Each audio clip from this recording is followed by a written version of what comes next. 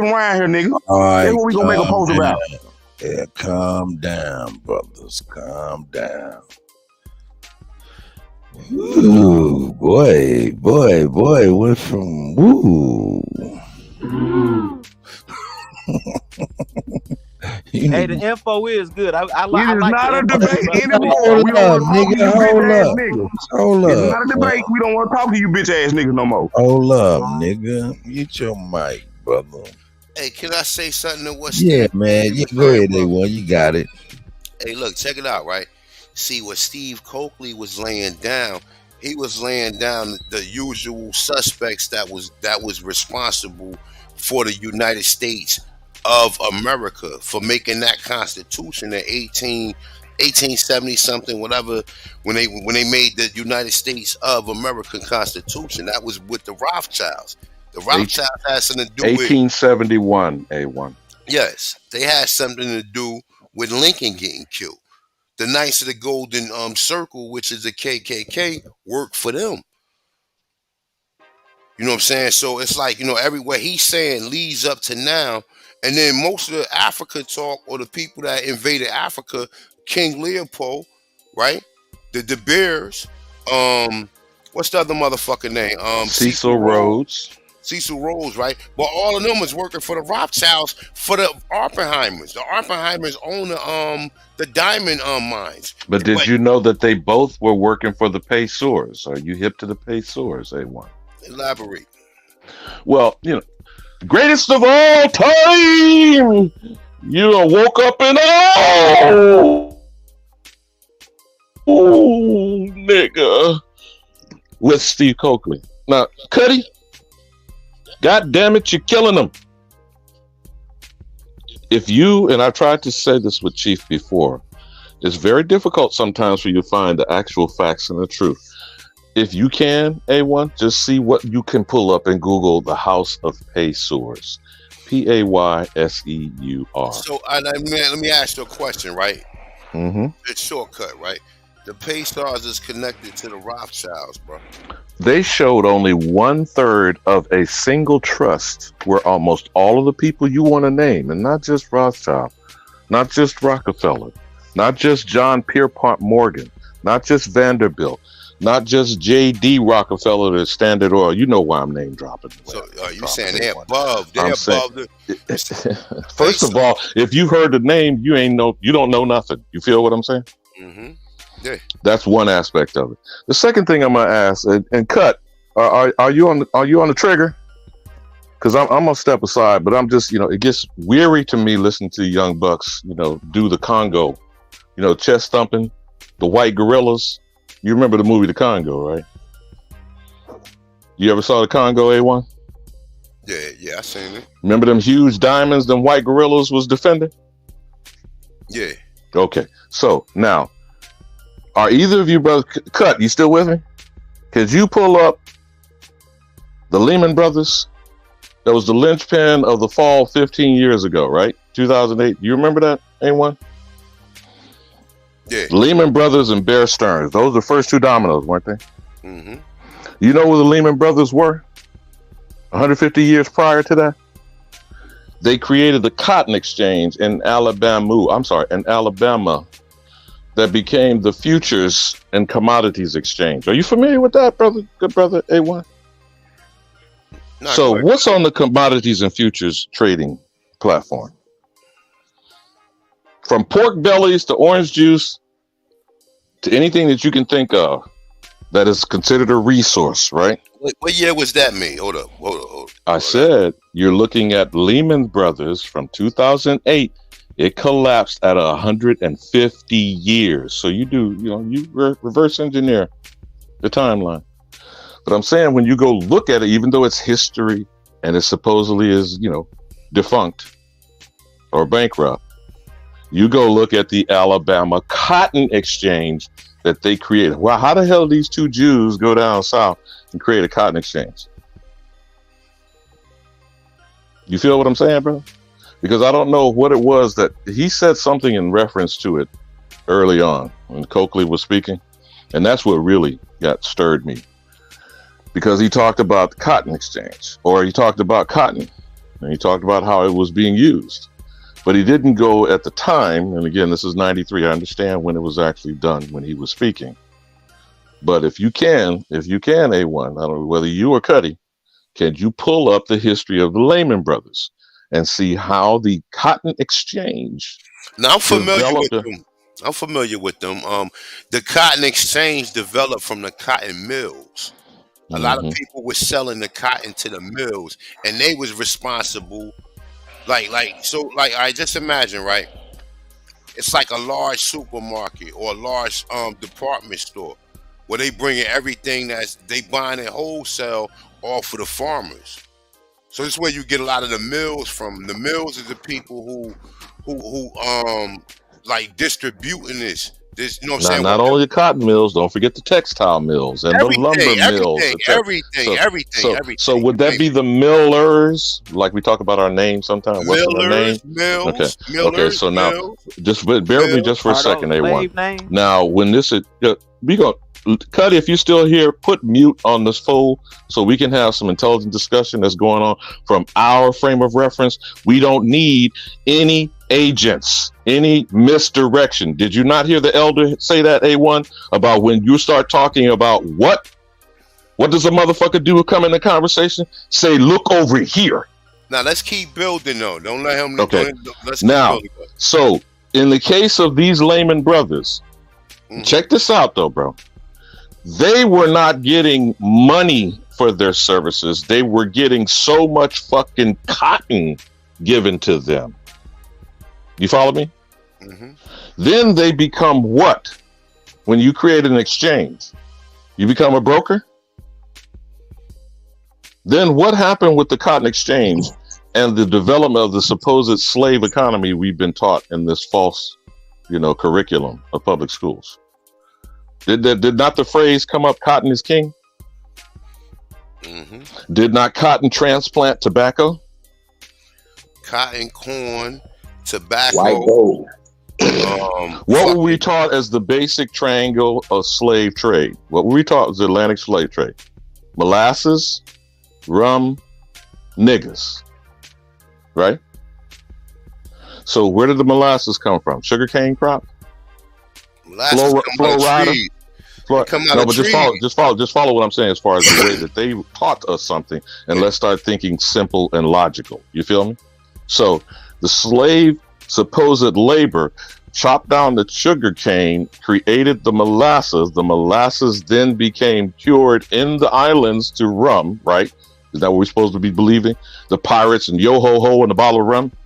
And then the rum was taken to exchange for African quote unquote slaves. I'm talking about what we were told. No, nigga, Cuddy, mute this dumbass nigga. I'm not even saying that. What I'm asking, A1, talk too much. Do you understand what I just described as part of the fraudulent narrative that's called curriculum in the public school system? And what year would this happen to be when they brought these Negroes here and started these runs? Well, which do we want to believe? We want to keep believing 1619, or like you said? No, like you said about the 16, 18, 3. Now, you know what? I didn't get a chance to ask you that then, but just maybe you would edify for the slow ones and the short bus. How in the hell did they got 300,000 Irish over here in the year 1618, and it took 300,000 supposed niggas on the slavevoyages.org from 1619 to the end of the Civil War? Precisely. So, all right. So look. Check it out. See, what people fail to realize is this, man. Everything you've been taught, the same players that Steve Coakley is explaining in his demonstration that he's presenting, right?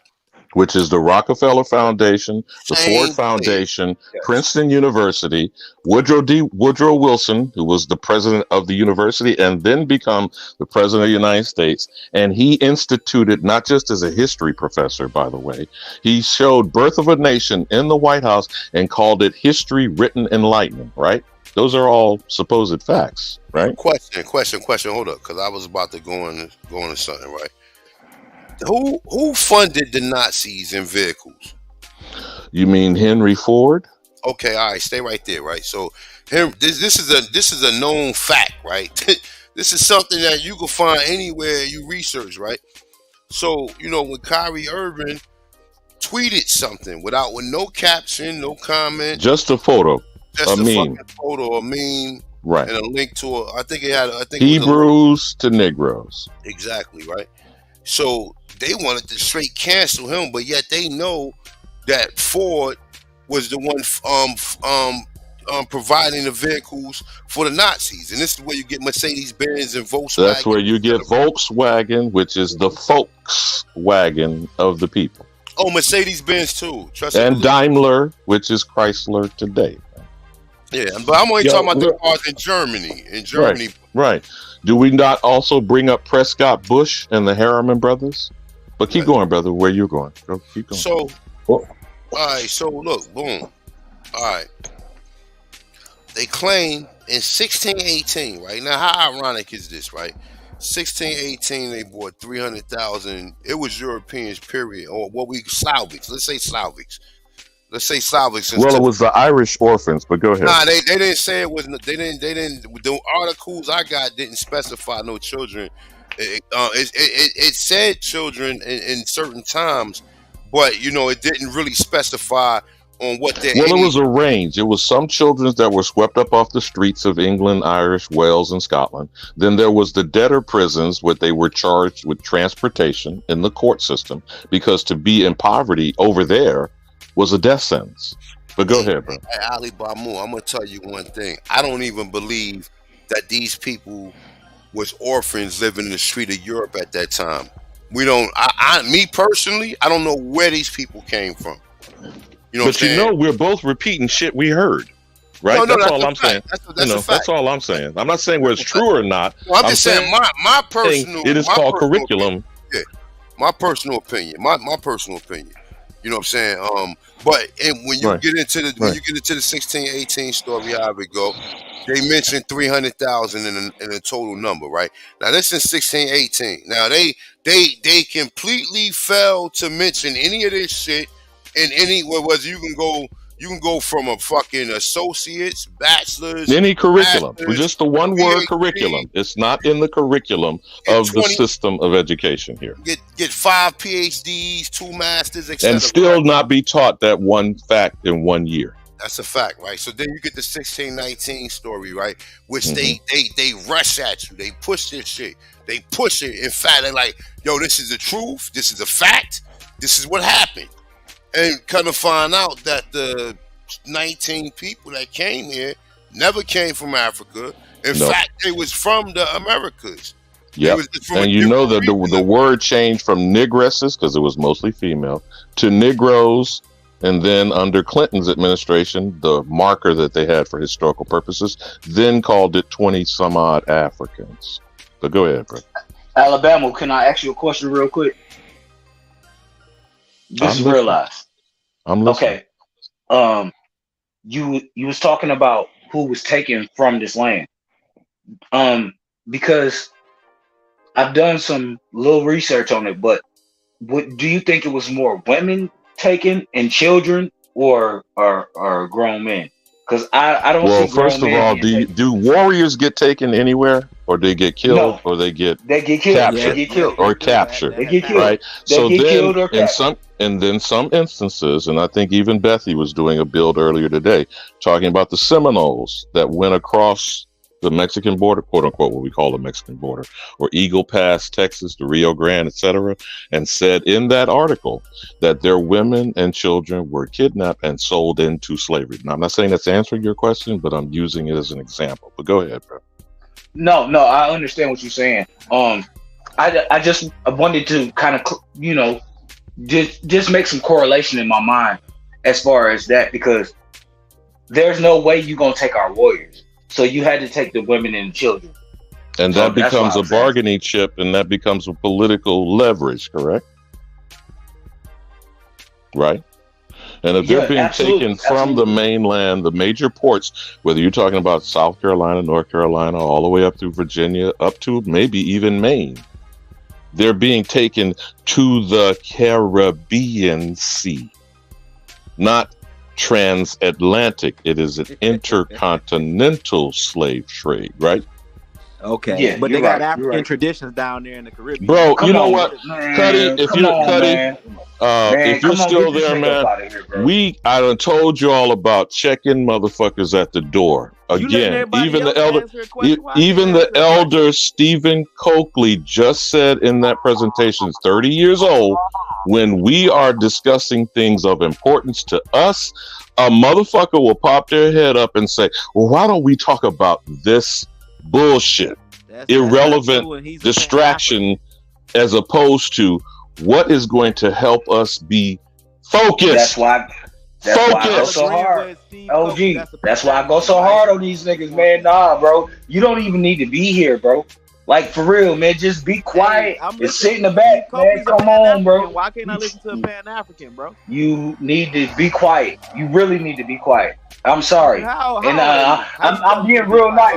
Nigga, I'm 38, bro. Be quiet, bro. Sit in the back and listen. Just chill out, bro. God damn. Now, since you niggas want to keep talking black and blackness, we're about to revoke your black card, okay? We're about to send you to black pits of hell. Now, if you can't sit on your tongue, Cuddy, for the last time, I don't tell people what to do with their show, but I'm not going to tolerate this type of shit anymore when we're moving forward and our children, our grandchildren's future are at stake. What the fuck is this conversation going to process and to provide? What? Now, at least the discussion that the elder, Stephen Coakley, was exposing the ish motherfuckers who now, let's talk today. I already showed examples of the Bush family, whose name has been changed, by the way. So if you go research it for your goddamn self, Mr. Pan Boo Boo, go look up these people. Go look up these people. Shut the hell up. Stop talking over people, man. We trying to have a dialogue, not a monologue. Nah, brother, nah. Let the man talk, bro. And then when he gets done, then ask, can you interject? Ask, can you? Don't just even interject. Because we don't really want to hear what you got to say. Now, since the first criminal that they are telling you, showing against example A1, what you're saying about curriculum as opposed to propaganda, we are being led to believe the first criminal that occupied the People's House, that they refer to as the White House, has been indicted. Do you know the name of his ancestor? And it was changed from DRUMPF to Trump. You familiar with that, A1? I've heard of that before. And is that or not an Ashkenazi German origin story? That's a Slavic name. All of them Slavic names. Now, where did this grandfather of his in the 1880s go when he came here as a coward, punk-ass motherfucker, according to his own German government, running from the responsibilities of going to serve in war? Not only was he run out once, he was run out twice. And you know where he landed on our land? Selling pussy in the whorehouse during the gold rush. Yeah, I know you're familiar with that, right? Yeah, but you know what? Though, let me just say this though. Real talk. Me personally, none of these presidents represent me because I'm No, I feel you on that, bro. We're always talking for the uninitiated I will and say the this, ignorant. let me get finished though. I would say this, right? Out of all the presidents that I've seen since I was conscious enough to recognize that these people have a president, Trump is probably the illest president I've ever seen. And real talk, like, you know what I'm saying? I don't, like, I heard the stories and shit, like, you know what I'm saying? Or what he about, you know what I'm saying? Everything from the Central But see, you're in Jersey, man. How connected is anyone in construction to the mafia? I mean, hey, that's what he do. I mean, he moved the way he moves. Shit. And how many people in gambling in Atlantic City not mafia connected or mafia adjacent? Yes, he got all that shit connected. Okay. So let me go back to the history just for a moment here. Now, I was pulling up him as an example from his grandfather. And are you familiar with the other supposed urban myth about the Bush family or the original supposed melanated George Bush in Washington State? Have you ever heard that story? No, I know that the Bush family name was Church. Got They it. over they look Bush. Oh my God. Listen, hey, listen. Words one. Look, I'm actually what I'm gonna do is I'm gonna play the Phil Valentine When you're lecture. going to talk about the name change, No, no. I'm gonna go into the name change. Hold up. I'm gonna play the Phil Valentine lecture where he breaks all this shit down. He breaks I it got a couple all links down. in the back chat too. He breaks it all the way down. But just know this, right? When he got a picture of George Bush, aka George Sherps, his father, Dr. Mengele, the fucking Zodiac killer, and a bunch of other motherfuckers that was all part of the SSS. He was a junior SSS. He was a master fucking spy. They sent him over here. He changed his name to Bush. He became a spy, right? They said he had something to do with Tesla. now which ancestor are you talking about with Prescott Bush, who was also the ambassador to England and was the appeaser to the Nazi regime? And he was down with them. He was all him and Ford. Okay, so then I know we're both saying same things in a different way. A1, how does an Ashka Nazi not be in bed with the Nazi, which we've already pointed out examples? Yeah, they're Nazi. Right. You hear it, Nazi. Okay. Whether it's a Z or S, it doesn't change the sound of the word. Okay. So it's like, So then they got is it a straw man or is it an actual, you know what a nemesis is, right? So they created a nemesis and then they create the victim of the nemesis. Is that what we got going on here? That's the supposed hell of a cost that we're being taught in curriculum, right? Then we're being taught the metaphysical imagery of the Ten Commandments and Charlton Heston. What's the messaging coming out to that to ignorant Christian Negroes to believe in white zaddy and white baby Jesus, right? And then these same people, and Steve just got through saying in his presentation, there's not a Semitic bone DNA drop of blood in this entire people who are 95% of the world-ish population call themselves Ashkenazim, correct? So what's the relationship? Did I hear Chief come back? Chief, you back on this? Because I'm trying my best to at least keep it close to the conversation. I just got back. I had to go make a run, but I heard you calling me out like I was the reason why this nigga was retarded. And you're in the middle of eating, obviously, something. No, but see, and trying to talk about this without getting strikes, which already hell, the elder been on there and said ish, goddamn it, I don't know how many 24 times in less than 30 minutes, But these people, what is the relationship that we're supposed to have when the CIA? All right, let me drop this and I'll land my plane on this. The SS, which is the stormtroopers of the brown shirts in the Nazi regime, were brought here in Operation Paperclip, which is a fact or not, has been revealed in Freedom of Information Act, the FOIA, Cuddy, like you asked about before. What the FOIA is supposed to provide us, the facts that have been secreted away for years. Created the OSS, which is the precursor to the CIA, and I'll yield on that. You can dispute whatever I had said, and you could correct me in my error. Thank you. So what? So wait a minute. So look, okay, I just told you George Bush was a junior SSS member, right? He was sent over here. And George Bush HW was also the director of CIA, was he not? No shit. I just said he was a master spy. And he the only president who still gets CIA briefings and always gets CIA briefings up until his death. The only president. You understand? Do you know that Herbert Walker Bush got a retirement as the CIA director, the ambassador to China, also a member of Congress, the vice president, and the president, and Barbara Bush collected those checks? Do you think they returned any of that money? Barbara Bush is Alex the Crowley daughter. Yep, and the Queen Elizabeth's sister. How about that? Hold on, where do I go find this at that she Alex the Crowley? I'm asking. Hey, look, look. Let me say something to him before anybody says anything. Hold up, real talk. Hey, King Cash, brother, listen.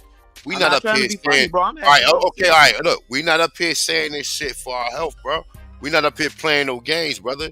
You trust this system and you trust this education that you fucking been taught. Bro, I've been on this It's for a not a long time. game, You bro. gotta This shit think, I was is not a game. listening to This shit not a game, brother. This shit not a game, brother. This Not shit even close to a game, bro. not a We game, banging, bro. bro. A Y'all lot of niggas y'all was in y'all Bibles, niggas better bro. either I fall in was line or opening fall the up for fuck all out, these bro. cats back in the day, man. Man. not a game, my Fuck all dude. that, Pink bro. ass, Y'all you ain't. was a short, I had fat to ass feel troll, Valentine bro. by Stop Jim coming and over here James, bro. trolling, bro. Stop trolling. Stop. You a short, Eat that fat ass nigga troll. up. Shut your ass up. All the Hey, you years as younger a than me, man. troll. Respect your We elders. can pull up a video of this nigga on Tariq Nasheed a week ago sucking him off. He just called him a damn agent. Hey, shut your country ass Hey, up. bro, you need to Hold just up, dog. go Hold up, somewhere, dog. Hey, bro. yo, What are you one here mic. for, Hey, my nigga? yo. Hey, look, one mic. You Look. got it, G. Hey, You got it. You got it, This G. right here takes away from the bill. Fuck King Yeah. Cash. We having a real Hey, I was bill. trying to build. You let Like, all 8 right, niggas mute talk your over mic, me, man. bro. Mute your I'm mic. talking Mute to your you. mic. You I'm talking to who? dialoguing you. I'm You dialoguing dialogue. with you, bro. Okay, so what you talking about? So I'm saying, where can I find the information on Prescott Bush and what is it, the Aleister Crowley information, bro? Okay, Hey, so look, where can I hold on, wait. Hold on, I'm about A1. to tell Let him. me get this nigga. Nah. He asked me. Ooh, He's talking to bro. me. He talking to me, Go fam. ahead. My bad, no Talking to me. disrespect. You got it, G. Nah, You got that it. was disrespect, but it's cool. He's talking to me. So look, all right. So look, King Cash. King What up, Cash. though? I'm gonna start you off, right? This is basic lessons, right? I mean, if you really want to see the whole joint, like I said, I'm gonna play it in a couple days anyway. Phil Valentine. It's on YouTube. It's titled under the 13th Pyramid or some shit like that, when he's in a lecture hall, and it's like a 3-hour video. Right now, when you get there, then you start doing your research from that. You start finding out that, look, you ever see Curious George before? Remember Curious George, the cartoon? Yeah, you talking about the cartoon Curious Oh George? yeah. Now check it out. You remember the monkey, the handler, right? John. Do you know who that was? The monkey who was that supposed to be? Aleister Who Crowley? was that? Nah, wait. Do you know who that is? I'm gonna ask the question one Who more is time. that portraying? That's supposed to be that's supposed to be Nikola Tesla, and the monkey's supposed to be George Bush, nigga. What? Look, when that listen, wait, look. Go ahead, bro. Oh shit! Hold up! Everybody chill. Damn. Go ahead, A1. On the night Curious George came out in the movies, the director and the producer was found dead in a dumpster. Nikola Tesla used to call George Bush Curious George, because he said he used to always find him snooping around in his shit. Now, George Church, who was George Bush's father, worked with Nikola Tesla. So George Bush used to always be trying to snoop around in shit for obvious reasons, man.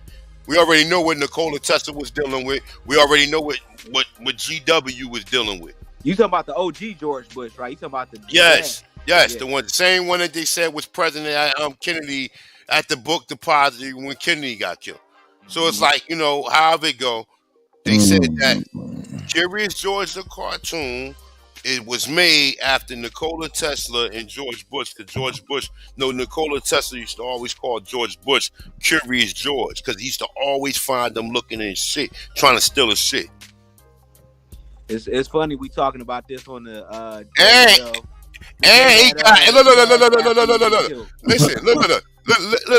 Look, check it out. This shit's so deep right here, and how I knew it, because how Phil Valentine laid this shit out. He laid this shit out, and then all of the shit checks out. Now check it out, right? Boom. They said the nigga who killed Nikola Tesla was the nigga Otto whatever. It was supposed to be Hitler bodyguard. It was Hitler bodyguard. They said he came to America, right? And what happened was he was working with the Bushes. They killed Nikola Tesla and took all his information, right? But the nigga who did it, he wrote a book called The Bush Connection. And he outed them. He outed the whole Bushes and everything. You never research the book. Just Google the book. The book Well, I know never. they talk about a lot of the information, like with the Look, FBI, I'm not done CIA, yet. a lot of they shit I'm go not back done yet. to Okay, all Alex right. Look, Crowley and all them cats. yeah, I'm not too. done yet. There you go Go ahead. talking, My right? bad. My bad. So, how it go? Curious George was Nikola Tesla and George W. Damn. Well, I mean, shit, I wouldn't doubt that they drop certain shit in cartoons. You see what they do in Bart Simpson and Simpsons and shit like that. Mm-hmm. That's one way they leak information out is through the cartoons and shit like that. You know, but another cat, man, I used to work with this Indian dude, man, and he pulled me to the side. We was just talking. He was a Christian guy, but he seen my necklaces, my beads I had, so I told him what I Hey, wanted. Cut, He started talking about Hinduism. you there? Right? Yeah. I'm about to drop something. I'm about to land Hey, this you plane. see those two links in the back chat? Oh, I try not to pay attention to back chat for real. You know what I'm saying? Let me drop this plane and I'm Nah, nigga, fuck back. that. That motherfucker done fell out the. Hey, look, real quick No, before you say anything, I want to clarify something with man. you real quick. I just want to clarify something with you. I want to get this on record, right? Which one you want first, Chief? Nah, I'm talking. Oh, I'm sorry. Go ahead. Oh, you good? Go ahead, one. King Cad, I want to get this on record, right? Just on record, right? Chronological order. What I was just telling you about the 1618 story, about them bringing 300,000 so-called Europeans to Virginia. Do you believe that, or do you? Well, yeah, I don't doubt they brought. Okay, they brought a lot of them. Okay, so you you don't see no inconsistencies in the fucking history of how they hiding shit. I mean, we know that though. Like Negroes is running America, but look, them 300,000 Slavics would have somehow went through the hands of Negroes because we was running this shit. When the white people running it. I don't care what you think. I'm telling you, we don't care. What no Negroes doing indentured servants, my dude. That's all a lie. That's all a lie now. You gotta think, bro. They already have. I don't have to think. I don't have to think. I know Anthony Johnson owned white slaves, nigga, and he was supposed to be the first slave from Africa. I don't believe none of that shit, bro. And if you do, nah. See, there you go. There you go. You already, bro. Look, we about to get you up out of here, my dude, because you're not. Yeah, but you saying like slavery didn't exist in Africa Brother, already. slavery did exist, but it was dealing with white people. The fucking Moors had fucking. I don't want to hear about no Moors and none of that old other history that they give you, bro.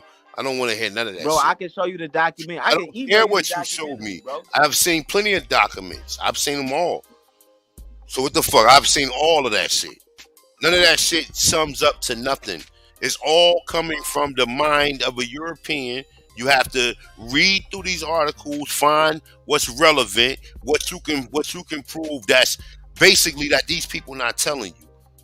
So the shit that they tell you, you have to research that and find out the stuff that they don't want to tell you. That's where most of you niggas go wrong, because you read articles and you be happy. Yay! I read this whole article by this so-called journalist that's all working for the general education system. So you still come up empty-handed. That's what I was trying to tell my man and shit. Like, you be reading all these articles verbatim, and you ain't source facting none of this shit. All of this American Indian history that they got out there, that they got on a lot of these websites and, you know, these fucking Wikipedia sites or whatever, all that shit incorrect, nigga. We had towns, we had buildings, we had civics, we had astronomy, cosmology, geometry, civics, every motherfucking thing, nigga. And they would never tell you that. That's where they got the whole system in which they run. We the motherfucking best. Exactly. We the fucking best, bro. We do everything the best, nigga. Ain't nobody over the whole planet wanna swag like us. Dog, come on, bro. Come on, bro. That ought to tell you something right there in itself. Nobody wants to be nobody but us, my nigga. Exactly. You got these African bitches. This bitch, you know what I'm saying? Wearing fucking lace front shit, man. Come on, man. Hey, look, fam. Look, not even them, right? You even hear other ethnicities trying to be like us. But you know the difference, though? I'm going to tell you like this, right? The difference is they done knocked us off of our square. We not standing 10 toes down. You know why? That's a fact. Because we was all of the inventors, all of the architects, all of the engineers. That was us. You know what's crazy? They got us to pay attention. They got us to pay attention to some lower level type shit, and then they bring these immigrants over here. Exactly. They teach all of them the curriculum in which you created. You want to use one anecdotal story, A1? Go ahead. One anecdotal story of George Washington Carver, an alleged castration victim. If you believe the urban myth, what did he do with the peanut and the sweet potato? Now, what do you think the Tuskegee Institute had to play in that with Booker T. Washington? And all of the supposed HBCUs that gave us the intelligentsia, the academia, the black business community, and the elected officials. Where do we stand today? After the chief brought this up, the quote from King was, "I helped integrate my people into a burning house," meaning you left your house and went in someone else's shit. This shit ain't rocket science. What the fuck is wrong with you slow, dim-witted people in the back of the fucking short bus? They flim-flammed us to leave. That's facts. And abandoned our economics and abandoned all the shit that we built to move into these people and let these people run shit. Now look, when I show you these slave pictures, the niggas, it was a big trick. It wasn't no taking. It was a big trick. Any picture you show me of a black man on a farm or a field, that's their own shit, nigga. That ain't no white man standing over them with no whip. Them people is posing, nigga. They posing. Ain't no white man nowhere in the vicinity. I got all the pictures. Hey, King Cash, you got some freedom papers that your ancestors passed down? Ain't got no goddamn freedom papers, man. I do got that information. Bro. Oh, wow. All right, bro. All right. That's what you come. Here we go, y'all. Let me get a shit, man. Let me get the mic check, man. I see y'all, man. We got something. Mic check, man. Get this nigga up out of here, man. Shut up, nigga. We like King Cash, man. We like to bite on Cash and throw Cash up. You know what I'm saying? And rip him up. What about biting his head off like the white dude did the bat? I can't remember the name of the group. Man, these niggas is weird, bro. So check it out. We gotta stop letting them around us. Hey man, you sound like you in your feelings, bro. You need to go get some. Nah, not none of that, bro. I'm really tired of you niggas coming around, man. Hold up. I'm about to start. Hey, I think Cuddy trying to say something, y'all. He's all good. I'm gonna let him get it out. I'm not mad at him, man. I understand. There's a lot of feelings when it comes to that shit. When it shouldn't be now. Hey, when it shouldn't be. Hey, look, King Cash. Look, I don't know about y'all. But my thing is, although King Cash, you could be coming across a little bit more genuine instead of disingenuous, because you do be sounding like a broken record. And believe me, I know the broken record sound like I'm a DJ. You know what I'm talking about? So, you know what I'm saying? Either you trying to learn or something, or pick up something, do some research after the fact, because you sound like you don't even look up nothing. And that's the definition of disingenuous, Cut. Yeah. Now, if we're discussing, the issue is not Pan-Africanism, it's the CIA involvement. And if we don't go back to the origin story, again, Operation Paperclip, the depopulation of the original actual German or Hebrew or whomever you want to call as the indigenous aboriginals in Germany, in the Austro-Hungarian Empire. You follow me? See, a lot of people don't understand that's who was being killed and massacred before they set up the Holocaust and the pictorial supposed evidence of creating the Ashkenazi victim. Okay? Now you've got Harriman Brothers, Prescott Bush, and Ford, Henry Ford, all actively funding the British and the German engine to get war started. Do you understand what I'm saying, Cuddy? This is the hidden hand shit that they like to talk about, the Masonic symbolism and the secret societies and all this Illuminati shit that we confused as fuck about. This shit is not hard. It's not hard. When you got two motherfucking choices presented to you by a motherfucker that ain't you, that means it don't matter what the fuck you choose, you under someone else. Right? So they got this shit that they set up where you got this evil motherfucker that they created calling a devil.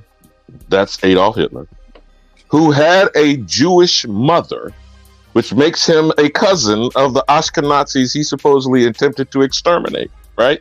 So then you create the victim, that's the angel. So between the devil and the angel, they killed and exterminated the melanated people in what is referred to as Eastern Europe today. Can I make it simple enough for the motherfuckers riding on the slow bus? Next, Operation Paperclip, after the end of the war that we helped fund through American industrialization, we transported the damn stormtroopers, which is Sternum, that's the Storm, and these white supremacist motherfuckers you see on the internet today, Stammer, Hammerstead, OSS, is the precursor to the Central Intelligence Agency. Then you go and tell the ignorant Negro off the plantation, you're out of Africa. You fund Alex Haley and the Roots movie. And do you know when it premiered? And unfortunately, I found this out after the fact. That's the same fucking year of the bicentennial and my graduating of high school, Cuddy. Do you know that shit was simulcast in fucking Vietnamese, Mandarin in China, France, Italian, German, and across the world? Now you explain to me what the fuck did other motherfuckers over the planet have to do with niggas being told they're a goddamn African slave in this country? And I yield. That's right. That's right. Hey, yo, certified. Fuck Alabama. I love, man, this shit, man. This is what's up. Alabama just hit the fucking, he hit that shit. He is one of the motherfuckers that could actually do a fucking roof job and do it in 30 minutes because every fucking nail he hit that bitch all the way in. Alabama, no man, just be quiet. Just be quiet because I ain't talking to you. I'm not, hold on, bro. I'm not talking to you. I'm not talking to you. Alabama. Thank you, brother, for doing what you do. Right, I love you, Elder, and I appreciate it. You know what I'm saying? I ain't got nothing to say to you. I'm not talking to you. I'm talking to Alabama. Alabama, thank you, brother. Because you know what? That's going to make me stand out with my chest even out more. Real talk. Thank you, bro. Shout out Tom Jones, Sister Soul. I see you. I see you. Can I ask you a question? I see you, sis. I see you. Hey, big bro. What's up, Cut? Why didn't they show the nigga. movie Goodbye Uncle Tom and all the Nigga, nobody want to hear you, yo. That was banned. Hey, yo, what's up with the gods, yo? It was basically like a Disney movie. Man, tell this nigga shut the fuck up, cuz. Okay. Hey, I ain't trying to be mean. Tell this nigga what's shut up? Yo, can y'all hear me, yo? What's up? Yeah, I can hear you, my brother. What's up, bro? Yeah, we can hear you, bro. Loud and clear, man. Get this nigga, what man. Up, bro? Tell this nigga shut the fuck up, bro. Let me explain something real quick, y'all. On the topic, right? Now, this is what I don't like these niggas, because they think they the utmost authority on international law, international history when it pertains to Africa and the rest of these continents when we are, right? We the gods. We know about all that shit that's going on over there. Now, the reason why these niggas don't know what the fuck they talking about, niggas shut up, because you don't know what you talking about. All you do is spew all I'm doing is listen to these niggas, right? And they come over here, right? And what don't they do, people? They don't talk about the whole political spectrum over there. What do we know over here in America about the C.I.A.? They put drugs in our communities, right? We know that for a fact. They put drugs in our community. We knew back in the 90s that we wasn't bringing the shit over here. So how did shit get over here? We found out very quickly that it was the CIA and it was government that was doing this shit, right? But we don't So I talk to motherfuckers, right? So I talk to motherfuckers, right? I always talk because I'm curious. And I'm cool. I'm a cool motherfucker. I always talk to niggas from Africa and all that shit. We be always chopping up in the park, whatever. These niggas was telling me, they were like, yo, Ron, check this out. Man, we got the drugs epidemic over there in Africa. Right? I'm like, damn, this drugs coming over. He's like, where? I'm like, where they coming from? He was like, yo, they coming out of Brazil. He said, y'all got the problem with the Mexican cartel. Our shit was coming out of Brazilian cartels, right? He said, man, we got these niggas over there just leaning over, strung out. I was like, get the fuck out of here. I was like, so they doing the same shit they were doing to us in the 80s. They trying to do that shit over there in Africa right now. He's like, yeah. So I was like, hold up. So you mean to tell me y'all got coke, all that shit running up through? He's like, yeah, because it come through the West Coast, then we goes up into Europe. So I was like, damn. Yo. That's why the fuck they closed down Turks and Kinkos and shit, right? Cause I'm like putting this shit all together, and I'm getting these shit from the niggas that be over there, bro. But see, with just man, shit, I'm gonna bring that, none. Hey, I'm glad you said that. I'm gonna bring it to the table because go ahead. A couple of documentaries on Vice where they was showing the epidemic of heroin, fentanyl, cocaine. Right. Thank you. Over in Africa. And like real bad. Hey, yo. Hold on, wait a minute, y'all. All you got to do is bring up Oliver North. They was dropping guns too. All you got to do is bring up Oliver North, Iran-Contra, and they showed you how the cocaine put in the hands of Freeway Ricky Ross, for one example. Oliver North, that motherfucker did not go to jail. Hey, but hold up. Alabama. Before it went to Ricky Ross, it went to your boy Bill Clinton. Yep. Let's talk about it. Hold on. Wait a minute. So if it went to Bill Clinton, their best thing, wait, just give me a second, y'all. Their best thing that they could do was make it criminal and also be at a profit, because they can profit both ways. Are y'all seeing the fucking... I'm just saying, look, I'm gonna leave that to y'all, but I'm just saying they could profit both fucking ways if they make it criminal and also be able to distribute So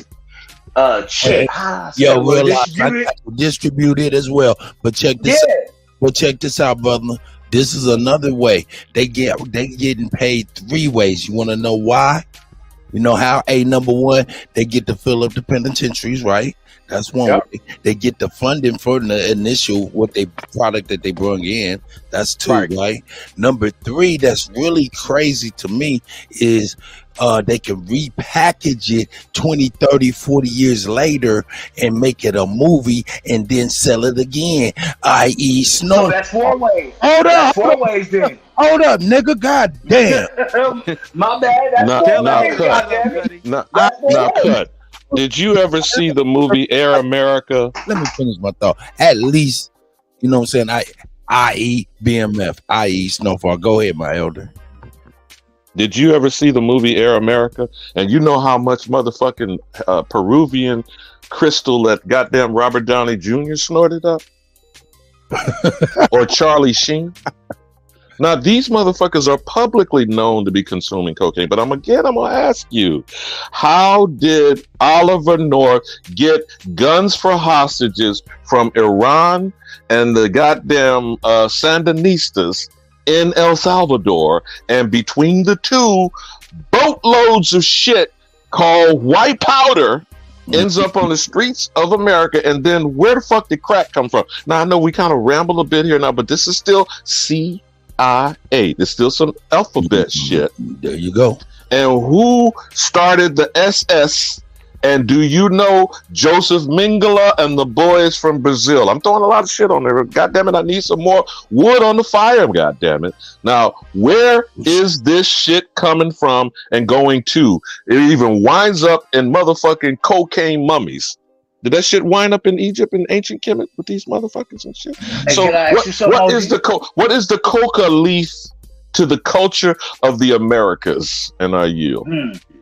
And I want to ask you something. I hold on, wait a minute, bro. I want to ask directly a question to the OG, because I I grew up in the 80s, right? 80s and the 90s and shit like that. I'm an 80s baby. I'm born in 85.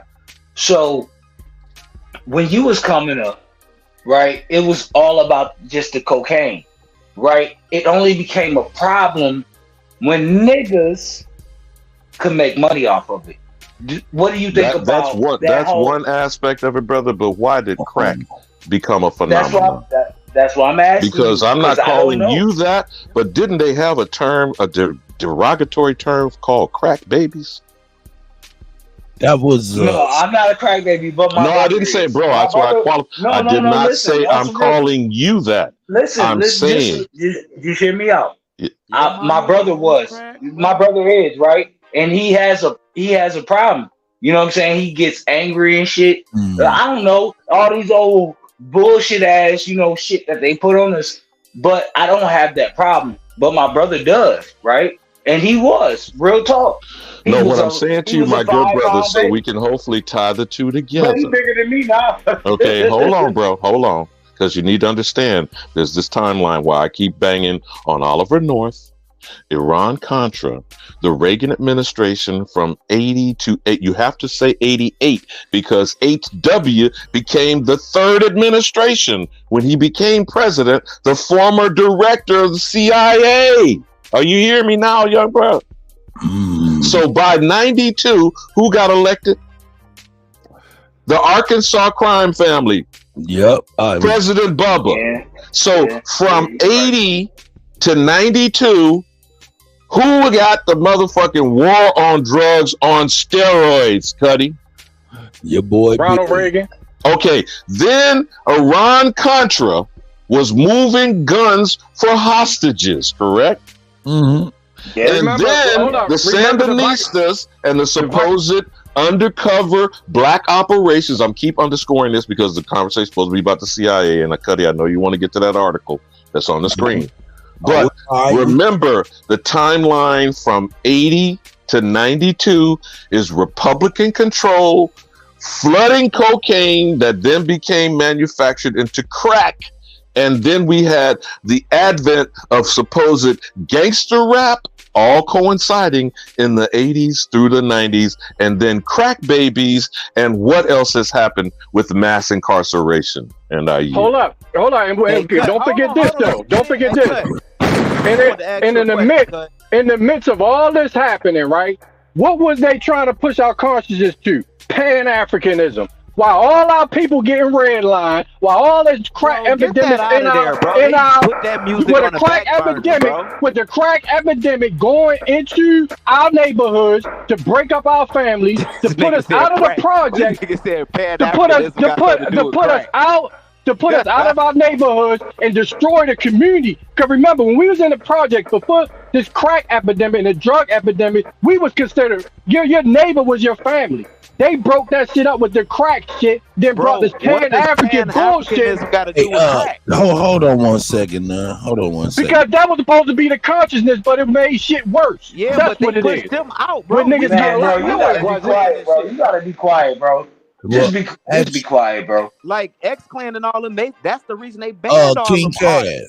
No, they didn't, bro. Man, be quiet, bro. You talk too much. Hey, look, just stop talking, bro. No, everybody mute up. King Cass. Hey, man, who put him in the back? I was about to talk to him.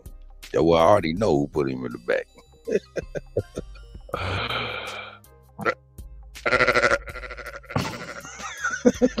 Cuddy, in answer to the question, and this is a way of we got to tie things together and connect the dots. You got the Last Poets. You got Gil Scott-Heron. You got what is actual, and I'm directing this to you, Mix Master. Okay, Master DJ. Right. Okay, so what happened to the music and what happened to the taking us off 432 to 440 hertz? Could you kind of edify for the slow motherfuckers on the short bus what that does to the minds of a people when you're changing the frequency, the song, the culture and the messaging. And do you think that is a coincidence that crack became prevalent, that gangster rap and a certain ghetto thug mentality became uplifted, and our communities, as nonetheless said, got debilitated and destroyed? I'll land my plane on that, Cuddy. The difference is between the two is every Earth, Wind, and Fire song that you heard and feel good about is of the past, of the old frequency, and everything after, let's say, what's his name? Kurt Cobain, you know, grunge, black eyeshadow, shit like that. Every music after that was under that tuning, where it was just kind of blacked out. So yeah, we're under a lower frequency vibration or vibrational music right now. It even changed megahertz. Would that be the reason why we have the advent of pushing homosexuality, lesbianism, God forbid, now transhumanism? Would that be the reason why we have such social degeneracy that's being authored under, I would argue, a CIA agenda of mass population control? I'm gonna yield on that. That's right. That's right. But bro, this is what I want. This is what I'm trying to point out before King Cavs cut me off. Right, what I'm trying to point out, we grew up. I was born in the early '70s. Right, so I came up and I seen how this shit. I think the younger generation underplays. Bro, we was at war, bro. When you look at it, when you look at those drugs, I mean, people getting killed. You looking at crackheads. You looking at motherfucking shootings every single day, bro. You know what I'm saying? So therefore, when you look at these Pan-Africans, right, and you're talking about drugs coming into the community at the same time, this movement was supposed to be progressing us, and you're going to say there's no correlation between the two? You know what I mean? Then you hop on panels and try to defend that shit. That's why we call you agents. You see what I'm saying? Look, check this out, though. You know, that was for real. That whole situation, all of that mixture of methamphetamines that we're dealing with now, all of that mixture of crack and all that stuff was created by German scientists for real to keep their soldiers up and shit. They was experimenting with all of that stuff. That's how they got that technology and laid it on us. It was almost like a biological, a social scud missile on just our people, more or less, and it devastated us. So to be watching BMF popping, to be watching like, you know, Snowfall be popping and stuff, to me it just kind of makes me sick, because I'll be like, man, that's another way they getting paid off what they did to us. But anyway, right, and then laughing at niggas. I mean, just like, what about all the dead people? What about all the facts, bro? The infant mortality, the broken homes, the broken families, grandmama's crying, man, the prostitution, the murder. Fuck that. First off, the problem is, right, nobody wants to take accountability for what you've done and what you have to be able to be accountable, take accountability for. So that's the main thing. You know what I'm saying? Niggas don't want to be held accountable. You got to be held accountable for cleaning this shit up. You know what I mean? I think it was a good segue though from Alabama. We were talking about the CIA, right? So how does the CIA have a secret relationship that's being uncovered, you know, with the Pan-Africans? This is how we're gonna do this, right? So now we seen, you know, it's this basic knowledge, y'all. This is not like, this is why I know either they're not looking or they're just being disingenuous and they just working with them. Cass has to know this. There's no way he don't know this. And this is what's really interesting to me, right? So this right here comes from Modernism, African Literature, and the CIA, February 5th, 2015. Just interject just one more thing, man. Hey, man. Okay. Hey, they still doing that social biological warfare on us. Anybody that's buying food out of the Dollar General and eating that shit, anybody going to Family Dollar or the Dollar Tree and getting food out of there and coming home and eating that stuff, you're being killed.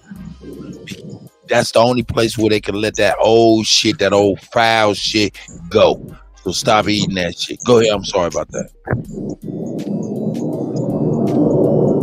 Peace to the panel. Is everyone here? Hello. Hey, how you doing there, Duke? Hey. Well, how you doing, Cuddy? I'm doing all right. I'm doing well. How are you, sis? I'm good. I love to hear you laugh. You make my day every time you laugh. That's right. I appreciate it. All right. How you doing, Chief Holiday? Great. Chief About Holiday? yourself, Empress. I'm I'm great. About doing yourself. I'm doing splendid. Love to hear your voice as always. Is Alabama here? Did he I drop? do care because I do care about you, baby. Yes, yes. I love that theme. I love that theme. Keep it coming. But I totally want to agree with you. I don't think anyone understand what you're saying. That's why I came on. Is because they're really pushing that homo lesbian agenda on us, and people don't realize they are trying to get momentum by pushing that agenda on us, and we're not really standing up and saying, hey, this is not who we are, but they're capitalizing on that. And I don't think people understand what you're really trying to say about that. And we really truly need to check that and say, look, no, this is not our movement. No, they're capitalizing on what we built. No, we're not saying we hate them, but it's not us. That's right. That's right. Shout out to Duke. Hey, I'm Chief. not gonna stay too long because I think Yo, one every time I come up here and I just be talking shit, and I You don't all know. good. I'm You about ain't to gotta jump go no. down. You ain't gotta go Can no. I can I piggyback off the sister? Yeah, nigga, you been piggybacking off every motherfucking body. You know why? You know Nigga. why? Cause I like to dunk. I can't dunk in real life, so I like to dunk. No, you go ahead, my nigga. I've been bugging with you, man. You all right, my brother. I appreciate you being here. On some real shit, man. Yo, our children are the most important thing that we have. They the warriors. Teach them to hell and let them. No, I'm sorry about that. I almost No, got. I'll let you go. I'll let you go. But I'm retarded. for real, man. Our children, they really need us, man. And if we don't turn up for them, who we gonna turn up for? You know. At the end of the day, our children are the ones going, supposed to take over and supposed to do, what we can't do. And that's been my whole span, all the time I've been on this shit, man. You know what I'm saying? Our children need us, and no matter what, you can say whatever you want, but if your children 16, 17 years, 18 years old ain't on this shit, then you kind of fucked. But I'll let you all have it. Real talk. Our children need us, and we need them. That's That's right. it. Teach them well and Y'all let got it. them And it's true. lead the way, and the children shall lead. Hey, nigga, I didn't know the rest of the words. Right. The I was like, children no. should lead, but they need some type of guidance to lead because we have some Thank you, warriors sister. out there. There you go. Hold Thanks. Duque, check this out. No, Fuck all that, man. Our children need us. Talking over him. Our children need us, man. If y'all don't realize, I'm out, bro. You ain't got to leave, my nigga. Just try to not to talk over people. What was you saying, Duque? Go ahead, sis. No, our children do need leadership, but we need positive leadership, and we're not having that right now because we're all over the place. We got some samples out there that keep undermining the real Uncle Tom cabin, to keep undermining shout out us to and saying, Realize. I'm sorry? Go ahead, sis. Go ahead. I'm sorry about that. No, we need true leadership because we are in a desperate life support right now.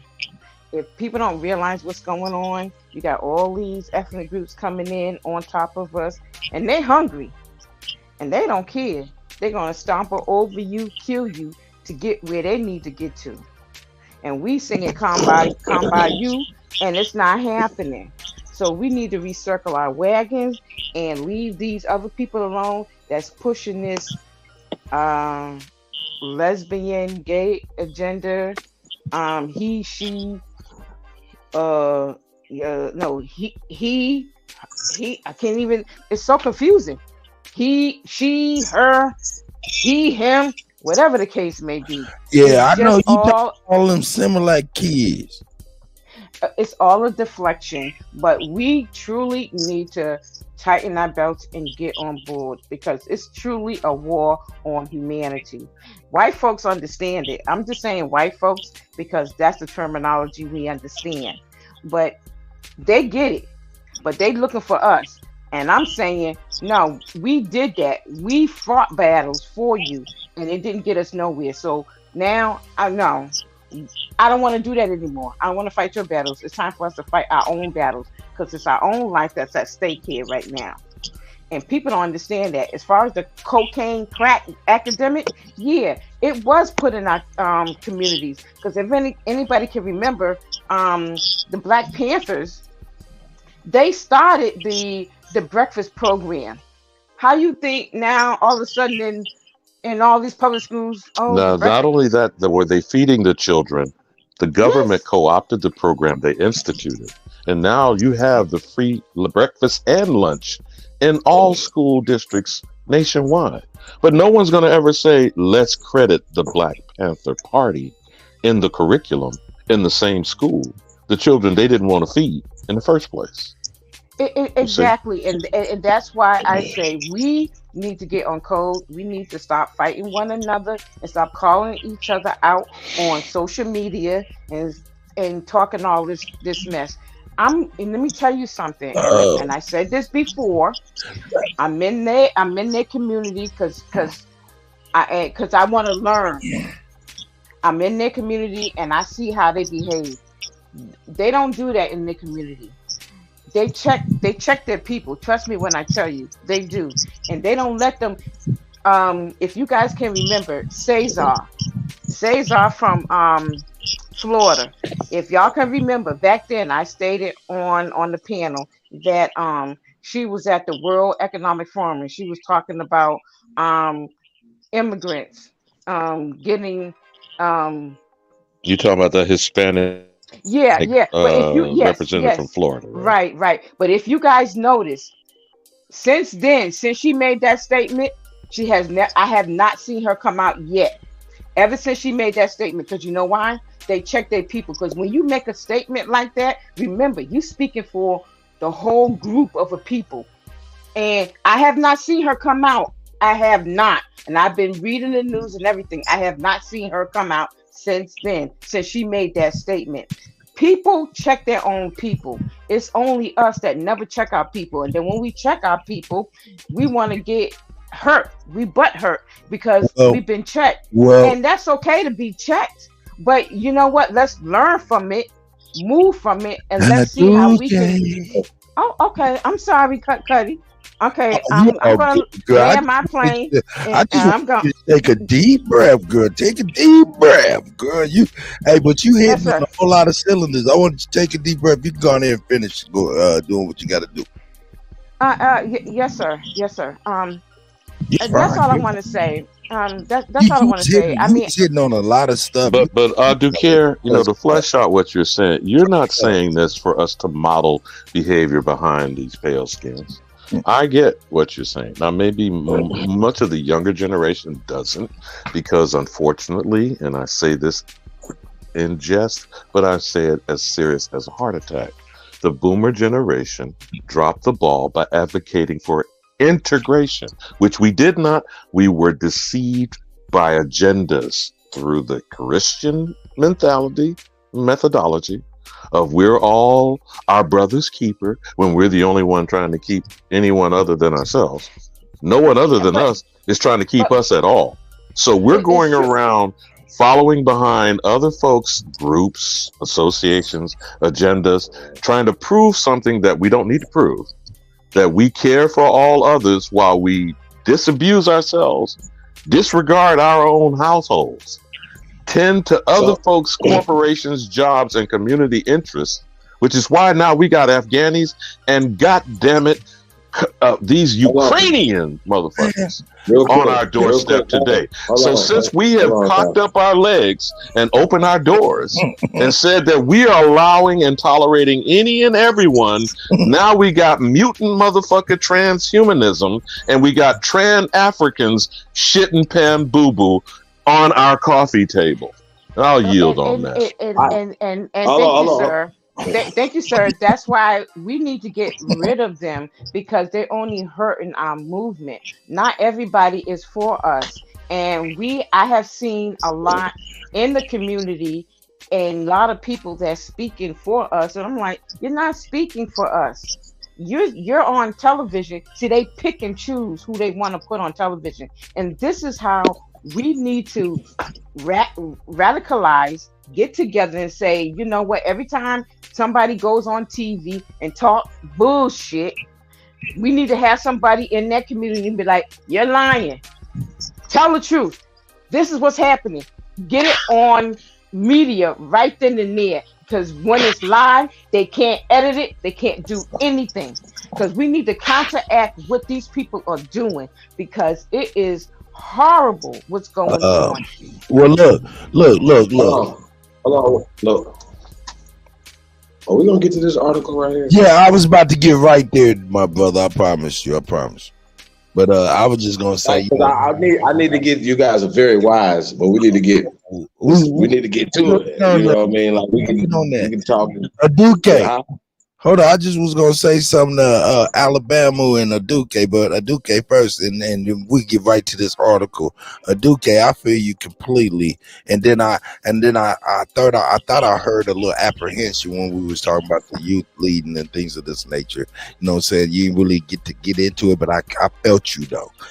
Another thing is, man, you know, a lot of times people say we dropped the ball. These generations dropped the ball and things like that. I look at the ball like the boots, and you know, most people didn't realize they had a ball or didn't even get the ball, like boots. You can pull yourself up by your bootstrap when you ain't even had no boots. You know what I'm saying? So I don't know. That's just my if you ain't got a cow, how you making leather? Now, when we talking about segueing to this modernism, African literature, and the C.I.A. chief, greatest of all time, Alabama, man, that's the brother, man. Hey, Chief Holiday, man, let's get on this article. You want my I got okay, white thank you man. guys. I'm gonna go back. I'm gonna shut down. Thank you guys. Duque. I do. Well, Duque, I would like to get your insight on what we like. I want to build on this article right here, and I got something. Let me slide this for you, Chief. Let me slide this for you, because when you're talking literature, you're talking curriculum. We know that the Rockefellers, the Ford Foundation, and those people that came under Princeton, the University of Chicago, and others that built up the curriculum. I don't know how far back this article is going to go, but I find it ironic. It's 100 years from 1915, where Birth of a Nation, shown in the People's House under Woodrow Wilson, the former president of Princeton University, where he pronounced history written enlightening. Now, where is white supremacy in the context of where you're going to open our eyes with my brother from another mother? I'm saying white supremacy is a Hollywood movie, man. This shit's fake. They act like it's been happening forever, bro. Like this is what I'm saying. This CIA operation is real, man. This is all fucking fake.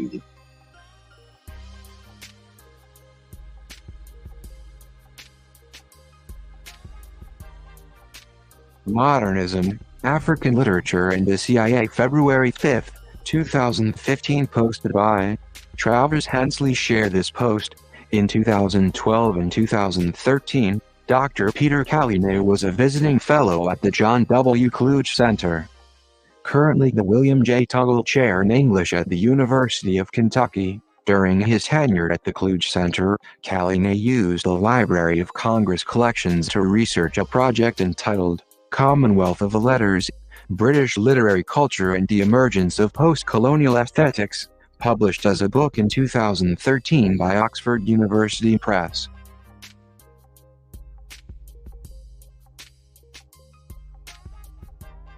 Dr. Kalina's work focuses on cultural institutions of the English-speaking world. During his research at the Library of Congress, he learned of the Central Intelligence Agency's covert funding of African writing during the Cold War. Oh shit! Oh shit! What did you say, sir? Oh damn! What? Oh shit! Dr. Kalina's work focuses on cultural institutions of the English-speaking world. During his research at the Library of Congress, he learned of the Central Intelligence Agency's covert funding of African writing during the Cold War. What do they mean, our African writing? Whoa, shit. Okay. Keep going in. The CIA was the most active and influential patron of African Anglophone literature during the 1960s. Kalina's work. Hold up, man. Hold the hell up, man. Somebody smarter than me got to tell me this. I ain't never heard that word before, ever. African Anglophone literature. Help a dumb nigga. What the hell that mean? African Anglophone literature.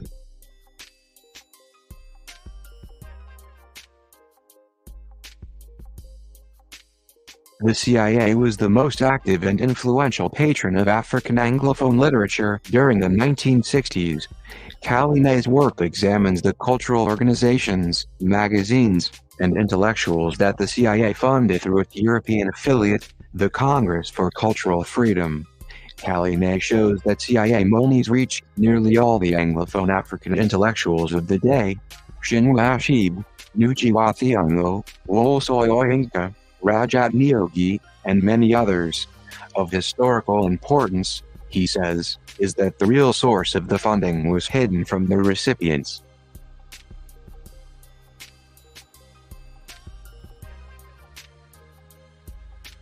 Why would the CIA support the generation of African intellectuals? In his final lecture delivered at the Kluge Center, Kalina offers his insights, born from his research at the Library of Congress. He also offers his ideas on the evolution of modernism during this period, and how, in Kalina's words, modernism would become attached to and dependent upon the health of literary culture in the decolonizing world. It is a history many people are unfamiliar with.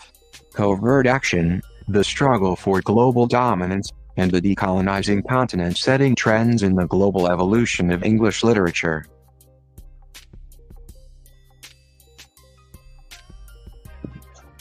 Yo, this shit crazy. I should have highlighted the whole thing. Oh no. Did it stop in mid-article, Cuddy? No, I didn't highlight the whole thing. I'm about to play this last little sentence and we'll go from there. OG. Kalina's lecture, embedded below, tells this captivating story of Africa during the 1960s. An essay drawn from this work, entitled Modernism, African Literature, and the Cold War, will be published in Modern Language Quarterly in fall 2015. Okay, my elder, please. Hey. Oh, who is that? My elder. Mm-hmm. Man, can you please tell me what does this mean? I've never heard African Anglophone literature. I've never even heard. Well, whenever you hear somebody use the word file, that means someone prefers something. Anglophile, Francophile, Francophone, any of these type of things. What they're doing is they're elevating something, and a person is an enthusiast. That's all that means. That means that they prefer. For example, and then circling back to the elder, Steve Coakley, why was the company called the Anglo-American that created De Beers and all the, you may not remember that part of it. It probably takes some time for you to go back to that part of the clip.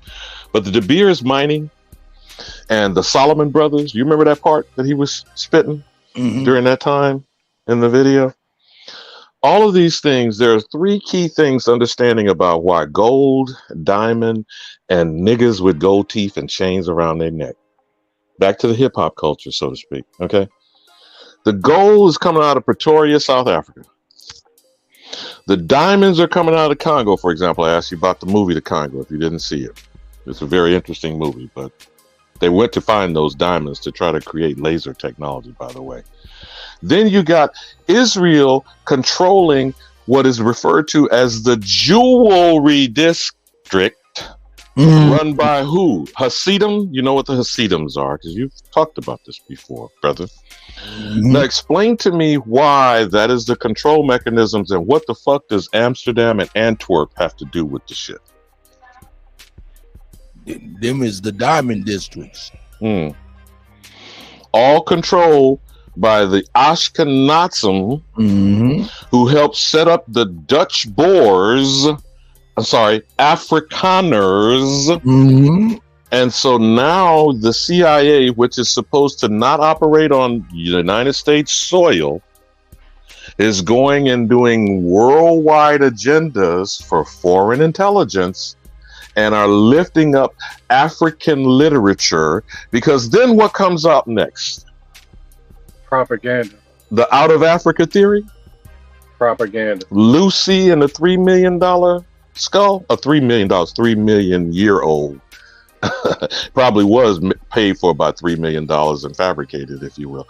But anyhow, then you get this continuous curriculum of convincing people that Mother Africa is the progenitor of all human life on this planet, right?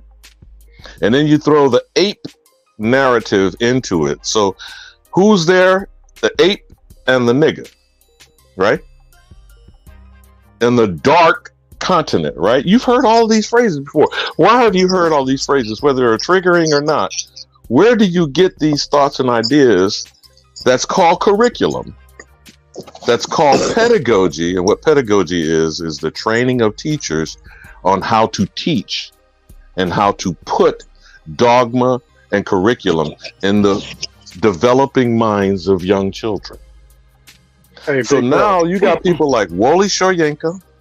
You got niggas, and I was one of them, I'm gonna admit, fess up here, called himself a Zania, went to South Africa and protested. Who behind bars? Cut. Nelson. And then he got elevated as the president of the nation, right? And then we end up getting a Kenyan motherfucker to be the first African American over here, or what? So, Chief, I'm gonna ask you once more from the elder. Why was the company called the Anglo-American Operations for all that stuff that got control from Israel to South Africa? Why was it called that?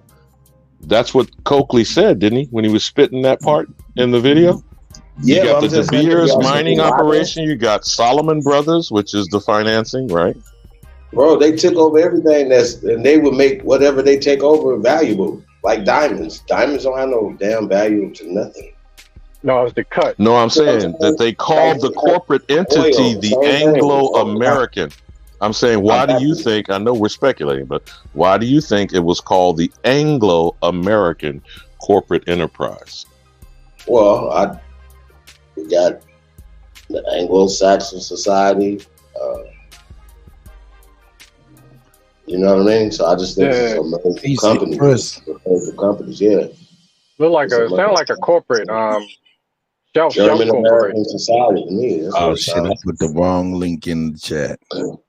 Hey, I want to get that other one. That's in there. I'm ready. I'm ready to go, y'all. I'm ready to rock. Let me ask y'all this though, because this, Alibaba, this before my time, because they mentioned in that article the Cold War, right? Right. So we understand that the Cold War was that the president at that time was President Kennedy, and that had something to do with Russia and Cuba, with the Cuban Missile Crisis, right? Now we understand that the CIA did have something to do with Castro. They wanted Castro gone, right? During that time. I mean, I'm pretty sure everybody's familiar with that.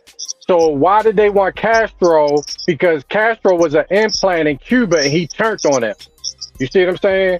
Yeah, so remember they overthrew the Batistas which Right, Cuba used right, to be like the Paris of the Caribbean, just like right, right, Iran right, used to be a right. cosmopolitan city until they Yes, overthrew the Shah. and that was the CIA ops doing that. Everything we're talking about is CIA Y- black Yes, operations, sir. brothers. That's what I want you to build on it like that because that article when it mentioned the Cold War, you gotta understand what time period that was and how recent it was and how it coincided with the civil rights movement and with Castro and Cuba and Kennedy. You see what I'm saying? It was a lot going on during Remember, that the time. intention was the Russians to get a beachhead in proximity to America Right. because we had NATO. And what just happened this week? Finland, the Right. Finnish Nazis, got absorbed into NATO and doubling the border with Russia in a fell swoop, right? Didn't that just happen this week?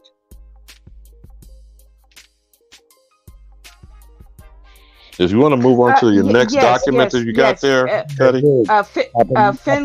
Finland signed a contract to go into NATO. That has been already done. But Sweden also did an application to try to go into NATO. So I don't know about Sweden, but Finland, it's a slam dunk. It's already done. Yeah, But it's I a don't done think deal, but aren't these the Scandinavian countries you're talking about? We haven't mentioned the Swiss and the banking. They've been on both sides of all the wars by these demons out of Eastern Europe. I don't think anything that's going on with NATO right now. NATO is in a sham right now, and people don't realize it. The botch Ukraine war is almost coming to an end because Russia is winning it. They're not telling you the truth. They are definitely winning it. Russia does not want to be a part of NATO, and other countries that they aligning their allegiance to does not want to be a part of this NATO. It is crumbling. They Their started their world own government is coalition called BRICS. it's crumbling. And if people don't understand that America is broke, our gold has been stolen. I don't know. I honestly, because every other country is either doing the yen, what is it? The yen of the Chinese yen, and I don't think it's the You're yen. talking about the yuan or the Yes, renminbi? yes, no, the yuan, and then they're doing rubble of the Now, both the them Russian. and the Indian rupee, all three of them, like brother said, BRICS is already creating their own separate entity, and they're doing digitized currencies inside their nations. They're called central bank digital currency. But go ahead, sister. And I just got a also, question. Saudi Arabia has already linked up to oh The BRICS. no, Iran. They linked up with Iran, and even North Korea is coming in. So all these everybody is dousing the petrodollar, and Yes. then we sitting here carrying on about nonsense, Hold up, and my they dude. That's yes not sir. true. I be on the geopolitical news on a regular basis. That's a whole fact. And not only what you're talking about, all of those people have joined a coalition that was formed around 11 years ago called the BRICS Nation, when it was just Brazil, Russia, India, and China with South what was that, Sudan Sudan. Now No, but South Africa rounds out the BRICS. But go ahead. one of them African countries. Now they're up to what you just said, a whole lot of different countries, and they're directly not just going against the dollar, they're going directly against NATO. Go ahead, Aduke, please. Hopefully that helps you out. I just got a question. Yeah. I mean, most definitely, sister. I've been quiet for a Hey, couple of Sister hours. Bessie, how you doing? I'm good. I'm good. Okay. I'm doing all right, sis. I'm just enjoying the segment. I understand. I hear through YouTube only that the U.S. is no more broke or whatever. or what you just said.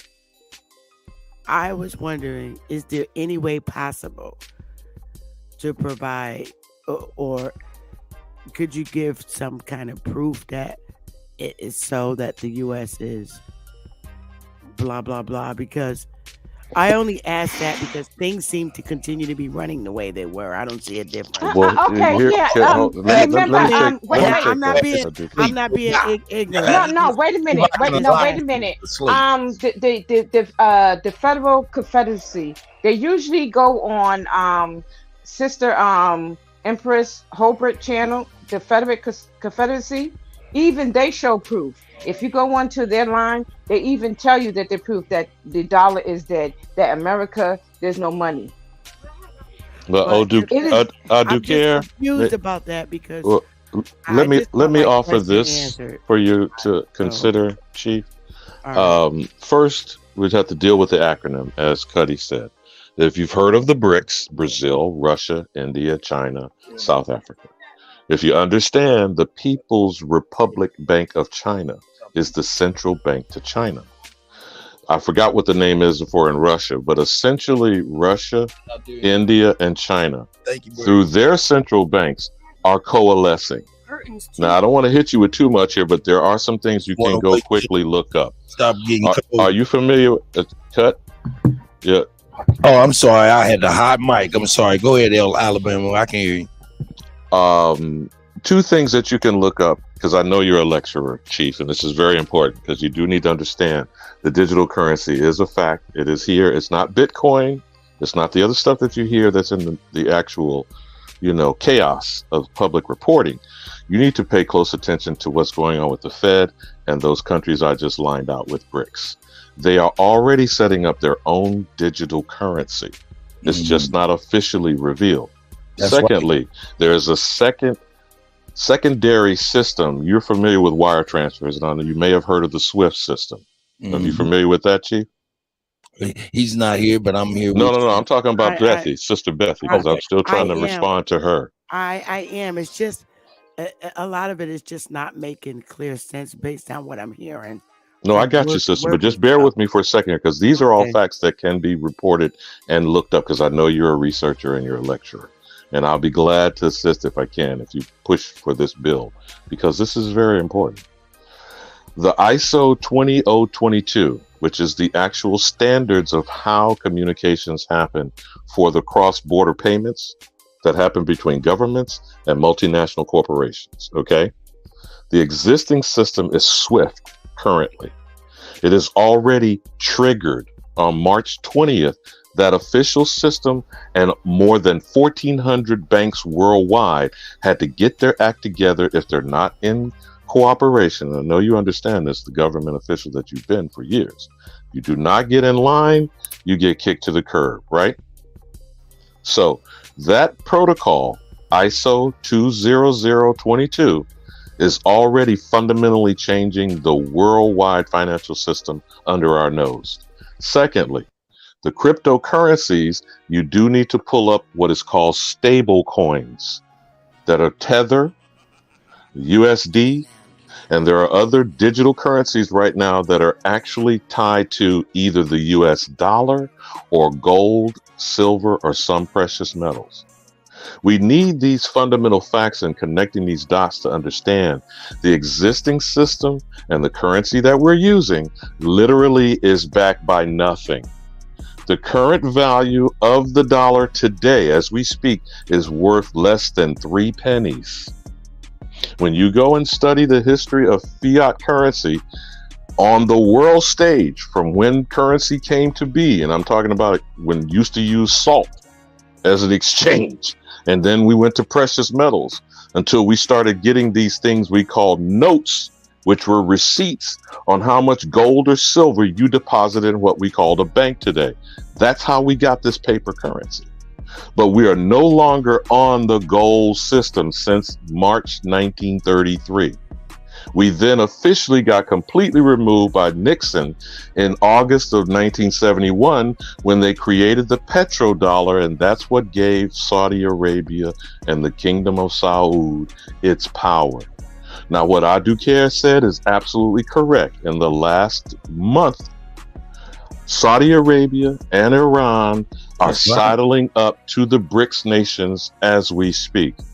Venezuela, Argentina, the Indonesian chain of islands, as well as North Korea, they are all sitting in the background watching an experimental system that's going on right now for the type of cross-border payments. Now, I know I might have hit you with a lot there, but you get the overview of what I'm describing, Chief Bethy? Yeah, I tell you what, Well, everything on the head. Go ahead, Sister Bethy. No, I'm good. I'm good. I'm good. It's still kind of like I can't see it because I can't feel it yet type of feeling, huh, sis?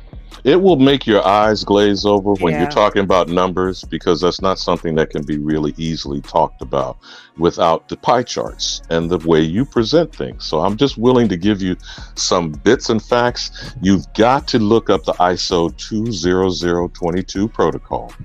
You've got to bring up the SWIFT system, which is existing currently for wire transfers.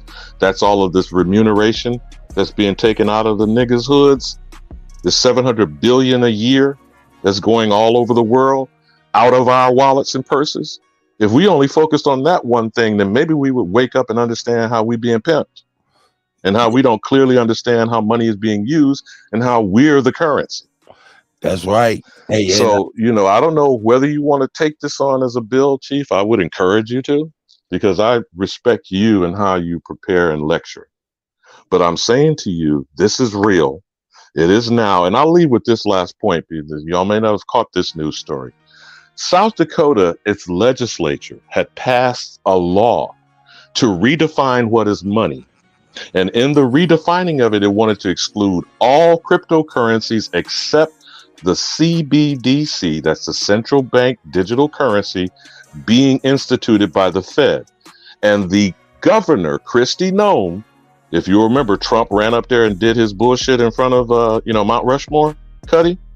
She vetoed that, saying there is no way she was going to allow South Dakotans the ability to not have economic and financial freedom for someone to dictate only a single digital currency. Are you feeling what I'm saying, Cut? So the fact that a legislature of one of the 50 states passed the law, what message should you take away from that, Cut? It's going down.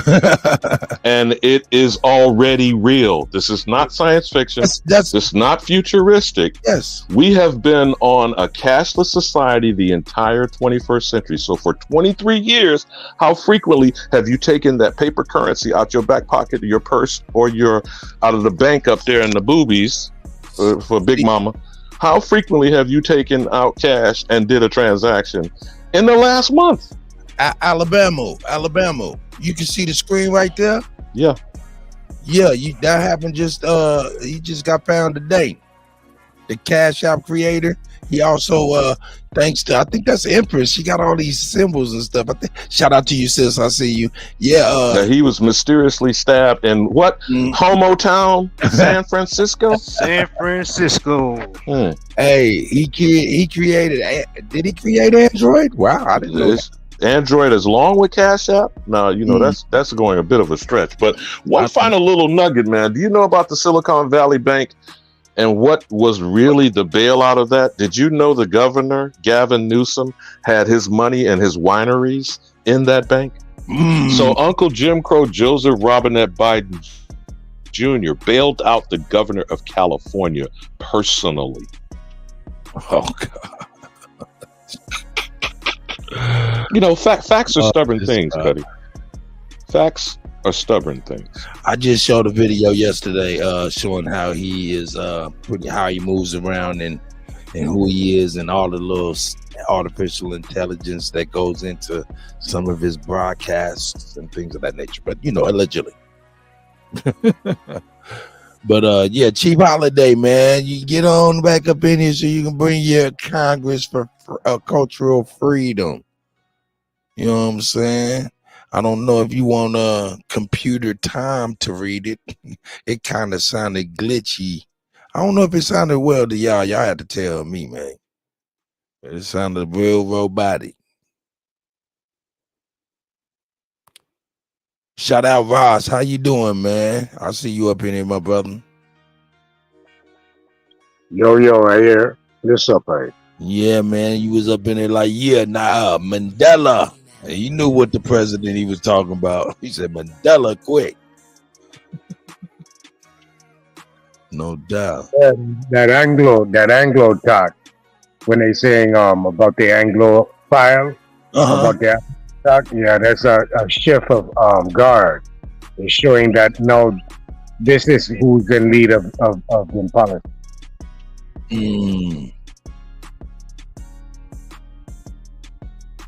Got you. Let's go on in here. Let's see what this is talking about, man. Because hey, this stuff is kind of hardcore, man. Let's get this stuff. Yeah, we'll get this jumping off right here to there. Bam. Speak on it, computer time. The Congress for Cultural Freedom, CCF, was an anti-communist propaganda group founded on June 26, 1950 in West Berlin, and was supported by the Central Intelligence Agency and its allies. At its height, the CCF was active in 35 countries. In 1966, it was revealed that the CIA was instrumental in the establishment and funding of the group. 1. 2. The Congress aimed to enlist intellectuals and opinion makers in a war of ideas against communism.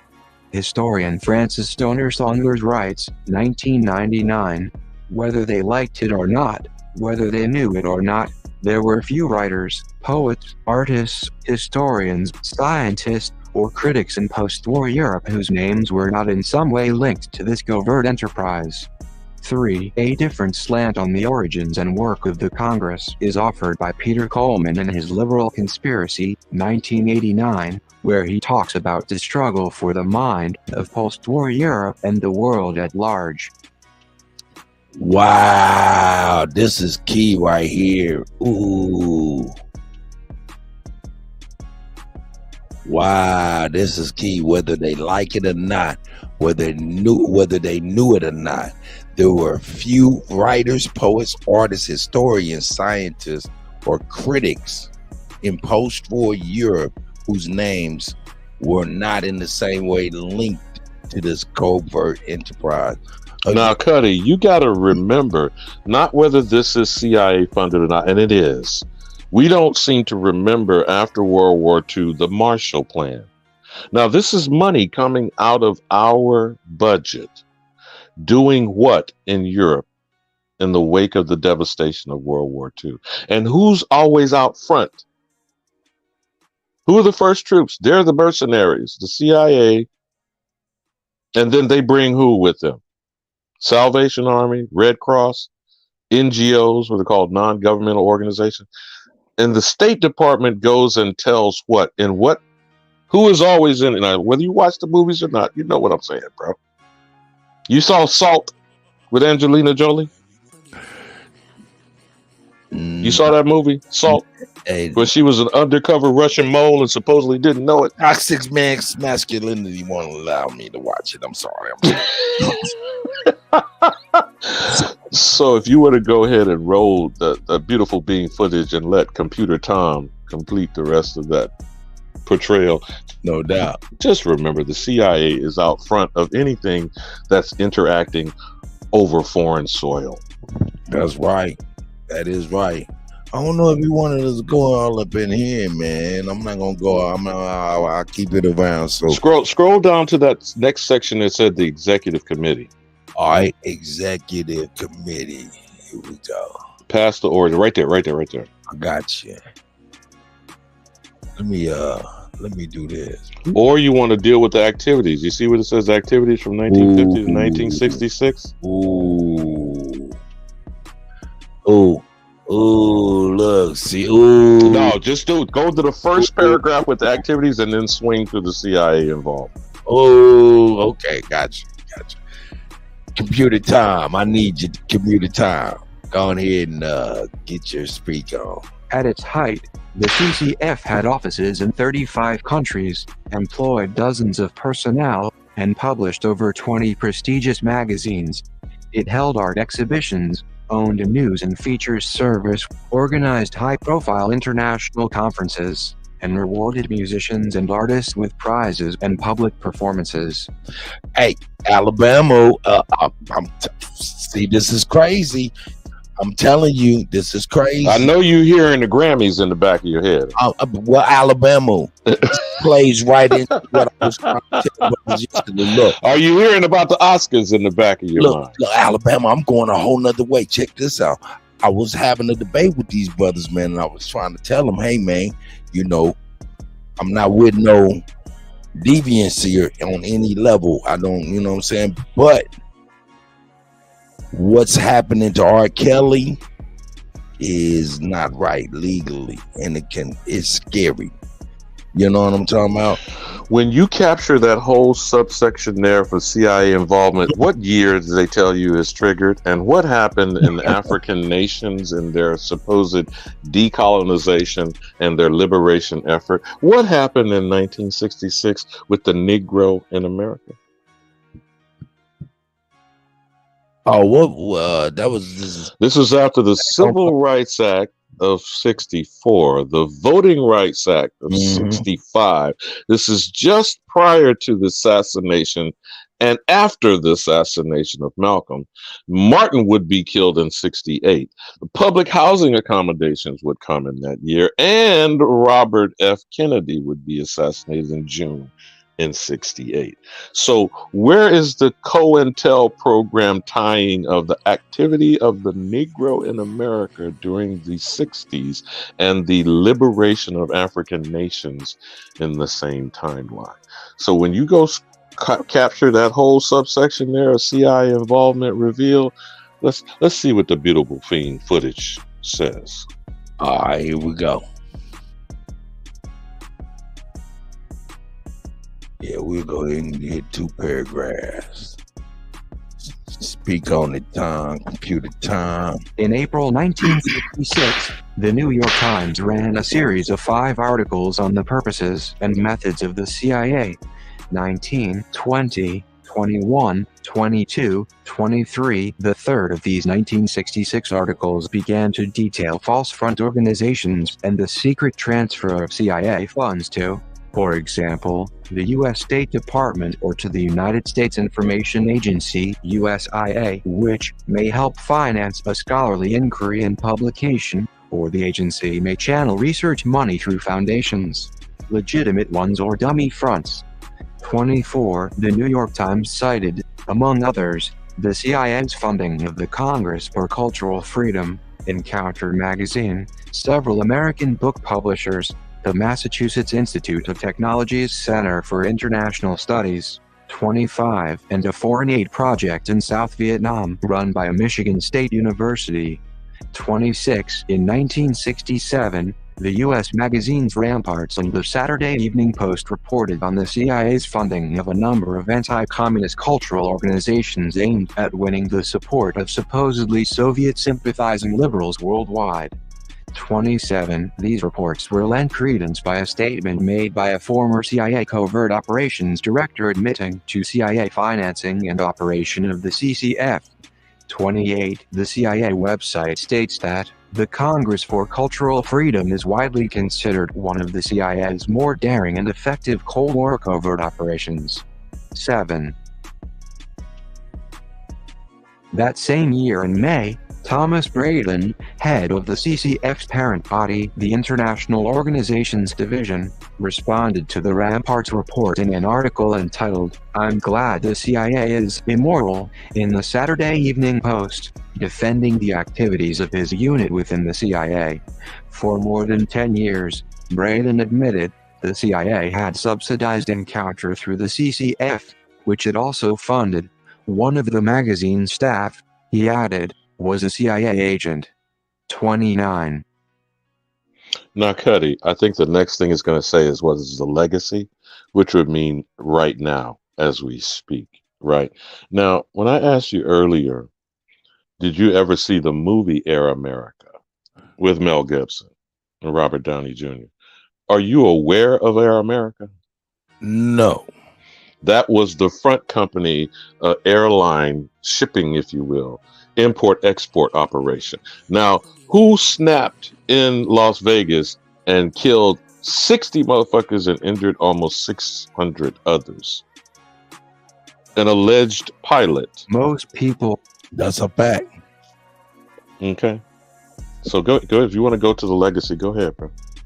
I'm just pointing that out. That's a legacy person. This is in modern times. This is not 40 years ago. Hey man, how long this article is, bro? I don't like hearing white people talk. Hey man, I'm about to get Samuel, man, next time. Would that be better? But hey man, I got time, man. But hey, time. Read. Yeah, whip that white nigga. In 1967, the organization was renamed the International Association for Cultural Freedom, IDGAF, and continued to exist with funding from the Ford Foundation. It inherited the remaining magazines and national committees, the practice of international seminars, the regional programs, and the ideal of a worldwide community of intellectuals. There was also, until 1970, some continuity of personnel. 30. Under Shepard Stone and Pierre Emmanuel, the dominant policy of the new association shifted from positions held by its predecessor. No public. You gonna have to be faster, player. Hey, let me get him to read faster. Under Shepard Stone and Pierre Emmanuel, the dominant policy of the new association shifted from positions held by its predecessor. No public anti-Soviet protests were issued, not even in support of the harassed Solzhenitsyn and Sakharov. The combination of this approach was a vast seminar at Princeton on the United States, its problems, impact, and image in the world, December 1968, where unsuccessful attempts were made to engage with the New Left. From 1968 onwards, national committees and magazines, CCCF, IDGAF publications below, shut down one after another. In 1977, the Paris office closed, and 2 years later the association voted to dissolve itself. 31. Certain of the publications that began as CCF-supported vehicles secured a readership and ongoing relevance that, with other sources of funding, enabled them to long outlast the parent organization. Encounter continued publishing until 1991, as did Survey, while the Australian Quadrant and the China Quarterly survive to this day. While the revelation of C.I.A. funding led to some resignations, notably that of Stephen Spender from Encounter, outside Europe the impact was more dramatic. In Uganda, President Milton Obote had Rajat Nyogi, the editor of the flourishing Transition magazine, arrested and imprisoned. After Nyogi left Uganda in 1968, the magazine ceased to exist.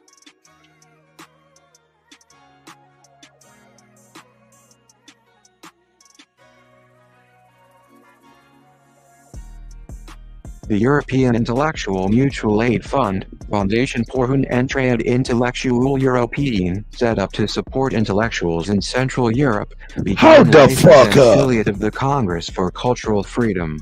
In 1991, it merged with the Open Society Foundations, set up and supported by financier and philanthropist George Soros. Oh, yeah. 32, the record. Oh, waiting for you to get to it, Cuddy. For Cultural Freedom and its predecessor, the Congress for Cultural Freedom, are today stored at the Library of the University of Chicago in its Special Collections Research Center.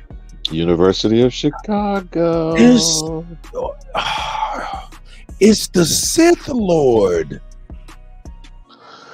Now, Cuddy, like I said about that Las Vegas shooting, I mean, maybe if you want to pull it up to the side there, bring up that Las Vegas shooter who killed. And has there really been? This is a mass murder that took 60 people and nearly 600 others, and it was a country western concert.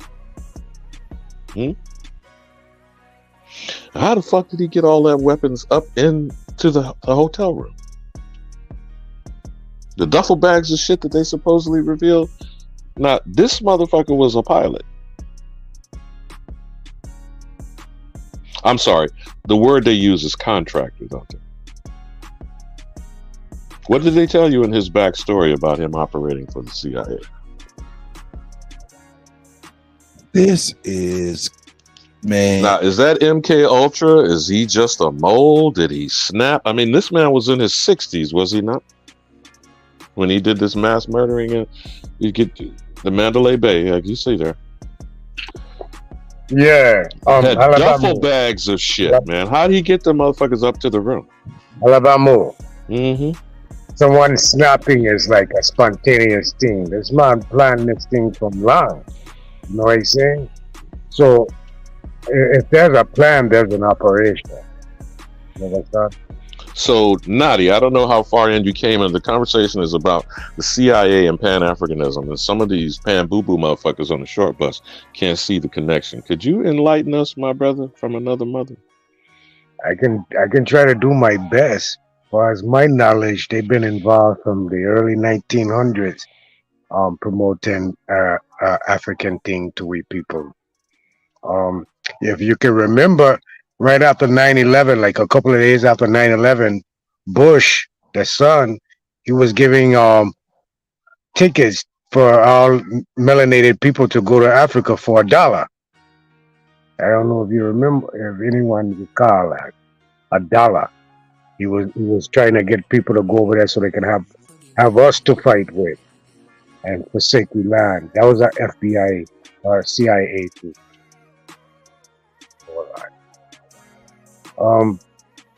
The CIA. I wanna know who's the director of the Ford Foundation right now, because the Ford Foundation is actually who the CIA is. If you don't now, Cuddy, did you hear what he said? Can you because you pulled up Mandalay Bay mass shooter? Could you pull up who the director of the current? Because they said there it's under the operation of the Ford Foundation. Isn't that what you're saying, Nadi? Yeah. And we all know the Ford Foundation has been fuckery from beginning. Aren't they them? As far as my history recall, aren't they the Billy the Kid? Them? Which two brothers they are? Billy the Kid.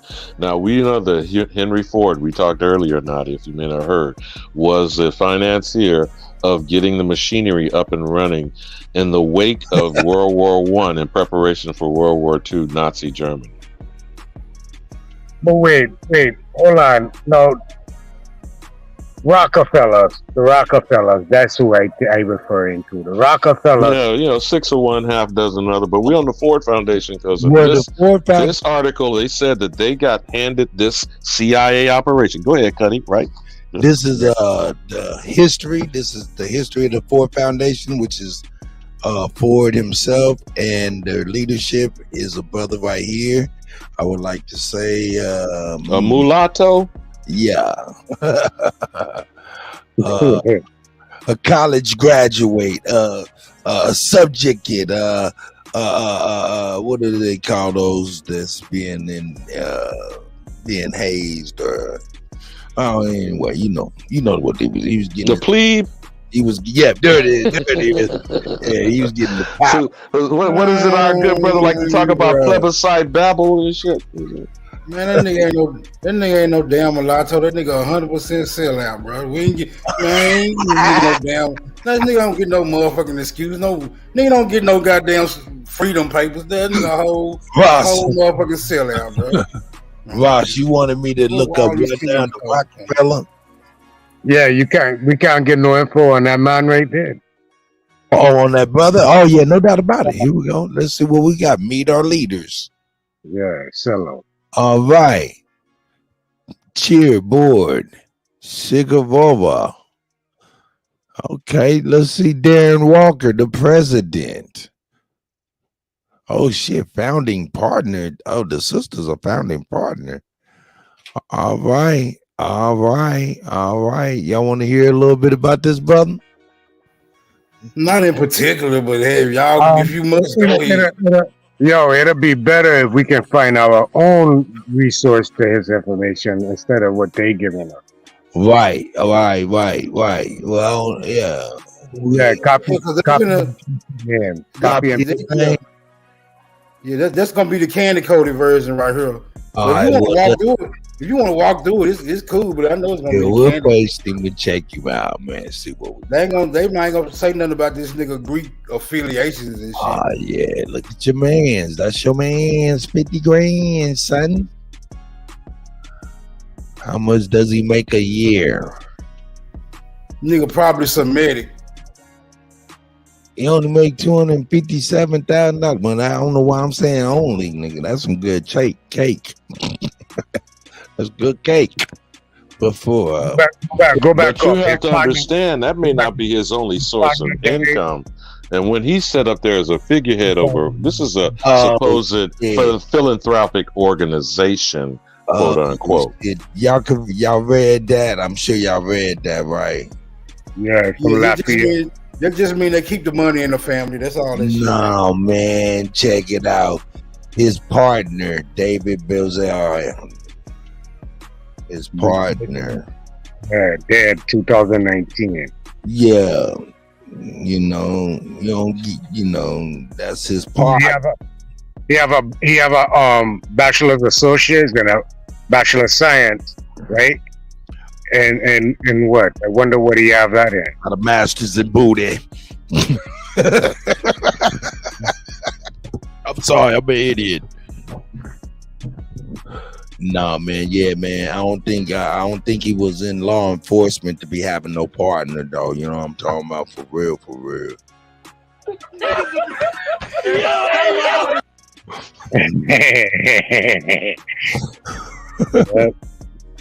You already know.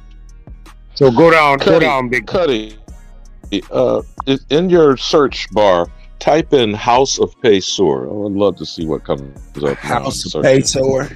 House of Paysor. Hey, you know what? Let me do this. I'm gonna do this. I'm gonna go even better than that. I'm gonna do better than that. Where's I got this thing coming. They say this right here is the best one to be doing searches on instead of Google. You heard that stuff before? What, DuckDuckGo? Yeah. Hey, bro, I got a question real quick. Are you niggas making a concerted effort to go down a rabbit hole? Because I do not go down rabbit holes. Stay on the surface, nigga. Stay on the surface. Be right back. God damn it! I'm gonna throw Bugs Bunny up at your feet. What you want me to put? What put a cat? Come on, Elmer Fudd. Okay. Elmer. House of Paysor. Payseur. Now you say Paysors again. Payseur.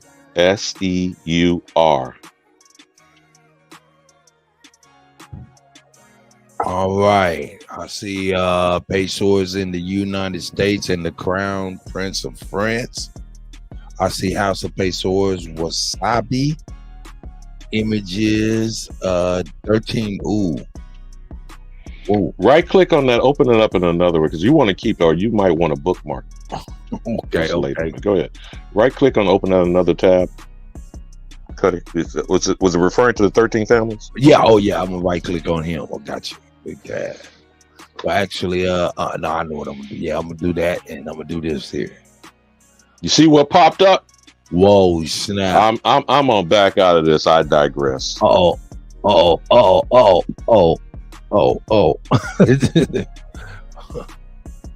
again. Let me see.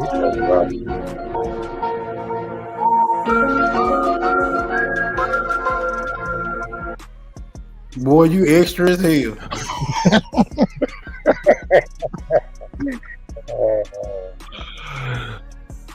Oh, does one of the searches say anonymous conservative? Because I can't see on the screen; it's so small. Here, let me blow it up just in case. Here, boop. Let me see if I can. But you notice how they're gonna always clean this shit. So now you see that says House of Paysor. Hold on, stop there. Read that paragraph there. It says 1872. What is 18? Oh, okay. Say in 1872, a Paysor company, the Charleston, Cincinnati, in Chicago Railroad established a telegraph company called Western Union. Say what? Oh God! Oh shit! Hold up. What's next? I'm sorry. The beautiful bean footage is on pause. It says what next? It formed a subsidiary company. That's what it means. Subsidiary called AT&T. Say what?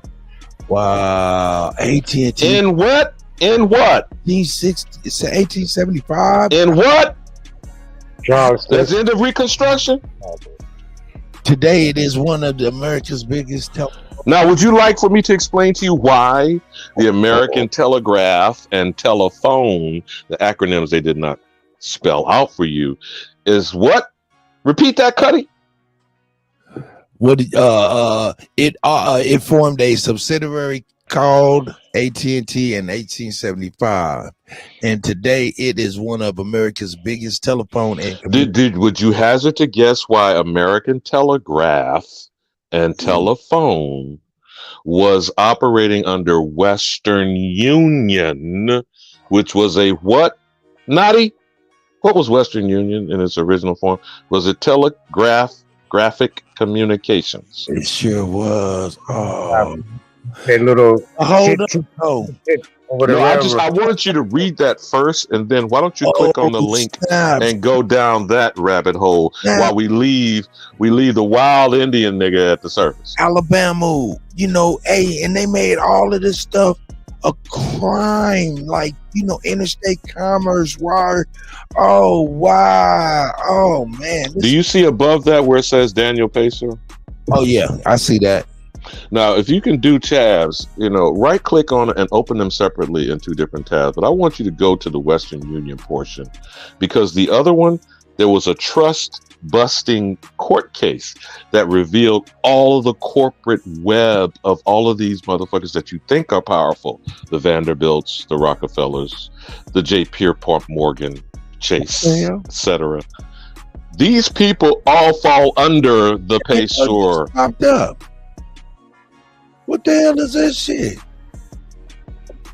Some shit just popped up, like it just kicked up a PDF talking about the network global. What the hell is this? Gmail, what? This is how they want to control the information. They just popped up some crazy shit. But look, scroll down there. What is that saying in the red? The Charleston, Cincinnati Railroad, Chicago Railroad. It just opened you up a Google Docs, bro. That's all. It opened the PDF. I'm like, man, I ain't trying to do it.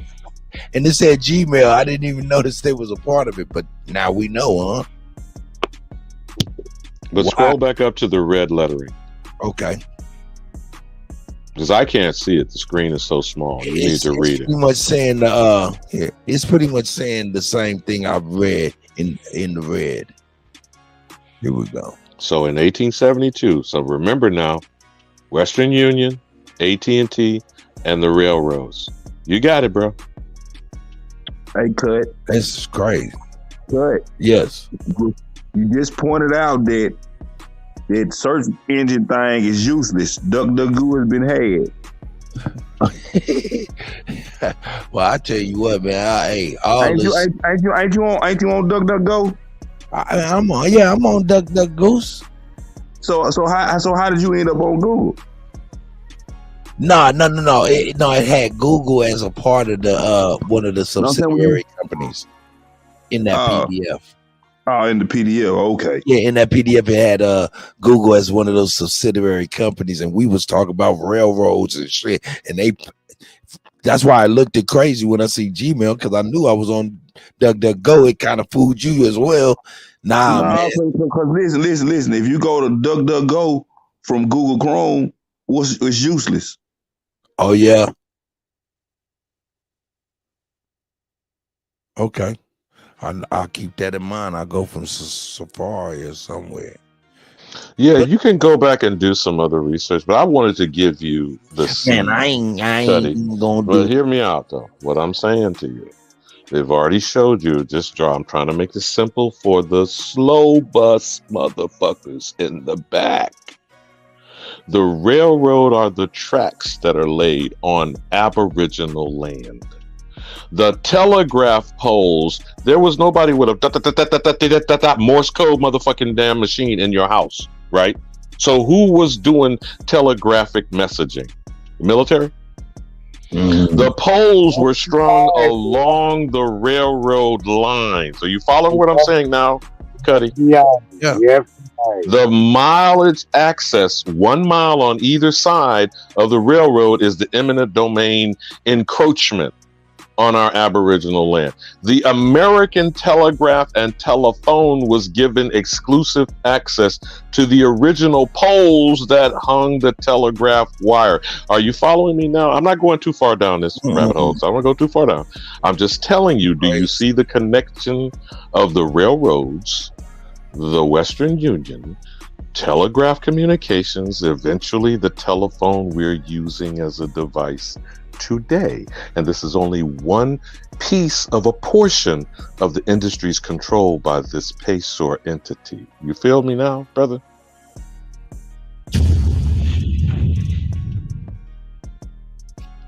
Off top. This is nuts. Hey, Supreme Chief Holiday, you're required on this stream, my brother. We're gonna go ahead and take it to part 2 of what you was talking about, my brother. But until then, man, I appreciate my brothers. Alabama, the elder Alabama's in the house. Certified Sachi, Duque, Ross Haas is in the building. Smoke Signals in the building. Sister Betty just bounced. Shout out to Sister Betty as well. Shout out to Free Pop Out TV and Nabi Post. Juan True. I see y'all. Empress, I see you, sis. I know I be talking a little nutty. D Movie Streams. I see you, Hawk Yos. DJ ZPE. You know what I'm saying? Quiet Storm Sean. I see you, my brother. No doubt. Lick shots for y'all.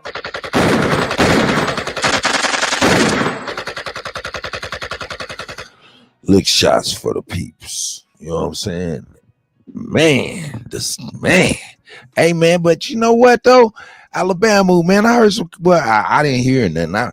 I seen some stuff that's crazy, you know what I'm saying, when they get to talking about some of these people's, man, said, like, you know, like, even like Woody Harrelson, like, he's supposed to be famous because his pops had something to do with JFK, man. That's crazy. Remember, these people are not random, Cuddy. They're random to the ignorant masses. Okay? That's right. There's nothing random about what these people are doing. The problem for us is that we keep focusing on surface shit. Now, we're not going to get to the root of the matter, and we're certainly not going to pull the fucking weed out so that the plants and the nutrition that we need can flourish without check the motherfuckers at the door, Cuddy. Hello? That's right.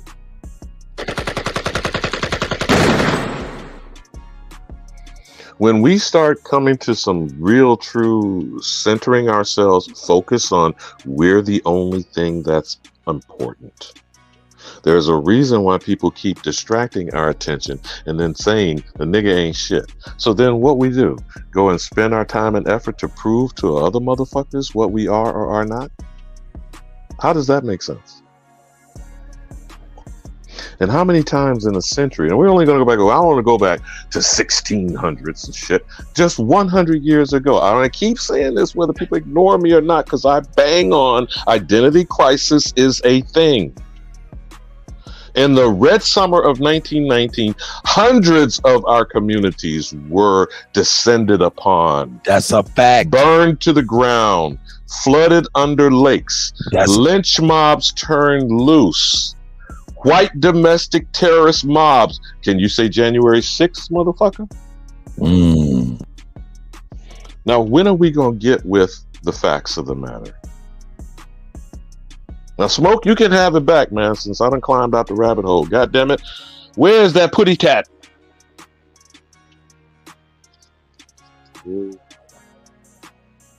Because we must think this is a fucking cartoon, Cuddy. What say you, Natty? Bomba clot! They play too much. They play too much. You know what I'm saying?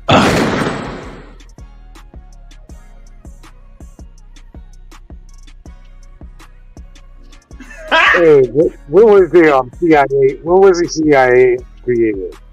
It was under a different name, though. It was the Office of something, OSS. But why don't you pull that up, Cuddy? Why don't you put in OSS CIA origins or something of that nature? Because Nadia is absolutely correct. We do have to need the point of origin. Here we go. Here we go. There's for Sister Soul. And you say pull up what now? The origins of the Central Intelligence Agency.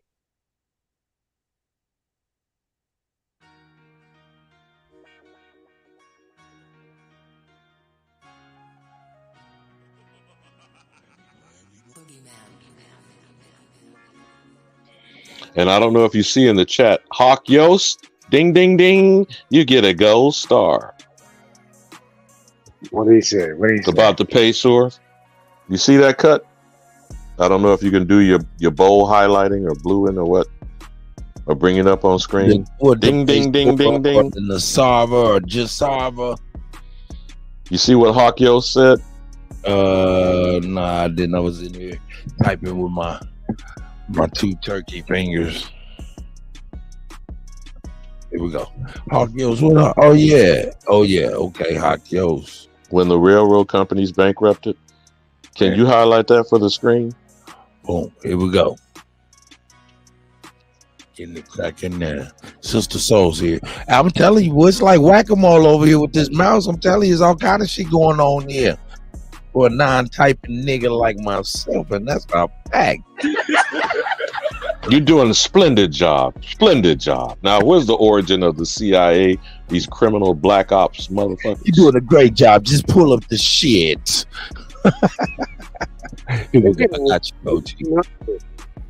Late 1800s, early 1800s. All right.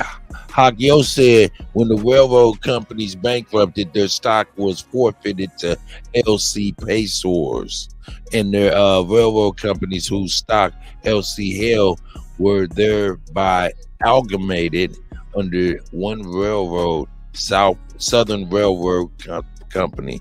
Hakios, man, shout out to Hakios with the and that would be in Indian territory somewhere between Alabama and Georgia before the Indian Removal Act. That's right. Right. And the reason why the railroads went bankrupt is because they put a fucking business plot not to allow we on the railroad on the cars any longer. All right. Now, if you want to stay away from Wikipedia for a moment, see what the damn government says about itself. So we know it's gonna lie. Let's see what it says first. All right. Now this is forward facing. Our tax dollars at work. Naughty, you got it. Here we go. Americans renowned World War II intelligence agency, the Office of Strategic Service, is our most famous predecessor. But did you know that America had other versions of intelligence agencies before CIA was formed? Explored our rich history.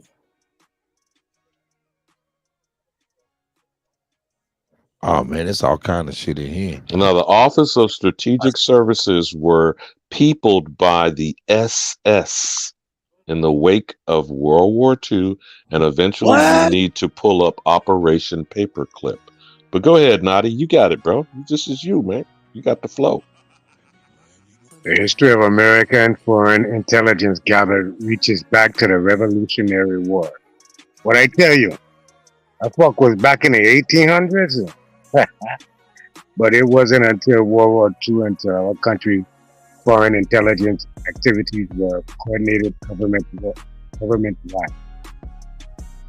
Before the war, the Department of State the Federal Bureau of Investigation and the U.S. Armed Service were collecting intelligence with no discretion or direction of coordination. So,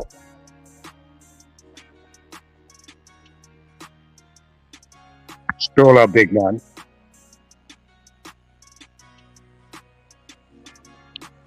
Yo, Cutty. I apologize, man. I'm slacking. Alabama about to go on There you go. whip out. Yeah. You're about to pull a whip out on it. Stroll up to the top of the box. Yeah, right there. Okay, 1941, Office of Coordinator of Information, COI, established 11 July 1941. 1942, these are the offices after the CIA.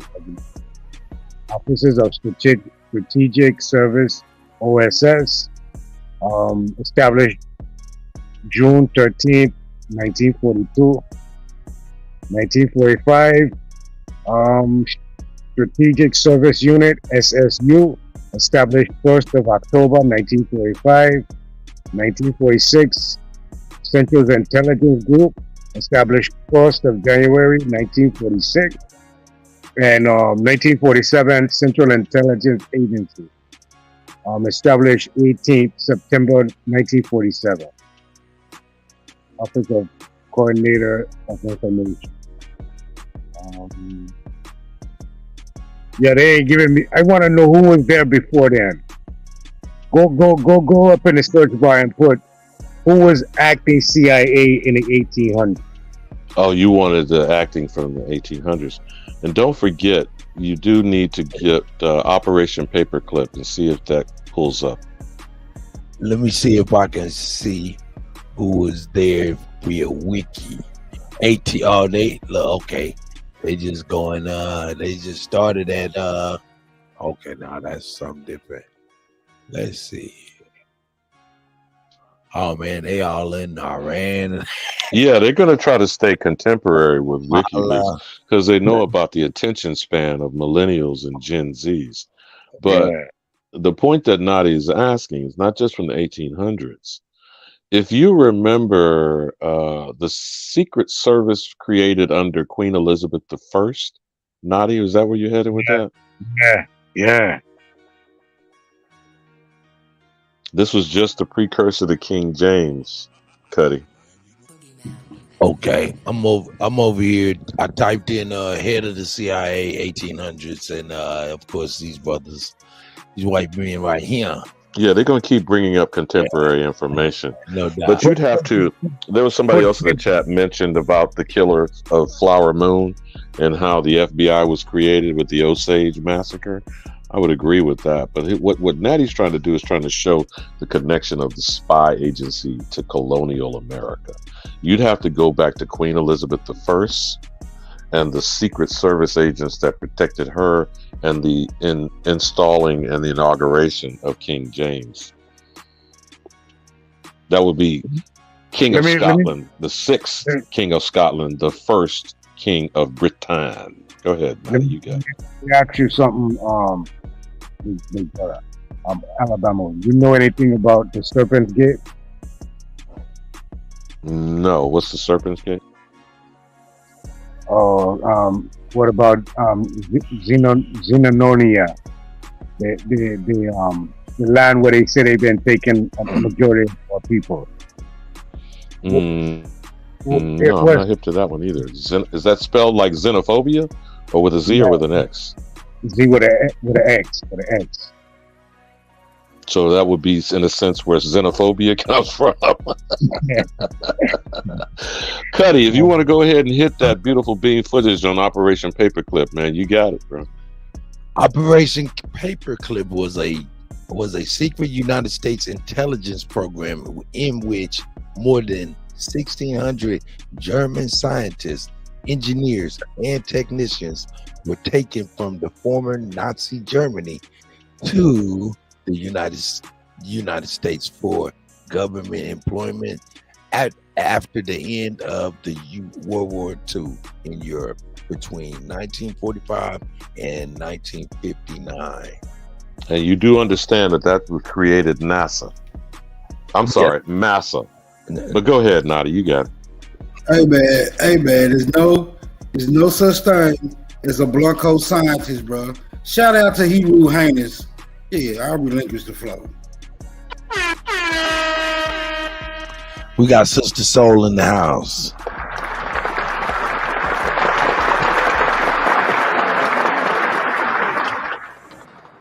High rising to high rising. Peace.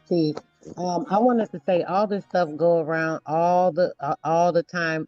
When they switched and stole everything from all the rich people. When he was Alabama was talking about them, with the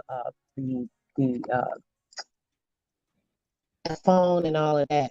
At the same time, this is all right before, remember the time when they started or created the whole Federal Reserve, when the so-called DuPonts took over the United States and bought the corporation. Then these other three guys created the corporation on that as well. They took all of her ideas, her money. The dude Thomas, was it Thomas Graham Bell, I believe it is, or Thomas, the guy that with the phones, the other phones going into that AT&T stuff. She was the one that funded all that. It was her money. She was living with the guy, him and his wife. He was a banker, a bank teller. He didn't have anything. He was broke, literally a bank teller. She met him and she used him for influential purposes and to help build her riches. She had all the gold in California. And after she died, they stole all her stuff. His wife. Are you big up in Mary Ellen Pleasant, my lovely sister? Mary Ellen Pleasant, yes, sir. And around that same time, the young lady Sarah, the one I was telling you guys about last year, that was the one that they labeled her white because she had all of the oil reserves. They ended up taking all of her stuff. So all these riches that they took. They're acting like they came from these families of money. They used the wealth of the indigenous women here that they took advantage of and stole everything from and created. Because they literally created the Federal Reserve right around the same time that they did this. And the guy, Thomas Bell or whatever his name is, he's the one that got all the funding for it. And when he died, his wife took all of her money because she was living with them and she was, using him as a partner.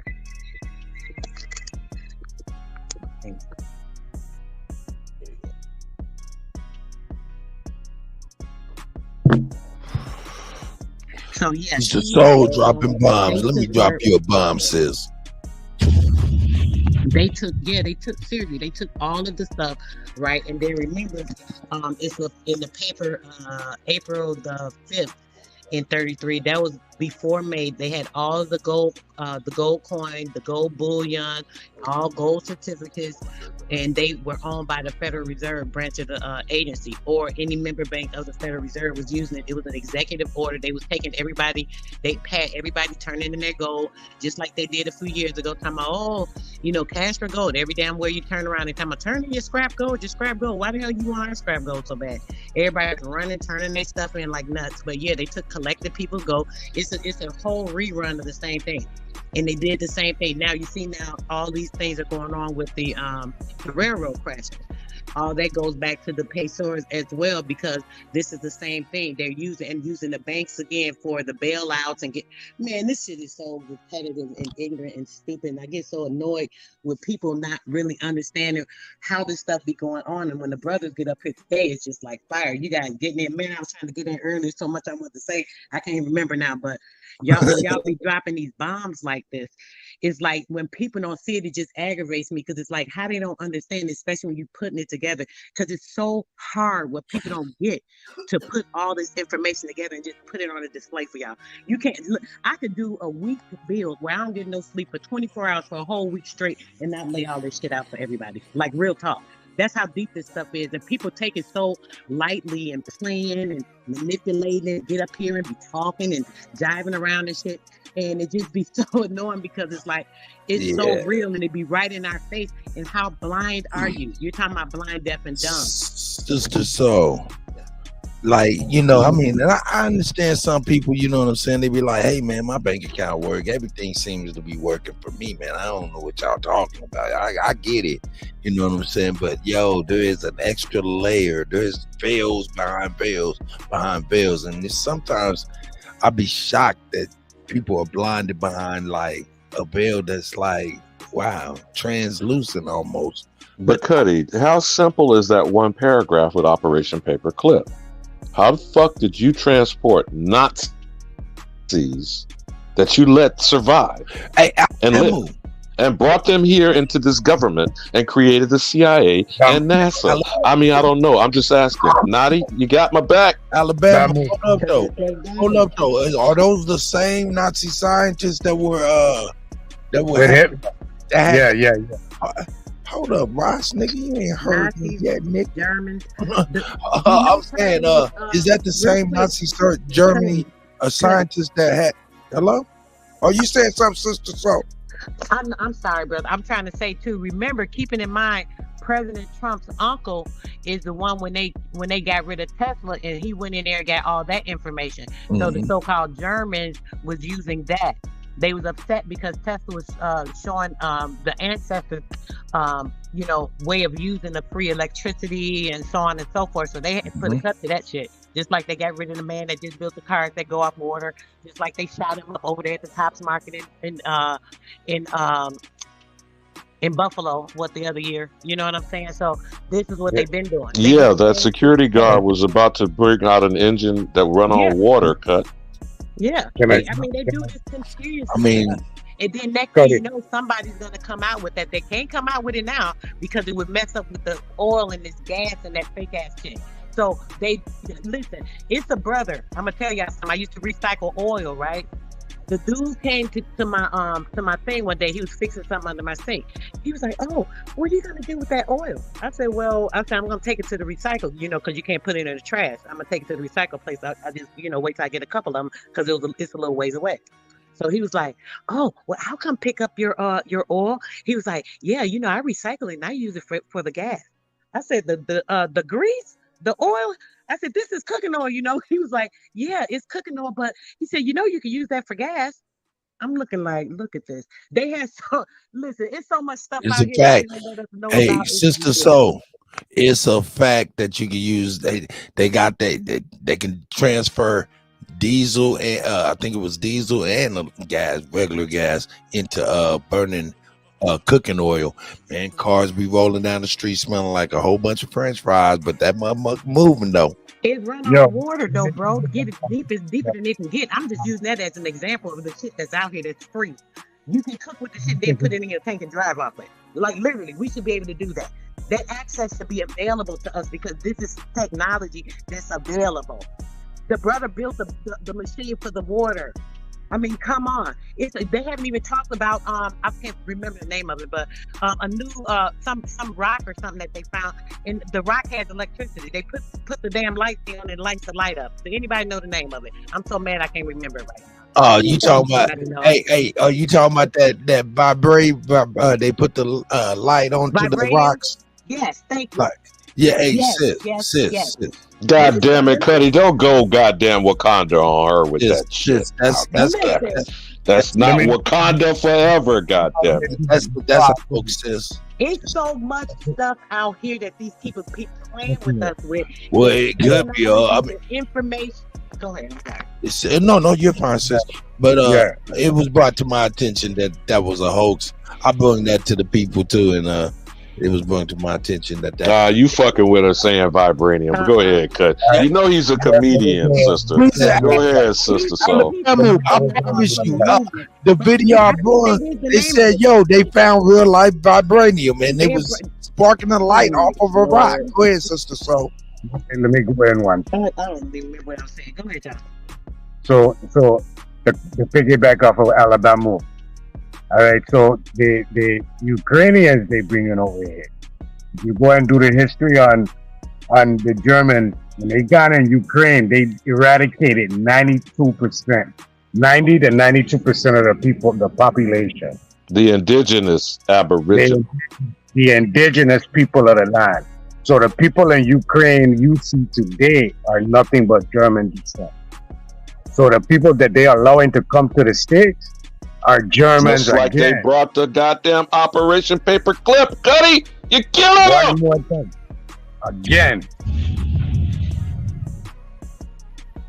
Yeah, that's a spoiler alert right there. A lot of people believe in a Russian. They're not even Russian. That's how come Russia don't mind going in there killing them.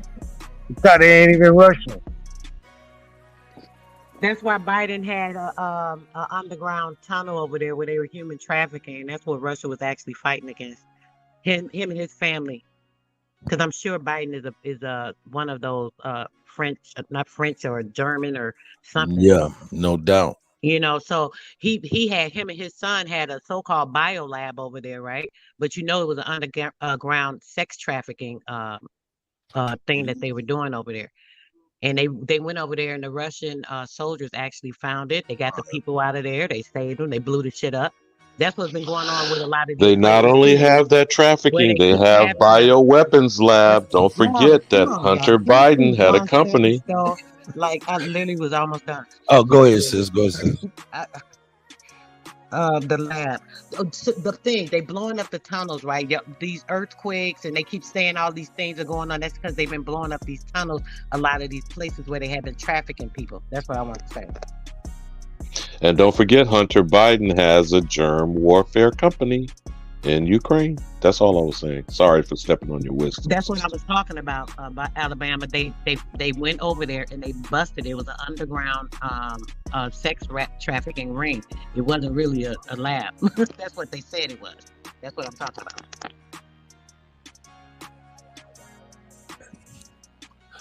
Yeah, man. Let me see what I got here. We may have been circling the drain, Cuddy. I know we're supposed to get back to the Pan Boo Boos and the CIA. Doing y'all thing, man. And Chief done what? He done went in hiding on us or what? Oh yeah, man. He over there on that. I lost my battery life shit. You know what I'm saying? Why y'all giving no feedback, brother? I need y'all to feedback on what I was mentioning. And y'all just walked over it or ignored it. I know y'all talking about other stuff, but y'all was talking about stuff early, and I'm just trying to circle back to all of it. Okay, go ahead. No, you good, sister. Drop the wisdom. No, I was dropping what I was saying, and I'm asking y'all about it. So we can jog your memory a little bit. Let me go in one more time. Okay. All right. So we were talking about the digital currency, and for my people, then the best thing get ahead. Nadi, can you back up to what I was asking y'all about before y'all get back into that? Is what I'm saying, if you don't mind. Drop it, sister. Drop it. What I just dropped, brother. What I was saying about Mary Ellen Pleasant, about the little white girl with the oil, Sarah. I'm saying, what do y'all see about all of this? Now you talking about now? Go ahead. No, we're talking about in Indian territory that we call Oklahoma today, and that sister was the wealthiest with oil. Is that what you're talking about as well as Mary Ellen Pleasant? Yes. They put her under conservatorship. Did they not water the state? They had white people try to roll up on her. Yes. Go ahead, Nadi. I think they purchased it for like 100,000 something, and end up getting it for 100 grand. Yeah. Well, Sarah Rector was in something of the multi-millions of dollars, but you need to give us more insight on Mary Ellen Pleasant. That's what they can't respond to, Sister Soul. You need to give them more insight on what Mary Ellen Pleasant may have She had all the gold. That's how they started this Federal Reserve, with her gold and the other gold. You know, the other people had that was mining gold, but she had mostly all of the gold. So this would be the fraud they told us about Fort Knox, is what you're saying? That they stole some of the gold that was supposed to be going in the Federal Reserve, and they were taking it to that Fort Knox. But she was a person that had, the multitude of the gold is what I'm saying. So when they stole all of her stuff, not soon after, here goes this Federal Reserve set up. And when that would be 1913. So the two examples. I got you. The Federal Reserve was created in 1913 along with the 16th Amendment creating the IRS. But these two sisters, again, to reiterate for those listening in the chat or will listen to the playback, Sarah Rector became the wealthiest Aboriginal woman in what we call Oklahoma Territory today because of the oil gushing. And when was the statehood of Oklahoma? Was it 1907? Something like that? I believe it was around that time. I'm not very good with dates, brother, but And yeah. then Mary Ellen Pleasant would have been holding the gold reserves that end up being used, confiscated, similar to what would happen 2 decades later in 1933 with FDR. So the Federal Reserve created in 1913 due to the white men that went to Jekyll Island, and Woodrow Wilson signed it in the dark of night on Christmas Eve to create this monstrosity that we're dealing with called currency and the Federal Reserve note. Am I getting somewhere near to you now, sister? So Yes. And all of this, the people, I'm sorry, I can't remember everything, but some y'all talking about earlier with the railroad and all that stuff was going on. It's kind of like a repeat of the same shit. All of that was going on then, and just like how everything is going on now, they're playing. It's like they use playbooks. Like I keep telling you guys, they have these theatrics and they play them out in certain ways and certain roles, the way that they do things. The same exact things that happened then are like the same type of things that are happening now with the railroad. They have these derailments and this and that. You know what I'm saying? It's like throwing it in our face, like, like y'all stupid, so we'll do this shit again because it worked before. I don't know, but that's all I'm trying to say. Every 100 years is every 100 years. Every 100 years. So, shout out to Sister Soul, man. Sister Soul's in there dropping it for real. Shout out to Alabama. Certified Shachi Aduke. Ross is in the house. Smoke. now, one final thing to wrap the circle in understanding currency, the fiat currency, and its history. Between 75 to 100 years, it always fails because it literally was based on nothing. It zeroes out to nothing. Now we're at 110 years. We're a decade past this Federal Reserve note having been played out, Cuddy. You understand me? Now you need to go look at the actual 2013 series of notes. I know they printed more under Mnuchin in 2017, but in the 2013 series, they then got printed with gold emblems and insignias, like the Liberty Bell, like a gold inkwell with a quill, depending on if you pay attention to the notes, or God forbid, you even have some shit in your pocket, wallet, or purse. And $100. That was the bill having the 100-year Constitution on it. anniversary of the Federal Reserve. But go ahead, sister.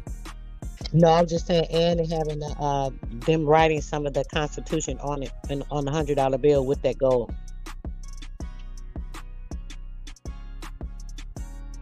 This is crazy. Hold up, bro. Real quick. Ain't no Constitution, bro. I relinquish the flow. Hey, yo, that's what what's the name? Glenn Beck said that last night on Fox with Tucker Carlson. Said that the Bill of Rights has been suspended.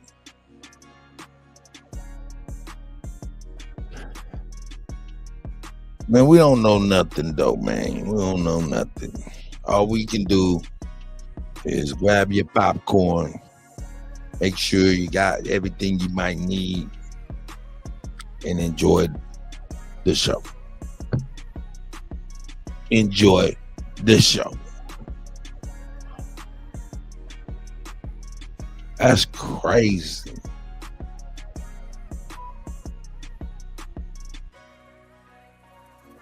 Who is it? Man, Who's that showing coins? Can you see what he's showing, Cuddy? I think he's showing some old ancient coins or something. yeah, that nigga showing his wish list.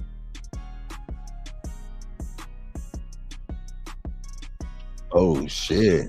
Yeah, that's some cash. No, but who is that? Is that showing collectibles? Those are collectors' coins, aren't they? Yeah, that's C.I.A.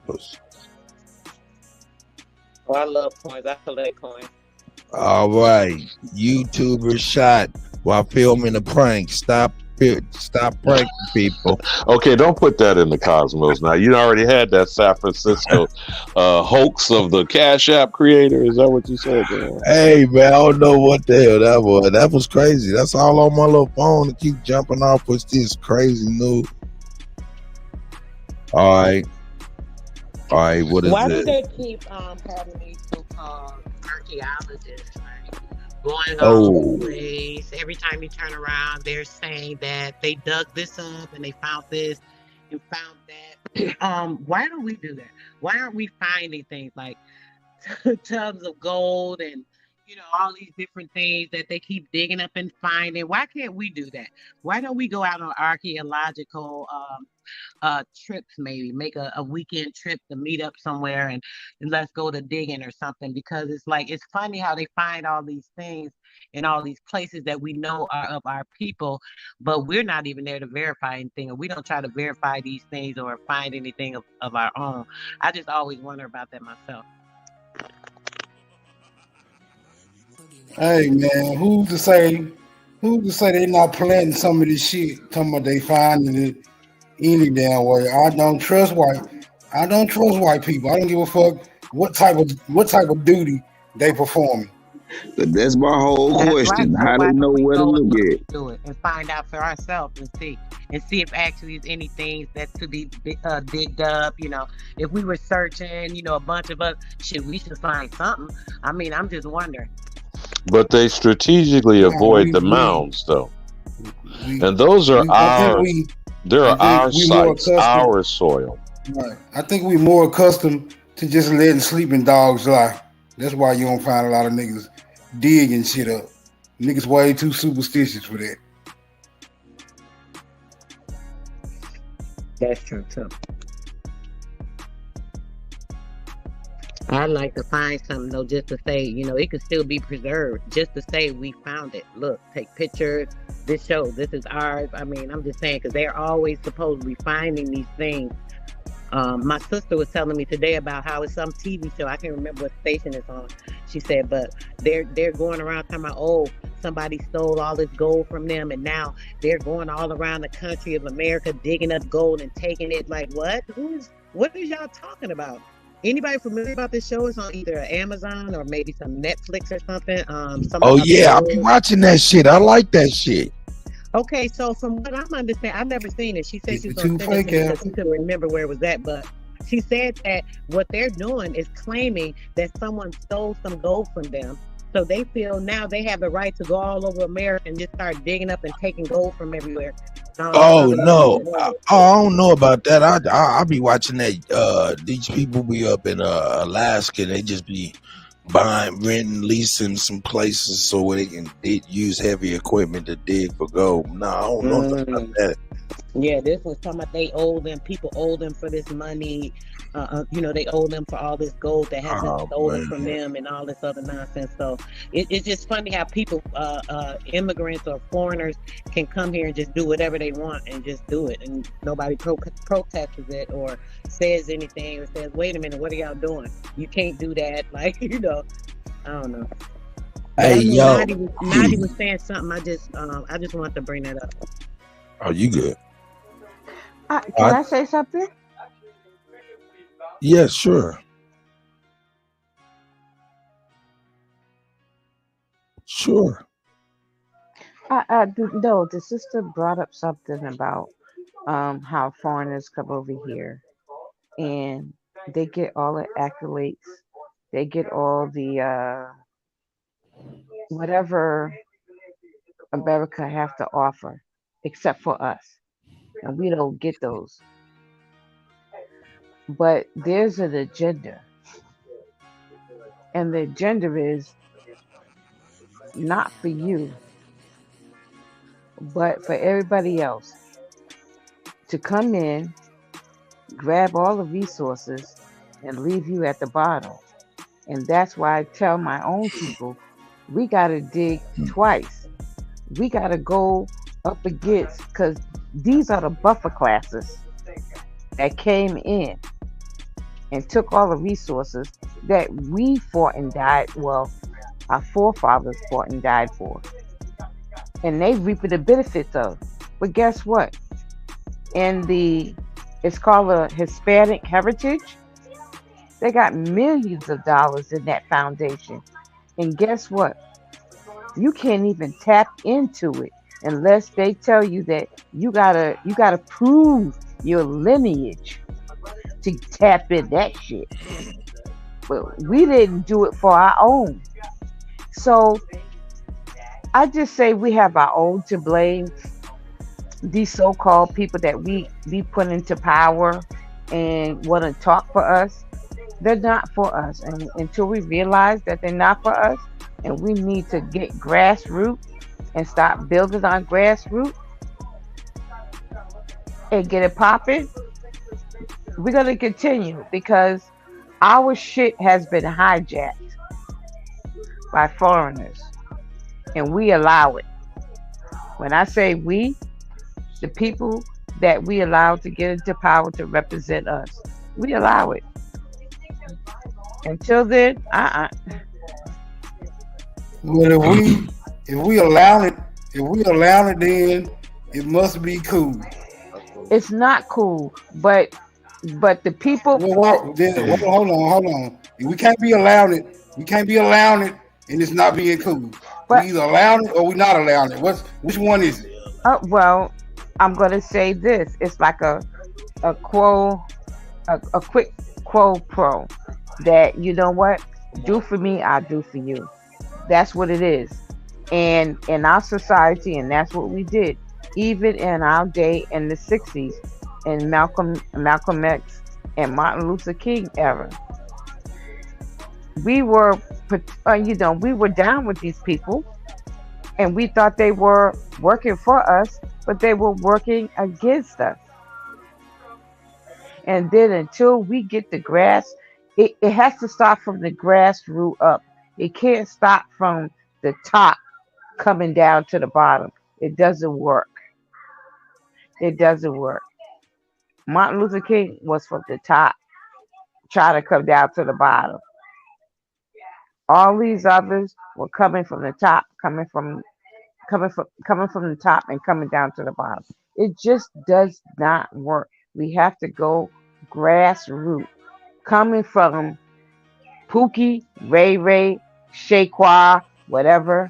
Those are the grassroots that's coming from the hood, from where we are. Not all of us are from that. Maybe some of us are from a different group in the society, but we all want the same thing. Yeah, because you did say. What that is? What that is? Hey, What is man, that thing?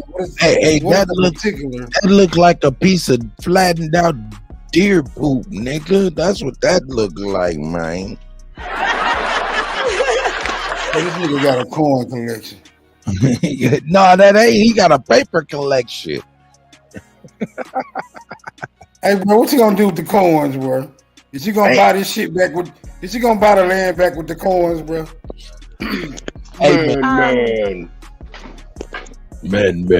Smoke. I'm going to tell you this. Oh, let me get this shit. When I was working in the criminal division, and you ain't see me they there. They wanted me to go and identify bodies and stuff. I didn't want to do it.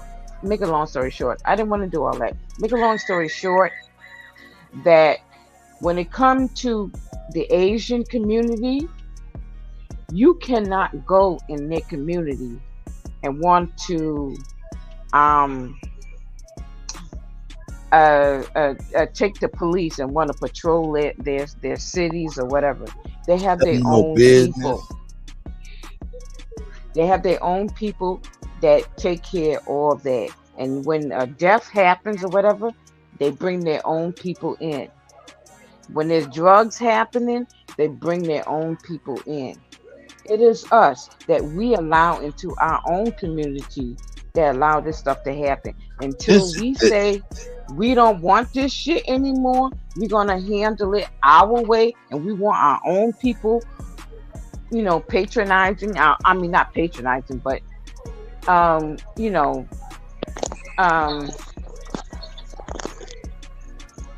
dealing with our own streets, dealing with our own crime, dealing whatever we need to do. This stuff is going to continue to keep happening well, because we allow it. well, this is All the niggas gotta thing. do. This is the All thing niggas. that's missing. Go ahead, Smoke. Go ahead, I Smoke. was just gonna say something real simple, bro. All niggas gotta do is want that bad enough. Go ahead, cut. The thing that's missing in everything, yeah, we need to patrol ourselves. We need to have this. We should have had this together. Really, to be quite honest, us as so-called colored Negroes, we know we Aboriginal, indigenous to this land. You know what I'm saying? We have been handcuffed on every point that would establish any kind of authority, culture, stability, or anything. These are the things. The realization is niggas niggas is scared of dying and niggas is scared of jail. Period. Well, No, I don't no, hold on, know. wait a I don't minute. know if Wait a minute. Hold on, we gotta clarify that. Go ahead, let's Jail, get it, Smoke. I'm ready, baby. Let's I'm get it. just saying, the cemeteries and the jails is full of niggas, so I don't see how we can make that statement in actuality, bro. Yeah, but so I'm saying this, the penitentiary and the cemetery mostly filled. I don't want to say full of filled, but mostly filled with unguided missiles. the cemetery and the prison Hold is all on, about fast. us. Let me see what Smoke passed the ball to me. I just hit it back to him. Was that an ace or what? Did I do you? Hey, that was a good snappy comeback, bro. Okay. Hey, shout out to Smoke. Go ahead, sis.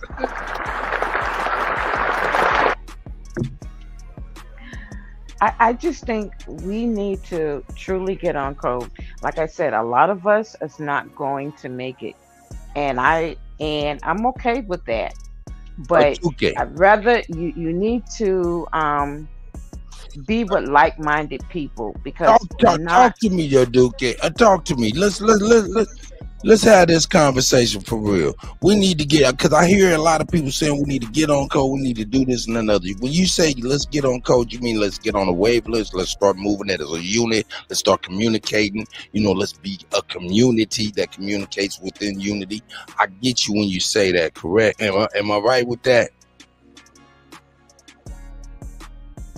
Am I right with when yes, sir. Okay, so that's what yes, you sir. mean. Yes, sir. My thing is this right here. In order for us to establish that code, we have to break some laws. That's a fact. No, ain't no laws. Well, Look, hold up. It ain't no laws that got to. Ain't no laws that got to be broken, bro. Well, let me say. We got to start. Look, we got to start. We got to start breaking these policies, bro. That's the hindrance, right? It's these policies. The law. But the law is universal. Okay. I just want to clarify what I'm saying to you. Hold on. Don't trip over each other. I'm not advocating. Do not trip over each other, bro. Just come. It ain't number 6 people up here. We got plenty of time to exercise our contention. No doubt. Okay. What I want to say, what I want to say is this: is that I relinquished the money. Me too. Okay. What I want to say is this: is that yes, we need to be on code, but not all of us are going to be on code. And then, yes, you have to break an omelet to make an egg. So not all of us are going to make it, but we definitely need to speak with one voice, like every other group, like the Asians. The Asians, when I say Asians, I'm talking Chinese, whether they be Mandarin or Cantonese, because they're two groups. They classify themselves as Chinese, but they classify themselves as different groups. The Cantonese and the Mandarin. On other groups of the Italians, you have the North and you have the South. Everybody knows if you say you're from the South, everybody know, oh, you got some black blood in you. But if you're from the North, oh, you Caucasian. They know themselves. From Latinos, they know themselves. I don't mean to cut you off, but you're speaking, and I fully understand everything you're saying. I understand these different denominations and how they, but we had to go into the brass tacks and the truth on how they was able to establish what they are benefiting from right now. And what they established was rule, and it was by a force. If you broke a rule, a code, somebody was gonna come see you. You know what I'm saying? That's what I mean. In order for us to now, I'm not advocating for this, but I'm saying these are the things that we have to talk about. I'm with you, Cut. I'm with you. You can advocate. And what you're saying, wait a minute. Hold up. I know what you're saying, Cuddy, is definitely right. And like I said, being in all these different communities, they have a code. And if you break that code, yeah, they'll be at your door. There is consequences. They'll be at your door. Now hold up, sis. Hold up. Let me just at least get it in real quick, cause y'all some long-winded and y'all let y'all go, man, for real. But this right here is Don't something say y'all, because every time I talk, I get cut off. But go ahead, sister. So I hear you every time, though. I make sure I try to hear you. Hopefully that's true. I'll try. I'm sorry, Sister Soul, if you got cut off. I'm sorry. I don't mean to disrespect anyone on the panel or anything. I'm sorry. It wasn't you, sister. Oh, was it me, girl? I ain't cut you off. And I ain't gonna get on it because it's one of my favorites, but it's okay. Let's let it go. But I'm just saying it happens. Yeah, I know it does. I know. I try to listen out for you, and I definitely don't cut you off. I try not to. If I did, I apologize. I'll be trying to tell you niggas to stay out them. I'll be trying to tell you niggas to stay out them rabbit holes. That's where y'all get that long ass wind from. Y'all got to take them deep ass breaths. Stay on the surface where you can regulate your shit. Hey man, I relinquish the motherfucking flow. Yeah, man. Hey, I usually just kind of like I get on out the way when y'all speaking, man. But anyway, what I was speaking to is like, these people, man, in order for the Chinese to get it like that, man, they have regulated their people and to the point of unearth. You know what I'm saying? For the Italians, same thing. In America, outside America. You feel what I'm saying? These are the things that we, for real, up to after what, the 30s, 40s, and stuff like that, we've lost touch with being able to at least discipline our own, because without discipline there's no code. Not suggesting anybody do anything crazy. I'm just saying, there has to be a system in which, but we can't speak on everybody else's halves right now, and we've been systematically handcuffed to not be able to have that benefit. I guess that's okay. All right, and I totally agree with you. But you know what? Let me tell you about the Asians. They speak what money is power. They put their money on the table and say, this is what we want. You don't see them out there, bowing down and saying kumbaya, singing all this stuff.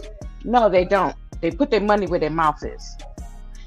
Until we decide to say, because all these artists that we built up, because they didn't build themselves up.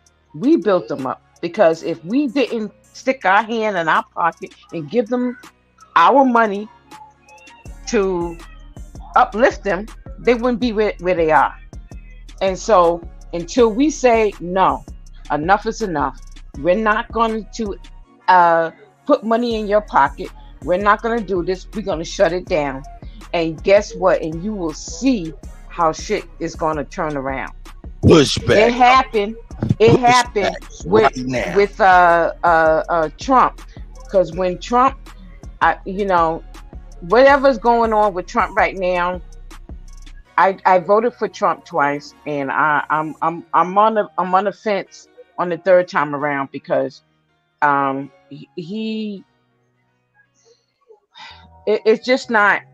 He just got to come clean with what the hell's going on. I see what's going on, but this is a power structure that's been put into place millions of years before we even know what's going on.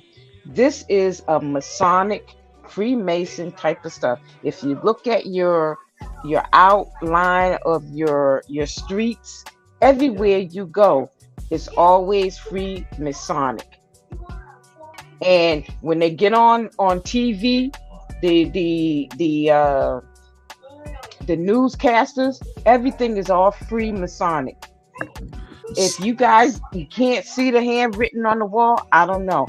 But only thing I want to say to you guys is that, and the only way for us to get out of it is that we need to just not participate and say we're going to shut this shit down like we did in the 60s. We're going to shut this shit down until we have the grassroots coming to the table. I don't want no sportsman.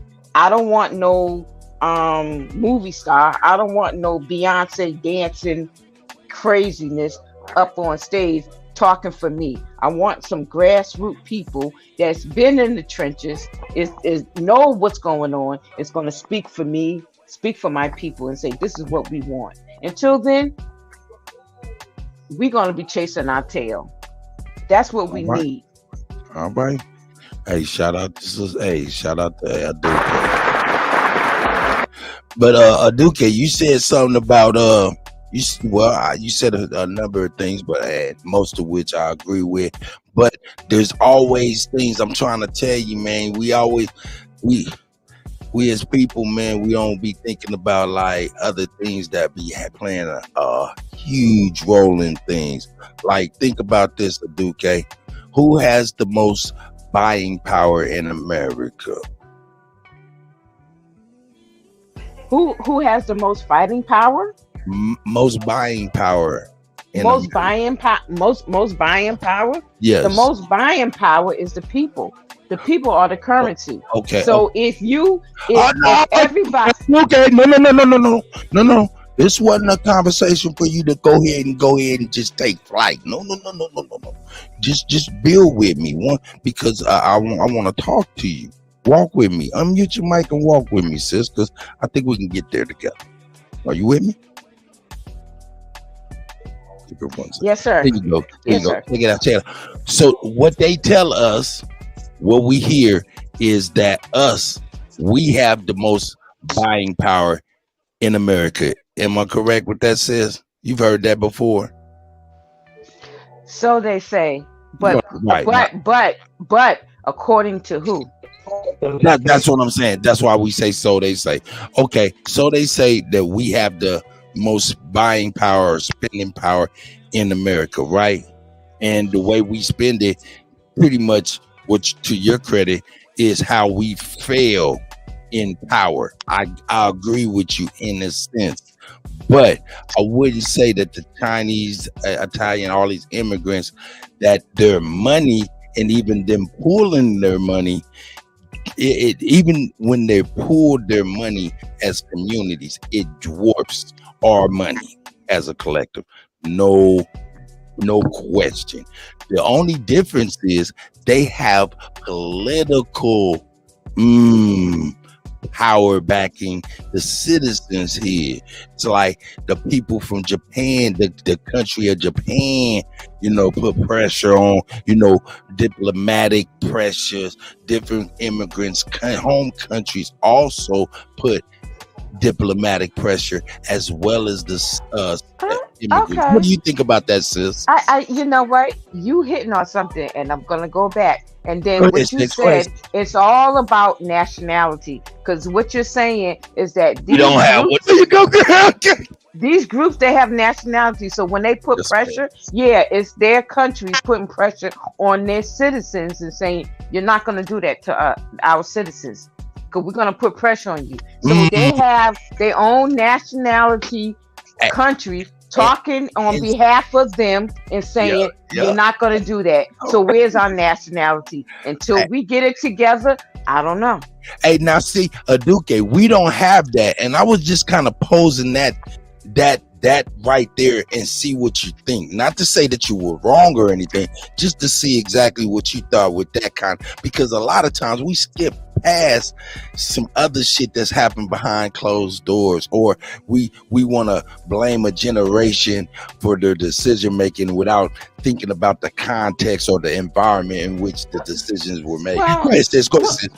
Well, here's the thing. Everybody's talking about nationality between the Moors into the Aboriginals or whatever, and everybody's talking about, well, you need to do it for yourself. You start your own tribe or whatever.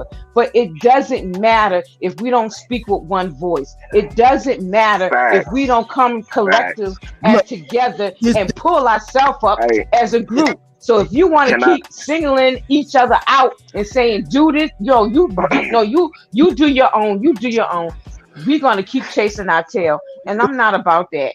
Like I said, we in a war. And there's going to come a time I'm not going to be on this panel because, like I said, I'm making allies because you can't fight this battle by yourself. And if you think you can, go right ahead. But I know there's people out there, like certain people out here, that will kill me and kill my family because they're trying to survive, to kill their to help their own family. And I'm not about that. I was about to go ahead and let me at least put the exclamation on this, and whoever asked that question, if they can pick it back up, can definitely do that. But what I was just kind of posing that, I'm not trying to point towards nationality, although that's what a lot of, hold up, I got an echo. Hold on, Alibaba. Yes, you have an echo, but it is about nationality. Because every other group got nationality except for us. We're the only group that keeps separating ourselves and calling us everything about. You got it, sis. Go ahead. Everybody's talking about nationality except for us. Every other group is talking about nationality except for ourselves, and we call ourselves everything. And everybody, no, wait a minute, it's so confusing because they say, "Oh, you need to go build your own tribe." No, you set up your own tribe. Oh, you need to be a Moor and do this. It's so confusing because we've been so misled and we're being bounced around. How can we ever? And like I said, you better make allies because you ain't gonna make this out by yourself. I'm making allies because this shit is gonna get deep. Mic check. I'm not gonna. Thing though, Aduke, this is my thing though. Real talk, and I'm gonna leave it alone. When they talk about nationality, that's not us neither. And when people get to talk that stuff, I don't believe that that's right for us to go. But Cuddy, it's all about nationality. Everybody talking about. Wait a minute. You think about these other groups that come in here, these illegal immigrants, as everybody's talking about. You don't think they have nationality? You don't think they have somebody talking for them? It don't have to be. Mic check. Can you hear me? No, Cuddy. Everybody calm. All right, Cuddy. First and foremost. All right. You know what? You know what? You could let me right there. No, Cuddy. Let me deal with y'all, bro. No, Cuddy. Let me tell you something. I love my people, and I love them here because we are a true people. But you know what? It would be detrimental if we don't truly tell them the real truth. We're at war, and I love my family, and I'm building. I'm building. I have land, and I got Well, land from hold on, Cuddy. inheritance. Wait And a minute. I'm building, and I reach out to other groups because I want to know what's going on in their group. I want to know how you move and shake and do all this, because what's happening that my people are not doing that, and I move and shake, and I reach out, because when that time comes, I'm gonna need them. Because guess what? We don't have stores anymore, Cuddy. We don't have those supermarkets. We don't have gas stations. We don't have none of that we used to have in the 60s. that's It's right. all of it I is do care. gone. I do care. There's no disputing what you're saying. Now, may I answer you, please, ma'am? Because I've been listening. I didn't want to interrupt, but Oh, it's not yes, really sir. a big Yes, sir. Sorry. problem. It's a problem because we are not addressing it in a correct fashion. I just very simply preface what I say. I bang on one thing. Identity crisis is a thing. That one word, American, addresses everything you and Cuddy have been going back and forth with. It is our true nationality. We have been defined by others. And even in the definition of the American, there's only one Aborigine. There's only one copper-colored race of people who inhabited this land that were then co-opted and stolen. Says it in the definition, very second phrase. Given to the descendants of Europeans, the colonizers, the invaders. Now, these are just simple facts. The problem for us was you're lamenting, and we say this every time we get together in a group, cookout, family reunion, funeral services. Black folk need to get together. Well, we're not black. Niggas won't get together. Now, certainly I'm not a nigga. Negroes don't have their shit together. We're not Negroes. So until we can at least understand, and this is a very simple thing, though it's complex in our obvious dysfunctional behavior. We are the only American.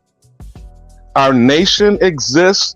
There is a flag that may represent it, but only we hold dear the inheritance of the true, authentic American. Now, if we can stop, focus, and agree on that simple fact, any trans-African mofo who shits pan boo-boo, what do I say, Cuddy? Check at the door. So if you don't want division, and you surely shouldn't, Queen Mother, I hope that I at least said something with clarity and focus and simplicity. What say you, dear?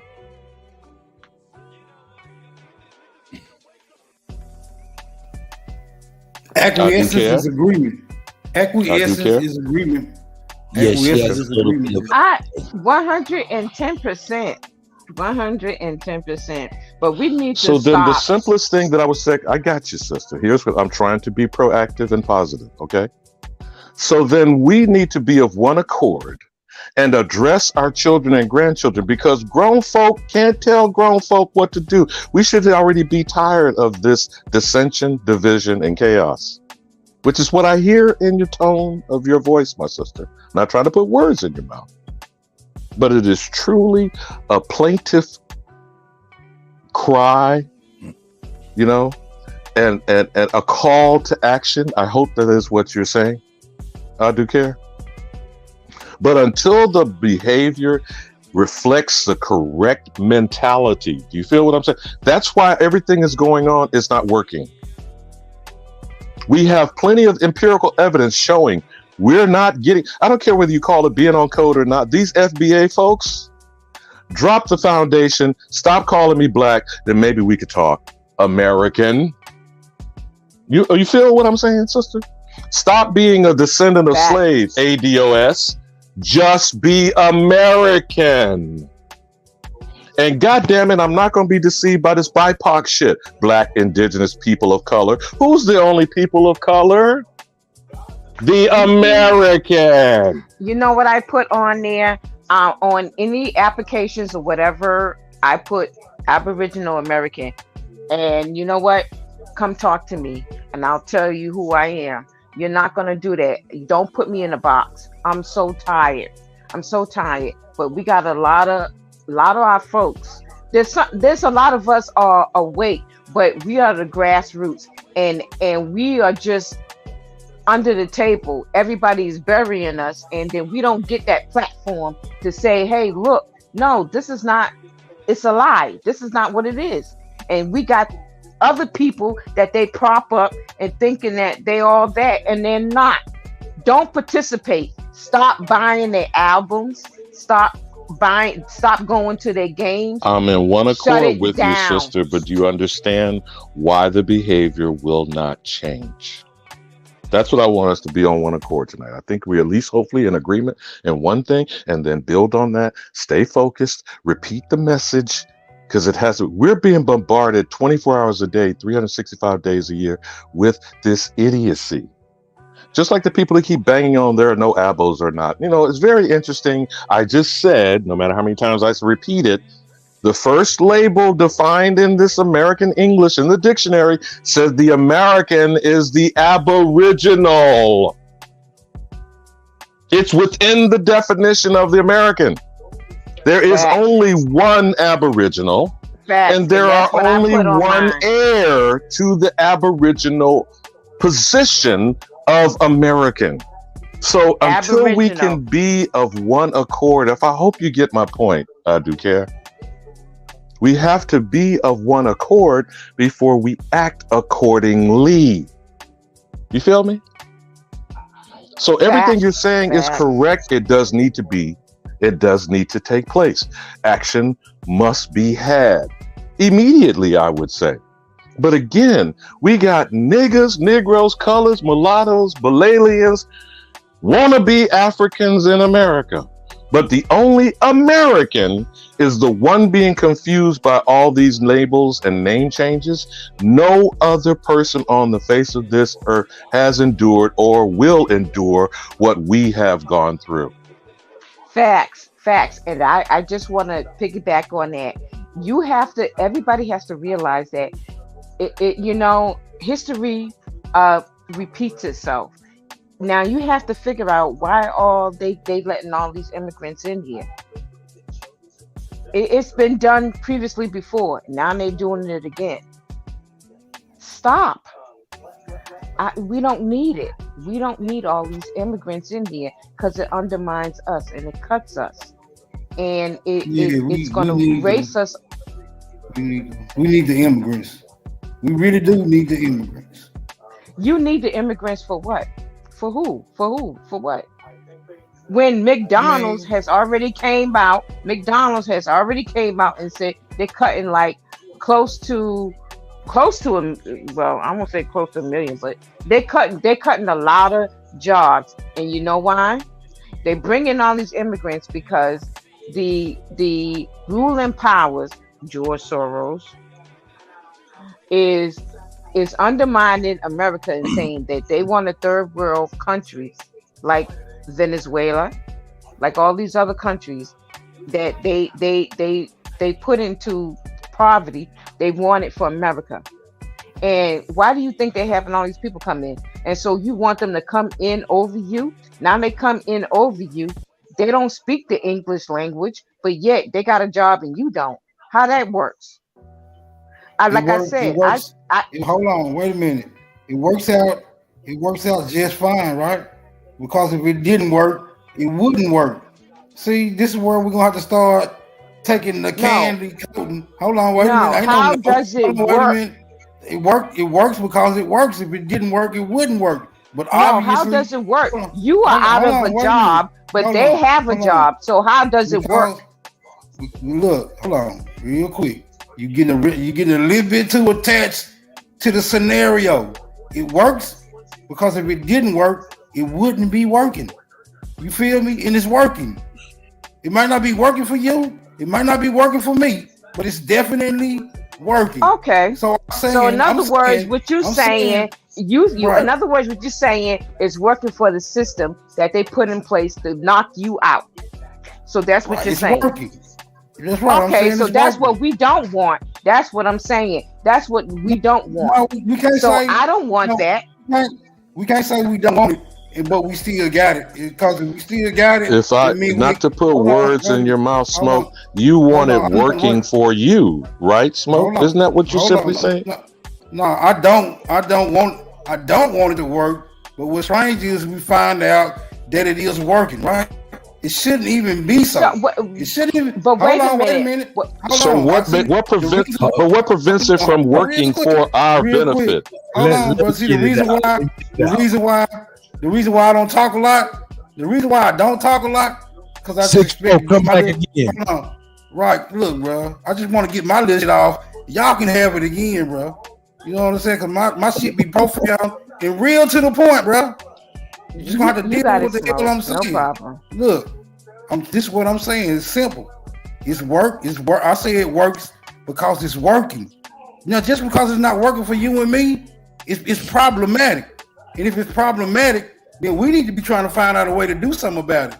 But if we're accepting it, then we can't say that it's not working.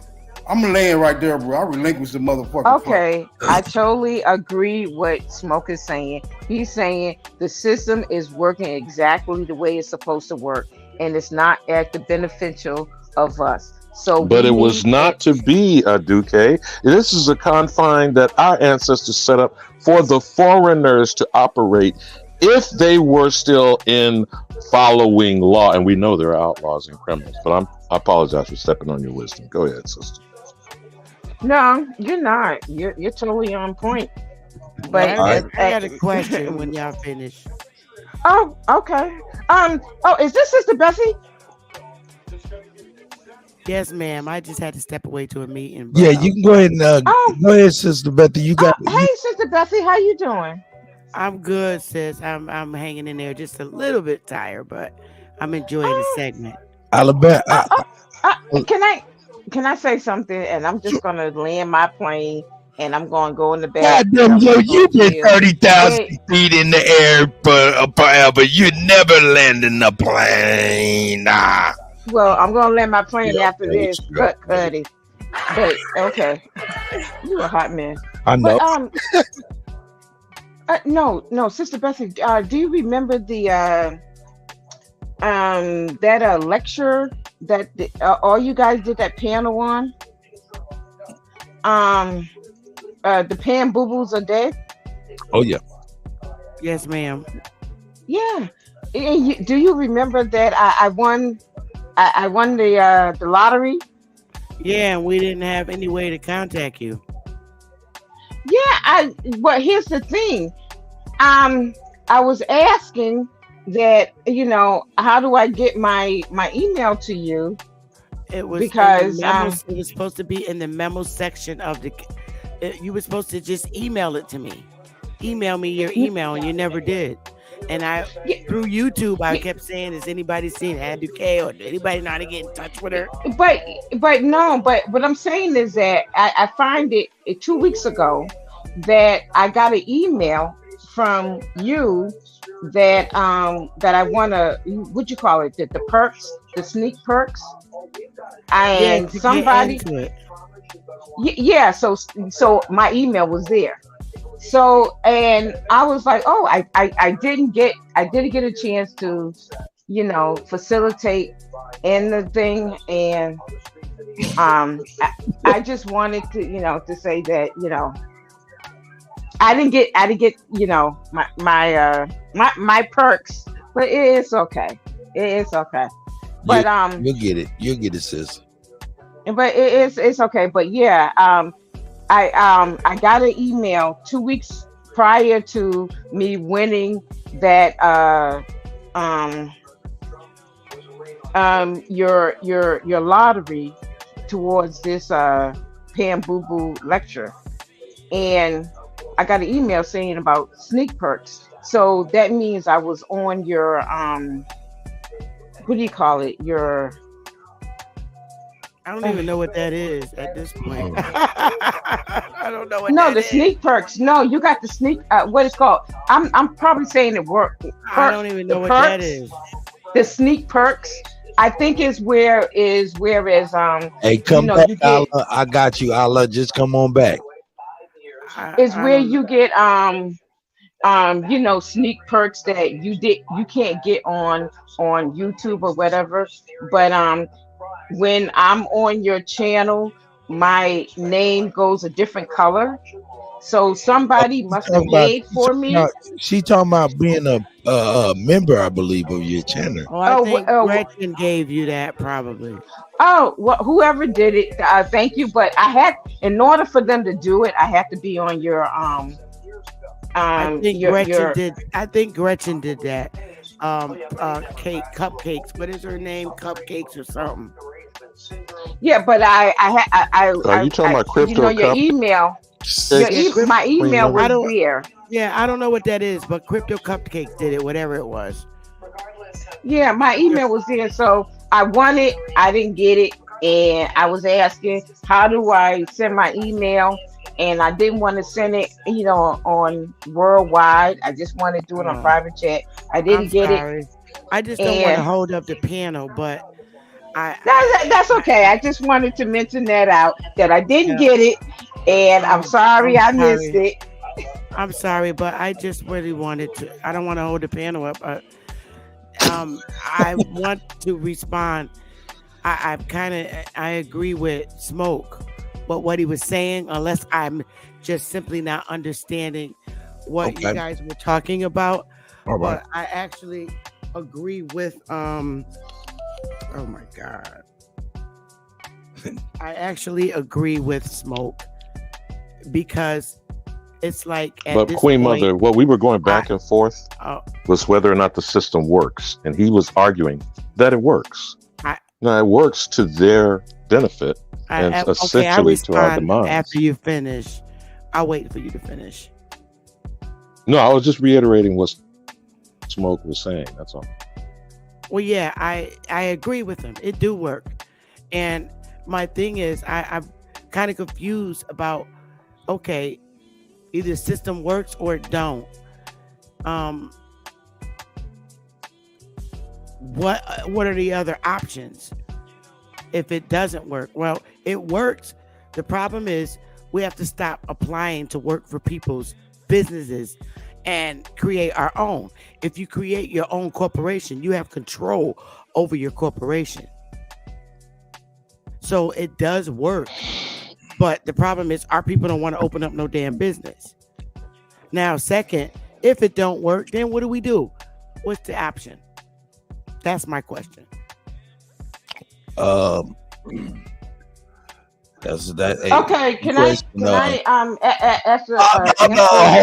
just 1 second. Let me at least get a couple of these brothers real quick. Alabama, Ali Baba has been in here waiting. He's fell off a couple times. I like to let the brother get a word in. Then we got Digital Asset Lucky in here and to add to the conversation, to add some turmoil. What's going on, Ali?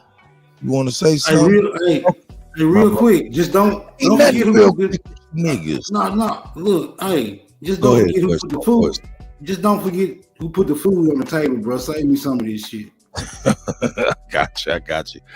Ali, okay, well, Lucky, you want to say something? Ali might be having a device issue. Oh, yeah, peace to the chat, peace to the panel. What's up with your cut? Man, shout out, Luck. Yeah, that's a good conversation today. I like what y'all was doing. Alabama kicking some shit today. Yeah. Hey, Duke is too. Smoke. Oh, yeah. I don't want to disrespect the sister. I just didn't know her name. Hey, they all coming in. It's making us all think. That's why we over talking each other. That's when you know you got a good conversation. Everybody got something to build on it. Yeah, that's what I'm saying. Cause it's a good one. I actually had someone wanting to put in on the I got a little nugget I want to drop about the NAACP. If you could share my screen for me. Oh, no problem. Hold on 1 second. Yeah, I got a little nugget about the NAACP and its founding fathers. Oh yeah, already. I did that on my personal channel. I said, is anybody gonna answer the question? Do we have anything other? Well, Queen Mother, I was going to, but I was trying to let him get those other people in.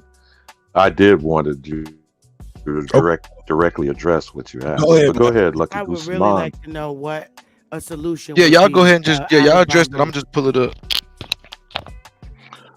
Chief Morning Thunder, where I was, and I wasn't in contention with Smoke. What I was saying to him was, who's to imply that it can't work in our benefit? Now, the first thing is, well, again, we always operating out of ignorance as a people. Where we started in transitioning this was to agree that there is only one American. I know that's not something that you would argue against, Chief. And the understanding of that and embracing it would hopefully reduce some of the chaos and confusion that's going on with all these labels, name changes, and memberships in these organizations, like he's trying to pull up the NAACP. Okay? So if we are the only American, and we are, and this is an American institution, and it is, and this governing structure should be authorized and run by Americans, who's to say that we should not be at the controls of it? I agree, and I could say this. I don't want to be a part of any organizations that's in operation right now. The NAACP is a piece of shit, and the Chief is right. None of those organizations help us, and I don't want to be a part of any organization that's been established.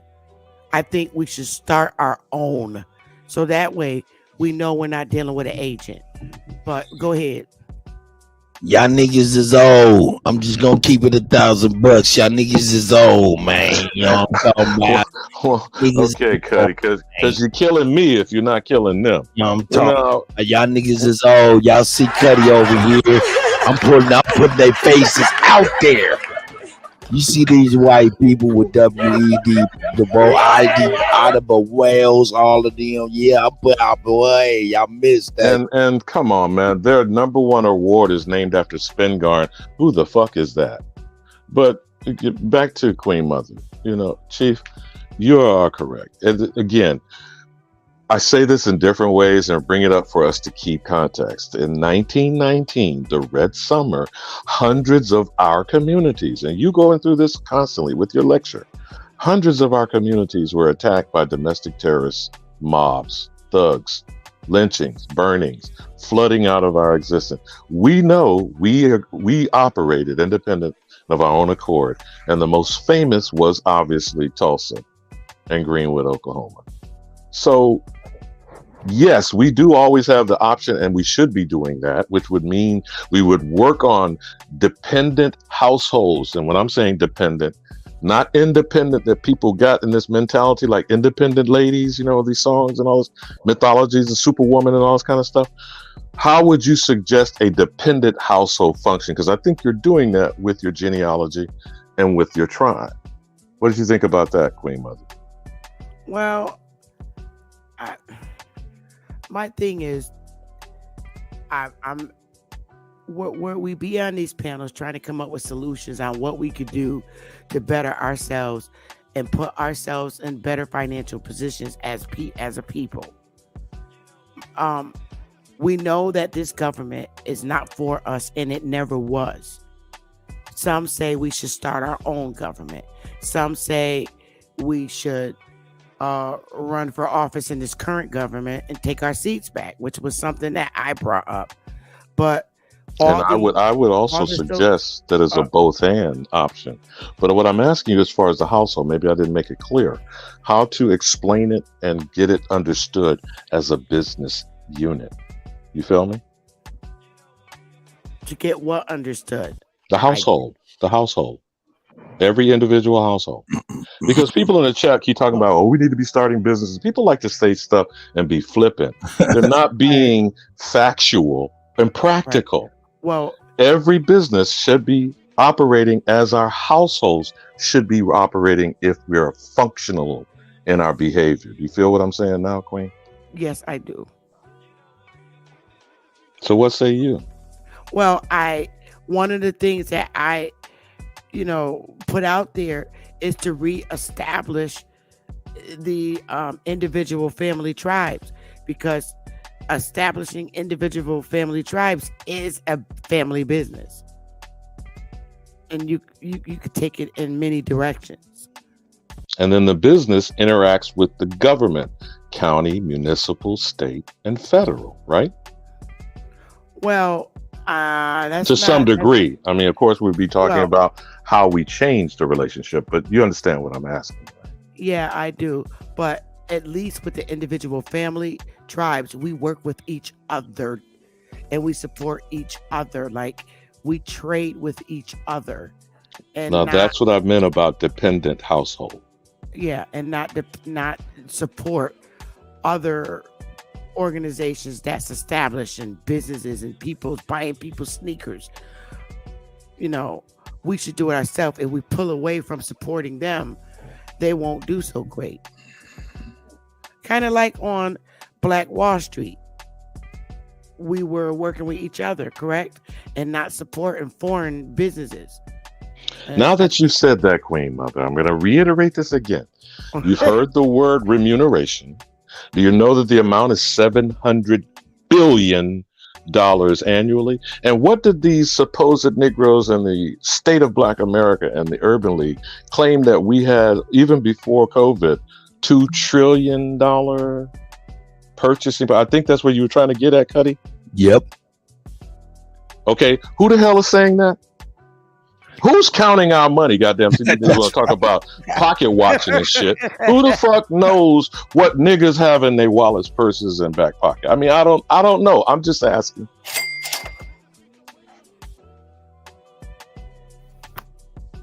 So how about we cut off that 700 billion, Queen Mother? Because, you know, that's the time-wasting tethers that have operations in our community. If we boycott them, not buy black, don't talk about this black shit. If you stop doing business with foreign invaders, how quickly could they be run out of our communities? Very quick. Well, that's what I said. I just said that. Stop supporting. Every business in our communities exists because we keep supporting them. If we don't go to the Chinese restaurant, if we don't go to the Jamaican restaurant, if we don't go to any of the stores in our community, we can get them out of here because they're all foreigners.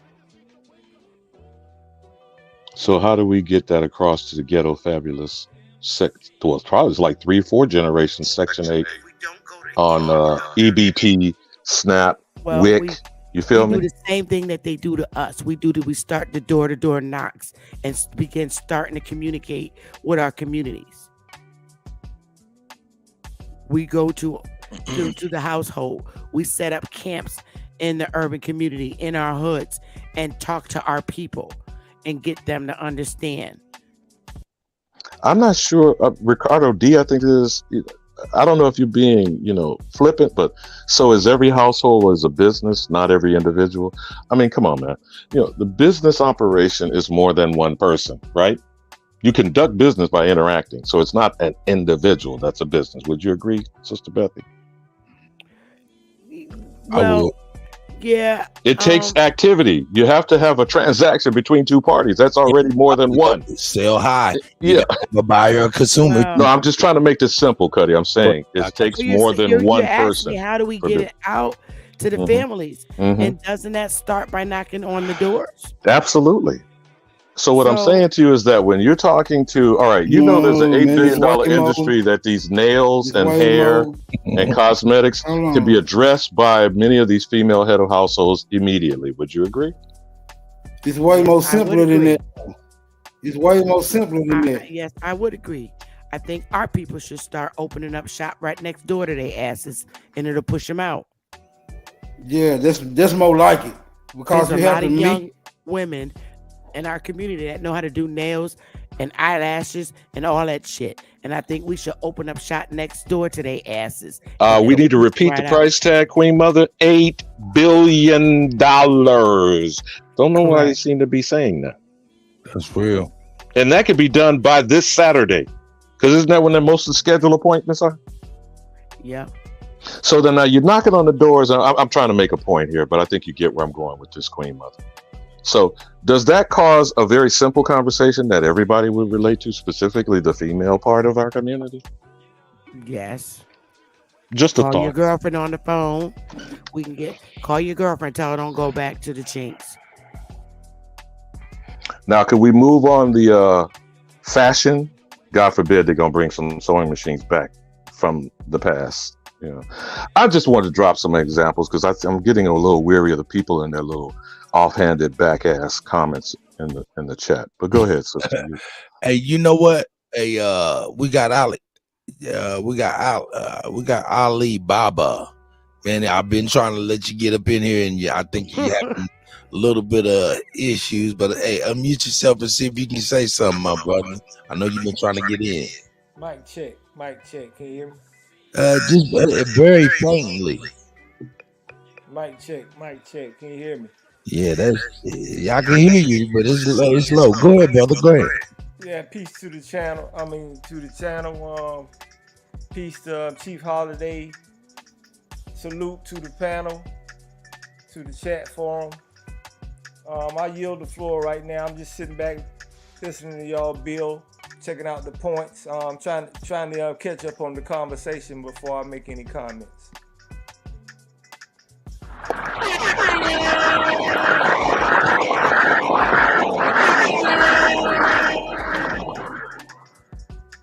Hey man, shout out to Ali, man. Shout out to Ali once again, man.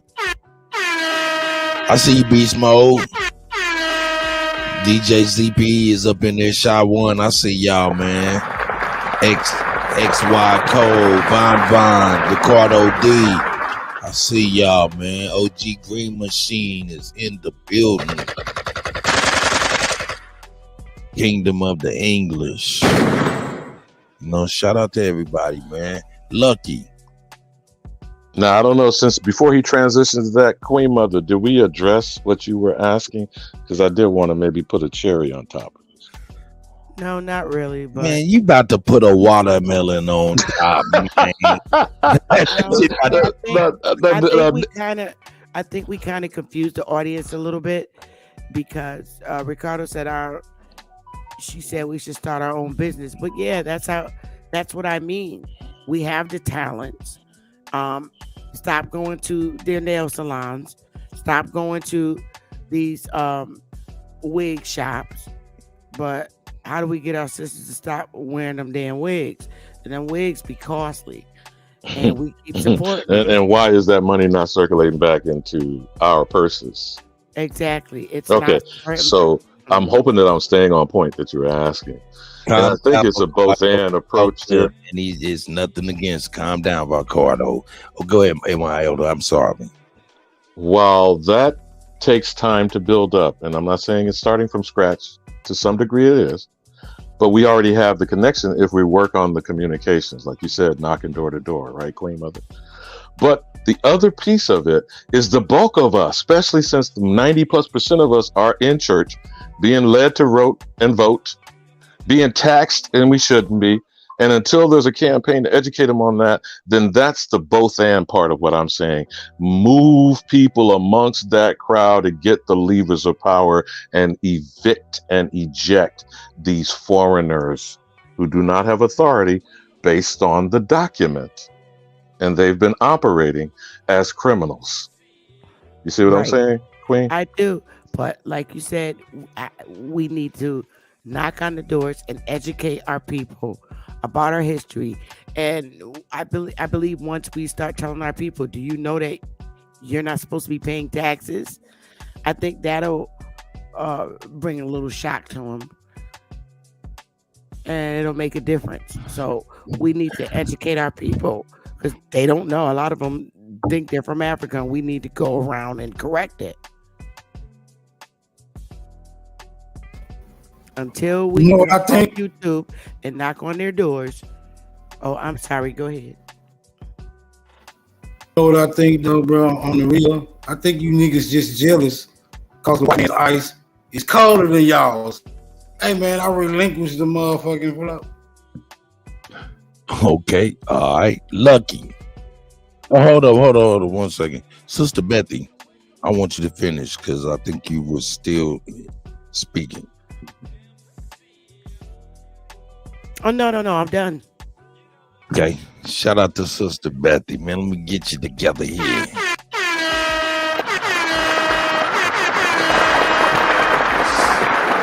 Sister Bethy, like, hold up. Y'all talking about us a lot of money problems. My shit still work. She said, my coins still work. Lucky, man, I'm gonna let you get to your article here, man. My brother, this was just, I appreciate your patience. Oh yeah, it's all good. I'm just chilling watching the build. But it's just this video. I mean, this article is basically it's from the communist paper from like 1954, right? I like to consider this would be like some what you call like some the Breitbart of his day. You know what I'm saying? But you can get the goods from him. So as you can see, he says. You got an echo. You got an echo, bro. You got. Yeah, it's somebody else. It wasn't. Who got that microphone? Oh, that's Ali. I got you, Ali. Hold on one second. You good, Lucky? Go ahead. Yeah. So right here in the article, it states like the NAACP has never adequately represented the Negro citizens of America, and then it goes on to say it explains like how the NAACP was began. It talks about the book that was published in 1951, and it explains how basically, man, it was created by like some Russian Jews. You know what I'm saying? And it's always been infiltrated with the Jewish Congress, and it explains. This whole article really lays out how segregation was working in our benefit, and how like the teachers and the amount of money they was making and what it was bringing in and all that type of stuff, and then what it was done or what it was like after segregation, because they had case studies from the North, so they were seeing how different teachers they weren't getting jobs once the segregation started. Like I think it was like a number like in Georgia they had like 7,000 some odd teachers. They was making like 15 million a year, and then when the segregation happened or whatever, when it stopped, niggas couldn't get jobs, and then the money was going into the white communities. You feel?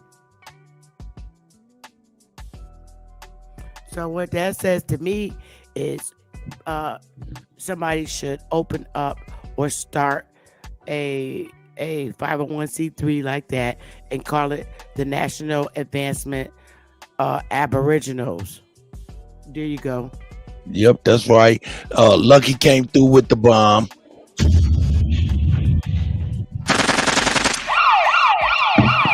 Yeah, they gonna need the police after that one.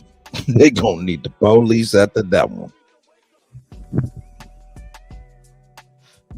Yeah, they say right there the Khazarians. I don't know if you can see it right there. They say the Russian, they was kicked out of Russia for trying to throw. It's saying that in there too. Yes, it go in. I ain't gonna lie, go in. It's Columbia.edu. I found this on Columbia. Wow. You know what I'm saying? Wow. That's crazy, man. She found a way. Man, hey, but check this out, man. Look at this, though. These are the same people that got us in the music business, entertainment, got us in fact, though. That's a fact, though. Political. I mean, they cornered us every which way we go. They benefit off every movement we do. No, that's a fact. That's a fact. But see, the thing about it is, it was orchestrated in 21. Lucky. I'm sorry. I know you was gonna say something. I just gotta let this land, man. Yeah, we gotta think about all the people that we love for real, who is gone. Who thought this was us and for us. Man, this hit a little different. It be hitting like, you know what I'm saying? You know what I'm saying? Like, you know what I'm saying? That Bible shit, you know what I'm saying? When I think about my ancestors and how much they committed to this type of stuff, and they end up being a goddamn lie. Sorry, Lucky. Go ahead, brother. No, that's a fact, brother. I just wanted to present the article, you know what I'm saying, and drop some a couple little facts about what they was even saying about NAACP back then. Like, niggas been knowing that the NAACP is on some other shit. You know what I'm saying? Niggas been knowing the foul play. But this guy here, yeah, this article goes in specifically to the small hats. Hold on, Shout out to Lucky, man, with So he the got info for real, for real. My Let me say God, right. going in. Is it? Can you see? Like, can you? Is it big enough to read? Let me. No, it's not big enough. It's not big enough. Nah, we just got There to you go. trust you a There little you bit, go. man, because that's that old school type, right? That shit, damn. But it's going in. This paragraph right here is going in, right? It says the anti-segregation decision of the Supreme Court was dictated by one of the most sinister men in America, an Australian Jew named Felix Frankfurter, leader of the radical world Zionist movement and a lifelong advocate of socialists and the left-wing objective. Felix was head of the defense committee for Sacco and Vicente, anarchists who were what they say electrocuted in Massachusetts in 1927. Law partner Henry L. Stimson in the firm of Winthrop and Stimson, lawyers of Kuhn Loeb Company and international Jewish bankers who financed the communist revolution in Russia. So I don't really even need to read too much further into that paragraph. That's just letting you know right off the top of the paragraph, but they letting you know who we talking about. We talking about bankers. We talking about financing revolutions. So this whole segregation thing. Hold on, wait a minute. What's up? Don't forget about the sellout niggas. Don't forget about the sellout niggas who was utilized to push this shit too. Oh, they got about them. Yeah, they got Mr. Robeson front and center. Hold on. Wait a second now. They got Mr. Robeson front and center. Hold on. You see what I'm saying? We know what the perpetrators is. You know what I'm saying? So this article right here really goes in for real, for real. Tom Launder. You know what I'm saying? So I could drop this in the back chat if anybody want to go into this, but it basically, like I'm trying to give you the synopsis of it. It just explains basically the tentacles of the all these different ones, all these different organizations, these Jewish organizations, and how they found their way into segregation. This lady right here. This lady right here, Anna Rosenberg.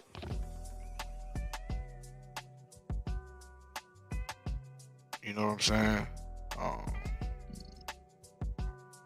Who else? See, this is why it's important. This is why it's very important for niggas to think separatist, bro. Niggas gotta think separatist instead of universalism. The universalism shit is killing a nigga, bro. That we can all get along, shit, kumbaya, work with other groups, let's do business with the foreigners. Man, fuck all of that, bro. I agree. Which, I mean, niggas gotta have shit shaking. You feel me? Like everybody gotta do their part. I personally think we should start our own. We can't work with the current groups in place because they don't represent us. Look at where we are. And I work for the government. We need our own organization. Hey, man. All of y'all absolutely correct, man. I don't disagree with y'all at all. We also need our own way of whooping each other's ass. We need our own way of discipline. We need our own way of keeping ourselves on sort of street code. Right? That's a fact. You know what I'm saying? That's a cheap thing that I be thinking about, man. It's like, you know what I'm saying? I mean, look, man, we got all these people, man. They get on the news. They get on all kind of different avenues. For the people in this newspaper, you know what I'm saying? They get in all kind of avenues to derail us at every corner. And they are on people. And we don't even have no checks and balances when it comes to them motherfuckers. Hey, not advocating nothing though. You right. You're absolutely right, though. You right. That be the shit. I ain't gonna lie, man. 'Cause I'll be like, man, motherfucker need to, yeah, well, allegedly, emotionally, whatever will keep me the fuck out of the courthouse. But to be honest with you, though, Cut, for every program that they created where it's supposed to be helpful for our people, we need to create. They're getting their funds from the government, so we, as a people, can create those same programs ourselves, and that's our way of shutting down that current program because it ain't helping us. Like a program like the NAACP, they don't help us, and if they do, they only help primitive white mainstream society blacks. They don't help us. So we need to create our own program like that and get the funds from the government on our own. And that's our way of letting them know, look, y'all don't help us. So the majority of our people are start coming to us because we know that we need to help each other. We got to be able to self-law and govern. We can't, you know look what I'm saying? to the That's real. NAACP. We can't look to none of those programs to help us. Man, that's crazy. They're getting the government funds and they're applying them to who the fuck they want. They're certainly not applying them to us. So if we create our own, we can get those same funds from the government. It's called taking over your own shit. Man, they be playing with us, dog. They be playing. You remember they had the president of the NAACP in Seattle. She was a white lady. It was like, yeah, we're gonna make her dress up black and tan her skin and put her in front of niggas in Seattle. Niggas in Seattle did not know nothing, and that was crazy. Yeah, it was. You know what I'm talking about, Sister Bethy? Yeah. So yeah, her name was And they Rachel. didn't even fucking get rid of her ass either. Mm-hmm. That's some crazy. That's when I knew it was some crazy stuff. Then I started hearing more and more stuff, doing a little research, and then I was like, "Yep, I'm mad, mad for my ancestors." You know what I'm saying? But you know, But a lot of those programs, like the NAACP, they get a lot of their funds from donations. A lot of companies donate, but they don't donate for no reason. They donate to have some kind of power and say so over it.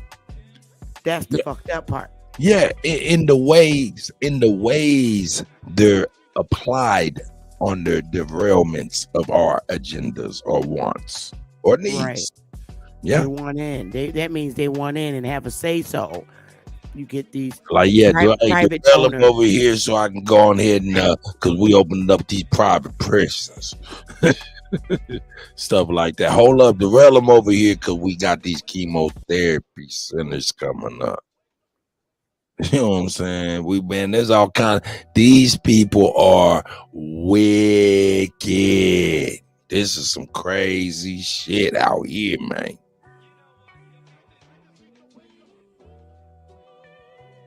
This is crazy. This is crazy. And this is crazy. God bless. Let's see, man. Who's up in here?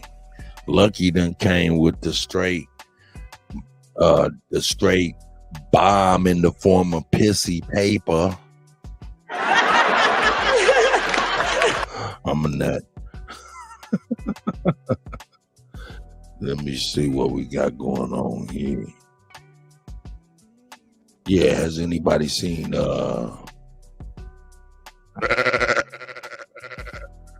Cuddy? Yes, sir. The example you were just displaying of Rachel Dolezal is just closing the circle in the personification of Jews considered themselves colored persons. They were playing both sides of the fence, and they were saying that they were non-white. They were claiming their Jewishness as a religion, and then turn around and claim it as a race. And they still don't claim themselves as white, which is crazy.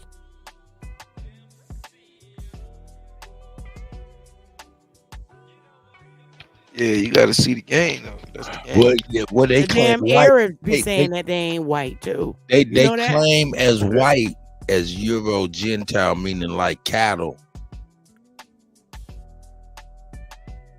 But Cuddy, we're not talking about WIGHT. We're talking about a status that is in the government and extended through the State Department. Got you. White status has become synonymous to Caucasian, and we already know that's pseudoscience from Darwinism. Yep. Yep. Well, hey, let me drop that bomb. The facts of the matter is Jews were not designated colored in this government experiment. There is no Negro but us, though the Africans want to take the term because if you believe in Portuguese, Spanish, dumb diversus, out of Africa mythology, well, they came across them dark niggas first, right? But Negro is a Spanish, Portuguese, Latin term that still exists in the English language by us calling ourselves Negro. Quick question, bro.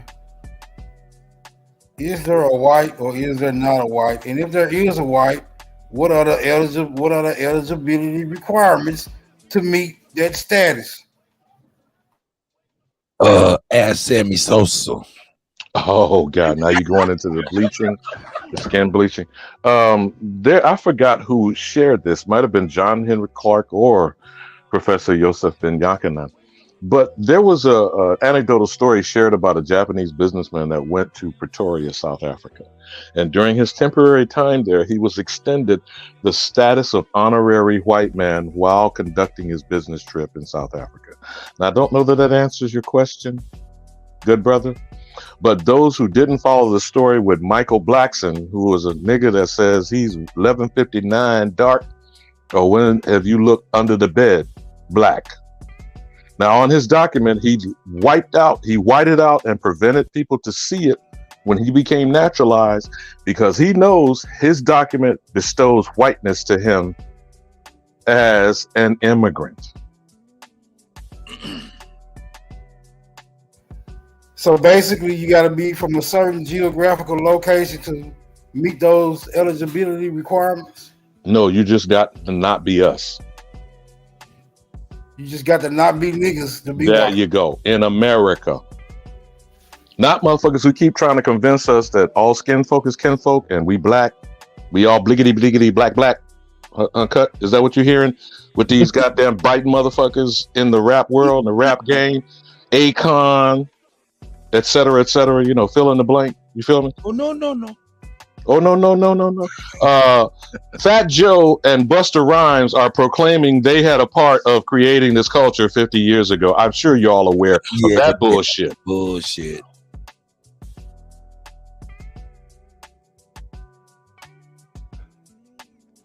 Yeah, that was some straight.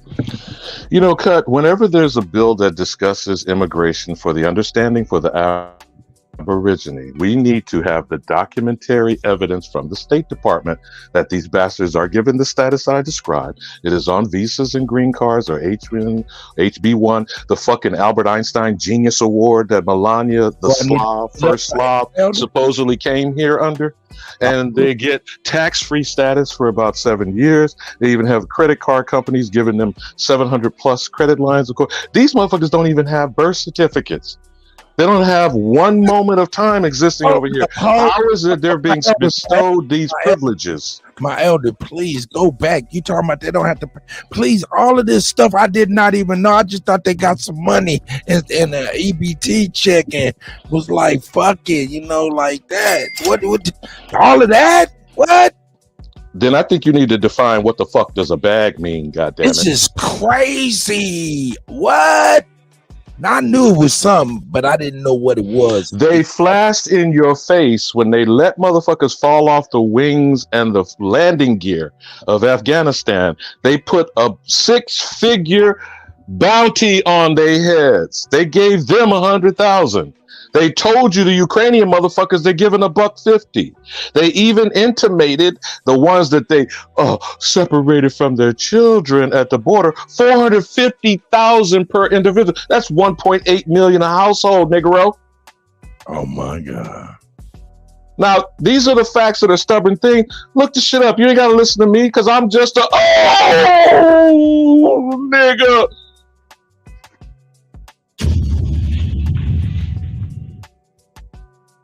Man, that shit just hits hard. That wow. Now I knew they got a leg up, you know, a couple boots that we didn't get. You know what I'm saying? But god damn. Man, and man, now when I go, man, gonna have me looking at this motherfucker at the cigar shop in a different way, man. God damn it.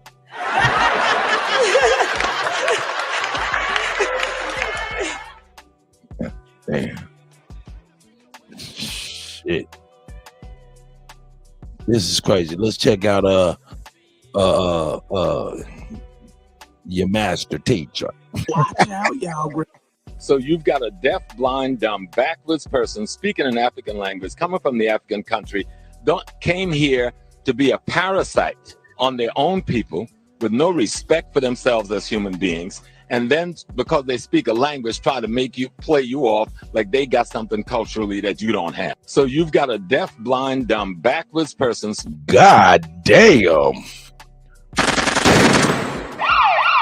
Help them out, They need the police. They need the police.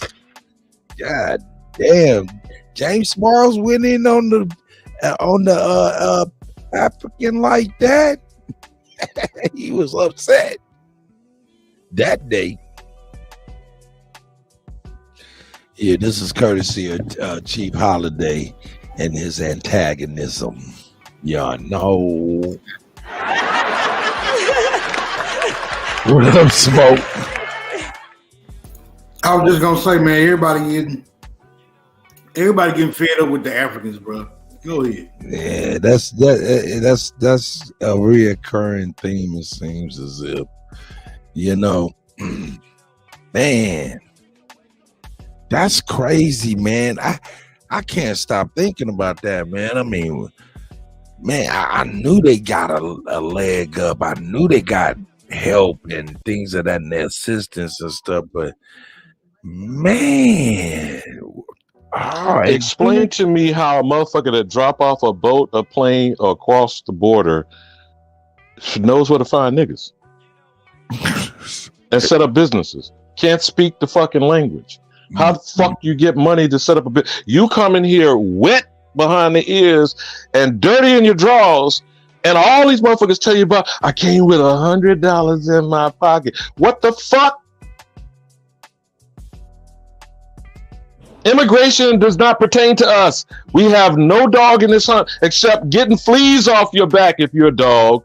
Bow wow wow yippee-yo yippee-yay. Or getting these leeches off your nuts. And I yield.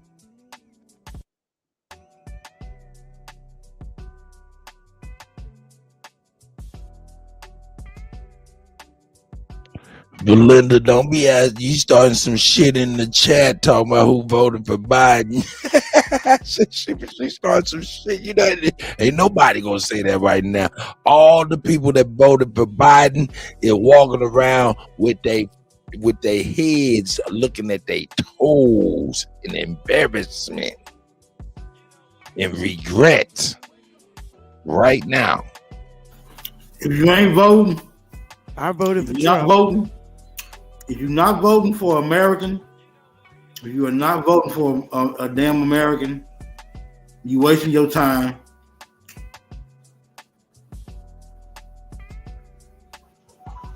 I'm going to stay out on the voting. I'm not going to vote. I'm just going to watch it for right now because Trump is talking the same talk he talked in 2016.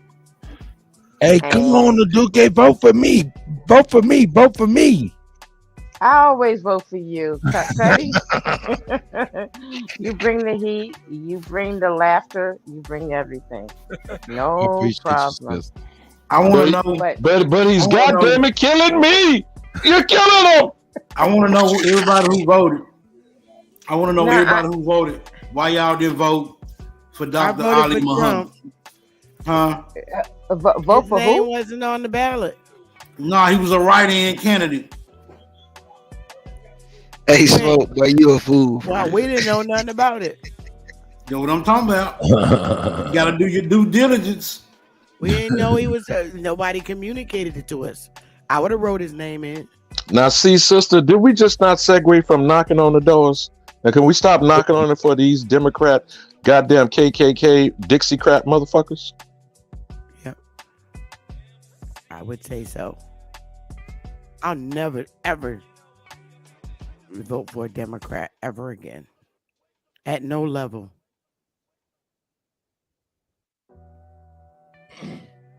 Wow, this is some crazy, strange. Hey, now check this out.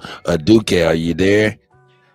Just came across my news wire Yes, sir. Yes, sir. that Mexico has now asked China for help with their fentanyl crisis.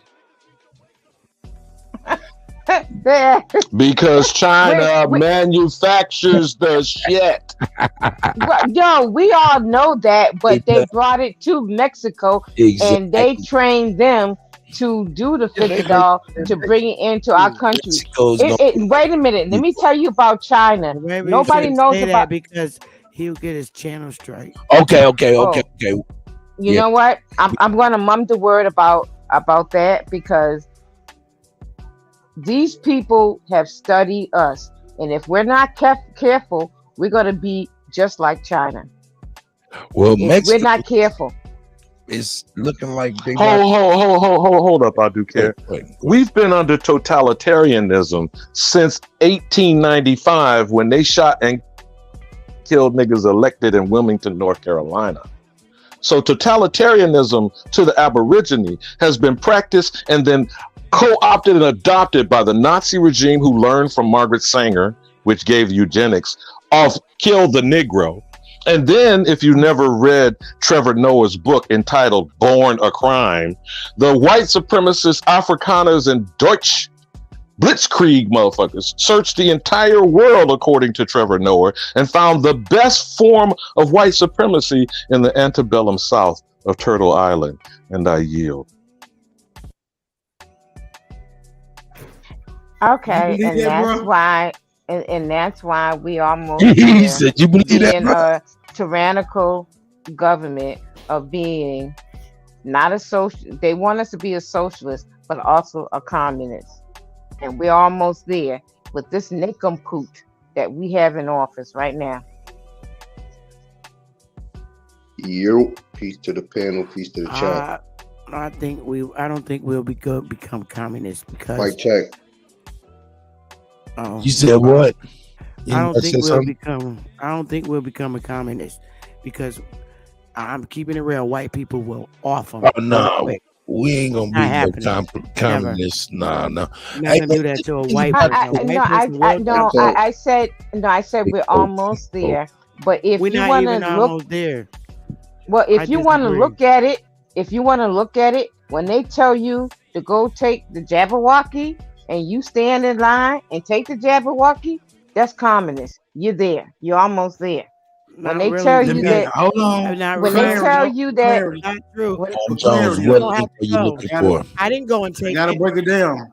no, Before y'all get lost some in the of us sauce. didn't, but a Hold lot on, of us, hold a on, lot of Alabama us will be did, taken down. and That's what that's Alabama why. wrote down. They willingly Hold on. Went over y'all here. Alabama Didn't wrote have that to. down. Hold up. Before y'all get lost in the sauce, bro, there's only two forms of government, bro. Autonomy, and then the rest of that bullshit.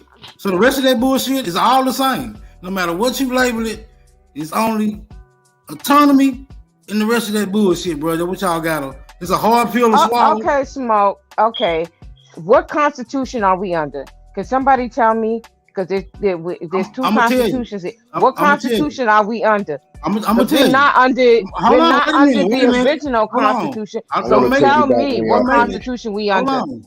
Don't make it a multiple choice question. Just let me answer it. We are under no constitution. There is no constitution for niggas. I know people like to assume and assert that our people wrote that shit. They wrote it for the foreign groups. I can't motherfucking tell. You have to show me how that's practical that we wrote it and we ain't benefiting from that motherfucker by any means. And if we is, we benefiting the least. So I would say we had the least to do with this some bitch being wrote. On that note, Everybody just said they ain't voted, bro. So we not even participating. If everybody just said they ain't voting, then niggas not using it. You know why niggas don't vote? Say that. You know why niggas don't vote? Everybody didn't say that. We Well, the niggas chat don't was vote. flooded with I did not vote. Stop the vote type shit. Nigga, Everybody I'm voting this year. I'm voting for Trump. Niggas, So, niggas basically don't vote. y'all forgetting that Chief Morning Thunder showed y'all a build about two different governments. That's why I hit this link. If they did that then, how can we do that now and make our own autonomy? That's why I asked about how can Pookie and Ray Ray or this community set up little demos or blueprints for us to get busy. We hungry. So what we gotta do instead of keep talking about it, when we can start showing lives and videos of us going into city council and letting it down. Agreed. They ain't gonna do them but cancel the channel if you get to showing us winning in court. So even if we did go in there and start winning, we ain't gonna be able to. Well, we show that publicly after we win, but we do that privately. We show the public after we win. I'm saying even if you show it after you win, they still gonna be shutting shit down around this motherfucker. Either They'll or, be like- I'm ready to get busy. like- Like I said, Chief Morning Thunder showed us clearly that was some Negroes, whatever you want to call them, Aboriginal, melanated when niggas was in position. So we could do that now and tap into this $1 trillion contracts. If we set up our own company. I want to ask you a Okay, question. but Hold on, okay? Hold on, y'all got to pay attention to what's going on the floor. I need to ask you a question, bro. When was this? When was this? Oh, it was in the 1800s. See, that's what I'm talking about, man. See, that's what I'm talking about. How we gonna build on the successful mount? But Smoke, that's when we stopped. After we got out of office, we never went back to try to get back on the ballots. But see, this is my question. Why did we get out of office? So we jumped ship. So we jumped ship. Hold on. I know it's gonna trigger you. This shit got to be brought to the table, bro. I thought it really happened in 1933, Smoke. That's what my thinking when it really happened. I just want to know what made us get out of office, bro. Well, the brother brought up Wilmington, so you know what I'm saying that was his indicator. It was shit before then, but Wilmington was a direct representation. We know they knocking off the landlords. Niggas is scared to die, bro. Fuck that shit. Okay. Who's that brother that just said that just now? What's your name? Identify the brother yourself, that just bro. said that. I'm talking to you. I think that No, was the brother that just said we're afraid to die. Who said that? I said that. C.I.A. I'm sorry, Chiapas. Okay, you're absolutely right because you remember when the Black Panthers went onto the floor of the assembly. They came in there with rifles. They were about business and they were meaning what they say, and they're gonna do what they say. And what happened? The government came in and they shot them down. Like I said, revolution. You cannot have revolution without death. That's what I was that's what trying it to is. say. Hold up, I think you finish. That's what I was trying to say. How are we gonna be able to build anything with brothers and sisters scared of death and scared of the penitentiary? I'm telling you, as long as we're here right now, it's too late for us. All we can do is build for the next generation, and it's gonna take sacrifice within ourselves. Go ahead. Stop my fucking head off. I volunteered. That's how the Mayans did it. Niggas is scared. Hold up. Go ahead, Sister Bethy. I hear you. First of all, I don't think we need to go in there like no fucking Black Panthers. I'm keeping it very real. Anybody with that mindset, No, No, I'm Sister serious. Bessie, I never. Hold up, No, I but never okay, said. she's talking I about never she's talking said. Why about would me. why be scared of? No, Why I would never we be said scared? that we Can I should. finish Hold saying what up, I'm saying, ladies. or Y'all I'm gonna are keep getting talking cut at off? the same time. Jesus No, I never. Christ! No, Hey, I Can never I said. finish saying what I'm saying so you could properly answer me? Is that hold, okay? hold up. First and Yes, foremost, both ma'am. of you are talking Yes, at the ma'am. same time. Were you talking to me, Sister Betty, by chance, or was you talking to Duque? I was talking to Duque, but I No, relinquished Sorry, my no, mic. she was. Sister No, Betty. she was Sorry, I talking was to me. talking to me. Go ahead. No, she was Go talking to ahead. me. Yes, ma'am. Sorry.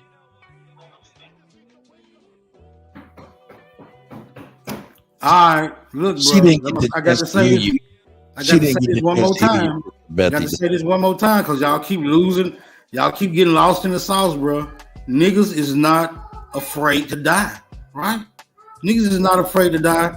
Niggas is scared. Niggas is scared to sacrifice, right? Dying is no problem. The niggas die the most every day in every area of human activities. We are the most casualties. So niggas are not afraid to Smoke. die.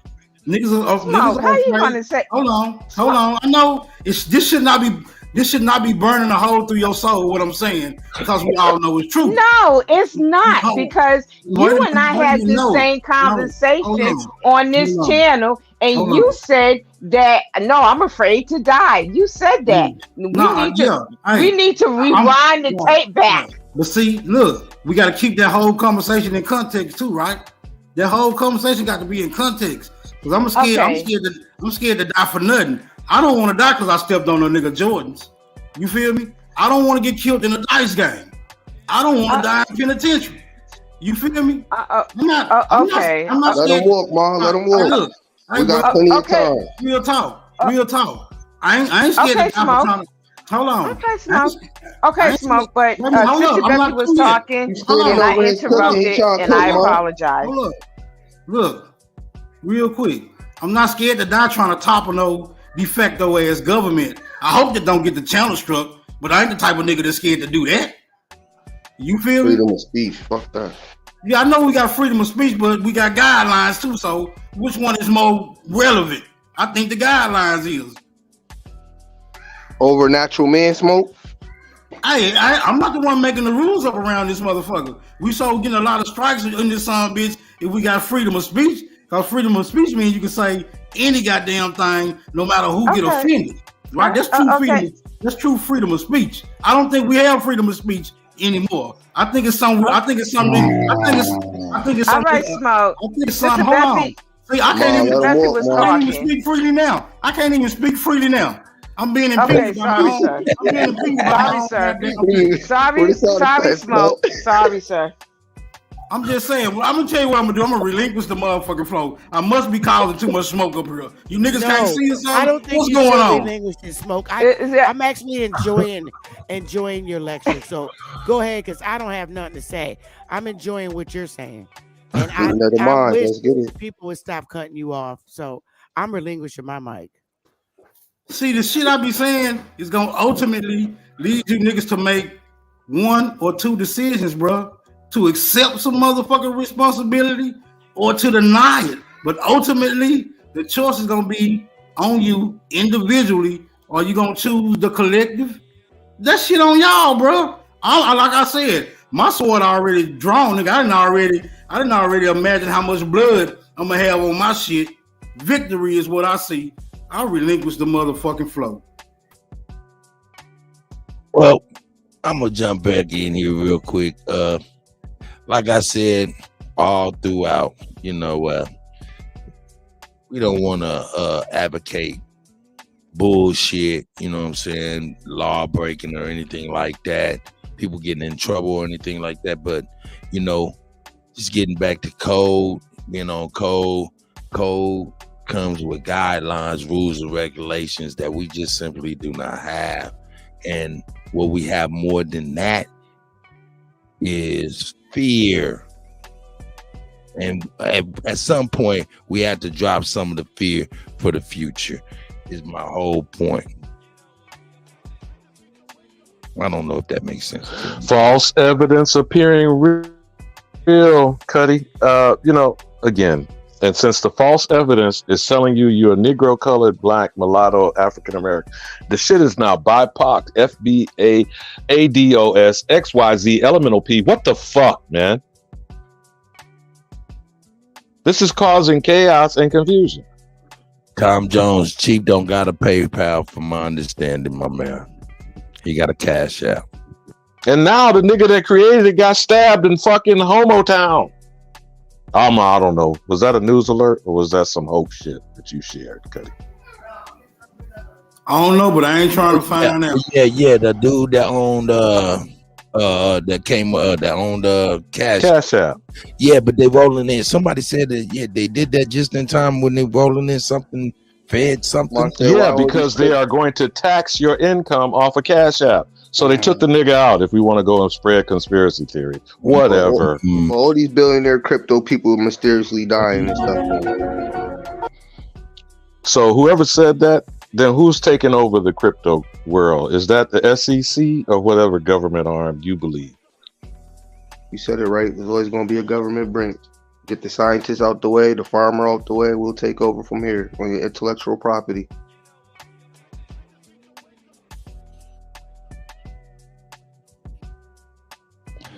That's crazy. I'm gonna put this link out here for anybody that would like to come on. Now, Cut, I'm gonna say again, whether you and the chief decide on, because we killing pan boo-booism, I guess, every day. Then explain to me about what immigration means to the Aborigine.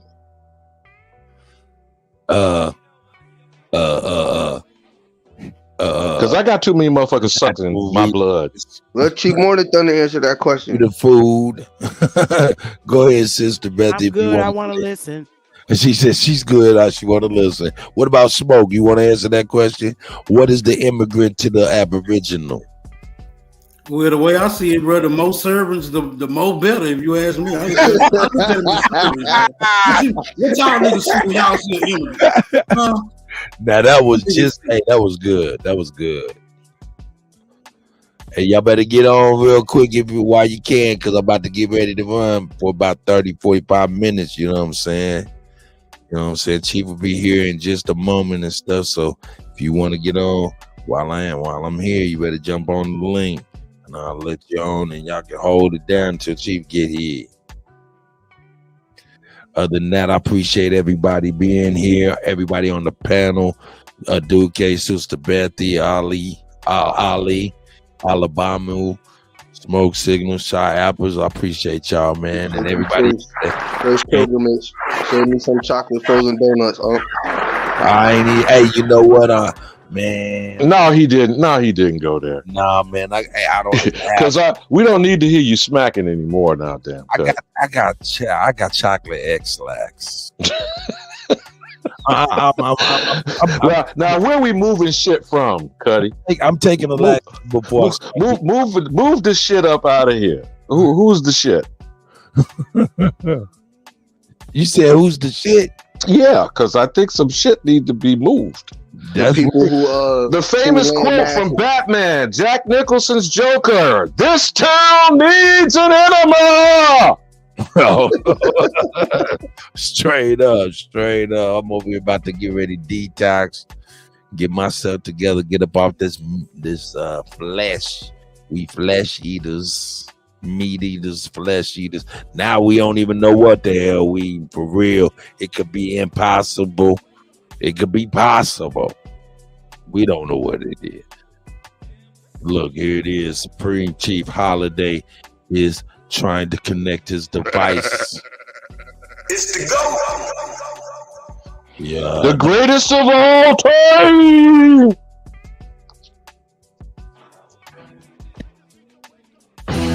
Sister Bethy, what are we talking about that door campaign? Are we gonna knock it? Knocking on my door? Either that or set up right there in the community, set up a table and you just talk. You start talking to people. You start waking them up, passing out. No Mary Kay, no Amway, Cuddy. What you doing?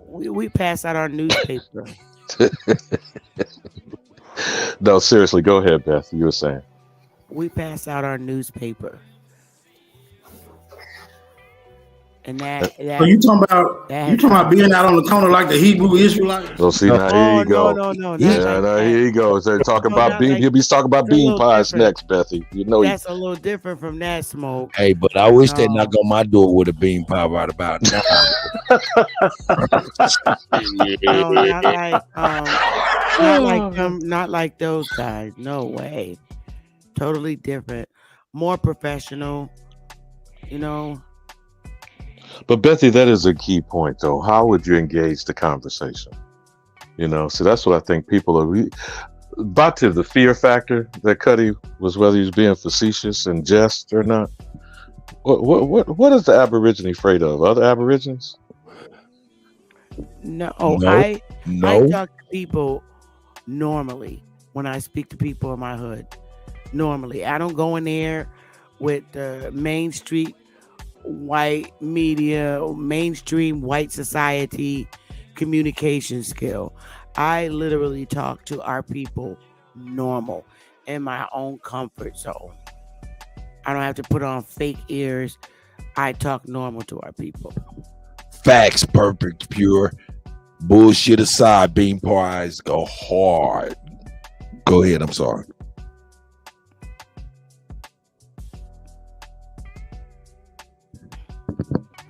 On Facebook, all my childhood friends. Oh yeah. You will be on the Boo Boo Nation eating the bean pie. You be on Facebook is a Boo Boo real Nation. place to start.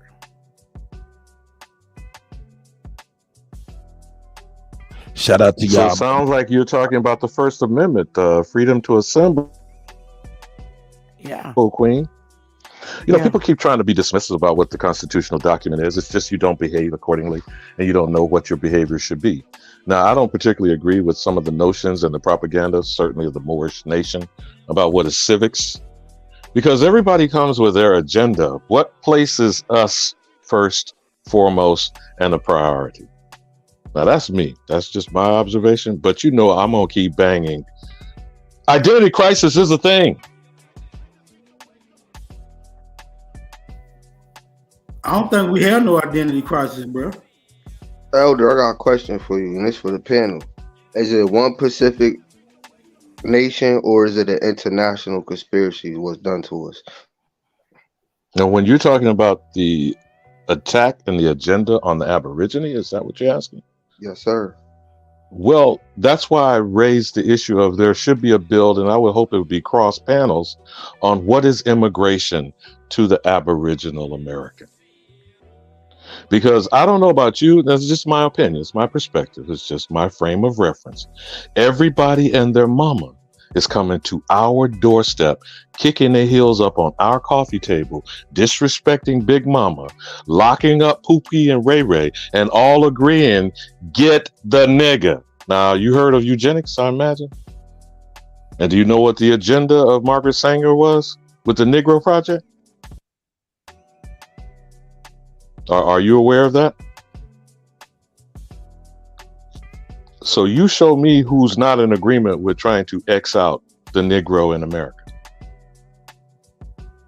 That sounds like an international espionage. Maybe that's a new Bond movie. How about that, Cuddy? You want to pitch that script? Or did he exit stage left on us? Yeah, he gone. He already gone. I'm up in here. Appreciate everybody. Good evening. And you come in smacking, greatest of all time. Facts. So, interesting perspectives on this, man. I think it all ties back into just, you know, most of it is psychological. All of it, pretty much. Yeah. It's all psychological because, once again, they had a psychological advantage with the doctrine of discovery and all these fake slave narratives and things that they gave us through sociology and through entertainment. It's not real. I'm of the opinion all that came out of the bloodshed, though. But go ahead. See, the only bloodshed was us killing each other. And a lot of times when they're talking about more of the modern stuff, man, you know,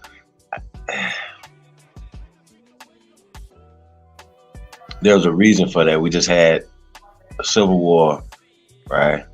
Pleaded people, and they sent people. I'm still trying to figure out, y'all, how was it legal to draft like that? World War I. How? Korea, how? Vietnam, how? Chief, are you That's saying how it was done or who was sent? Yeah, I mean, 'cause I still think the Aboriginal man. Yeah, I still think we were by and large, we were the ones sent over to kill all these people in these escapades. Or to die. That is the two options when you go into war: you kill or be killed. Kill to be killed. Yeah, they say, hey, go take this hill, and it's gonna take, 70% of us to take the hill. And they say, well, that's worth those losses are worth it. But, obviously we're gonna who they were sending to those front lines, to those situations. You know what I'm saying? So a lot of us didn't come back. A lot of us did come back in coffins. They're not talking about that. A lot of us came back to nothing. That's what I mean about the bloodshed, bro. So it ain't all just psychological.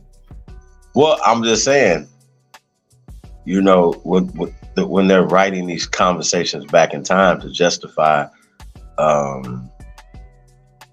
why not fight back type shit. You understand what I'm saying? Like we don't have the same energy. No, we definitely have energy. You know what I'm saying? To for each other. So if that energy is redirected, then other people would not fuck with us. Because they'll be like, they're gonna take this as disrespect, which we should, and they're gonna move like this. See what I'm saying? The same way that they move when it seems to be disrespect on our side to them. You understand what I'm saying? Or anybody that disrespect them. That's how it goes, because they understand the art of war. They understand not only that, just as far as the sociology of this, the psychology, you know what I mean? Just like still putting out these 1950, 60 ass mindset movies and stuff like, everybody was walking with their head down and just bullshit, bro. Like, how is all this happening? We doing our own thing. Like, y'all gotta stop it. You know what I mean? So stop working for these people is a first step to freedom. Period. Can't do it this year, next year. Have a 5-year plan, goddammit. Start building, we were talking about this earlier, we were talking about solutions, but start building a family business. If you're building a family, your family, when you and your wife started the business, the children are part of the business.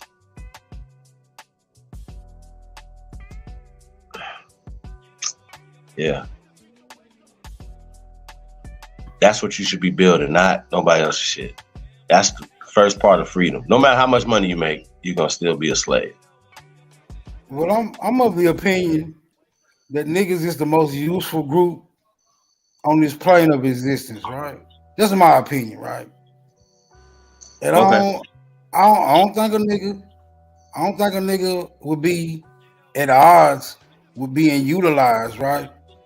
If he can just be compensated properly for being utilized. Probably why we got so many sellouts around through this son bitch, right? What I'm saying, I'm trying to leave it up to you smart niggas. Y'all the smart niggas, bro. I'm trying to leave it up to you smart niggas to implement a motherfucking plan to be able to utilize niggas to get the shit done that need to be done. Just remember, everybody want to be compensated, bro. Money can't be a part of it. Money can't be a part of it. See, there you go. There you go with the high speech, bro. Why not? Why are we seeing our people being bought and sold every goddamn day? Now, then what's gonna stop? What's gonna stop them? What's gonna stop them from being bought and sold? Hold on. The same thing that stop them from being bought and sold by the other motherfuckers who buying them, right? The contract. Ain't that what stop the sellout niggas from being bought and sold by any old random Some bitch, I'm talking about, bro. What's wrong with utilizing what we seeing is being used against us to benefit or take advantage of that shit? It's just not rocket science, bro. It's just these are logistics. These are just logistics, bro. But y'all the smart niggas. I can't figure that out by my damn self. I'm just saying, observe your reality, bro. See what you can utilize out of it, and take advantage of that. I relinquish the motherfucking flow. I don't know. Do ninjas like get paid? Like, was that like, did they have like a job? Like, it was like, yo, hey, master, we're gonna learn this, become these assassins, and you know, like becoming a ninja, to be a master ninja, right? Just this analogy, y'all. Did they get paid for that? Did they pay for that? And what's the reward? Right? Obviously becoming master ninja. We got Wolf in the building. Hey, Wolf. And then we also got, I can't pronounce this right. I can't even see y'all. What's going on, Chief? What's going on, everybody? How y'all doing, man? Shaquella. What up, brother? What's going on, Wolf, man? what up, bro? Man, what's up, man? Just listening in, man. How y'all doing? Oh, well, I see Ali Babu up there. Alabama. Smoke. Sister Betty still in the building. IDGAF. Peace to the guys, man. I need Thank to call you, guys. Sister Betty. I got a new phone, Sister Betty. I need to call you. I saw you try to call. I think you sent me an email. Got a new phone, so I'm gonna call you Peace on my to the chat, phone. man. Peace to everybody. Okay. Hey, what's the word, Chief? What y'all talking about? Yeah, Business? man, we talking about the secret, the uncovered secret relationship between the Pan Boo Boos and the CIA, right? Now, here's the crazy part about it, right? This is it. This is literally easy, right? We were just talking. We were showing the Cultural Congress or whatever, how they were funded in 1991, how they got in bed with Open Society, which is George Soros. Open Society is the parent company, right, of Black Lives Matter. Yeah. Don't fuck with me. Don't do it. We've already showed this. We already did the Open Society is George Soros, right? You heard it here first. The problem is, right, that they funded by the CIA, right? Now, what makes this a problem for everybody, which we understand, and when we even see the George Floyd situation, everything was a CIA operation. And that just raised red flags. It's a lot of red flags. Like, there's no reason to play that 8 minute. No reason to show that. There's a script. There's a plan. You know what I'm saying? And it worked to a T, because that operation, real or fake, whatever anybody, the psychological damage that it did was crazy. You understand what I'm saying? Yeah. It's crazy. Yeah. Right? It's crazy.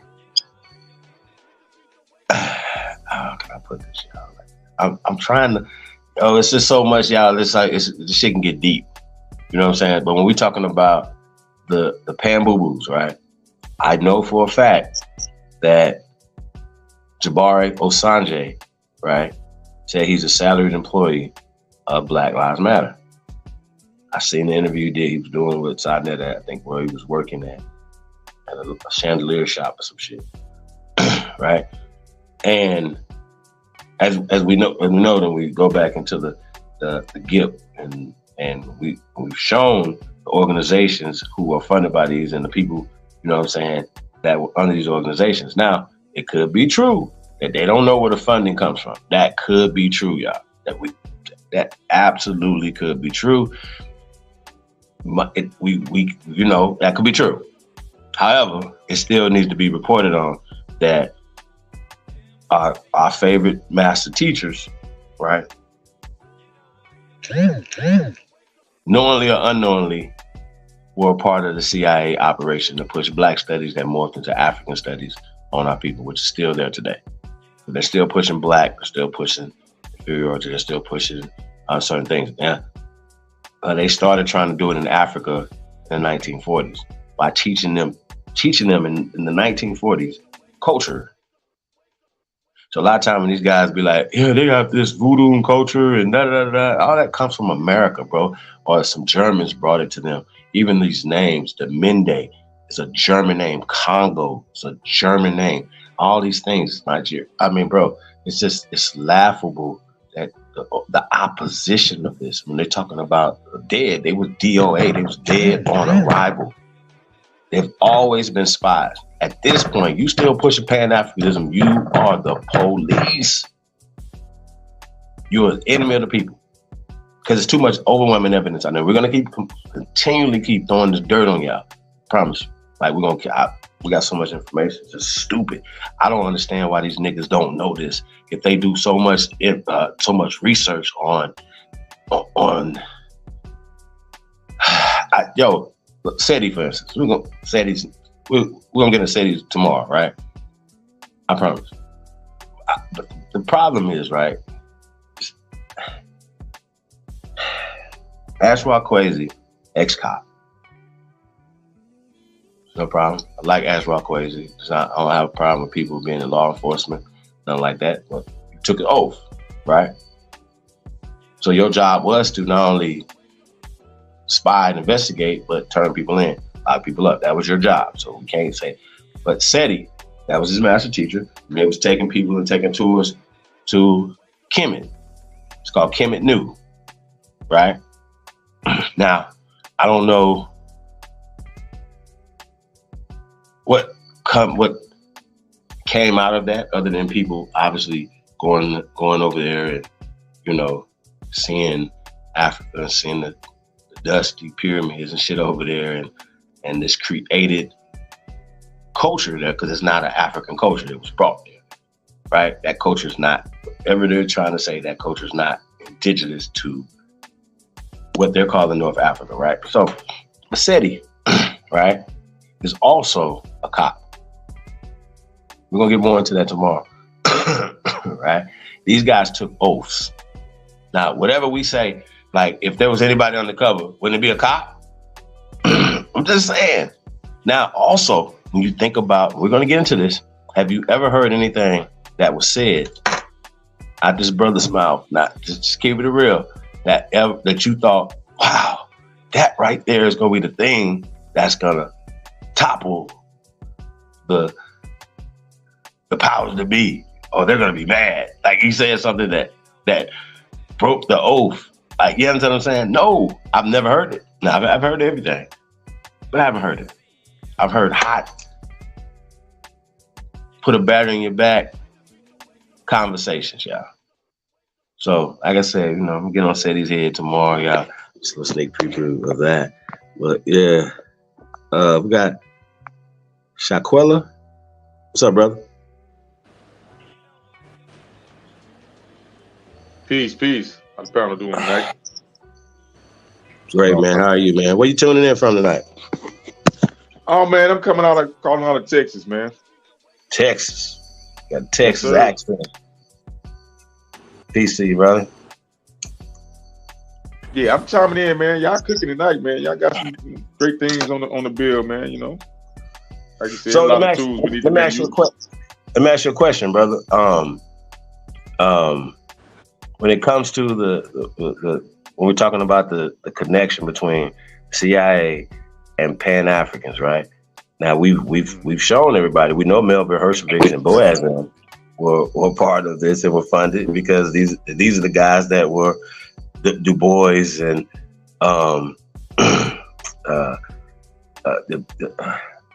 Edward Whitmont Blyden and all these guys had handlers, you guys. They had people who were teaching them certain things. So it's interesting that even when they go back a little further back to Richard Allen and Massey and all these other people, right? It's like they just failed to realize, or even to inform you, that these people were under these people. You know what I'm saying? To indoctrinate our people into certain mindsets or whatever. So, you know, so we got to understand that. So, yeah, brother. So just show any thoughts on the secret relationship that's been uncovered between CIA and Pan-Africans and Black Lives Matter and all the other fraternal organizations. We're going to get on all y'all heads this week, y'all. I promise. Everybody getting it this week. You got it, brother. Everybody getting it. I promise. Y'all don't fuck up. Y'all doing what you're supposed to do, man. You're hitting the nail on the head, man. You opening up people's eyes, man. And people, I'm telling you, it's a class that's coming. The 16, let me say, great ages. Let me see, maybe I'm gonna say ages from 7 maybe to 16. We gotta attack those ages. And this information, yes, we have to give them this information, right? This information we have to find some way to seek it and give it to them, right? Because they have to be a tool in the army, in this army that we fight, this war we fight. Okay, as my you can brother. see, they're attacking them. Let me say something at the end too, y'all. I want to get at the end. Go ahead, Wolf. Well, I'll make sure he finished. Go ahead, baby. Keep on. I want to cut him off. Yeah, I'm just saying, this information Yeah, that keep y'all going. uncovering, yes, we definitely need to. I want to salute y'all for bringing it up, bringing it available. Some other people is doing it too, and it's a good thing what y'all doing. And I see what I was saying, and I see some of the young people are actually uncovering this information too. So they're actually using we actually are in the stage where we have to use our enemy's tools. If you ever seen the movie Enemy of State, we are the enemy of state. So salute. Appreciate that, brother. Salute, brother. Hey, what's up, y'all, man? Chief, I came up really. I heard you talking about some business stuff like that, so that caught my ear, man. I wanted, I just had a few thoughts I've been thinking over a few weeks. Not to divert from the CIA and things like that. I'm gonna try to figure out how to bring them together. But I was just thinking, like, man, we the freest continent on the planet. You know what I mean? And when it comes to like, our lives is not subjected to a king or a queen or anything like that. So really, we are free corporations ourselves doing business with this overseeing corporation or this bigger corporation, right? So I would, in my mind, I'm thinking that, I'm wondering, are we free, or do people still feel like they're under a certain system? You know what I mean? And if we're free, what's the goal with the information or going to the CIA and the Pan Africans and stuff like that? That was just one of my questions. You know what I mean? Most of us just got free in 2019. So you talking about pandemic freedom of forced home versus taking the Kyrie approach to life? I'm talking about the 1619 project. I got you. I have wanted to segue. I'm going to answer you, Wolf, but I wanted to segue with what we were talking earlier about door knocking. Let me finish too. And with Chris. Go ahead. Yeah, when you done. No, you got it. Say, go ahead. You can. No, I was going to answer what you were saying, not just about the economy, but the point that I was going to bring up while we were talking about it then and trying to get into the households and the ghetto fabulous superwoman, head of household, etc. The voucher is an issue. Is a political tool, and it's actual cash money. The taxation, Negro Indians should not be taxed, but we are currently. So to answer how free are we? We're still being taxed. We're still under the proximity and jurisdiction of the system. But if you educate the people to understand, the voucher follows the child, not the system. Could some of these big mamas who are already babysitting in household transition into a new 21st century version of the little red brick schoolhouse? Absolutely. See, we have to empower people with the facts, not beat them over the head with what they're not doing. That's just my observation. But go ahead, you got it, Will. No, I feel that. Okay, I feel that. I guess where I was going with it is like, I was speaking on business, right? And for me, I guess speaking on business, right, and money and assets, right, versus at the time I raised the issue of should a household be a business, but you can go with however you want to go with. Well, you know what I'm saying, that's a good question. I would say, I once heard that our women were paid to be at home and to everything that you're producing through your household was your business for these corporations that came to do business with you. So it wasn't about finding a job from somebody else. It was the fact that you exporting all these great goods. You should be at home producing something. You see what I'm saying? So I'm just asking, while we're at home, what are we producing? And are we, speaking on business? To me, business is a loose term, right? Like, you can mind your business, but I don't think we're minding our business. You see what I'm trying to say, y'all? I feel like we're We're not. minding. Yeah, exactly. So when I'm at home, I'm creating businesses, like my business. What am I doing? What am I producing? You know, I ask people, are you a producer or a consumer? You see what I'm saying? Are you a buyer? Are you a buyer or a seller? Right. So when it comes down to your food and your household things, do we have assets lying around the house? And an asset is something that can make you money. A liability is something costing you money. So that's one thing I would, that's what I'm thinking. Now, Wolf, just right there. That would be called financial literacy, right? Yeah, for sure. That is not a part of the curriculum of the existing K through 12. Would you say? Would you agree? That's right. That's right. So then I'm just saying, there's a reason why I'm banging on this, just to underscore again. The voucher would follow the child, not the child being released to the enemy. You understand what I'm saying, bro? Yeah, what you mean by the voucher? You haven't heard about the voucher movement? Now, a lot of times Negroes are ignorant about it because they think this is a Republican issue.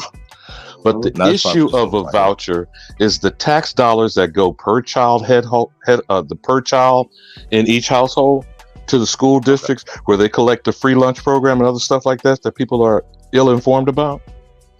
Okay. That government funding. You feel me? So if I don't care if you call it voucher or something, or you can call it the damn ticket or free pass or get out of jail card. I don't give a shit. Right. But it's that amount of money attached to the child in the school districts currently diverted at your direction where you send your child. You get what I'm saying conceptually? Yo, hey, Alabama, you just made me think about something, you guys. Do you guys believe that the CIA has been conducting not only illegal surveillance and as we're gonna get into like what the COINTELPRO was doing, as the FBI was an extension of the CIA and stuff like that or whatever, and all the misdirection and all the things. Like, I could talk about this without even having to pull this shit up, right? Are you gonna bring up Five Eyes? Five Eyes. Well, I'm losing my train of thought, but you saying are we under surveillance? Hell yes, without a doubt. But where were you going? Are they conducting espionage as well? Hell yes, without a doubt. Where are you going with it? Is there such a thing as corporate espionage? Absolutely. Okay, so hell yes, without a doubt. I'm not trying to be facetious here, Chief. I'm saying to answer the questions, hell yes. Now, if you want to be specific, it is the Aborigine that is the focus of all surveillance, I would argue, worldwide. But I yield. What does espionage mean for some of us that don't know what that term specifically means? What does that mean? If you spy and a snitch, bitch, do I need to talk ghetto fabulous? And I need to get some ebonics? Do I need to get hood fabuloso? Please do, yeah. But you snitch on a motherfucker, like who was that bastard that keep coming over here talking about calling ICE? Yeah, okay. Yeah, you a surveillance motherfucker, aren't you? Okay. Terrible. If you eyeing on another motherfucker, I'm gonna use some of no, hold on, Chief, because now he done lit me. Okay. I'm gonna use some more of the FBA shit. Are you a time wasting tether pocket watching a motherfucker? What's that, Wolf? It's fine. That's not. I'm just looking. Am I talking hood enough for y'all tonight? You talking that street? Yeah. Okay. So then, who is under constant surveillance? Is I think what Chief is asking. Right. And let me answer your question, Chief. I would say this, right? Like outside the matrix, I don't think there is a such thing as legal or illegal. You see what I'm saying? I feel like legal is the trap. To think that something is legal, right? Because in reality, I had my buddy is into I think he went to school for like something about or something about how politics are, how they came about. But you started science, political science. Is that what you're saying? I think so, but it's something more specific than that. But anyways, he was just telling me something about how the government uses these different stages to get what they want. And then the at the end of the day, they use this thing called might makes right or something like that. Have you heard of might makes right? Superman.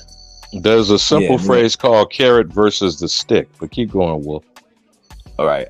And okay, so that might be the same thing. But like, just with that being said, that's why I was breaking down to finances and assets. You know what I mean?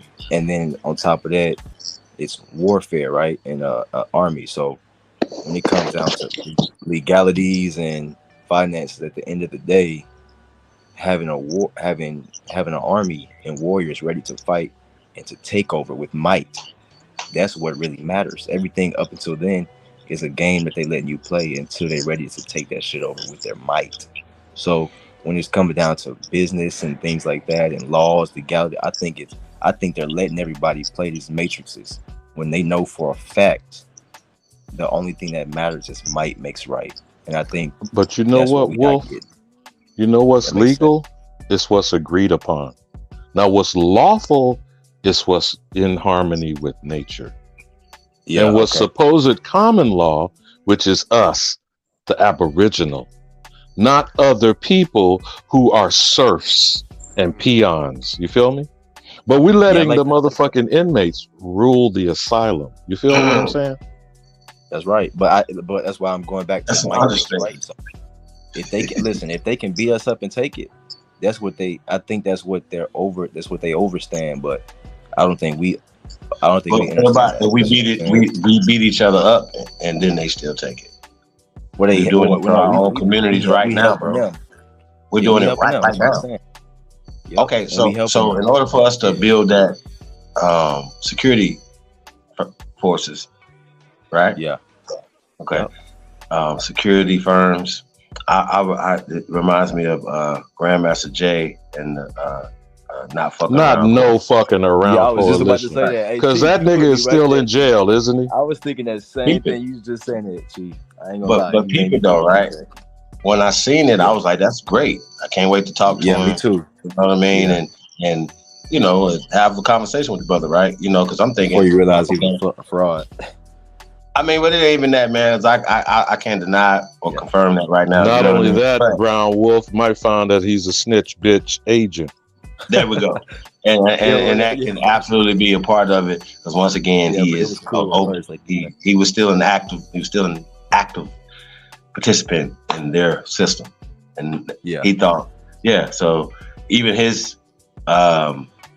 defense, heard out his own mouth, was suspect to me as a person who understands what's the fuck going on. Like, you signaling motherfuckers with your flashlight. How? Why? You don't know them? Like, no, sir. That's not. You're a liar. Like, you know what I'm saying? And for you to even say that. Or he was reverting to his military / law enforcement training and was communicating in the surveillance situation at hand. I mean, I don't know. I'm just making an observation. Anyone can answer this question. I like where that's going, though, y'all. Yeah, it's about to go somewhere. You got to remember. I don't know what industry. Yeah, what industry can we get into and dominate? There's got to be an industry we need to be focused on. Security. Security. There you go. There you go. I've been saying it. You were right. Let's talk about it. Okay, now hold on. I'm gonna say that is for. Hold on, bro. Hold on. Because in the earlier part of the conversation, for the female side of the column, $8 billion is on the table right now coming up this Saturday. Can he stop putting these lace fronts and these nails doing they sell and this stuff? Okay, then. So that do we have option A and option B? One male, one female? I yield. No, you know what I'm saying, and I would say every industry, y'all. NBA, like, you know what I'm saying, rap, hip hop. No, but he was saying to start though, Wolf. You're saying, and this, by the way, could be started by women every day today before this weekend. $8 billion is on the table. Goddamn, now the security stuff. I'll let y'all discuss the security stuff, but I just want to throw that out there for the consideration. And there's different levels of security, as we know. IT analysts, the physical security, yes. Yeah, security. But even then, but listen, y'all, hold on. Intelligence and security. Hold on. Let me run it back. Let's bring it back. We said we invented everything. That's right. This is what I'm realizing. We're lazy. Niggas are lazy. Niggas don't want to move and niggas don't want to do shit. They want to do what's easy. So my point is, not that you want to be offensive, Wolf. I prefer to use the term complacent, but I get your drift with what you're saying. But let me say this. He's actually right. I have to agree with him. Niggas is Yeah, lazy. I'm lazy. sorry. We lazy. That's a true It's statement, but we beyond thinking now we need to project. Hold on. No, we We good. got Let now we me need to project. We only need about 5%. let me say this clearly though, y'all. So let me get this off. So we're lazy, meaning like niggas move when it's too late. I do it. We all do it. It's like when you get down, it's like, oh, let me hurry up and let me hustle now. No, we lazy. But all these other parasitic people and beings have always fought to take over. You see what I'm trying to say? They say evil comes in to take over, and then good eventually wins later because they realize they have to kick in a different gear. So I think naturally we're like we've always been producers and we've always had an abundance of our own things, but now we're in a war that's different than a physical. So secure is different than all that. We in a war against ourselves. But Wolf, though, you said that lazy. you know the guys are lazy, right? But you know that there's a few of us, and you work out with them. You won. Yeah. That think different, right? So being able to, we need the best anyway, the most disciplined. That's what I'm working on. But here's the thing, though. I think the discipline should start. You said 7. Yeah, it should start, especially for males. I'm only speaking for young men. However, that should start at 3. Well, I was going to say 5. So let's split the difference. So 5 or somewhere in there, because 3. Let them walk and talk a bit. Yeah, that's why I said 7, just to let them have a. Let me speak. I got you. Let me speak. Let me Before you put a gun in. I was a youngin. Let me say this, y'all. I was taught. Listen, when I was 5, I'm gonna be a professional artist. I'm 5 years old. It didn't take me till I was 8. My folks sat me down like, hey man, we're gonna pick something. You gonna do this or you gonna be that? We're gonna produce something. You see what I'm saying? So it's more so the parents have to have the mindset. Like, what are y'all producing? You see what I'm saying? We're beyond teaching. We're beyond like sitting somebody down, telling us we all in this war. So I'm asking. Let me agree with you, Wolf, in this way. Let me hold on, bro. Hold on. Let me agree with you in this way. Wolf. You ain't producing nothing. Hold on. And this is just the way the world exists. We're talking about modifying our version of the world. Out of 10 people, there's really only 1 that's creating the jobs for the other 9. Now that goes on right now. It's basically 10% of the society, right? And but all other 90% expect some employment, right? Right, and that. So you already the one, bro. Where's the other 9 people? I'm not trying to put this on. Right.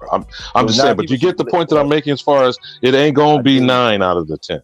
That's all I'm saying. No, but Alabama, I got you. I overstand what you're saying. I'm trying to say something. So yes, that's the problem, is that we accept that everybody don't have to own something. This is what I'm trying to get y'all out of the mindset of. Everybody on this panel, are you a producer or a consumer? If you're not producing nothing, you're not really adding to. You see what I'm saying? I'm sorry. I tell my mom. I get what you're saying, brother, but everybody can't be a producer. Right. You gotta have people to participate, man. You gotta have a body to participate in your production, though. You saying everybody can't be a producer? There's different levels to it. Yeah, it's different. How about this? Hey, big bro, I got you. Let me tell you this. Everybody is a producer. Niggas are lazy. Okay. You produced your child. So let's stop. Listen. I don't know. I'm an artist. I've been a free thinker since I was 5. My mama, everybody hated it until now. So I'm just telling y'all this from a clear stream of consciousness and awareness. Mm-hmm. Everybody is a producer. So it's not. Right. So have you started an apprenticeship? And when somebody said, right, and when somebody have you started yours? Yeah. I'm asking, have you started a apprenticeship yourself? Yeah, I got a lot of. I got like 5. I think I got 4 or 5 apprentices right now, like 5 students. Yeah, I've been doing. That's how we do it. Yeah, that's how we do it. Right. And I ain't talking about me, y'all. I'm just saying this to wake people up. You see what I'm saying? That's why I said, are you a producer? I asked my folks this. My grandma. She been sewing everybody clothes. She sewed all my mom's wedding clothes. I'm like, Grandma, get on the line. Get on Shopify. Produce this. You have to look. If you ain't thinking like this, what you think them other races is thinking like? They producing shit. And when we say everybody can't produce something, listen. That's why I started off by saying we invented everything. How are we gonna say that and then say some of us supposed to just be waiting for it? You see what I'm saying? So my overstanding, maybe from being younger, I'm 30. I'm turning 30 in June. Maybe my understanding is that, oh wow, we've been too passive. We haven't been producing the world's greatest things anymore. It's like we did that and history is behind us. But in reality, no, we just haven't monetized. We haven't. We're not able to monetize with a lot of sabotage going on. You got to add that to the equation. I think it's bigger than even producing it now, man. It's the distribution of it. because I mean, I'm saying you got to add the sabotaging too. We producing a lot. We still producing a lot. We just not monetizing. I got you. Hey, no, what? Hold on, y'all. Hold on, y'all. No, you definitely right. Hold on. How you gonna produce? How you gonna distribute what you ain't produced? What are y'all? Okay, I don't want to. What you said we producing a lot. What have y'all produced, or what are we producing? I want to ask. Like, what are we got? Yeah, we got lawyers. We got doctors. We got people that's judges. We got people that's building. They got their own business. They got their own cosmetic business. Well, we got people that's trying to build their own apparels. Those are. Yeah, I mean, we have employment, but this is what I'm saying. Produce means a production. That means like something that you can sell, right? So what do you like I just said, are you selling or buying? What are you guys selling? What are you selling? The guy that's talking, my guy. What are you selling right now? I got a book. I got a book right now that I'm coming out with. That's one thing. Okay, I got a book that's coming out. Right. Okay. That's one thing I now, got coming you see out. What I'm saying? That's not a lawyer. That's you have a product, right? Produce a product. Y'all, but hold on, but slow down, because we have to hit all areas, right? So you can't just. We got to have people that's able to focus on certain areas that they're good at, right? And listen. We will. Hold on. Right? You saying we have to? We will naturally. No, we doing it. We just don't. We just don't capitalize on a mass schedule. We're not monetizing. No, and this is what I'm saying though. We created hip hop. Yeah.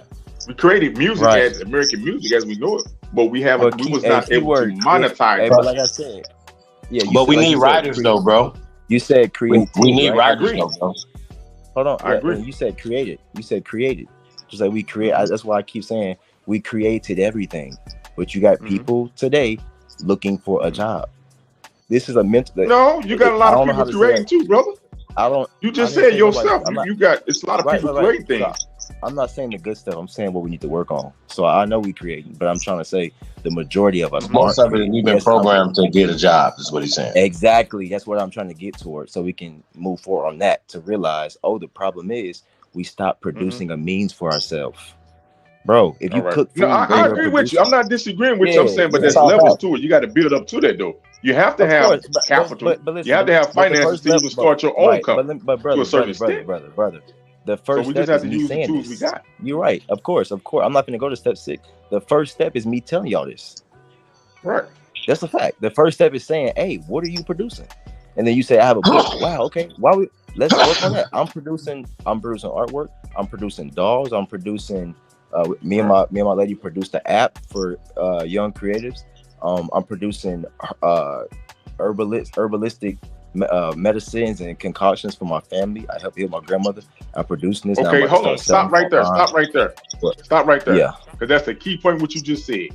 That there, nutrition and that herbology. Oh, for sure. That's something that we have to get involved in on a mass level. You're right. Of course. I agree with you. But that's why I need to speak clearly. Y'all need to let me speak clearly. You see what I'm saying? Because this is all stuff I've been sitting back and this is my lifestyle. So I'm just speaking from that. So that's why when I hear people say we can't all be producers, it's like who told you that? Let's get it. That's not. Well, I mean, I get what you're saying, but you got this be a little bit more practical though. I get what you're saying. I am. I'm not disagreeing with it. Hey, what's practical? Practical is telling you something you can practice. I think we've been too theoretical. I'm telling you, go make something and go sell it, bro. It's very simple to me. Go make something. Okay, but who are you gonna sell it to if they don't have money? If somebody dead broke and they ain't got a job to start from, is that a real question? You said who you gonna sell it to? You got a thing called the internet where I got you. I got the answer for you. You got a thing called the internet where everybody's buying everything. So there's no more excuses, man. You see, when you ask who you gonna sell it to, I'm not making excuses. I get what you're saying. No, I'm not saying. But just be practical. Yeah, I am. Listen, are you hearing me? I am. I'm telling you. Practical is telling you something that you can practice. I'm telling you, make something and sell it. Now you asked, who do you sell it to? You got an internet where we could sell stuff to anybody. They don't care if you black, white, American, Aboriginal. If you put something on Amazon, you can sell it. Okay, so it's simple. It's not more. It's even the mystery of how we do this, how we make something. That's what you need me for. Let me just talk to you and tell you. If you know what I'm saying? Like, I produce things. My woman produces stuff. She made her own deodorant company. And I helped her with the branding and the logo. And this is the thing, bro. This is my generation. So me telling y'all this is putting you on game. Grandma, I get what a lot of people are doing what you're doing, brother. A lot of people are doing what you're Now, doing, I don't know right? about a lot, but I know Now some it's people time to are. connect. I get what you're saying. A lot of people are No, making but their own this is my soap. point. No, this They're is my making their point. own This is my point. herbs, Right, smoothies. but Me this and is my my point partner, though. we got this thing called plant whiskey that we Right, but gonna I drop got in a you. minute. So This is I'm my point. on I your got you. same page. Right, I'm well, not let me speak. I disagreeing got with you. you.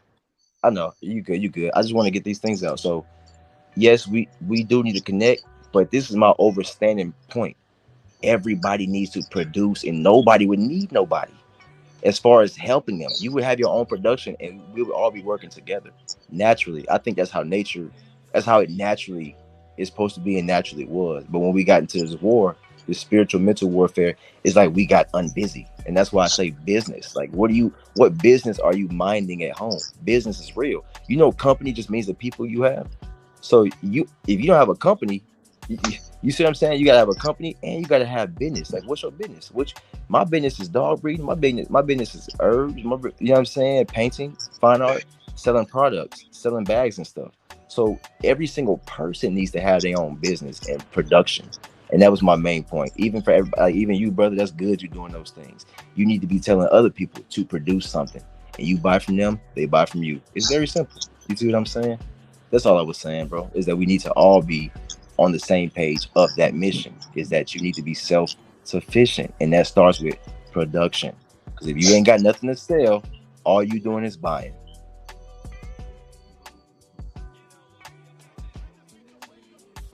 I learned there. Does that make sense? If you don't have nothing to sell, you just buying. And I learned that. Somebody asked me, are you a producer or a consumer? And I'm like, damn, it's a good question. You can be I got a both, but salute you if for you bringing it to the panel, brother. I got to salute you for that because that's all I wanted to say about that. I got to salute you. That's all I can say. Let's get it. Good, yeah, good shit, man. And I just asked everybody that. I'm challenging everybody to think on that level. That's a macro level, not micro. Is like, this is what they're doing, and this is how we get to. Man, listen, think macro. I'm thinking macro. I'm like, you know what I mean? I'm overstanding that. No matter what, I still gotta pay these bills, and I still gotta make sure my grandkids is fine. I can't be like, oh, my son gonna get my grandkids together. No, I'm still here right now and capable.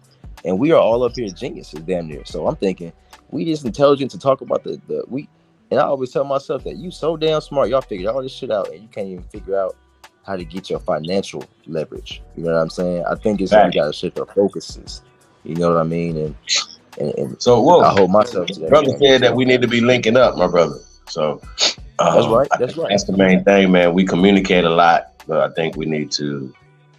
I know that we need to. A lot of us are behind the scenes, man. Y'all already know about the opportunities, man. Hit me up, cheapholiday@gmail.com, man. This is all the streets, you guys. I pass you on. This is no, unless I need somebody to, work. I don't say work for me, you know what I'm saying? Work with me, you know what I mean? With you, yeah, work with you. That's right. Yeah, work with me. But yeah, we got a lot of things going on, man. So we are definitely hiring. Even the kids this summer, man. So summer jobs and stuff like that, man. So yeah, man, definitely tap in, man. It's a lot going on, man. Really, really excited, man. Like I said, every day is a holiday for me, man. Real shit. I like that. Real talk. Hey, let me drop some else on y'all, man. I mean, to add to it. Any of y'all children, any family members, young children, maybe 18 to 21, that's good in mathematics, STEM, that's good in. They maybe not want to be aviation or pilot, but the Tuskegee Airmen, they got this program, a 9-month program that they're trying to get children, teenagers, 18 to 21. I think you got to have a C+ average or something like that. But it's a 9-month program. You can become a pilot in 9 months. It's all expenses paid. You know what I'm saying? And but you can go into aviation, I think aeronautics or whatever. You don't have to necessarily be a pilot. So that's something to think about for some of my youth, ones that may not be, athletic, or may not be, just other options that we need to be looking into and getting them acclimated to. You know what I mean? That's right. So try to Google and check it out. I tried to get the lady on because she's actually she's a wife. She's a widow of one of the actual Tuskegee Airmen, the 332 Tuskegee Airmen. And the program, I think, is getting funded through the Smithsonian, I think. But I think they running out of time because I think they're not getting a lot of participants signing up. So you may want to Google it or look into it, or if I get some more information, I can try to bring it on or drop it to anybody, you know, on the bring it on the panel next time. And let me get the information. And let me say one thing, man, just to close out my thoughts, because even with the the CIA and the United States Corporation and all these different organizations, right, and agencies that came here, these are all business terms. It ain't we don't have a king. Your life ain't subjected to nobody but you. And I don't think we understand that. I don't think we understand that you're a free entity doing business with another corporation. Does that make sense? So when we talking about these other corporations that's doing what you're supposed to be doing, they got an army. They got niggas behind them saying, "Oh wow, you set this shit up. Let's go take this and let's go." They're producing things. They're producing things and they're setting up agencies. You see what I'm saying? I got a homie that owns this these boutiques, right? He got 4 agencies. And he's a Negro. He American nigga. He a nigga.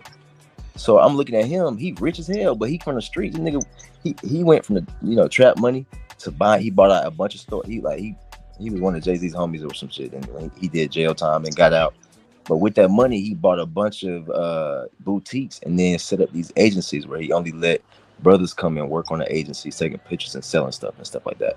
But just the thought that, oh shit, I gotta own some shit and put my people on. Yeah, you gotta own something, bro. You gotta own something at the end of the day, because that's what these agencies and corporations are doing. They that's why I said they disguising it as laws and these are how you get. Man, listen, might makes right, and the skills pay the bills. So okay, let's get back to that though. Let's get back to that conversation. They know that. Security forces, right? Security firms, right? National one, regional one, local one, chapters, whatever the case may be. Y'all follow me?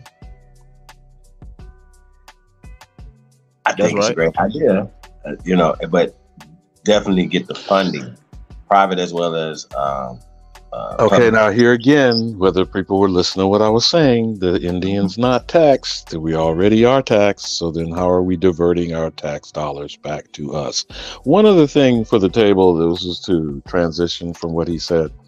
Yes, we code and Van Jones. I mean, where is that now? And what happened to our young women that was supposed to be an agenda of focusing on us creating the next generation of coders, which, by the way, would go along with security, certainly, that is heavily technology driven, whether it's identity theft, whether it's cybersecurity. If you're writing the code, aren't you writing the locks to the cage? Well, right. I mean, it's definitely a thing, man. I think at some point, man, like we got to stop, like people feel like things that are free are wasting their time. That makes sense. The fucking Khan Academy, is that free? Is the Khan Academy free? Like, you understand what I'm saying? Like, yo, we got to stop acting like money is a tool, because you definitely love to give it away for other people to build. You know what I'm saying? So I think you can give a fool some money, and a year later, like you have a maybe I didn't quite hear what you said. Get out every night, huh? Are you saying Akon Academy, like the rapper Akon and that so-called city you're building, or what? Khan Academy. Khan Academy, Khan. Okay. Khan Academy, as well as, these yes preparatory things that are spouting up. I don't know how they are maybe in your state, but this standalone side-by-side chartering of independent school districts or quote-unquote charter schools. Again, I'm repeating, my suggestion is Big Mama's already babysitting. You feel me, Chief? In the hood, in the projects, in the apartment complex, or even in the lower class neighborhoods that are on the block. It is there organically. We're not activating it. I hope I'm... Does anyone understand what I'm saying? Well, here's the thing, right? We could talk about it, but then, of course, some of us, we got a lot of things. We wear a lot of hats. We got a lot of things that we're producing. You know what I'm saying? It's just another. You know what I mean? We need we say this all the time, man. We need all hands on deck right now. There's teachers out there. That's right. That could help with the curriculums and all this other stuff, man. Like, it's a lot going on. You know what I mean, you guys? And we do multitask. Like, it's notebooks right here. It's study guides. I mean, it's things going on, you guys, that we really. If y'all follow me, I was pointing that out, again, Chief, not to a show joke. that this is a multitasking thing.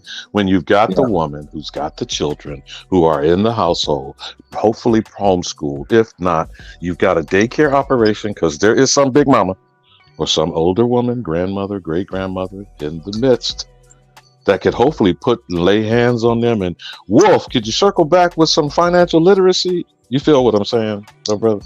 Now, like I said, if they're like, in the daycare operation, we have an organization where we've done this for more than a decade, provide immediate access to refurbished computers that will put the coding situation, any type of laboratory could be set up as a safe space in an apartment complex. I could go on and on and on, but I'm just saying we need to activate people. And that's why I asked Bethy earlier about her door campaign. Big Mama needs to be pulling these ratchet grandmothers that are in their 30s, okay, and got grandchildren, and they're either clueless because they're 2 or 3 generations in with a welfare mentality on WIC, SNAP, and EBT cards. Now, all of that is already a cashless society that's self-contained, but not organized. You follow what I'm saying now, Chief? Absolutely. Now, before I forget, are you familiar with Molefi Kete Asante, who coined the phrase Afrocentricity? And this is in the context of the banner discussion of the CIA funded Pan-Africanism. Are you familiar with the running joke that Henry Louis Skippy Gates likes to make about how him and Molefi Asante would go back and forth tit for tat? And remember, he pronounced himself a Nubian queen with, was it Rick Kittles? And the so-called African ancestry shit. Mm-hmm. Now, what is your understanding of Afrocentricity? Because he authored a book entitled such.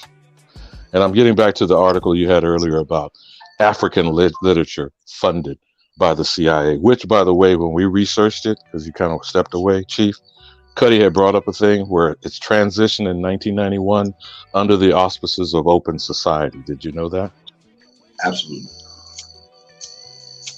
I said something about it. We talk about George Soros and Black Lives Matter. And Jabari, you said, is a paid snitch bitch agent, right? Absolutely. Okay. So then, far as what you understand, Afrocentricity, Molefi Kete Asante, Henry Louis Skip Gates, which is out of Harvard, just like a W.B. Du Bois, right? So Melville Herskovitz, Frank Boas, University of Chicago, where does the letter CIA enter the equation? You say where? Whatever you suggest, Chief. We've already shown just within just this one group right here that it was funded by the CIA. You see what I'm saying? But we gotta address the part that they say that a lot of people that don't know it. Like, you know what I mean? So do we hold them accountable for that? Oh, right? So this is my thing. I think that we have to hold them accountable to answer to this right now. I think it's interesting. None of them have hit the link other than Cass, and he don't want to address it. He wants to talk around everything. Hey, what about Buddhism and that? Nigga, what about this right here? What about Pan-Africanism being funded by the CIA? Y'all don't make me pull up more stuff, bro. Don't do this. Y'all don't understand what the fuck is going on right now. Then, okay, something's wrong with y'all at this point. Yeah. If you need more evidence, like it's in black and white. Names are on the paper. Trust me. We're gonna, like I said, we're gonna lay more out. I just think that these conversations are stupid. Like, make these people address this. What about Melville Herskovitz? What about Boaz? Y'all not gonna? And that's just low hanging fruit, y'all. Yeah. Those facts are stubborn things. The University of Chicago, creating the W.B. Du Bois and the Talented Tenth, and which now, if we will close the loop, critical race theory, Derek Bell, Kimberly Crenshaw, Abraham X. Kendi. I don't know. I'm just making an observation. So, what is African literature, your understanding, Chief? Or anyone on the panel? What does you understand African literature to be? All right, so for me, right, once again, their whole thing is they're doing this to fight Marxism and communism, right? So it's a Cold War. So we're talking a Cold War thing. So their thing was for them, they're saying that they created this situation in Africa, right, to not lose Africa, or to the communists, or lose this situation to the communists. So they're fighting for not only ports and land space. Think about it. All this is happening with our tax dollars, and the blood, sweat, and tears of our children, our ancestors, our people are going to these different lands and occupying people's shit. Let's just be clear. And even though they don't have a problem with us, they still like, you guys, y'all, these guys. It's the corporation. We're not talking about it's a white man. White man ain't doing all this. Stop it. All right, stop. All right, we gotta stop that. That's another problem. They definitely are going for theirs like everybody else. But some of these people are a minority and still taking advantage of the majority of the people because of mindset. But like Brother Wolf is saying, niggas have a fucked up mindset. You believe you're supposed to be under. You know what I mean? Mm-hmm. I'm saying the fluency. Well, at least it's the exterior of it. You know what I mean? Buy you some land. Please. Get you some assets. Things that can make you money. Assets. Yeah, are you an asset or a liability? You going up in the hospitals every now, you know what I'm saying? Like, you a liability, like you gotta become an asset and get you some assets, get you some land where you can keep your assets. You know what I'm saying? Like I said, we used to make money at home. And you see not everybody in the world making money at home. They flip the trick on us, man. My question would be, instead of all the Sue's saying, my question would be, have niggas ever had land and assets? Of course, they got it right now. Some of them. My folks do. Okay, well then apparently niggas don't need that. It's something else lacking then. You said apparently that what? I said apparently that's not what niggas need. It must be something else that's lacking then. Yeah, unity, because everybody needs that. That's what I was saying earlier. Everybody needs land and assets, not just my family, not just a half of us. We all need it because that's that's natural. You see what I'm saying, Smoke? Well, it's not natural for you not to have shit, bro. You gotta. My question would be, has there ever been a time? My question would be, has there ever been a time that niggas had that? Yeah, when shit was natural. Listen, Smoke. That's why I keep asking y'all. This stuff makes sense because we just keep talking. Does it make sense that it's not natural for you just to be out here not owning something? That's not natural. Walk with me. Right. Walk with me. Walk with me. I got you. I'm walking right beside you.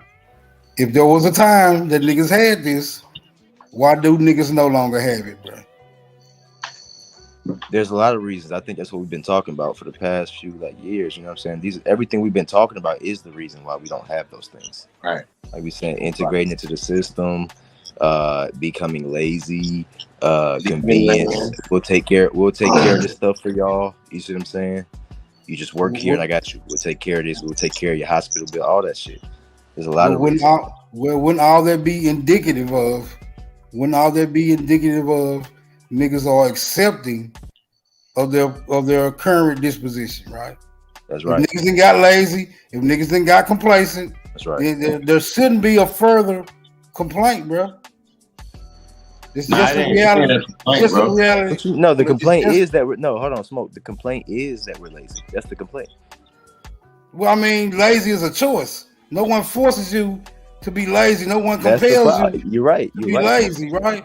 That's not a complaint we can really. That's not really a complaint we can voice with an outside entity, right?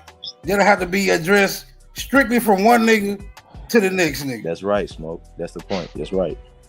Right? That's There's no exactly right. reparations for that. Right? There's no reparations for that. Well, There's you repair yourself. You see what I'm saying? Right. Right. Yeah. But that's Hey, right. Chief, Super saying, can you bring him up from the back? Oh, my bad, bro. Yeah, and that's what I was getting at earlier, Smoke, is that don't nobody owe nobody. Like, I think we owe. Nobody owes anybody anything in real life. In these systems you owe, in these systems that people created. But in real life, what happened if a lion eat a squirrel? Is the squirrel family owed some shit? No, nigga, it's real life. Hey, we got Alibaba. You still up there, Farouk? What's up, Superman? I'm here. I had a question for Wolf. What's happening? You caught my drift though, Smoke, on the last topic? I get it. I get it totally. But these incidents, they usually occur, right? Because it seems as if though niggas are asserting that there's a particular grievance, and if the grievance is half of you niggas lazy, hey bro, that's not a grievance. Hey, Smoke. It's a grievance, man. It's not a grievance. Hey, Smoke. I think it's about a lack of opportunity. Wait a minute, hold on. That's what I believe. I don't believe it's laziness. Let's pick it. See, For real. This is what we don't usually get to do. We want to do for ourselves. We don't want to go work. This is what we usually don't get to do, right?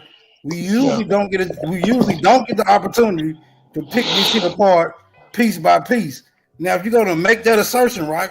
Because that's contradictory to being lazy, bro. Not having the opportunity to do something and being lazy with the opportunity to do something, that's contradictory, bro. You feel me? Lack of opportunity means you don't even get a chance to express whether or not you lazy. So which one of these is the primary factor? I think it's both, bro. It don't have to be one. I think it's laziness and the lack of opportunity in the past. Now we're trying to reconcile incompatible ideas, right? We're trying to reconcile incompatible ideas. I know. Right. See? Right. Look, Who are you? Right. Smoke. Who are you to determine who's lazy? If I want to be lazy, why can't I just be lazy? What I'm saying is, I've already made the assertion that being lazy is a personal choice, right? But once you introduce the lack, who got me echoing? Somebody might be. Once you introduce the lack of opportunity, that's throwing lazy out the window, bro. You cannot be determined to be lazy. The opportunity for you to do something does not present itself. So these are not compatible. These are not compatible ideas, and they cannot be reconciled, bro. That was Chief's opinion, bro. It's not that deep. What is he basing his Chief? What are you basing your opinion on? My opinion is laziness, so it's all good. It's just okay. That's your opinion. Now I want to know what Chief is basing his opinion on. I'm basing my opinion on. Yeah, it's definitely. I don't know if it's Superman. It might be Superman. My mic on mute. Oh, damn. Everybody just move up there and see who's got the echo. Mic check. Mic check. Mic check. Mic check. Mic check. Mic check. Check. Somebody left their shit on and walked away from the damn panel. So man, you going somewhere with smoke? You going somewhere with that? So, what was the question, Smoke? My question would be, what are you basing your opinion on? Because your opinion is different from being lazy. Your opinion is the opportunity is not even present for you to exercise your will to be lazy or not. I'm saying that opportunities to do for self, like, or we definitely got to change the mindset. Like for me, I like if I know if it's say one of y'all were like doing something, say man, I got a company or something I'm doing or whatever. I ain't have nothing going on. I will come work for you and bring my talents to what you got going on. Help build your business. If I ain't have nothing going on. Hey, Chief. Hey, mute everybody up, Chief, and then I know who it is. Smoke. I know who it is. Whoever's besides Sister Bethy, it's the third person. They might keep moving when you talk, Chief. Let me see. It's the third person. Yeah, whoever besides Sister Bethy. Alabama. That's who might. No, Is that ain't Alabama? Alabama. That's the one besides Sister Bitch. I forgot who that was. Mike Yeah, Jackson. I do care. Does I do care go to sleep on us? I do care. She gone. She gone. So who is that between me and Bethy? I don't know who that is. They might keep moving though. I can tell it's them. You gonna have to. Can you mute him up, Chief? Mike check. Yeah, that was a rule. Okay. All right. Yeah, I saw it. I saw his mic moving. But keep going. Yeah, I'm with Smoke. I think It's a bigger. It's something bigger than opportunity or the will to get up and do some shit. It's not that, because you talk about going to get them dollars. Them dollars don't even belong to you. If you read them, I ain't talking about dollars. I wasn't talking about I'm dollars. talking about Wolf. Well, he talking about getting up and I was stuff. saying I ain't talking about money. I never said nothing about. I'm talking You about saying get up and assets. produce something with Production, yeah. Listen, you can So- produce for your family. They ain't got nothing to do with money. Okay, just like the brother was saying, if the kids want to go to school and become pilots, and that's what they like, if they want to be pilots for the rest of their life, Yeah, they that's don't cool. want to own no business. They don't want to do shit. No. but fly See, that's where planes. you're wrong. I got you. My children will become pilots, and then they're gonna own their own airplane. That's what you're not. You're not perceiving that you're small not listening detail. to what I'm saying. You're not listening. No, to I what did, I'm because I saying. just responded to it, so I heard you. But keep going. I'm saying a person exerting their free will, and all I want to do is be a pilot and get compensated for being a pilot. Yes, You're that's saying cool. that's wrong? Yeah, I mean, I'm saying no. I'm not saying it's wrong. I'm saying, bro, listen. What are we talking about? We're talking about the lack. No, thereof. you We ain't saying talking that- about the fact that some of y'all niggas is just gonna not do something. I don't. Obviously, everybody in the world is not going to, and I would not. Obviously, it doesn't. I'm not saying everybody in the world has to. I'm saying that would be the smartest thing to do. That is what it is. You don't have to agree. But you can that's be lazy. your opinion. Duh, that's My what I smoke- said, nigga. I said that. My opinion I is said that that. I I said- want to I be said a that's my pilot, opinion, bro. and I want to Hey, but I hold want on, to get Superman. compensated. Let's communicate. Communicating is trying to get to a point. I said it's my opinion. So why you don't get that? I told you that's my I know, but so if right. it's So just Chief your said his opinion, You're right. Chief said his opinion is that we don't how have is it a opportunities. solution So to what's a your problem? opinion? Because that's my Is- solution. Now what's yours? Why you ask? But That's a it's- simple question. You saying how's that a solution? Because that's I'm my saying solution. people that just So want what's to your work. solution? What's wrong That's- with that? Bro, I just told you what's wrong with it. You don't own That's who shit. you working for is my problem. If it's nothing wrong with that, hold on, listen, I got you. If it's nothing wrong with that to you, you deal with that, take it to your grave, my nigga. But what I'm saying is very simple. If you don't get it, I don't know how. It's something wrong with that to me if you don't own something. I don't know how you didn't get that. If you don't own something to produce a means for yourself, that's a problem. To me, it's very, I don't know how that's going over your head. But now if you want to be a pilot and get paid from another, like what you're telling me is some of us just want to get paid from somebody else because we don't want to fix. Listen, you know What's bosses wrong with pay- that? What I just told you, nigga. Yeah, bro. I'm sorry. Listen, I keep answering your question because if you don't But own something, it's not making sense because to somebody you, got brother, to pick to the you, fruit. brother, to you, brother. Somebody got to pick the fruit. Somebody got to lay the highway. Listen, somebody I'm doing gotta- all of it. I'm doing all of it. We doing all You of it. can't do everything, bro. You can't do everything. You talking to yourself. When y'all come up here talking, realize you talking to So yourself. You can't just so- tell me some shit, bro. You don't know me. So can't just so tell you me can what I can't- produce I can't do. you can produce gas to put in your car. I can pay somebody to, and then they can produce. Thank and we you. can work They're together. working.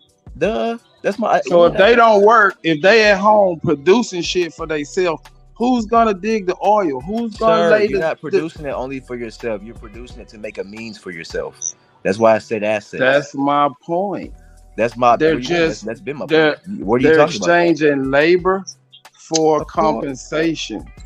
Duh. That's what I've been talking about. Some the whole people time. just want that life. Nobody wants to run a business. Bro, Not that's good for everybody you and wants to them. run That's a good business. for you. Hey, listen, Superman. I don't know why you talking to me about that, but that's good for you and them. Because That what still you're don't have saying nothing to is do with not what a I'm saying. solution. Not to you, nigga, because you lazy. What are you talking It's about? not for millions of people. Well, If that's everybody but listen, stays at okay, home and Superman, start Superman, producing, Superman. I guess you Well, don't that's have a that's high proving his education point. He said that's level. lazy. No, I'm Nigga, saying that's why we in this situation because all you niggas is lazy. Well, let me You ask don't you a want to produce question. something for yourself. Well, let me That's why ask we you in a this question. situation Well, we're because gonna have other an people want intelligent to produce conversation. something. I'm gonna ask you a straight question. Please If do. everybody stays Without at trying to home, prove your point though, let's try no, to make sense of something because niggas just right? That's proving what their I'm own saying. points. I That's want not to the get to a conversation. solution. I want Okay, to get to a let's solution. communicate then. I want to communicate. All Go right. ahead. So if everybody stays at home and produces their own Everybody don't products, have to stay at home. I don't think that's smart. I But thought we was gonna have a conversation, bro. go ahead. My bad. I just didn't want you to change my words up though. But go ahead because I don't think everybody needs to be at home. But keep going. Your point still remains. Keep going. So if everybody is doing their own thing, they got their own shop, or they're producing out of their own warehouse. Yeah. Right. Who's gonna build the infrastructure? All of us. What do you mean? The same people that's producing stuff. This is all I said. You need to produce something and have something production. That's all I said. I didn't say nothing about where you at. I said we used to get paid to be at home because while you were at home, you were producing things. I don't know how it's getting confused. That's very simple. It's black and white.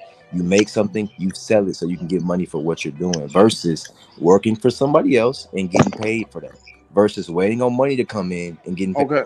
All right. Let me It's very, ask you know what you I'm saying? this. That's just All the right. answer. Well. Let me put it in this format. Okay. I'm an engineer. There's Right. no way that I can produce a offshore oil rig by myself. What kind of engineer? What kind of engineer? Electrical engineer. Okay. So if I want to earn money using my engineering skills, I have to work for someone who put together this corporation. Listen, y'all hear what he just said? I Y'all hear what he just said? cannot. So who you gonna work for? Let me ask you this. Okay, who you gonna? Let's communicate. Let's go back and forth so we can get to a point. Who you gonna work? You said first off, you said I can't. I don't use those. We don't. Me and my people don't. I don't even have that mindset. But you said if you want to do it, so you can build an oil rig by yourself. I'm not gonna say I can't. Like you but did. Can you? You can't. Are you gonna say yes, you I can? can, fool. Yes, I can. If I wanted to learn that, I can. I could do that. Okay. You know what else? My mindset that's tells physically me. impossible. My mindset I got you. Listen. Well, my the dude that built it ain't touched a boat. Right. And my mindset listen. Exactly. Right. So it has to be a corporation. It has to be a bunch of people coming together. All right. You don't want to hear it. I got you. My mindset is this: if I can fucking do it, I can make a business that teaches other people how to do it. You just don't have that mindset, and that's cool. But who's gonna go to your school? Nigga, you asking questions. You ain't even did what I just said. Let me go I'm back saying, who's gonna attend your school? I'll answer that in a minute because you still on third grade. So I'll go back. So you said I can't. If I'm an electrical engineer, I gotta go work for somebody, sir. That's the matrix they gave you, and that's what the problem. That sounds crazy to me. That's not a matrix. That's definitely not a matrix. Listen. How was that a matrix? Because I got you. Let me say it. Because listen, bro. It's not a fact that to do that you would have to go get a job from somebody else. That's not a fact. There's no. You have to work. I didn't say get a job. I said work with other people. No, you didn't. You said I would have to go work for somebody that does this, that has it. You said I would have to go work for somebody that has the something. Right, like a contractor. Right. If I wanted to be a private contractor, listen. And that's work. what I'm trying to get y'all to realize is that the trick is you need to create that and then contract people. You don't get that? It's a mindset. Like Chief said, niggas' mindset is fucked up because you already telling yourself, I have to go do this. How am I gonna go do this? No. My point is, if you can, I'm saying that all the people in society is gonna fall into a slot. I'm talking very simple. No, all of them are not gonna be CEOs. I know they're not. I know they're not. Just like you are. So I'm wise. So listen, if you are an electrical engineer, right? Could you create your own company? Yes or no? Yes. But do I want to be a businessman or do I want to be an engineer? Do y'all hear that? I don't want to be a businessman. I want to be an engineer. That's good for you. That's a want, nigga. That's not what you Hey, have brother to do. Wolf, how So about wake you up, build a nigga. business? Hold on, let me And communicate. let brother, Hold on. what's the name, Hold come on. work for you. Doing Hold on. engineering work. No, I'm saying I got jobs, but hold on. Listen, I don't hire lazy niggas though. So listen, you just said You just said I'm an electrical engineer. I have to go work for some, and then I just asked No, you. no, no. Hold on, don't cut I'm me. saying Don't cut me off. Don't cut me off. society. I'm Don't saying cut me people in off. society, You bro. said I'm an electrical engineer. I have to go work for this. Let's stay there. That was an example. That was an example, just like your example. Bro, I'm not fucking. Okay, let's use that fucking example then. Now you can cut me off. Let's use that motherfucking example then. Quit cutting me off, nigga. You cut can me learn off, something. motherfucker. No, I did. When I'm I asking was you a talking, question. you cut me No, I off. definitely So I did. I'm thought asking that you was a the question. protocol. No, bro. I'm saying as soon as I say something, you try to say something else. Let me listen. Same thing you did. Okay, we're cutting each other off. I got you, bro. I'm done. So let's go. Let's go. I'm gonna let you talk, and then I'm you trying let to me help you talk. because what you saying is crazy. And then you ask me another question, so it's like let's just stay here. You said you said I'm an engineer. I said what kind? Electrical engineer. You said okay, so I can't do if I'm an electrical engineer, I have to go work for somebody that you said I can't remember. I just heard you say I have to go work for somebody that has something, and I just asked you right now if you're an electrical engineer, can you create your own company? You said yes, right? So that negates the fact that you would have to go do something else. You electrical engineer, you can create your own company. A lot of people are doing it. There's a lot of niggas out here that are electrical engineers that have their own company. So what you're saying is completely false. It's just your own mindset, nigga. Does that make sense, bro? Why I'm saying it like this? There's niggas that have there's electrical engineers that made their own company and they contract to other people. This is the work I'm in. I'm not electrical engineer. I'm an entrepreneur and I teach entrepreneurs that being an entrepreneur is natural, my nigga. It's not natural to get a job from somebody else. Well, you still an entrepreneur. You still a contractor taking when you work with somebody else. You just not benefiting the majority of your income. To start off life, you would have your own things, right? And then you would produce these things and you trade them, right? Naturally, you would have these things and you trade them. What you're saying now is, I got this skill, but I have to go find somebody else that I can work for. That's what you just said. And then when I asked you, can you produce your own company? You said yes. But, you see what I'm saying? The but lets me know, nigga, you know you don't have to work for nobody else. But I don't want to be a businessman. You said that. So my point I know is, it. right. So let me communicate because I'm making sense and you won't cut me off now. Let me keep going. But you keep repeating yourself. You're saying the same thing over. But it's not sinking in because I'm repeating what you're saying also. Because what you said was, I have to go do this. And you also said, well, yeah, I can create my own company. So what I'm trying to tell you is right there, you're exemplifying the mindset. Is that yes, niggas can create their own things. But what they choose to do is, all of us ain't going to have it. We don't want to be businessmen. And you just said that out your own mouth. You don't want, what if I don't want to be a businessman? That's a want, my nigga. I'm saying example. I know bro. exactly what you said. I overstand. I'm speaking about a you solution. can either accept that or just say something else. But what you just said was, yes, I can create my own company. Why is it shouldn't be no more argument. It should be that's right. Because you said that. You said yes, I can create my own company. That's not a solution, bro. That's nigga, not a it is solution. for me. It's not for you. I know. Y'all gonna work with each other, man. You speaking for the masses. You're trying to speak for the masses, but you're making it personal. No, I'm not. Let me ask you two brothers. Speaking for nobody. Are y'all gonna work for each other? Are y'all gonna team up and work? We don't do I told you something my together? opinion, and you're trying. Listen, hold on. Yo. I told him my opinion. I thought we was looking for solutions, and you just. I gave my solution, fool. You're not listening. I know it, but that's the solution for you, nigga, and everybody that agrees with me. Silly, it's a lot of niggas that agree with me in here. You just talking. No, I'm saying as a whole in society, everybody cannot be a fucking chief. I'm not. So what about the dude that just? What about the dude that don't have skills? Hey, listen. We're not doing this. What you gonna do with him? What you just said, Super. You just said I can't. I have to go work for somebody else, and then you also said, okay, I can create my own. I'm talking about other people in society, bro. I'm not talking about dumb shit. I'm talking about right now this point so you can learn from it. You just fucked yourself up by saying I have to go work for somebody else, and then you admitted that was an example. I know that, nigga. Why you keep saying that? I know it's an example. Because you keep saying me. Because your mindset is that you have to go work for somebody else. And I'm telling you, no, you don't. I'm saying that everyone does not have the same mindset. I know that, bro. The issue is, he don't get it, man. I think we get it. Y'all have refused. If y'all the issue is that he don't get it. Y'all have refused to listen to each other. That's the whole issue now. Is that both of you have refused to listen to each other. No, I listened to him, and I spit back everything he said. No, you didn't, bro. I've been listening to both of y'all. I've been listening to both of y'all. Y'all wrong. Neither one of y'all are wrong. I've been listening to both of y'all. Nigga, I spit back everything he said verbatim. Y'all cutting each other off.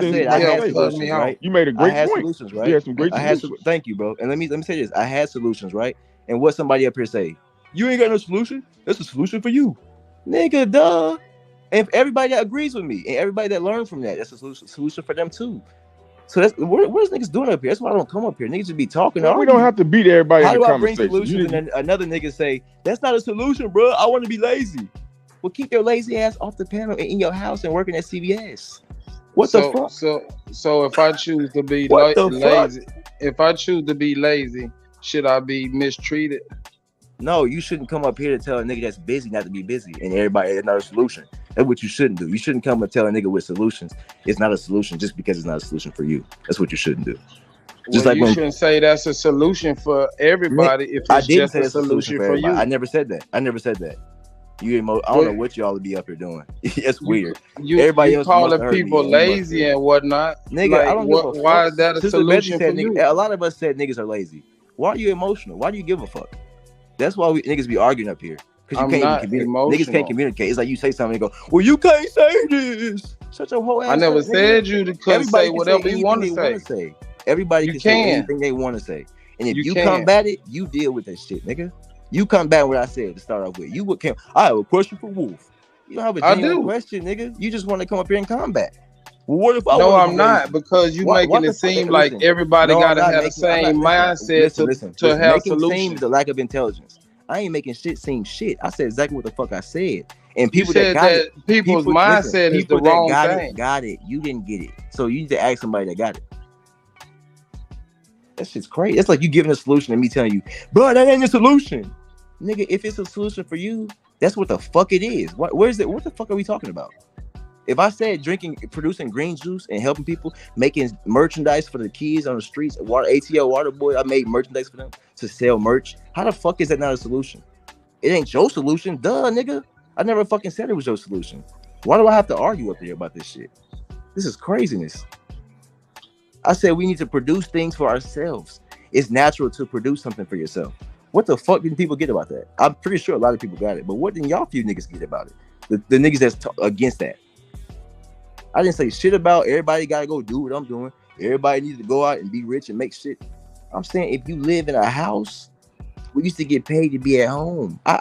Bro, I said a whole bunch of shit. The shit went over everybody here, or over these niggas here, I guess. I broke it down very simple to say at the end, all you need to do is produce something. Are you a buyer or a seller? I don't even know what the fuck the pushback is for. It's like, I never said every single person's solution is this. Of course not. Some people's solution, but at the end of the day, as a being, you should produce something. That's all I'm saying. And you see how I said should? Okay, I didn't say you have to do this. I didn't say Superman has to do this. I don't give a fuck what you do, bro. But what I will do is say my opinion and my solution. I'm not telling you this is your solution. Chief got his solution. Smoke got his own solution. But just jumping in and telling another man, like trying to make me view how you view it. It's like, bro, that's how you view it, man. Respectfully. And that's all. Like, if you got it, that's why I asked you, what's your solution, bro? I'm not gonna tell you it ain't a solution. Superman, what's your solution, bro? You right. You got it. You just solved everything. And I'm just, and that's me being genuine. Like, you got your own solution, bro. So who am I to tell you? Like, I can't. Like, what's your solution, bro? It's for you. Like, you probably got a solution for you that fits you and the people that. I'm gonna take your solution and I'm gonna produce some green juice and some sea moss and some shit. Niggas is doing it, but how many niggas you see and produce sea moss now? You see what I'm saying? Chlorophyll. Let me add this to the panel then. Let me add this to people, man. Cause see, we in the dire stage with our health. We are in the dire stage. We do need things like spirulina, man. We need to get some spirulina, some good quality spirulina, and was it chlorophyll?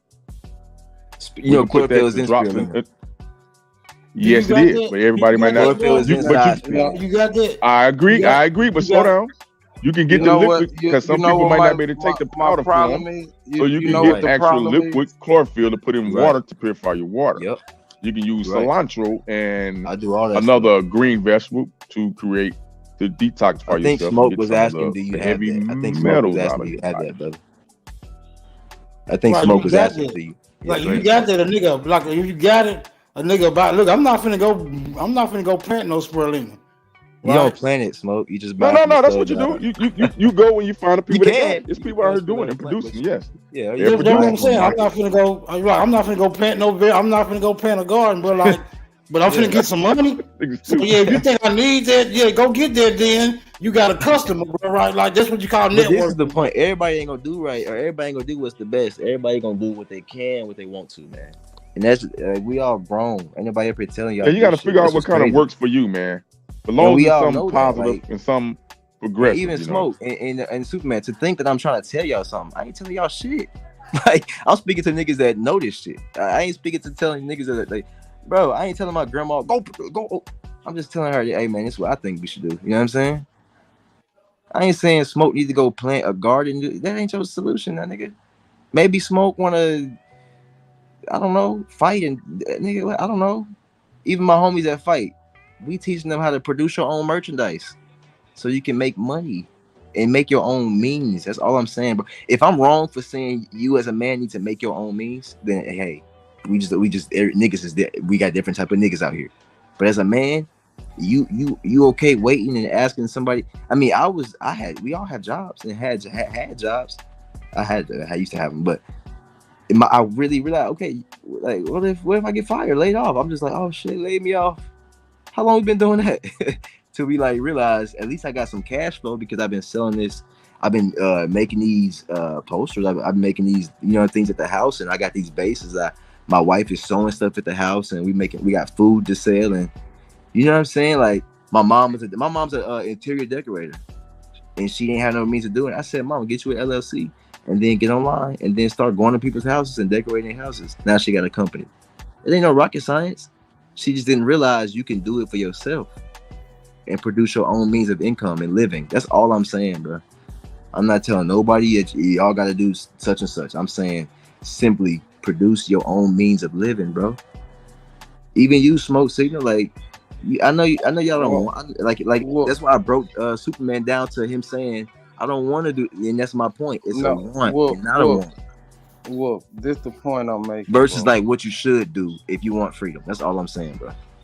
The point I'm making is no matter what you produce or what you do, you still in a fucked up situation because we under occupation. So why try to tell motherfuckers to be comfortable in this condition of being occupied in a fucking prisoner? Yeah, I don't know. Why not fight to break the system down first? Yeah, and then be that. productive. I'm not even talking about that, but I agree with that too, though. I mean, that's what we're doing, tearing the system down by producing our own things. That's my perception. You know what I'm saying? I'm not saying anything stupid. Like, whoa, we should get into the system. Like, I don't know what level it is. Listen, y'all. I'm not. Maybe I need to ask somebody else about me, but like people that talk to me off of this, they listen. I ain't saying nothing that's like which I've been hearing the basic. Oh, wait, we should just. No, bro. It's simple. Produce your own means, and you don't need them. But the problem is, 98% of you niggas need them, and they know it. And what I'm telling y'all is foreign to your ears. So it's like, wait, we can't. We gotta make a means for ourselves. Duh. That's what they all knew that. You just don't know that. And like your brother said, we have to go work for somebody if I have the skill set. Bro, if you got the skill set to do it, you got the skill set to create But technically we are, even if we producing something, we still are working. Does that make sense though? We need to have some decorum around this motherfucker. By nature. Hey, listen, yeah, I don't know. Did y'all do speech classes? I did speech. Yeah, I got you. I did speech classes in college. We have to have this decorum. And one thing I learned, acknowledge what we're saying, so at least we can get to a point. You see what I'm saying? All I'm saying is produce something so you don't need anybody else. If that's wrong, somebody say that's wrong. Mic check. That's all I'm saying. So, Chief, in the chat, Aboriginal Amory Gal said an interesting comment about how about dropping some of the businesses. Now, I know you already have OnlyBuilders, but in sporadic needs inside the chat of who is actually doing something and how they can connect. Now, that's an example of networking. I'm not disagreeing with anything you've said, Brown. Again, as I said earlier, the formula is already in existence, has been in existence for the entire experience. Didn't interrupt you, brother. That's why I let you go with your flow. Go ahead, my bad. But so, someone does get a chance to speak. Let's call a conversation. So when there's a group of, then you don't have to keep saying something, young brother. Just go and get it out. There are a group of 10 people on most average situations. One is the employer or the creator of things. All 9 others do need something to do. That doesn't mean they don't have a talent, a skill, a craft, but not being encouraged. That's kind of what a school system should be more effectively doing. Secondly, as I said earlier, we have Big Mama, and we've done this. We did this as long as we've been without foreign invading forces amongst us, where there was child rearing and babysitting or a school session that would be set up from our control. So what we need to do, as I don't know who that brother was that was saying, because he was asking questions about practicality. That is what I 100% agree with, whoever made that comment. The problem is when there is noise, like what just happened in the past 15, 20 minutes, messaging is not getting out to the community. Simple things, focus, clarity, and what's in it for me. That's all. It's basis of capitalism that we're under oppression currently. We are not That's being right. shown or given insight to switch it accordingly. We're still going to be operating because we created the shit in the first place. So the problem is, again, we're not engaging each other. We're not, as I asked Bethy earlier in the bill, how can we be dependent households? When you are more connected and are interacting, then maybe you can find out what other people are doing. And I yield. Hey, let me ask you a question, bro. Cause you said oppression. Now, see these words that I focus in on because I like this shit to be put on the table. Because if we're dealing with the possibility of laziness as opposed to oppression, to me that's not computing, bro. That don't register, right? How Smoke. can you Let me. be? Wait a minute, hold on. I'm trying to get this one to Alabama because he the You one good. brought up oppression. You I good, want bud. to see if he can synchronize to me in a sensible, articulable answer. How do you make oppression and laziness compatible within a particular predisposition, bro? How you do that, Alabama? Okay, you staying Elmer on the surface with the shotgun, or are you going down the hole? Bro, Okay, that all was right. not So a now rabbit. the That was the not a question. rabbit hole question, bro. That was surface Well, level. it can be interpreted as such when one goes to explain something slightly in detail. Then you start saying, "I'm gonna stay on the surface." Okay, so the oppression is the system. If we're going to talk about what it is we're communicating about currently, there is a system at work. People are choosing to be in it or are, without their knowledge, being hampered by it. Can we agree on that part of the notion, Smoke? I'm gonna go with you so far. So I don't know where laziness enters into that discussion at all. It doesn't matter what the character of the individual is, because laziness is a reflection of a behavior pattern. Okay, whether being productive or unproductive, I don't like using those type of negative affirmations about a people that I think is already being beat down. I prefer to think that some people are complacent and they're not shown how to interact differently, maybe with the system, but the system does exist. Now, the predicament is for us who are being put at a place where it is not purposeful nor beneficial to us specifically. Everyone else we can see around us are benefiting off the same system. So those who are not, would you call that oppression, or what's the word that's more comfortable for you? No, look, I can definitely call it oppression, right? I can definitely call it what you just explained, oppression. So Now, what does that have to do with the? So what does that have to do with the individual person's character or behavior? It has nothing to do with the individual's character or behavior, but nothing at all. That's why So I I'm said not going to sound judgmental or cast aspersions on people's character flaws. But I will say, wait a minute, hold on, before you take me in a rabbit hole, bro, because I'm not. See, I told you, Elmer. I want you to stay on the surface with me real quick. I know how fast you can get in the rabbit hole. Just stay on the surface with me real quick, bro. Real quick. I'm gonna be short. Now you explained oppression. You detailed it immaculately, bro. Now come on, let's do laziness, because if laziness is a factor to our predisposition, I want to know how it became to be, bro. You want to know why I have a problem with that word? Or this is just, just my opinion. Oh, wait, hold on now, because there was a specific conversation. Please, let's not have interruption. All right? Yeah. In the context of the same system I described, Smoke, you are familiar with a famous person they call Step and Fetch It, right? Yeah, I know that nigga. Okay, then what was his character and behavior that became an image for supposedly entire people? And this is the problem what I have with a word such as laziness. Okay? Did he not play the so-called coon and buffoon? Right. And the shiftless, lazy Negro, that was a personification of a stigma, was it not? For sure. That's right. Where is their correlation to fact? None. And by the way, while he was, and since we want to talk about paper and paper chasing, do you know he was the highest paid entertainer at the time at $10,000 a week at that time? You got a Gatling gun, bro. You be busting, bro. Y'all talking about, nigga, I don't know if we talking or if I'm just ducking behind cars and shit.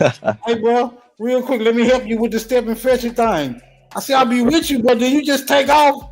Then you don't pass the baton or no shit. You don't grab the baton. You just got on for the finish line. But look, bro, hey, when it comes to the step and fetching, nigga, yeah, that's a whole fallacy, bro. Go ahead. But we are in agreement that has been used to put a mindset out about a people. No, about a person. How about let's put it like that? No. That was not personal. But go ahead. No. I'm saying Alabama, what can step? I ask you? But no, let me bring focus to this point about, because that was a personification of a stigma, right? For sure, I'm with you. And who was the shiftless, lazy Negro being personified in film and media and images? Anyone. For am nigga somebody want to look upon. Am nigga somebody want to look upon. They can use that character, right, to exemplify a false image and then perpetuate the narrative. I follow you on that, right? So that's would you agree that's a dangerous thing to do? Are you saying that is a part of the oppression? Facts. Excuse me. I'm sorry. Say what? I'm just saying, are you saying that that's a part of the oppression? Would that also marginalize a group of people? It'll do that automatically. Would that also maybe start programming them to convince? It's all self-fulfilling prophecy, by the way, for those in the chat. Would you then be creating shiftless persons, or is it a catch-22, a chicken or egg scenario here? Okay, Alabama, we gotta be fair, bro. And then you have a system in society that doesn't provide opportunity to present oneself as not being a shiftless, lazy Negro. How about that? We understand the position fully now, but we got to let him defend his position because he the one brought lazy to the flow. Now he gonna have to clarify why he think it's based on some laziness. Go ahead, bro. It's on you. Bro, who? It's on you. You the one brought lazy to the flow. Oh, Wolf, the Wolf. Yeah, I'm not finna convince grown ass y'all niggas is how old y'all is.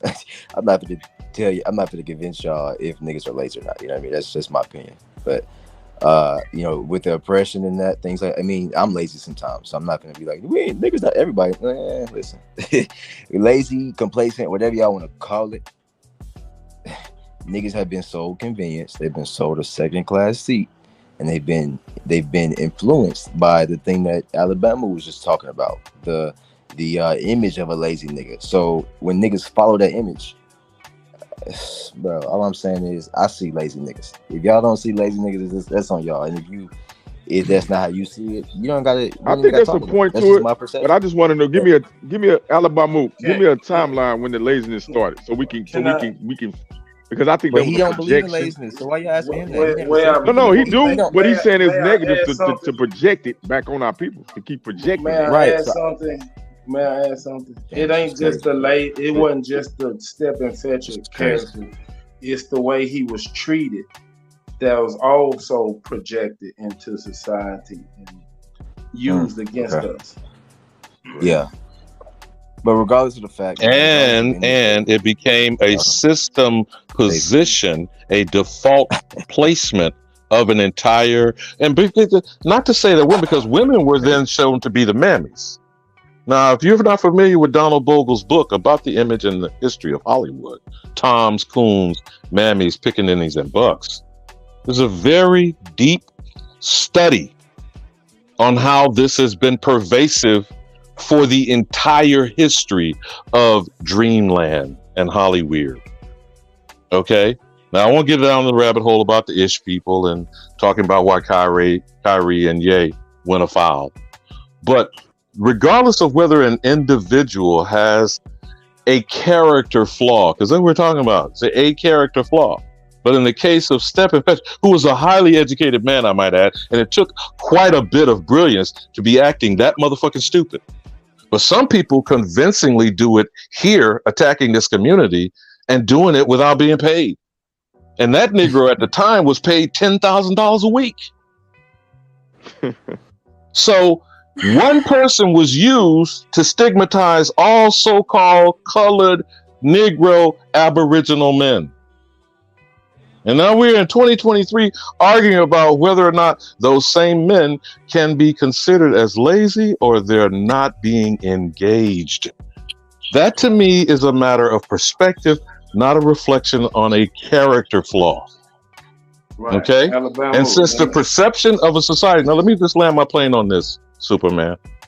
Because the perception of society is projecting that stigma and attitude that doesn't make the nigger, especially the one who says nigger and think they're a nigger, exempt from thinking about that about themselves and about other Negroes. And I yield. Alabama, I got a question. If a person does decide to be lazy and unproductive, should he be mistreated, or should they be mistreated, or cast out of society? Superman, no is the answer to your question. You said that in the step infection interaction, what was the purpose of that character that was being broadcasted as propaganda constantly? Which is why he was highly paid for it. And I know you're familiar with Amos and Andy that came soon after them. Right. That's the point. That's the point I was trying to make, is that the treatment of that character was really what was put out there. That's what. Now, how do incompetent white people get treated in your interaction? Since you're a good, highly paid professional putting in oil rigs, how many of them incompetent, lazy motherfuckers that fell upward? Oh, I'm sorry, like Donald John Trump. No, none of them. They nepotism got them put in. So laziness doesn't enter into the equation. Exactly. That's what my point is. If we should have the choice to be lazy if we want to.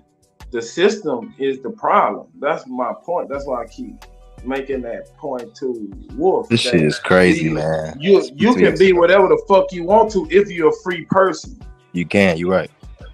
So why we not pushing that narrative? Let's get free, and you can do what the fuck you want to do. I think we are pushing that narrative. Yeah, and they just say systematically we was boxed out. We can all agree we was boxed out. Maybe it's crazy industry systematically, because that laziness, that it is subjective. Because niggas were all our ancestors worked. Fucked. All our ancestors worked. Now, granted, they didn't have the fucking niggas talking. Some of them didn't have. Exactly. They was not able to talking about translate their business into a corporation. Let me ask you this: how you invent that some of the others do? Lazy. That's crazy. We invent a lot of we the gods, right? We the gods, but we should be late. But being lazy is cool. Like if you're a god, you can be lazy. If you're a god, you should be able to be lazy if you want to. If you're a god, you should be able to be lazy when you want to, right? Or wrong? What is lazy, bro? What's lazy? God does what they want to do. Let me ask a question now. So you mentioned your ancestor, and far as I know, the history of any of our ancestors, they owned their own business. They were owners. They worked. Please teach these niggas nothing. No, you going out to work for someone else is not owning, bro. You're being lazy. You're not. You're getting it. They don't get that, bro. No, the brethren, they're trying to make it easy for you about the situation about niggas being lazy. Yeah, you could get up and work every day. Yeah. You working. That's not the type of lazy we're talking about. We're talking about steady repeating the system. You said the system. The system we boxed in. If you're boxing yourself in, thinking you got to get up every day to go work for someone else. That's what a box. Thank you. Y'all don't get that. I get what y'all saying, but y'all it's semantics though, because whether you got your own company, you still working for somebody else. You still putting you just not reaping the majority benefit. I get what y'all saying. Whenever somebody makes, I get exactly what y'all saying. Right. So there's just no pushback then. Go ahead, Nutty. No, it's just semantics. Everybody making semantic things. Right. If nobody you got your own business, hold on. You have your own. What if nobody buys what you for somebody else? Hold on. What if nobody purchases what you produce? Yo, is everybody gonna just get at the same time? What if nobody purchase what you produce? Man, keep going. I'm not gonna argue, right? I know every last one of you got an elder, your mom or your father. That's right. Someone in your family told you to be a jack of all trades. Not all these niggas.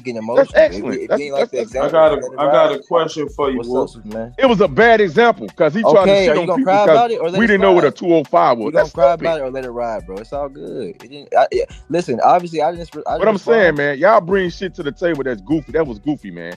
Bro, Ain't let it be nobody gonna remember what a goofy. Let it be 205 goofy. 16. It's all good. That Y'all was be too goofy. grown to be so emotional, bro. Let it be goofy. Let's keep going. We was building, man. We had a great conversation. You gonna bring that in there? That was, but the shit on people. Why we gotta shit on other people? This is Bill.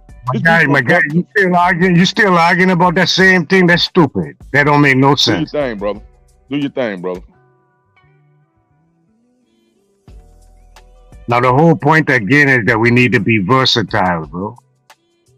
Not no single-minded individual. Want to find something wrong and hang on that like a monkey on a line. You know what happened to a monkey when he climbed the tree so high? He show his ass. That's what happens.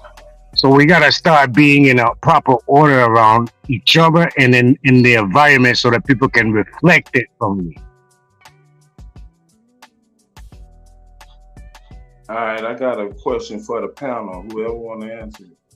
If people are free and have a free will, why can't they do what the fuck they want to do? Why they gotta be anything that somebody else think they should be?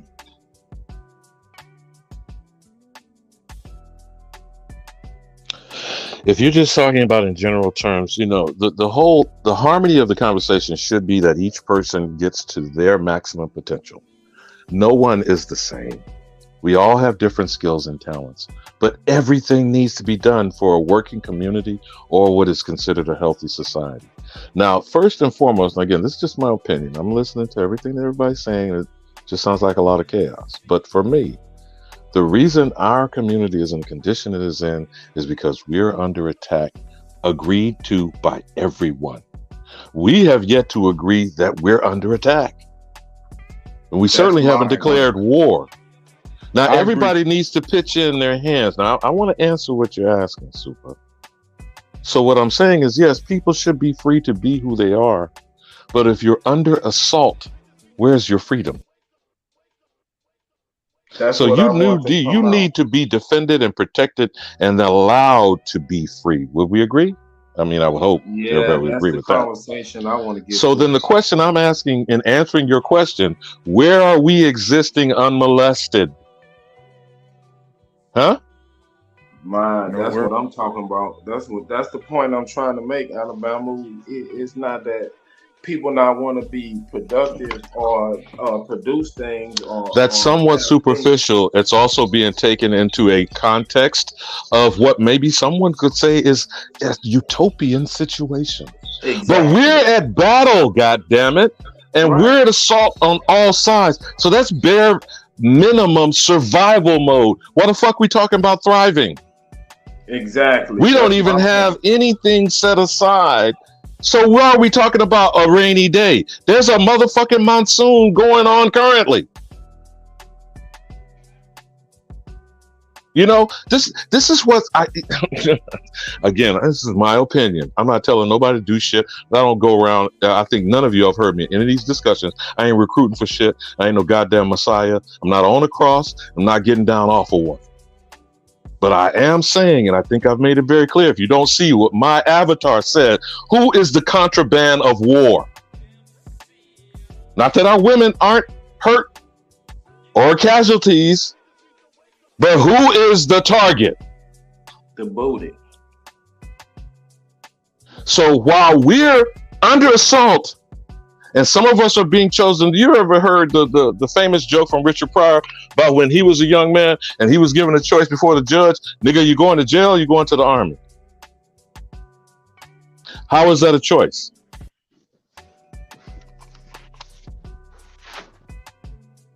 And he wasn't determining for himself.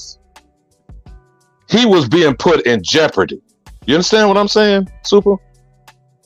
I got you. So that's what I'm saying. People talk about making this money and building this business and being comfortable. That is as long as they think that they have the wherewithal inside the construct, whether you call it the matrix, whether you call it American capitalism, whether you call it wage slavery. I don't give a fuck what you call it. What's in the name? You're still attached to it. And what is happening is you are being siphoned off of. You're having, whether you want to call it energy vampires or outright leeches. Like I said, when are you getting these motherfuckers off your nuts? See, so we have obviously, that's what I mean about complacency. Again, not to offend people's sensibilities. I can talk hood if need be. But what I'm saying is we have become complacent. We are comfortable in our condition.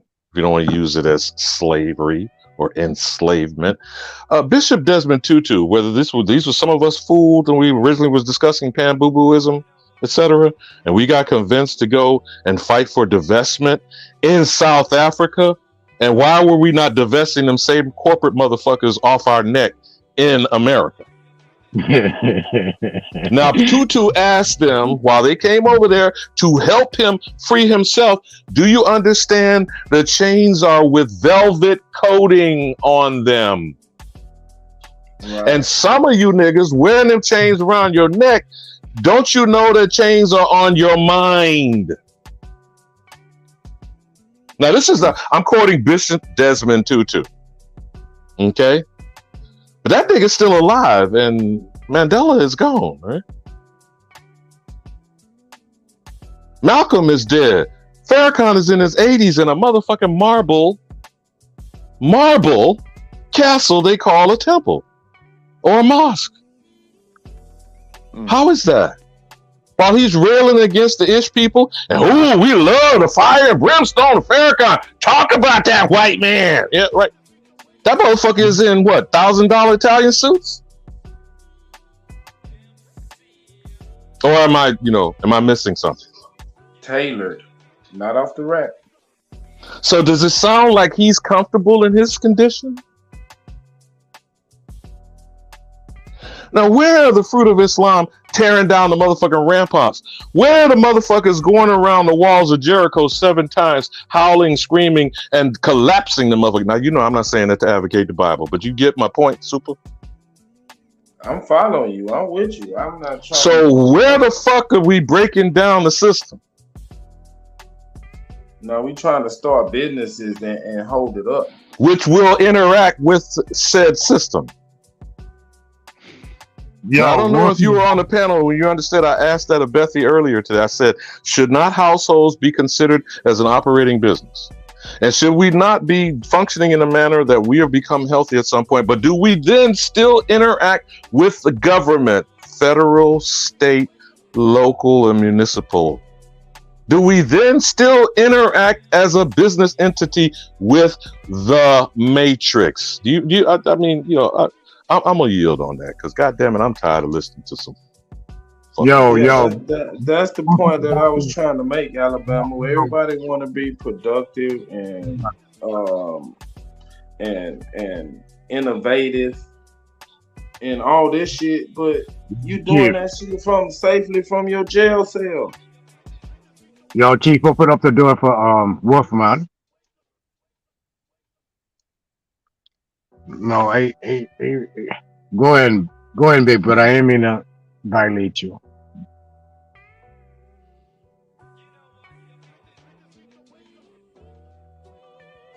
I'm not saying I'm not productive. I didn't produce a whole bunch of shit, but it's still limited. It's limited when you want to go to another level instead of just in your house making green juice and fucking sea moss and shit, and you really want to do international business and trade.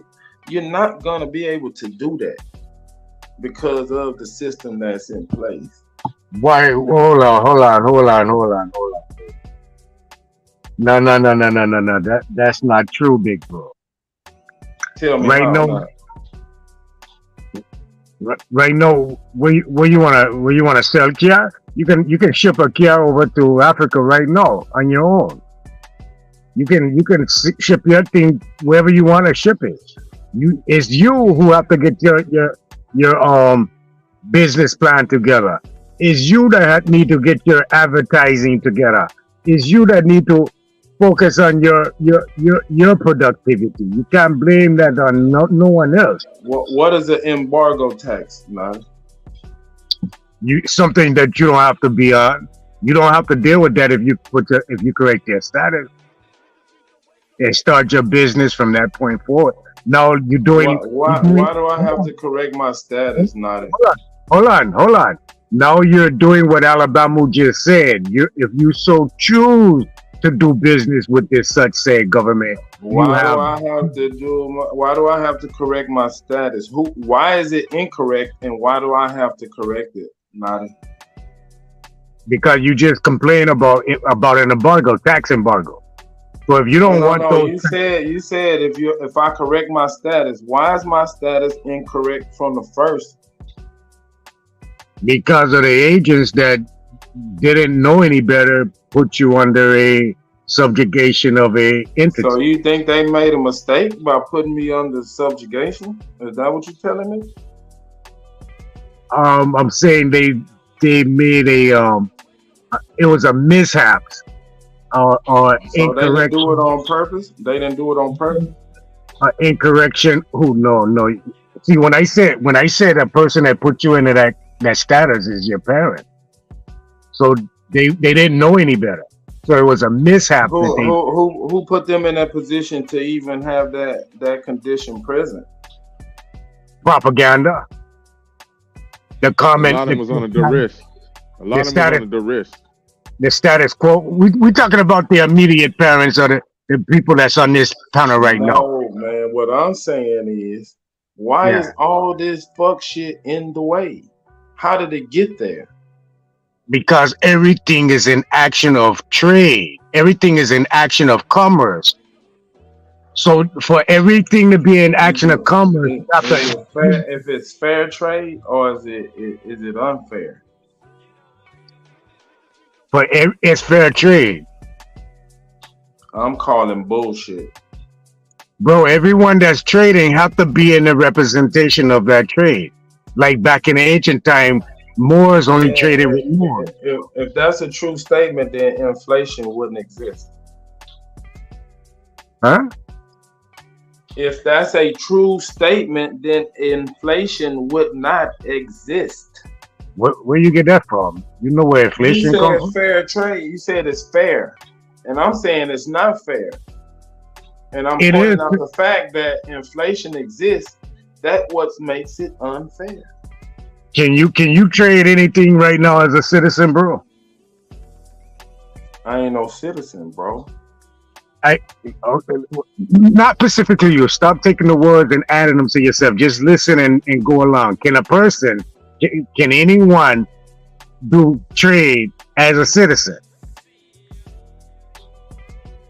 Yes. Okay, so that makes it fair trade. Since the trade is embedded in a corporation setting, business can only do business with businesses. So you're creating listen. Oh my God. Nadi, that's not true. It is, man. What are you talking about? You won't even let me If I go trade my neighbor some okra for some tomatoes, what the fuck does that got to do with anything? Is those okras and tomato is on the trading list? Already trading list? A taxable item? Well, no, hold on, Nadi. So technically, he's using the word barter between He didn't use that word. He so said trade trade. might be happening and taking place. This is the only problem with semantics about this particular language that we use. You know, when we're able to interact with each other, and that's why I asked the sister earlier today, shall we understand what dependent households should be and not this independent woman nonsense that keeps being fostered through fake feminism? Okay? No one is independent. There's no man is an island to himself. No one can conduct. Let me just put it this way simply. The only way to do good is to do through others. Two people make one person. You feel me? Now I know that motherfuckers that this weird science shit is trying to alter that shit. They're trying to convince some motherfucking males that they can have a womb. They're trying to convince some, butchers, what do they call them, studs now or whatever, that they can go and create a human being without a sperm. Okay? Putting aside that toxic, confusing crap, in the harmony of the existence of the planet we've been on millions of years before we were infected with these motherfuckers, that would be a harmonious statement, would it not, Nadi? Yes, sir. So why can't we just get back to the simplicity of that? And I'm not saying I got any answers. I'm just making an observation. I'm weary of my people being fucked up in the head. And I yield. I say there's a natural order to it. if the cream gonna rise to the top, they're gonna rise to the top. If the overachievers are gonna start corporations, build factories, there's gonna be a guy who's gonna come along and he just want to be a mechanic. He want to get his pay. But wouldn't go you home. still be operating in a harmonious fashion, Super, is what I'm asking. Yeah. So there would not be one trying to take advantage of the other. And I might add, for example, and again, it's never fostering people to believe in the Bible or to follow it. Scriptures give reference, just like any other thing in life, if you bother to research it. But usury is evil. Now, Natty, just talking about a simple thing. We're staying in the context of harmony. I extend you $100. I hate using the word loan, but you get the point that I'm making for the moment. I extend you $100 because you're my brother. You need it for whatever. How dare I ask you that you owe me 110? Explain to me how that works. Am I stealing from you, or am I coercing you? That's called interest. Do you feel what I'm asking, Nadi? Oh yeah. So in a harmonious situation, same for same, equal is called balance, correct? Yep. But when you're charging interest, which is called usury in the scripture, what do we get out of that? And what's the only violent interaction we heard from Yeshua ben Yosef or Jesus? Who the fuck did he beat, Manati? All you get physically is debt. attack. That's all you get is debt. The money changers? Is that the only description we've been given of him of a violent reaction from the so-called docile, cool white man who's gonna save you climbing down off a cross? He braided a 3-cord rope, did he not? That takes some time, doesn't it? Braided the rope and whipped the money changers from out the father's home. We call the temple, isn't it? Yep. Why would he have done that? So them say. I'm just using the scenario, Nadi. I know you get my point. I'm not advocating Christianity or Hebrew Israelite or anything, or even the book itself. I'm talking about a story. Yeah, the point. I understand. I right there with you, big man. Yeah. So if I extend to you, because we're in agreement, that's supposedly a contract, right? Oral or verbal is a legitimate contract than paperwork, right? And men of character, their word is their bond, correct? So how I roll up on you, my brother, and say, now you owe me $110, when both you and I know I only gave you $100. That's called extortion. I'm trying my best here, Nadi, is to make things simple. I may not be successful. It may not be working. But God damn it, we need to focus. Do you think? And fuck the dumb shit to many of y'all in the chat. I'm going on in the chat.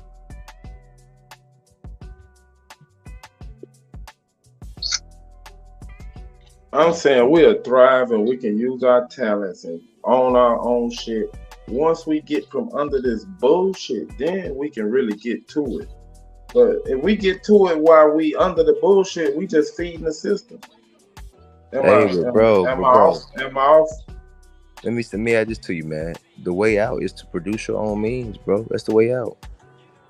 Because every single person ain't as far in the system as the other. You know what I'm saying? Like, it's mentally in the system, physically in the system, by what you eat, financially in the system. But you got to start somewhere. You feel me? I feel you, but yeah, some niggas solution is getting in shape. Some niggas solution is getting that bag. Some niggas solution is not to have a solution at all and just to let shit be. But you get my drift. That's why earlier I was saying. But Wolf, you're right in what you just suggested. But again, and what Super's point is, and I'm just repeating it just for clarity. Yeah. How do you get all of these people, no matter what bag, no matter what perspective, no whether their frame of reference is, we are all catching hell under the same thing that needs to be stopped? How do we get in one accord on that and put a stop to it? I don't want to put words in your mouth, Super. You can say it the way you want to say it, but that's what I thought you were saying. That's it. Well, I'm gonna be honest. Honestly, bro, I don't know. We don't know how to get every single person on the court. That's why I just brought up my solution, meaning this is to me a way you can get leverage on your own life. You know what I'm saying? Like listen, the only thing you can control is in between your brain, bro. Your mind is the only thing you actually can control to start In off. your action. In your action. Yeah, and then but you start with the mind, then your actions. But if you ain't even controlling your mind, we have a bigger conversation to have. That's why I was talking to Superman like that earlier, trying to get him to trace his mindset. You see what I mean? It start I there. mean, I'm good, but what I'm Yeah, saying but is, if you, hold on a second, Wolf, because there's a knucklehead, I'm not gonna mention him in the chat, that keeps talking this bag shit, as if pursuing some wealth, anything, I don't care what is it you call intangible, is going to extricate us individually or collectively as a people out of a capitalist system that started on turning our ancestors into property. So that system in and of itself has to be destroyed. Now we can do whatever it is that you suggest to do, Wolf, and exactly what Super is saying. Because give us free! You know what the fucker said on Amistad? Motherfucking, you don't give freedom, goddammit. It's taken. Yeah. That's the problem with the mindset that's still keeping people in the damn matrix and being a battery for these motherfuckers. Now, ain't nobody putting batteries in our backs. Yeah. We're actual batteries being siphoned off by these bastards. In Alabama, respectfully, that's what I said 2 hours ago. So it's like, why we don't understand. I said that earlier. I said this is the mindset we've been trapped in, and it's these matrices. I already said that. So everything I brought up was the solution, a solution that for me. But from exactly what you just said, we have this mindset that got us trapped. So that's why I'm saying start with that. But yeah, everything you just said right there, Alabama, I agree with that, because that's what I was saying earlier. You know what I'm saying? It start with the mindset. If you have the mindset can I ask you a question, Wolf? Yeah, go ahead. If you start all your shit up and you become successful and you got your assets and you limited your liabilities and you got all this going, and somebody kick your door in and they dress like a SWAT team, what you gonna do? I'm shooting back, bro. I'm getting all my way. I got a lot of weapons too. I'm fighting for my life. But why does that SWAT team exist? That's a good answer, right? You said what now? I said, why does that SWAT team exist to come in there? Because they have a corporation. I got you. Because they have a corporation with an army backing them to do that shit. Like I said, might makes right. And I don't have an army. You know what I'm saying? I got my army. I got my arsenal.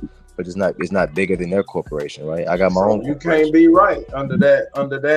What do you mean? What do you mean I can't be right? Because you ain't got the might.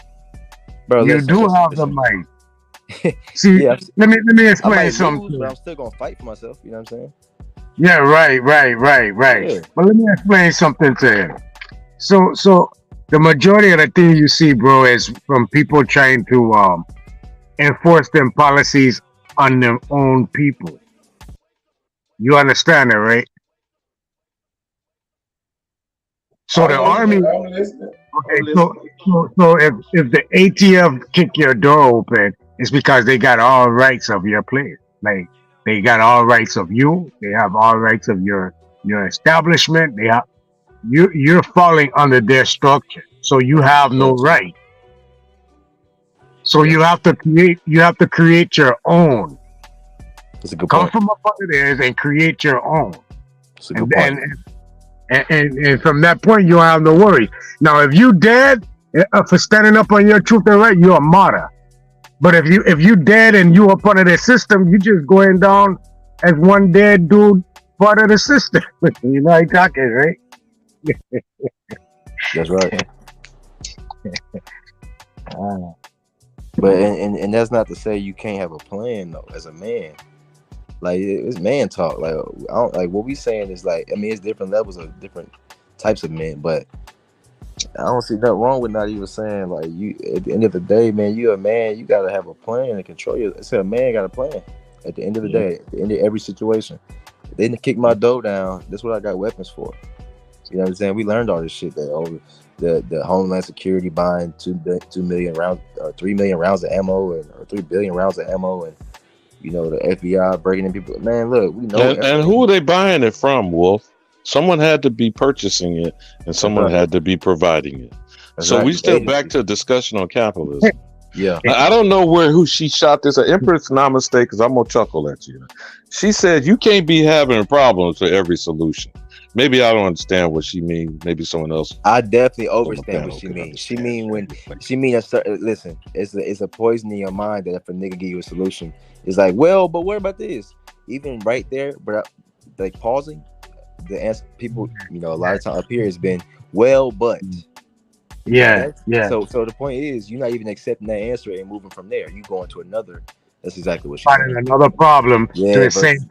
Yeah, man, that's what she's saying, Alabama, and I understand that because I had that same thought and I was thinking that as well. That sounds like the white man's burden. Nah, man, that sound like niggas. That sound like a mental thing that was happening to us. It's like, come on, y'all, we can be free, and then a slave is like, well, where we gonna go? Master gonna find us. No, we can just run away. No, Master feed me good now. Yeah, Master feed me. You gonna be messing up a good thing, my good step and fetch it, boys. How about this, Alabama? We can't all run away. Somebody got to help Master around here. Fuck out of here, y'all. This is what they go tell Master where you at. You done ran with Master. They done ran away. You didn't come up to be a snitch, bitch, Naughty. Yeah. But you see the point, though. You see the point. That's the point. You give a slave a solution. It's like, no, but wait, we can't run away because then Master gonna find out we all gone. Like, yo, come on now, y'all. That's mental. Right? That's not good. That's mental, Nah, I don't know, young brother, whether we beat this horse dead or not. But we got a good point right now. Y'all want to segue onto? I'm not necessarily saying we circle back to Pan-Africanism, whether it's dead or not, whether the C.I.A. funded it or not. But it is again the pillars, if you will. Let's say if it was just 4 pillars of the existing structure. Can you knock one out? Or do they all simultaneously must be taken down? They all gotta go. That's right. And that's what you call military science. So tell me this. Do that compare to that story of Samson? But didn't the bitch cut his hair off? Yeah. But at the same time, he had to go through that. To be celibate, Naughty? Hold on. You mean sell a bit? Sell a little bit. Hold on, a lot. No, I'm sorry, Naughty. Go ahead.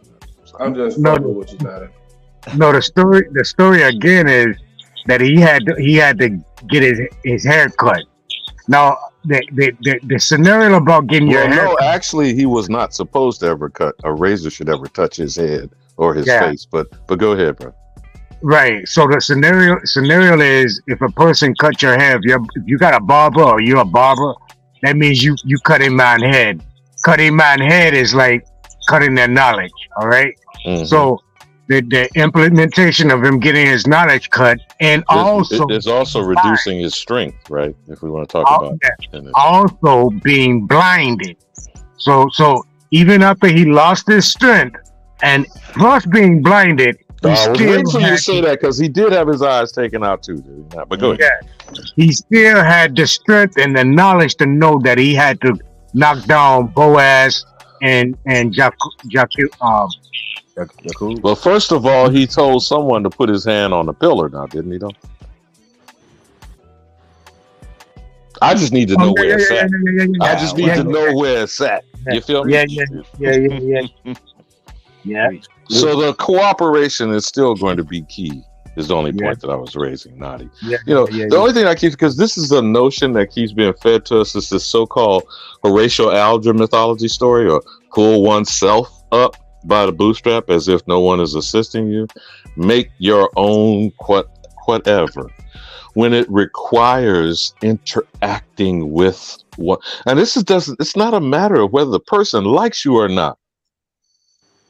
This isn't an issue of, the positive self shit that they like to do with these goddamn with these people that go around being paid to just speak positive affirmations over people. Yeah. That's fleecing the flock, though, right? But what is being produced? That's right. That was the point that Wolf was getting at her, and I wasn't disagreeing with you, Wolf. No, you good. Yeah. The situation still presents itself. Food, shelter, clothing. Period. Mm-hmm. I don't give a shit where you are on this planet. I don't give a damn what your condition is. I don't even care if your ass is under assault. But I do care if she's not with us anymore. I do care. I do care that me and mine are in a fucked up situation, and every motherfucker on this planet is agreeing to put foot in my ass. Yeah. Now, a motherfucker that come in the room disagreeing with that, Naughty, what I say? Check them at the door. Hey, and speaking of hold on, bro. This is where I got to object. No, hey, I'm just Smoke, let me just say something to what he said, so I don't forget about what he said. My bad, Smoke. About the cotton thing, he was saying like clothing and food and stuff like that. My mom used to pick green beans, cotton as well. All the cotton slaves pick cotton, nigga. How you think all these clothing were made? That was our export. That wasn't no you beating and picking cotton. Nigga, you did that naturally. That was what's a sharecropper? So for niggas that want to be lazy or don't want to do stuff, hey, ask your woman. Your woman, hey, babe, we gotta produce something. Getting them green beans, we gotta produce something. You see what I'm saying? Sharecropping was natural. You see what I mean? And picking things were natural. My mom said that shit. Damn, we used to pick everything when I think about it. Yeah, the whole family outside picking shit. You see what I mean? Because it's natural to do so, or it's natural to produce for yourself.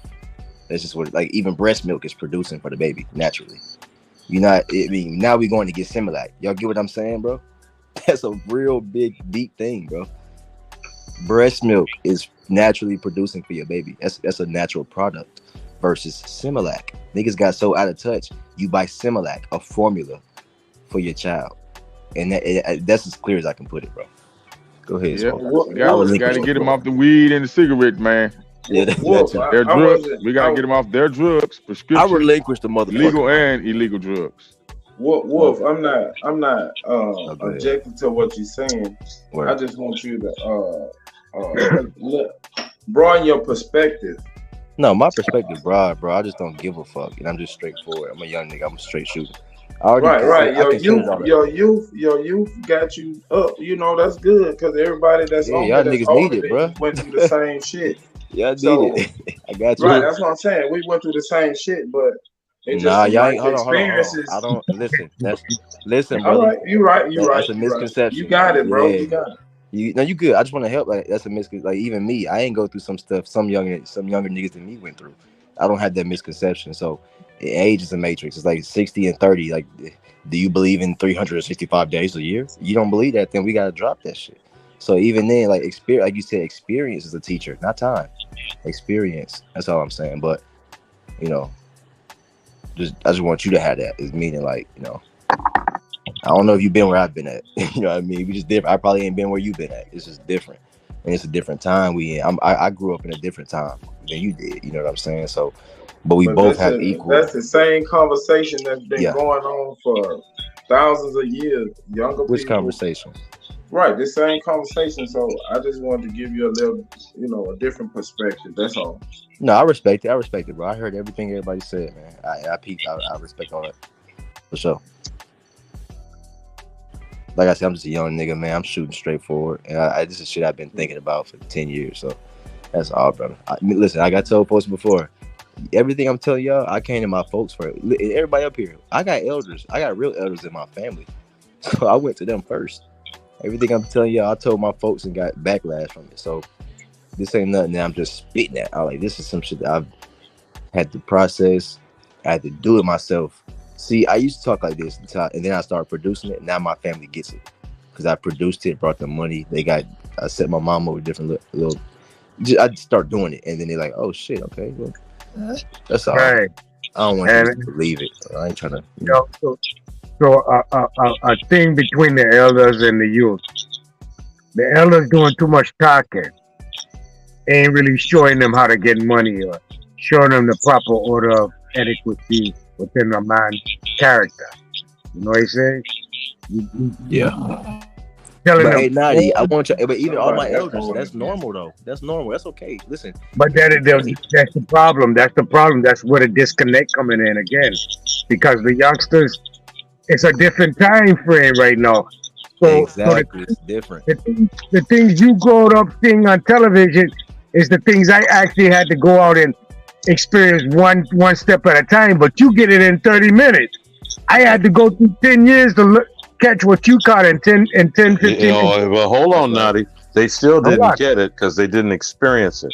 Furthermore, you know that damn solution shit don't work in 30 minutes. Ultimately, they are not getting engaged with the real world. These motherfuckers are going further, deeper down the inception in the virtual fucking world. So where we're going to do what we need to do, and I'm not saying I got an answer, I'm just making an observation. We do need to do it in the real world in real time, right now? Yeah. True. But listen though, the time we come up, it was a different time. Our breeding was different. These children, absolutely, brother. I'm not disagreeing with you. I'm saying not only this particular generation, they're not only out of time, they're out of perception. You feel me? I mean, did they even leave the goddamn couch? Motherfuckers don't even go, and then they got the excuse of the pandemic for the last 2 years, right? So who goes outside? The elders ain't outside. So in 6 months, well, yeah, that may be true to a degree. Well, but we're talking about the persons. Well, hold on, because every time when I was your age, I had elders that existed at that time. But the world is for the people at the spearhead. That's this current generation. Now, what Nadi was saying is correct. This generation gap of connectivity is falling short. Yep. But even if we were to connect with this generation, they're going to put a fucking device in our face, Nadi. That's what I feel. Y'all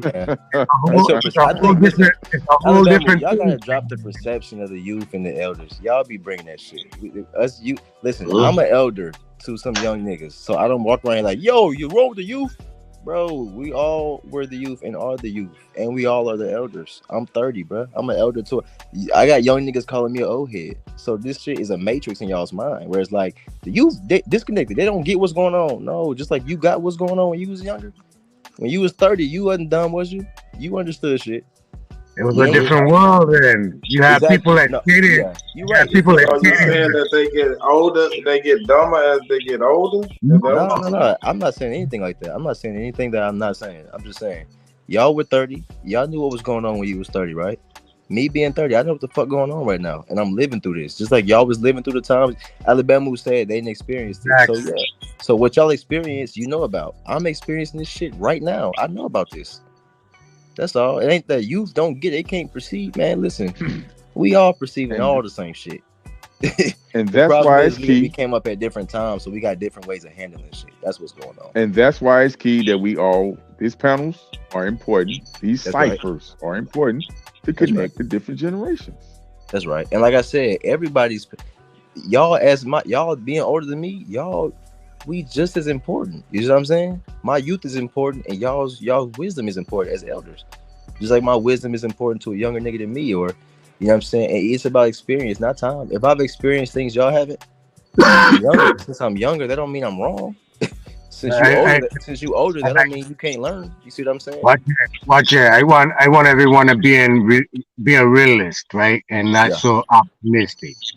When I was coming up, it ain't shit my parents could say to me, but I was very observant, right? I can see what they was doing, and I chose what I wanted to do in between what I seen. But what they told me, it went in one ear and out the next. So what I saying, kids are very observant, bro.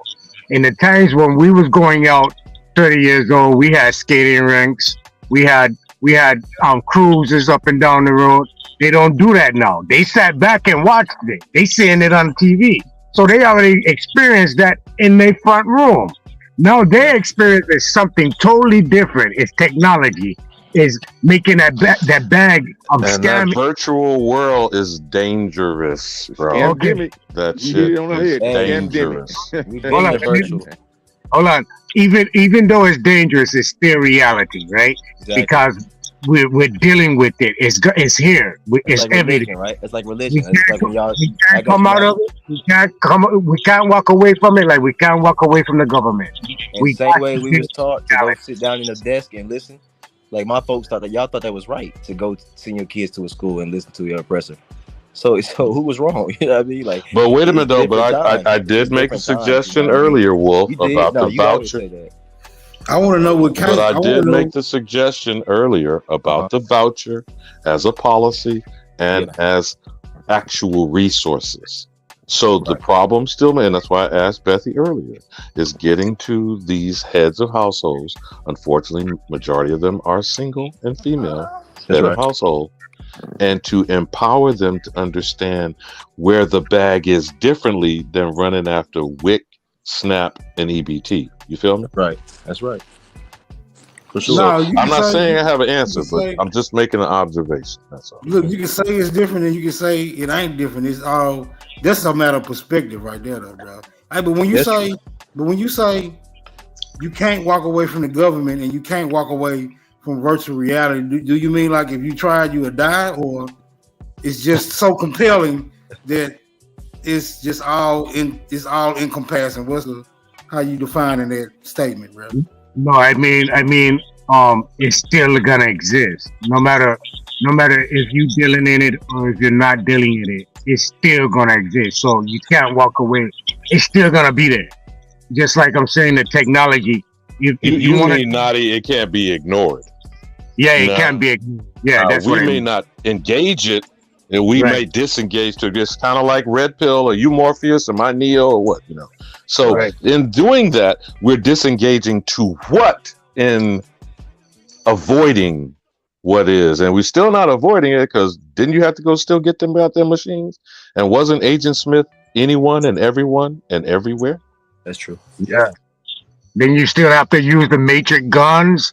Then you still have to use the matrix ability to dodge bullet. You still had to use the matrix. So he learned how to manipulate the matrix to work for him. Even though he had the real world and he was a peasant, or not a peasant, he was private in the real world. But when he dealt with that matrix, bro, he used it the whole 12 inches of it.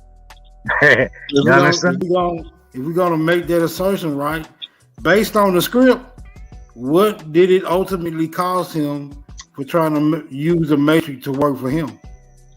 For him to free, for everyone else to be free, he sacrificed himself. Right. Some of us have to go out there and be policemen. Some of us have to go out there and be judges. Some of us have to go out there and be doctor. But at the end of the day, you still not that doctor, you're a man or a woman. You're not that judge, you're a man or a woman. So the separation is still, you just got to identify with it. That's right. And take that shit into your own hands, man. You gotta take everything into your own hands, especially as a man. That's your physical fitness. That's all that hey, Neo didn't just go read no history. That nigga got in shape, nigga. You started fighting. That man got your physical together, your mental. You see what I'm saying? Who's that? It's like we taking this role of this estrogen so much in our system that we don't have testosterone to be a man. A man by nature is a conqueror, bro. When have we lost that ability to be conquerors and so comfortable in being suppressed or complacent or under submission? And a man's as a man. Yep. And a man's a provider. We got that genetics in us, right? While we're not exercising it to the highest degree, or even to the lowest, minute or minor. You know what I'm saying? Well, hopefully after with this conversation, this communication, I don't like saying conversation, but with this communication, we realize it's the mindset over everything. You know what I mean? It starts with the mindset. Because if you go into a mind, like if you tell somebody they can't do something, they already have a perception of what they possibly can't do versus what can I do? You see what I'm saying? So I hope we all realize that part, at least, that it starts with the mind. All those systems start with the mind. You thinking you need them and shit, and you thinking everybody can't do something. Like I said, my mama said everybody was outside picking green beans, and all the crops, all the fruits and vegetables, cotton too. my great grandma or my grandmother's sister picked cotton. My Aunt Stan. But just even her telling me that, I'm like, damn, okay. And she's like, it wasn't no slavery. She was like, Aunt Stan used to pick cotton. I'm like, what? She's like, yeah, it wasn't no slavery. She's just picking cotton at Mimi's house. So it's not bad. So it just showed me like, okay, this thing is deeper than a system that's just over you, that you have to serve. You see what I'm saying? Mentally, now physically, like money and all that kind of shit. That's the that deal with the corporation that you are working with. You know what I'm saying? And unfortunately, that corporation has a big army. But even outside of that, like I said, you're not subjected to the corporation unless you sign that contract and you didn't correct your status, which I haven't. So technically, I would be, but not mentally, not spiritually. You see what I'm saying? That's where it starts. Yeah, they can come arrest me and do all this shit, and I can fight it and get it corrected and all that kind of shit. But that's just what come with the Matrix. So almost like what Nadi's saying, learning how to make that Matrix work for you, or destroying that bitch. But what not to do is just to accept it and go along as if you can't change it. That's all that's the main point. Right. Well, Alex Haley was CIA.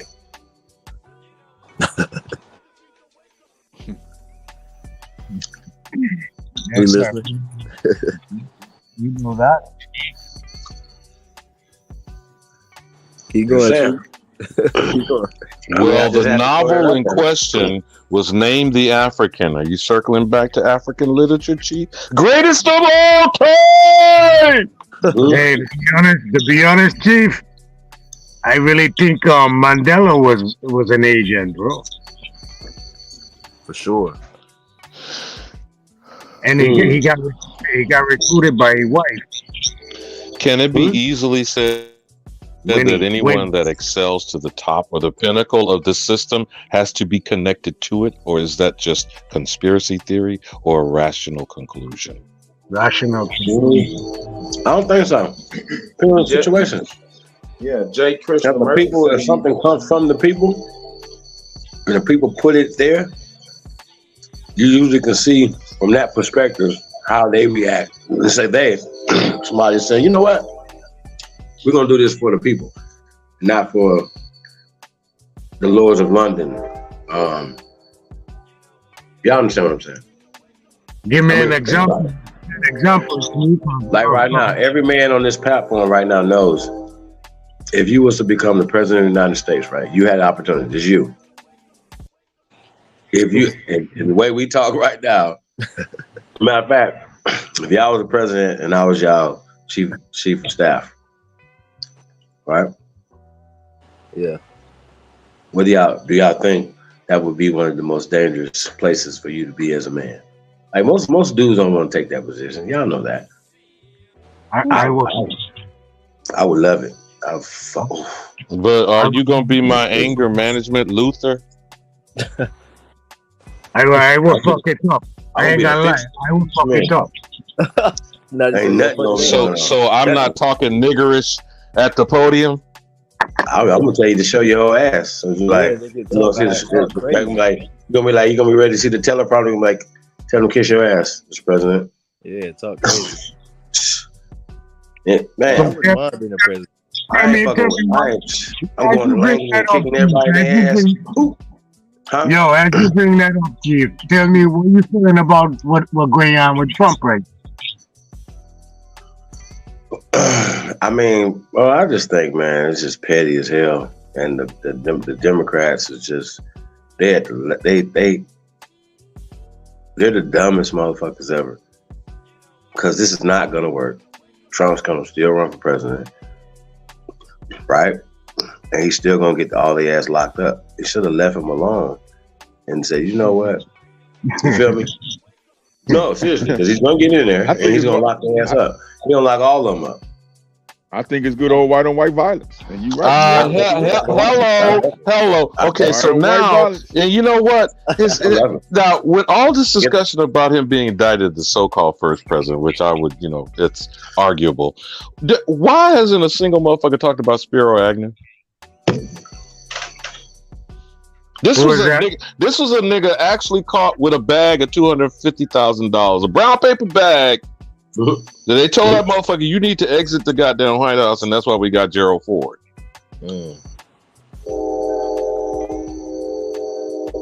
Hello? The train heard that one. The mic drop? Okay. So what I'm saying is not that he's your criminal. Yeah. He is revealing they are criminals. And so now, should President Bubba be lining up? His draws, his asshole get tight?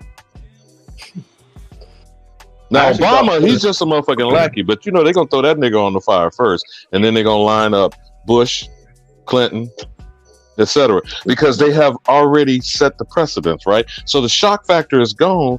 The nigga has been indicted. Yeah.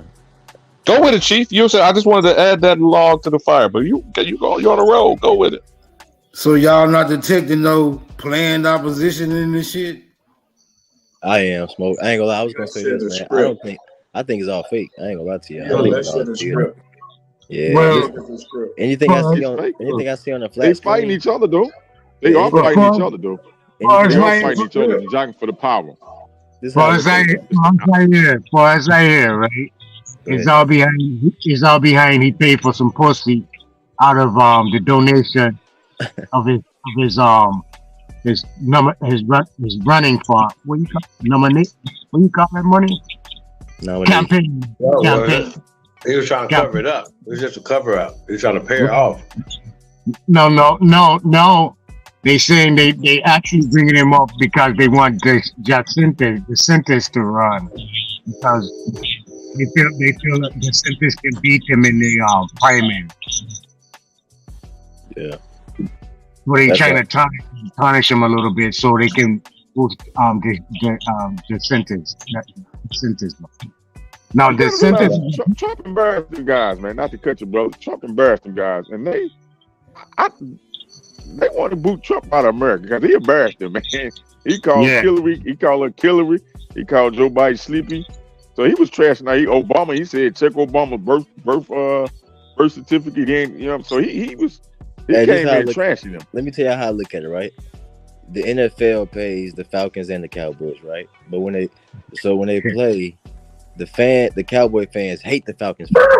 Meanwhile, after the game over, the Falcon quarterback and the Dallas Cowboys quarterback is at the bar drinking together because they both just got paid from the same. And they not only doing that, Wolf, the motherfucking Democrats and Republicans do that shit every day while they got goosing motherfuckers up in the media to be at each other's throats. You're absolutely right, young blood. Go with it. Yep, Trump the quarterback, Biden the quarterback. We hating the quarterback. We hating the other opposite quarterback.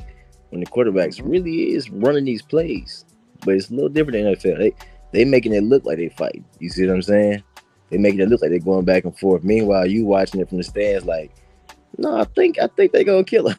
It's like, nah, they gonna shake hands after the game and then keep the season going. That's just how it worked, man. I thought about that a few years back. Like, I just feel like the NFL, nigga, the Republicans. Now, Brown Wolf, did you not just describe tribalism? That part. That's right. That's right. Yeah. Okay, so the animus of you've seen this bullshit with WWE. Because Vince McMahon, that motherfucker should be in jail too. Come on now. Okay, so now who is he buying? UBC, whatever the fuck it is. Who they merging with? I'm not sure. UFC. Okay. Him and Dana White. They you know with the 21 now million. This is an actual convicted motherfucking felon, a wife beater, and he's gonna do what, young brother? What did you just say? Merge. I ain't gonna merge to go. Yeah. Yeah, he just beat his wife the other day. He just beat his wife the other day, huh? Yeah. So is that hype for this tribalism we just described? Whatever entertainment venue you want to take it. Brown Wolf, run with it, young bro. That's right. Hey, it's all on the same TV screen, man. I thought about that one back to you watch a movie, right? They got a news scene in the movie. Now, how the hell you watch the real news and you don't think about them forging that? Nigga, it's a news scene in the movie. It look real, just like the real news look real. Man, listen. Yeah, Wolf Blitzer. Come on now. And they ain't gonna tell you that. They're not gonna say, oh, this one's fake and that was real. Bruh. Yeah, you gotta know that. You gotta know that. And you gotta pick up on that from like I said, from the control like Smoke, controlled opposition, like he said. Politics came from the Roman theater. It's all a theater, play. Okay. It's all a play. It came from the word politician. All that shit came from right. Now that can't, and look, and don't get it wrong, there can be a winner and loser. Of course, you know what I'm saying? They want to beat Trump, but this is land of the free, home of the brave. If y'all think they're finna really give these niggas consequences, you got another thing coming, man. It's old-fashioned white and white violence, man. That's what I'm saying. Once they get done, it ain't with even each other, violence, they're working together. Hey, it's white on no, white. that's violence. Motherfuckers dead. No, people died. His wife, Trump, they pushed that motherfucker down the steps. Trump ex-wife. They murdered that motherfucker. Now wait a minute, bro. Now did you hear the rumor? This bastard buried her under one of his golf courses so he can walk over this bitch. Whoa. Oh yeah, his wife. That's some power shit. Trump buried his wife in one of his golf courses. Ain't that some movie shit? Ain't that some movie shit? And I think about this is how I feel. I feel like they get off more on doing the movie like shit. They don't want to do no normal shit like send a nigga to jail. They want to do some movie shit for you niggas. They want to be like, ooh, it's too simple. Like we ain't finna just put Hillary in jail. We finna soup this shit up. Y'all buying. When you click on the news, you buying that bitch. You ain't watching what's really going on. Yo, how that woman died? Yeah. How she died? Oh, I ain't hear about that. Oh, you talking about the Barry thing? Which one? What are you talking about? Trump wife. They say she fell down the steps, bro. They might have pushed her ass them steps. They say she But wait a minute. Wait a minute. Now. Hold on. Didn't this? But bro, since you said that, didn't this redhead white nigga have his housekeeper fall down the steps and then he killed his wife and his son? Didn't this nigga just go to trial for that? Murtaugh. Damn. Murtaugh. Oh, no. That red motherfucker in South Carolina. He shot them with the gun, nigga. He bust. Yeah, but the housekeeper of 20 years mysteriously fell down the steps, and he took over the estate of his housekeeper. I mean, I don't know. Just an observation. That's a good movie plot, right? That's all I'm saying. Wait. He took over the housekeeper's estate? This white nigga was a lawyer 3 generations in this town in South Carolina. His daddy and his granddaddy. This motherfucker had judges in his pocket and he controlled the system. He didn't think he was going to the Iron Bar Motel. Where's that motherfucker going now for double murder? Oof. Man, they say this motherfucker was faked. He faked his death for a robbery or something. I'm like, this dude was he was ratchet. Hey, and just like on TV seasons, the main character gonna stay there. If you want them supporting roles, your ass gonna get killed off on the show. So, man, I heard about one of them lawyers that was for Fauci. One of them people they was going against a couple years back.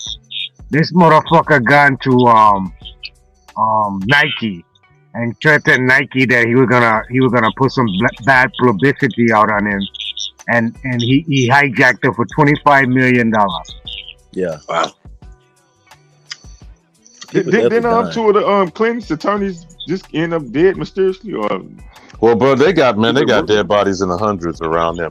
But were you talking about Abernathy, motherfucking Stormy Daniels? Yeah. Foster? That's who you talking about. That dumbass motherfucker. Yeah. He fleeced Nike and his ass in the jail. You said Nike? Yeah, you heard about that, bro? He gotta start Nike. You know, Kobe, before Kobe died, he was trying to leave Nike. Hello. Hey. Yeah. Yikes. Yeah. Trying to lead them motherfuckers. Like, what? You gonna lead? Hey, and don't LeBron got a lifetime contract with Nike? Hello. That means if you do something, your life, nigga, it's a lifetime contract. Yeah, man. So. Well, they sign them contracts like we go back to this corporations work off contracts, terms and conditions, and them guys know what they're doing when they sign up. Do they have a choice? You think they have a choice? Blood contract. They got a choice not to sign it. No. Listen. They got a choice to sign that or not? Watch it. After they sign it, you know they gotta give up a life. They ain't one of them people that we see on TV or anywhere, any sport, anything, people around them then die. Their mother. But Nadi, you know those are blood libel contracts. And what did happen to Ennis Cosby? What did happen to Michael Jordan's daddy? Yeah. Got killed in some woods, right? These are blood libel contracts. Now, I'm not wishing this on. I'm certainly not wishing this on King James, but goddamn it, he let the motherfuckers put that title on him. So you gonna run around thinking you King James? How much careful, motherfucking sacrifice you think he's gonna ultimately have? And how many children does he have, by the way? Come on now. Hey, Kobe was three. in that Kobe shit fucked me up. They took his No, you matter of daughter. fact, I think his wife. I think she might just be pregnant because they. Did y'all see that he was supposed to be in a dress, pink dress, and a purse or something? Or was it Photoshop? No, that was real. Did you see him in the video? Him dancing in them tight one piece. He had on a one piece. What do you call it? A onesie. So guess what they put out and said that he was doing it because he was doing a gender reveal for his wife, who baby, LeBron, new baby, LeBron. I don't know if it's true because this media put out a lot of propaganda, so I don't know. No, he had on a tennis skirt with a pink bag, pink Versace bag. This new? New shit? Yeah, Michael Kors purse. He had a Michael Kors purse and a Louis Vuitton pink tennis skirt. Tennis skirt. None of this shit. It's crazy. Yeah. You say he more than an athlete, man. Stop. Get that lifetime contract, like I was saying. I'm more than an athlete. Not only that, he got a commercial, man, where he's wearing a onesie and doing the gay Saturday Night Fever dance. Nah, don't forget that nigga let him put himself under Sports Illustrated in a motherfucking King Kong pose. Don't forget that. Yeah. I remember that. Yeah, they all control that position, man. And it started with Dennis Rodman putting on a dress with Madonna holding his joint. That's right. This nigga was in a full wedding gown. That shit crazy, man. Yeah. I don't know. Again, that's the It's all. That's that German opposition. That's that Aryan race. That's what their whole objective was about. It's that Greek. So you talking about the Hegelian dialectic, the false compromise of choice? Yep. But both choices are being given to you by the oppressor. That's why Super was saying they have a choice, right? I think he was asking that. Somebody was asking that. He was like, what? Say it again.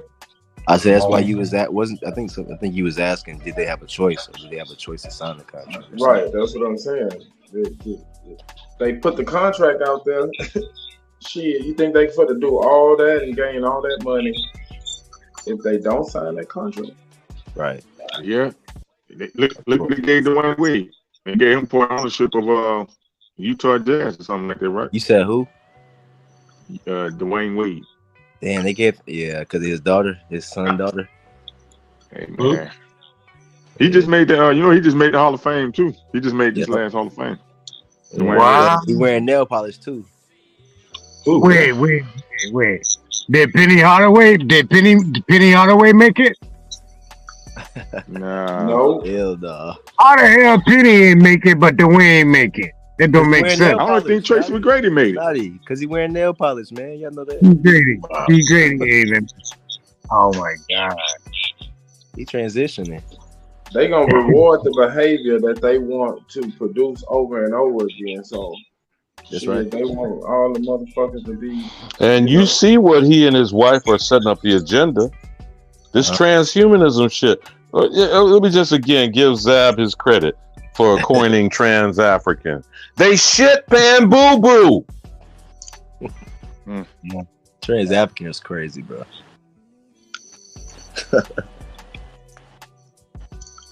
That's all on the same screen, man. It's all you looking at all of it on the same screen. That's all I be saying. Like, man, if it's on that screen, man, they all. So tell me, my people, how you might be able to hide your kids and protect your kids from this, right?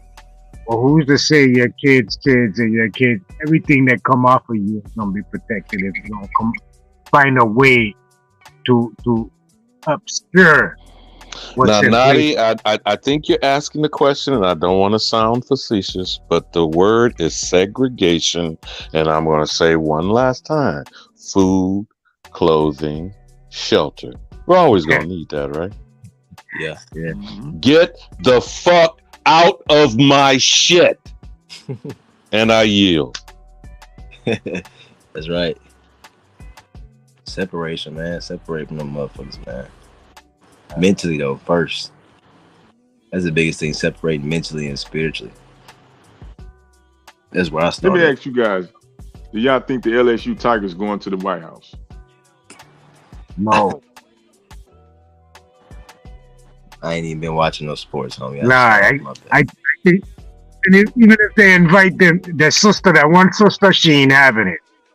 She's a real indigenous sister there. I forget her number. Now, hold on now. Are they going to be protesting because he didn't go and get Britney's ass? Or are they going to go back to that Iowa bullshit? You notice that was the female version of Magic and Larry Bird, right? Did y'all see it that way? That's right. Yeah, I can see it. I can see the hype for that. I can see them. I can see them two females possibly being the first, well, I don't know, highest paid WNBA players if they want to promote that, because they also promoting this all inclusive equal pay behind that too, promotion behind that too. Yeah, no, I can see that. Hey, I'm not gonna say they don't deserve it. But Nadi, since you asked that, are they gonna be pulling Shaq's draws down? Because you know he's gonna have to step insinuating himself in this. That being his alma mater and all that. He already put on a dress. Well, you know, purple and gold goes a couple of ways because he's a Q dog now. You do know that, right? That boule nigga. Yeah. He definitely boule. Yeah, that's a diverse color, right? Purple and gold. Yeah.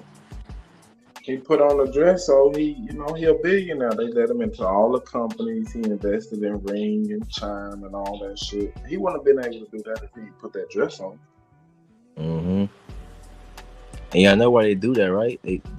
Listen, man, I know a lot of these famous people or rappers and shit. Those are the scariest niggas on the planet. We ain't scary. Y'all up in here, we ain't scared of shit. We out here working at normal speed. These niggas got millions in debt. They don't want to go to jail. Them niggas don't want to loot. They the easiest ones to get because they have it all. And once you have you're not calling out some house Negroes, are you, Wolf? Come on now. You're not calling them house Negroes, are you? Yeah, it's hot outside. Stay here, get these ducats. Yeah, that's a fact. That's a fact, don't you? But yeah, man, like I realize that those are the ones that's the most scared. They the most scared to lose. They the most quiet. They the most docile because they got what they, you know what I'm saying? They took the bait. What Chief call him? What you call him, Kyrie? Big Mountain, Chief? He gonna be standing head and shoulders above a lot of these mighty midgets. Is that what I'm hearing you say, Wolf? Yep, that's right. Mm-hmm. By the way, did any of y'all consider the irony of the week that they pulled the stunt on him was the week that New York passed the legislation and they had to pay back for discrimination people who were discriminated against by protecting their health and not taking the jab? Did any of y'all consider that at the time? Oh, they better go broke. That city finna be broke. They gotta do that. And not only that, you know they charged him with a Class E felony. You talking about Kyrie? Oh no! No, I'm saying specifically about Kyrie and how they fleeced him from probably half of what because he was owed almost a season's worth of games. Is that not right, Chief? Yeah. For not taking the jab. And so they have to pay him back. Then he moved to Texas and he don't pay income tax on that back pay. Mm-hmm. Big smart man. I'm just talking about possibly looking at the bigger picture. Let's stop getting stuck on stupid with surface shit. Sometimes you need to go down the hole. Smoke. Stay up there, Fudd. Bang, bang. Shotgun. Tell me what you talking about, Alabama. Kyrie, the same week that they pulled that stunt on him, posting that meme, Hebrew to Negroes, and these ish bastards forced him to cough up $500,000 and whatever the 6 other things that were constraining him, allegedly. They were to pay him back for discriminating against and forcing him to sit out for not taking the jab. You weren't aware of that? Yeah. That's a coincidence? That's a coincidence? I didn't know that. Mm-hmm. I didn't know he was gonna be able to get any of that money back. Now he ain't playing for the team again. They violated his rights, forcing him to sit out for protecting his health. That's what the law of New York said. You cannot discriminate against people over this. By the way, I would point out experimental gene altering shit. I'm sorry. I'll land my plane on that, Chief. I don't want to get you struck. I'm trying to see now what that legally sets him now that he's in Texas and a resident of Texas. If he can still, I don't know if he can go after New York like that now. Well, I think that was set in place before he left. That's part of the reason why he left.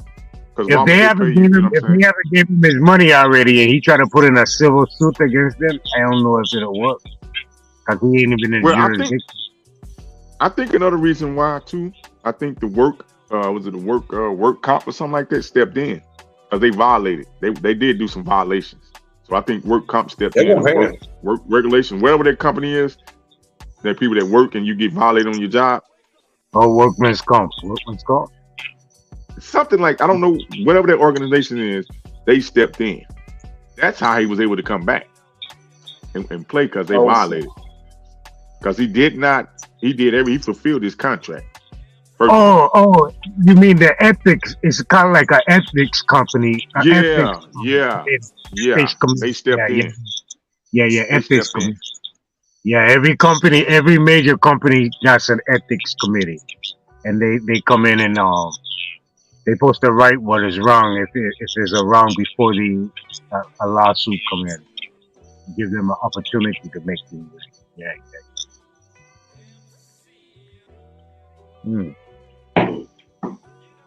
That's right. I really don't think he should have played no more, to be honest with you. Nah, he gotta play, man. You talking about basketball? Yeah. Nah, it's his love, man. It's like me, I'm a painter, right? I'm an artist. I would have go play for someone like Ice Cube if that would have overseas or some shit, right? Yeah. I some kind of way, someone got to make them feel the pain, bro. They got to lose money. If they don't lose money, they don't feel pain. Nah, they ain't. Hey, listen, I'm gonna tell you, even then, they ain't losing no money. Ain't nobody losing no money. They printing it. They know that. Them motherfuckers making money out of thin air. They don't want to listen. What kills them is influence. They don't want that influence to be out there. You see what I'm saying? They don't want him influencing. You need to apologize, nigga. You influencing too much. That's what's really going on. They don't care about. Only reason they don't want you to get the money is because they don't want you to influence. If niggas didn't have no influence, you would get all the money in the world. They don't care about the money. They don't want you to have other, you know what I'm saying, other young basketball players like, wait, I don't have to. No, nigga, look, Kyrie, man. I agree with you in a sense, bro. Yeah. They do. They mad because he didn't take that jab. And other niggas is like, I ain't taking that jab either, nigga, fuck it. In the political side of it. But on the business side, think about it like this. Remember now they went when they went into depression, and then right in depression, they came up with a solution to come out of depression is integration. So they had to involve us to keep their country going or their company going. That's right. They even though they make money, they got to take it out of our hand because we really get the money. Yeah. Now check it out. Even though we don't have no businesses, no companies, but we keep up with the best of them. It's supposed to be the lowest identical group in the country, right? are the lowest populated identity group in the country. But we got like second or first runner up in spending because we actually get money without their way. So they always trying to figure out how we so innovative, even getting their shit to keep them going. You check what I'm saying? So they're gonna always think with their pocket, bro. Always. Nah, you just kill the laziness argument because nobody wants to talk about that. They talk about how much money we spend, but nobody talks about how much money we actually earn to spend. Where's all this money coming from? Well, let me say, I got you. I think this is what it is, right? It's not to say everybody's making a lot of money, but it's to say that everybody else outside of us, they've catered towards making their money off us. Whether it's the nail shops, whether it's fast food, they catered everything towards making money off of you. And of course, that's why you spend the most. It's not because you making the most. It's because they've catered every business towards you spending your shit and not getting nothing back. So the question is, Wolf, where are they getting the money to spend in these nail shops and all these places? Fast food jobs and shit. Yeah. It's the point.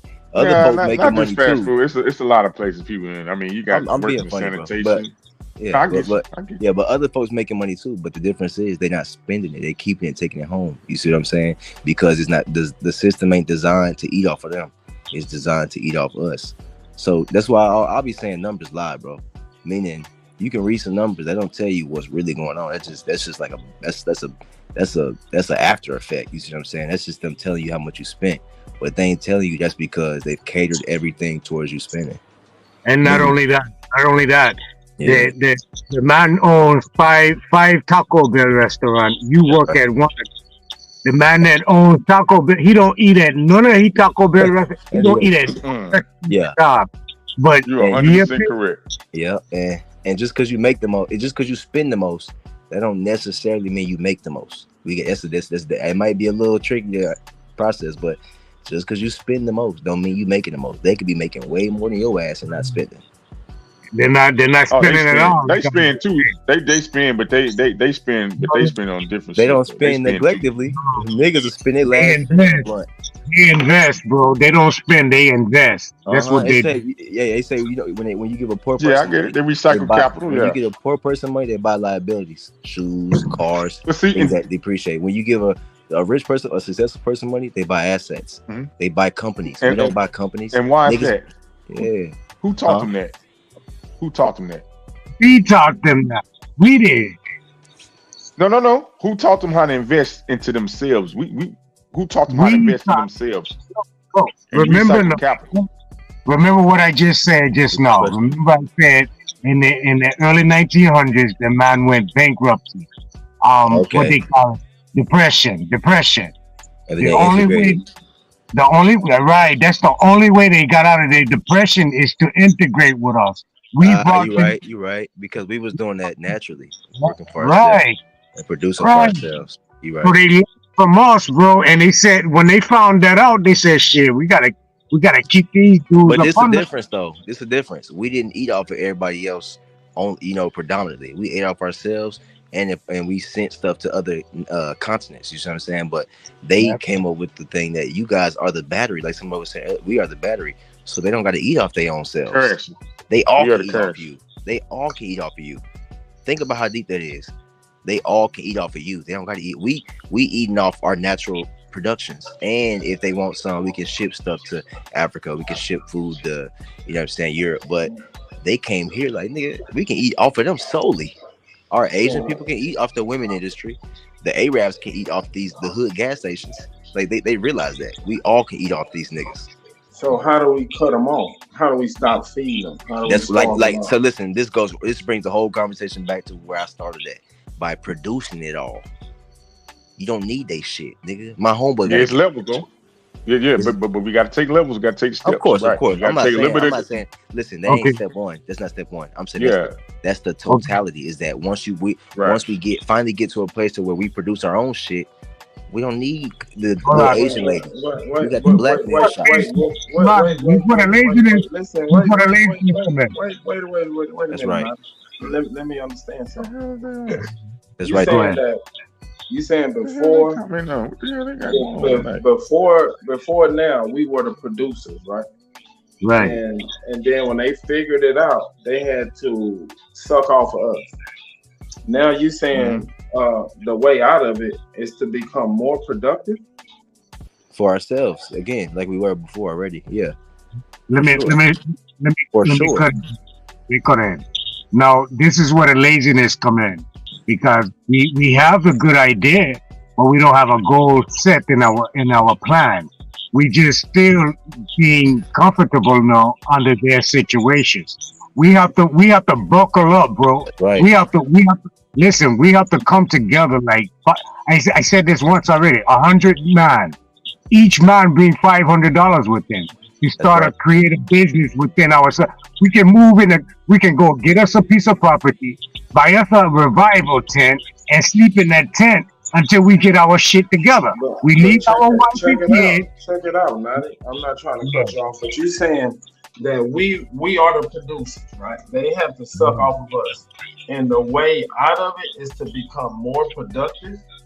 Hey, listen, I answered it for your. Hold on. Productive for yourself, bro. Yes, of course. It's very simple. Instead of going to the Chinese lady to get her nails done, go to the sister and then get rid of all these Chinese spots by producing your own. When they realize niggas not coming to their shops no more, that's the whole point. Listen, they already know you ain't producing for yourself. So of course the answer is to produce for yourself. Of course. Hey, Brown Wolf. Yeah. I got you. I understand what you're saying.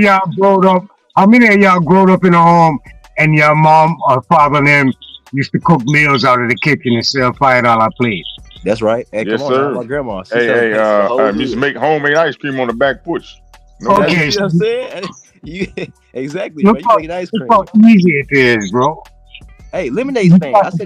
I said a few weeks ago. How many of us did a lemonade stand recently with our children? Teach them how to make their own money. We forgot all this shit. Don't do none of that now. Niggas forgot lemonade stands. Something simple as that. Y'all get what I'm saying? We do not. It was a great plan. It wasn't nothing deep to that lemonade We stand. got to go. If we actually looking to make a change, we got to go cold turkey, bro. A good amount of us have to go cold turkey. We have to be willing to sacrifice. It's only going to be for a short journey, or sacrifice a short journey. But in the long run, we will be making a powerful statement. But now you're cooking with Pam, Natty, but it means you give a damn about your children and your grandchildren, not just flapping your gums. You actually have to give a damn. You have to give up that fucking lace front. You got to give up that motherfucking Lamborghini dream. You got to actually want to do for self and teach your next 2 generations how to do it. That's called setting an example. I mean, I don't know. I'm just making observations. You know, I yield the flow to the panel, to the channel, to the chat. Smoke! God damn it, where you at? Where you at, Smoke? I agree with that solution. If we drop out of the system, that system will crumble and fall. Listen, but I'm gonna tell y'all, we got to be ready for the backfire, because you talking about a civil war, so we got to be preparing for that, because them motherfuckers gonna be mad, because business in this country, not gonna fight us. That's gangsterism. That's right. That's gangsterism. Big business is gangsterism. You're right. They gonna blame it on each other. Watch. I don't think our people realize how much power we got. You see, they cater. Listen, every time they want your vote, what they do? Just some nigga shit. They ain't doing no white shit for the vote. They doing some nigga shit. Oh, we got my chicken. If we pull together, right? Now just follow me right quick, just real quick. We pull together as a team, and we go off and start to develop a good system where we producing our own crop and doing.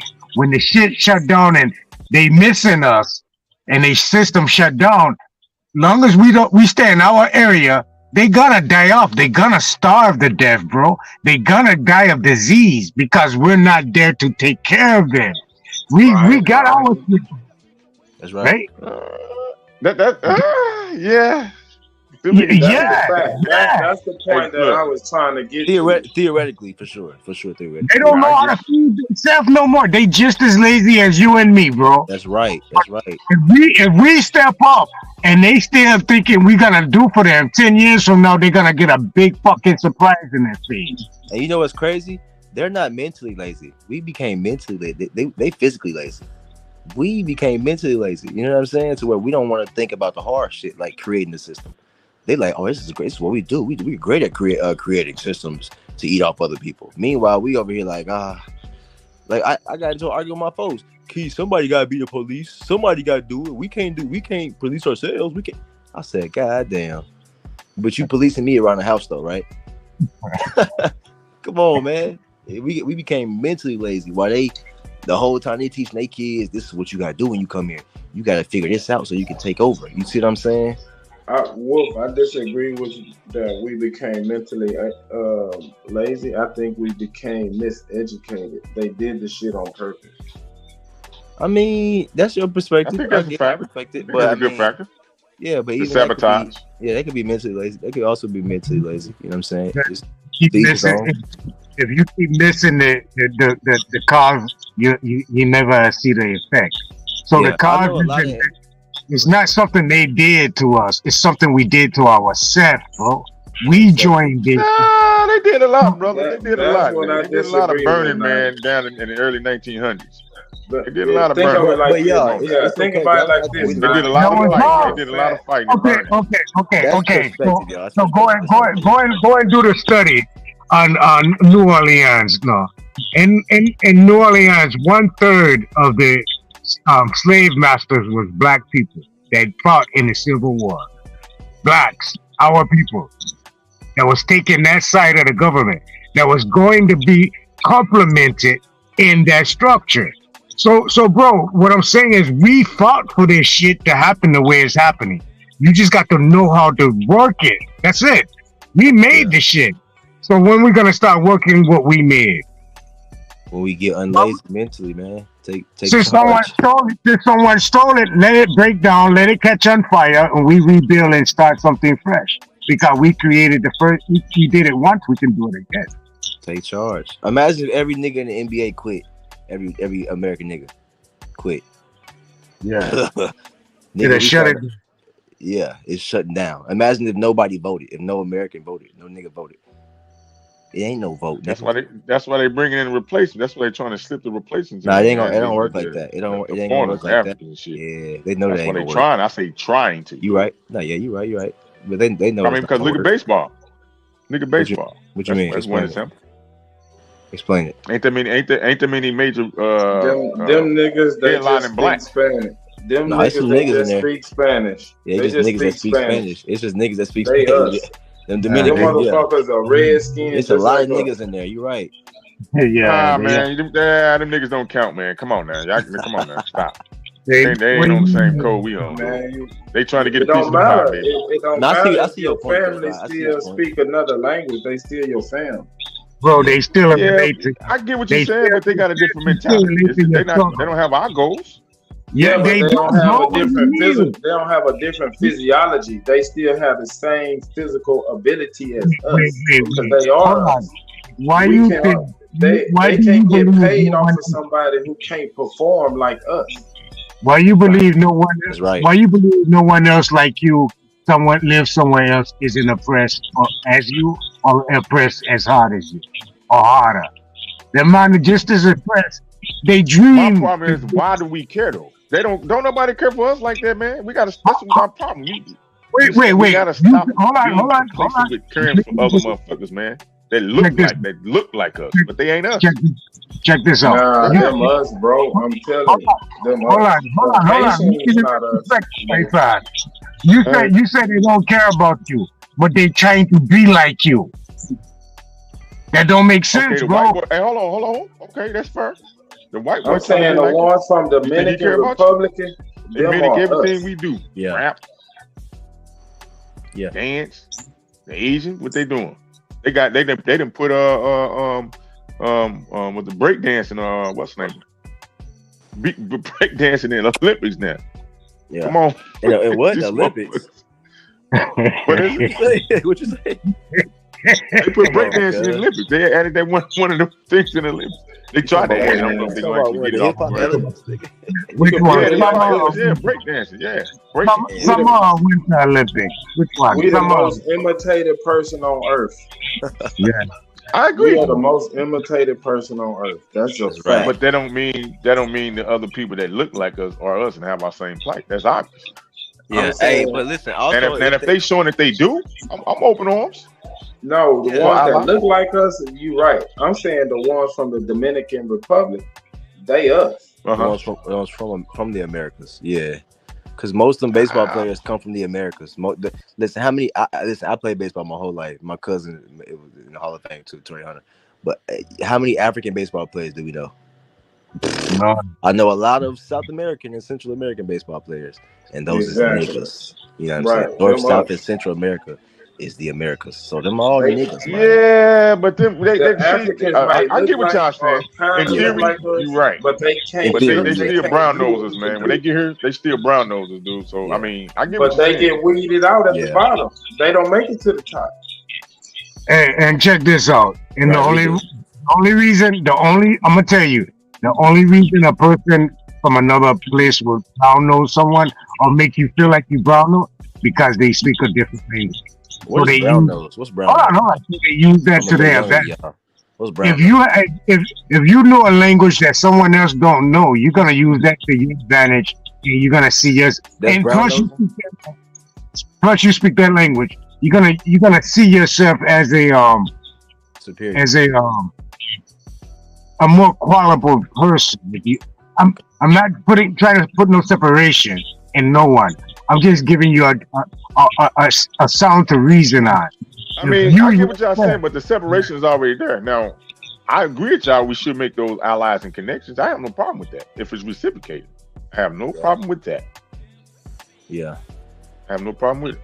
And it's just to say that everything is being eaten off of us, whether it's baseball with these South American niggas, Central American niggas, basketball, football, you know what I'm saying, hip hop, country music, it's all been rock music, academics, farm, everything. Yeah, even country and rock music started with niggas, man. American niggas started country music and rock music. Now look, you think Elvis made it? We think man. Classical. Mm-hmm. Classical music. Elvis got his style from a nigga. If you go, I forgot the nigga name, but he sounds exactly like Elvis. Sound exactly like him. And do all he copied his shit. whole swag. Yeah, he was learning it. You seen the Elvis movie? He up in black churches and shit, copying the little leg moves and trying to. Yeah, man. They all. Hey, that. you know how they catch up too. These motherfuckers, boy, they study, they bro. drinking that black breast milk. They drink that. Oh my god, black breast milk. Nah, don't worry. I don't know. They got their ones up. That's it. You right. Listen. Listen. When I moved to Georgia, I met some white boys. You know what I noticed about them? We don't look up lyrics, do we? We don't look up lyrics. Niggas just rap that shit, nigga. It's natural. They read lyrics, bro. They read the fucking song. This is why I say they. But you know why? Mentally lazy. Them niggas is they figuring shit like a parasite. Them niggas is figuring that shit out while you just living it. But they have to because they can't remember it, so they have to but that's their gift, and they curse at the same time because they're not original, so they have to study it to get it in, cram it in. They got to write the instructions. Oh, I gotta step by step, 1, 2, 3, 1, 2, 3 step. Yeah, I mean they made it a gift, but they made they curse a gift though. You know, they turned their curse into a gift. Let me let you know. Let me let you know. They can't join the rhythm. That's right too. Let me let you know how natural and how powerful you are. So if you see the in people's knowledge, they try to say that man is a mammal or a man is an animal. Yeah. Now, some man are. You are not. Let me give you an example.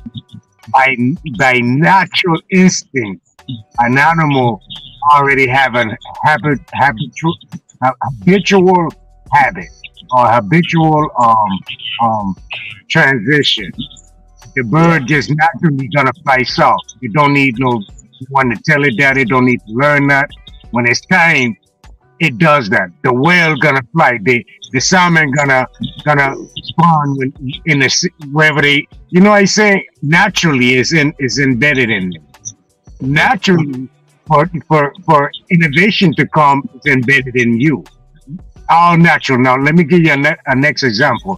How many of you guys can smell the rain coming before it actually rains? That's right.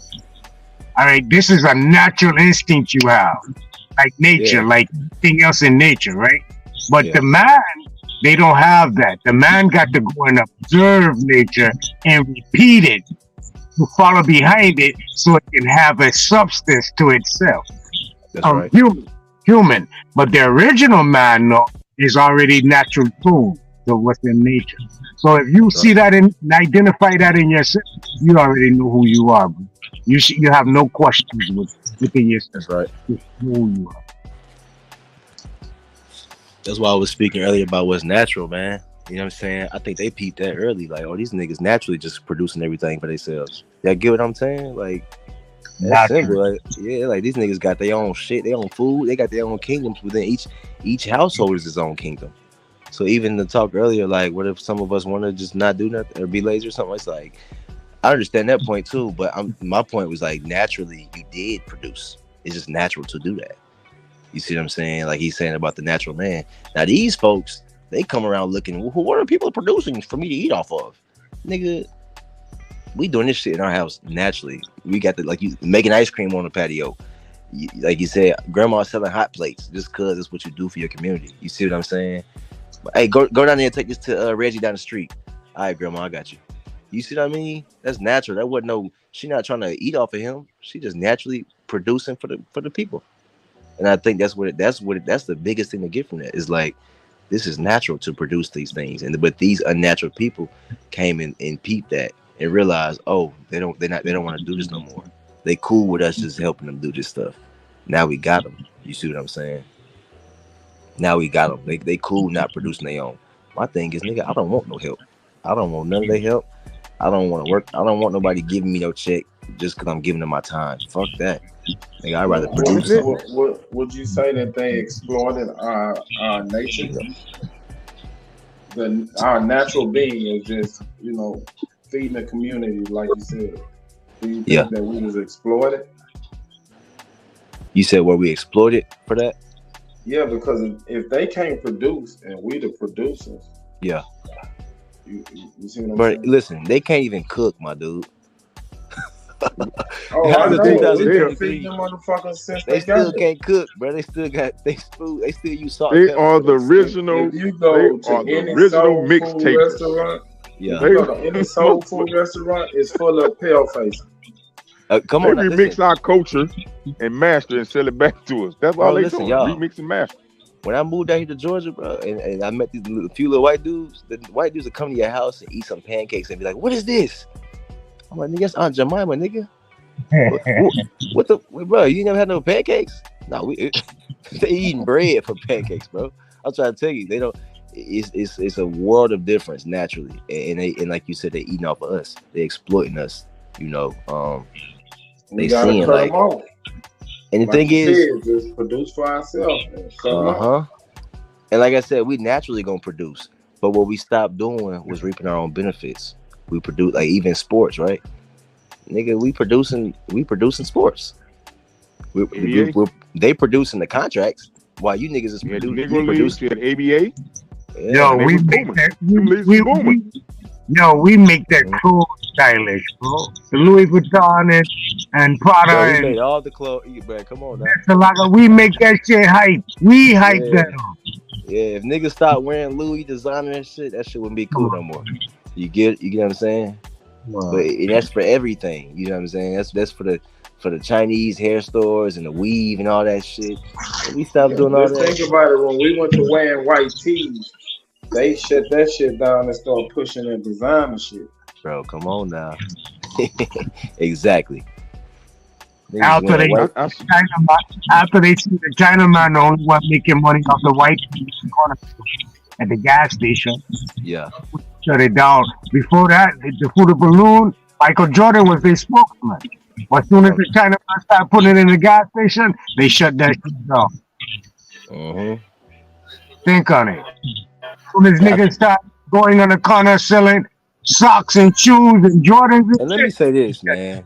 Let me say this, man. The biggest problem with this, even this part of this conversation, are like, is like the people like Michael Jordan. I'm sorry, man. The Jay-Z's, right? The niggas that's used to be the guy for niggas.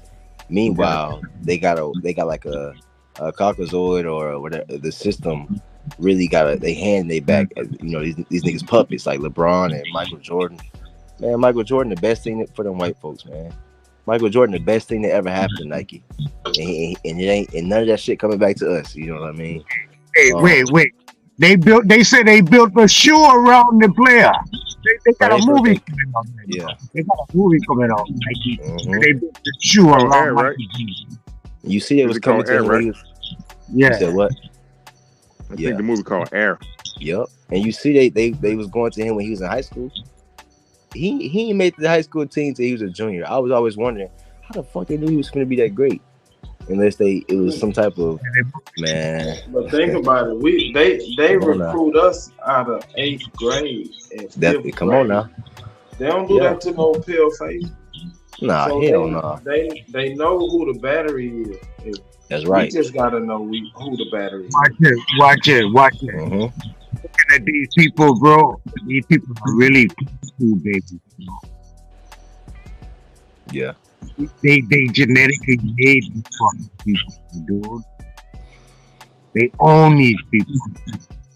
Yeah, like Michael Jordan. Now you talking about? Yeah, Michael Jordan, LeBron James, Stephen Curry, all of them fuckers. Jay-Z, all of them they make them. That's right. From a baby, genetically, they make them. Put them out on the front screen, and you identify with them the whole time. That's like saying the computer can make the computer maker, man. That I think that's backwards, not it? Huh?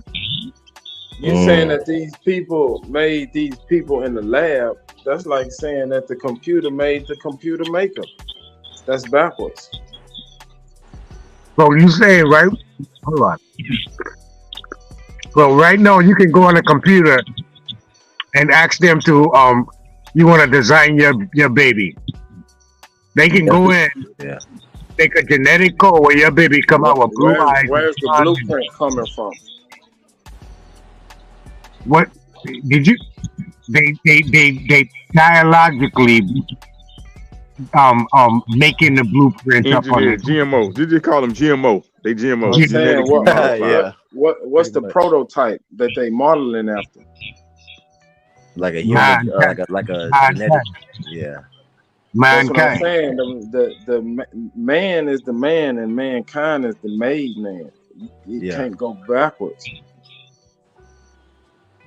You see what I'm saying? But all Nadi's saying is that they designing these children or these futuristic. Listen, LeBron is an asset to a system. That's all I think I get. And I don't like. And what Nadi's saying is like that's a theory. You can, you know what I'm saying, that these people that are these great assets for these companies, it would make sense that they're controlled from the beginning. You know what I mean? I think that's all Nadi's saying. Like even I thought he was saying that they made them in the lab and then put that's exactly what I said. Yeah, he is saying that. But I'm just saying, to his point, if these guys are going to be assets, you know what I'm saying? That's why they would do something like that, because they already know Jordan's going to be an asset. Right. So even in the movie, they was coming to his mom and she was confused. Like, why are you coming to me about this? Like, why y'all coming to my child? Why y'all want so bad? You see what I'm just saying? naturally produced. That was the prototype. They found the prototype in nature. That could be the case. No. See, they came to Michael Jordan before Michael Jordan knew how to play basketball. That's what I'm saying. But they went to him and his mom was like, "Hold on, what you mean?" Who's to say? Hold on, is that a true story or is that fiction for the damn movie now? Is that true? Oh, that really happened. Michael Jordan didn't learn how to play basketball until like yeah. And he ain't even learned then. He couldn't even jump. He ain't make his team till he was like a junior in high school, I think, or senior. Yeah. No, but I'm saying the actual story is that real true life story that they I don't changed know. him before that, or that just something they added in the movie that gave flavor to it. No. They actually was. You don't remember the first pair of Jordans come out the first year he come out? Bro? The City Wings. Yeah, with the wings and that was his first year out as a rookie coming out on the court. He had his own shoe. But I get what you're saying. I'm not going. No, I get what you're asking. Who's gonna invest? Who's gonna invest something like that on a dude that they don't know shit about and only play basketball 2 years? So why didn't they put that money and effort behind a pale face? Why do they have to get a nigga? Cause we the battery, man. We the battery. Hey, no, you exactly. See That's what I'm saying. Yeah, I'm about to say, I ain't never seen a pale face Michael Jordan. That's what I'm saying. So you can't make something that came before you. I mean, again, it's a carbon copy. It's a copy, man. It's a copy. They know how to duplicate and copy things. These give it some good genetics and shit like that. You know what I mean? Right. Yeah. But that's another theory too. I don't know, like to prove that. Think on it. Even LeBron. Don't they make booties? Don't they make fake booties? Don't they make fake breasts? Wow. Have you seen a picture of Jack Johnson when he was in his prime? You telling me he was genetically modified? Okay, so remember back in the day how they used to have them fight each other? You know, all right, so right outside of my island, all right, I'm from St. Thomas. We got an island right outside our island called Buck Island. That island is known for them genetically modifying kids, breeding them, different breed to ship them to the stateside. They've been cloning mice and shit, cloning dogs, cloning monkeys and shit. They've been doing. I think LeBron was cloned. I think they put him together too. Bro, y'all gotta be kidding me, man. Y'all kidding me. All right. Let me ask you. Hold on. Go do some hermetic. Go do some hermetic studies. Hermetic to show that they were taking dog heads and putting it on people's bodies. All right, let me ask you a question. Why do you think they increased the caliber of guns? Them guns weren't working. What you mean? Right, they couldn't stop them niggas. Yeah. So they had to get bigger bullets. So why would they create something that they can't stop? No, they didn't get bigger bullet. They got a Gatling. They got a gun that can Gatling gun. Listen, the reason they make bigger bullet is because you buy bigger ballistic vests to bust down that. Man, all the movies. All right, think about Black Adam. They couldn't control them. They was like, well, what if he go against what we want? So we can't have that. But that's the pro and con of that. That's the pro and con. I would never create nothing that come back and destroy me. But it's not. That's how great their mind is. Saying they created versus put it together. You see what I'm saying? Like to create mean there was no niggas before Jordan. But I think what he's saying is like they can take these. They can genetically modify something to produce or to alter human organisms, right? Yeah, to alter DNA. And enhance. You see what I'm saying? For the business, for the interest of their business. That's all. And that's what I mean. Just to get back on the point of like them coming to Jordan and you know what I'm saying, him being as great as he was for Nike. It wasn't for him. You know what I'm saying? But that's to say like they could. You know what I'm saying? What Nadi's saying is that they were investing in their interest early. You see what I mean? Now that goes back to a laboratory and them producing these or enhancing these people for the betterment of their company. That would make sense. I mean, it might sound far-fetched to some people to but think. You know what though? You know, I want to know if that story they saying in this is actually true though, or that's something they made up because like if Michael Jordan, they need to fix that nigga eyes then. What about Mike Tyson? what about Mike Tyson? You saying that he was genetically produced? Yeah, check it out. Do you know? Look at this point about Mike Tyson. Remember, Mike Tyson fell off the map. Mike Tyson didn't come back on the map until his daughter got crushed by that gym machine in his house. His 3-year-old daughter. She got sacrificed. He came out with a podcast. He's very relevant now. Just check out the. I'm talking about 18-year-old youngest world champion in ever. You telling me he was modified? Yes, genetically modified. Oh man, come on, Nutty. Every last one of them you see that's out there on that silver screen, bro, is placed. Placed what about because Magic John? I'm not saying they not placed. I'm saying like, but super, just keep your mind open, even if you don't believe it. It's like just hold have an open mind. Hold on. What man you know had AIDS for 30 years? Shit, look in the mirror. Black don't crack. No, HIV, AIDS, not HIV, AIDS, nigga. 30 years plus. He said black don't crack, nigga. AIDS crack, nigga. You got to be modified. Look, I'm just saying, man. I know some dudes just walking around the street, and Just these savage. motherfuckers got superhuman strength. Yeah, And I get what you're saying, Soup. I get what you're saying, Soup. Yeah, I understand that. But them niggas walking on the street, they ain't on the silver screen. I'm saying, but they ain't been to no lab. They just been in mama kitchen do y'all eating know what fucking blood greens and Hey, Soup, cornbread. let me ask you a question, Soup. Oh, go ahead. My bad. Let me ask you, what you think about Gucci Mane? Oh Lord. When he came out, Lord. that nigga came out as a superhero. Whoa, I think he had a BBL in the jail. I don't know. Oh Lord, BBL, bro. Y'all wild. What's going on, bro?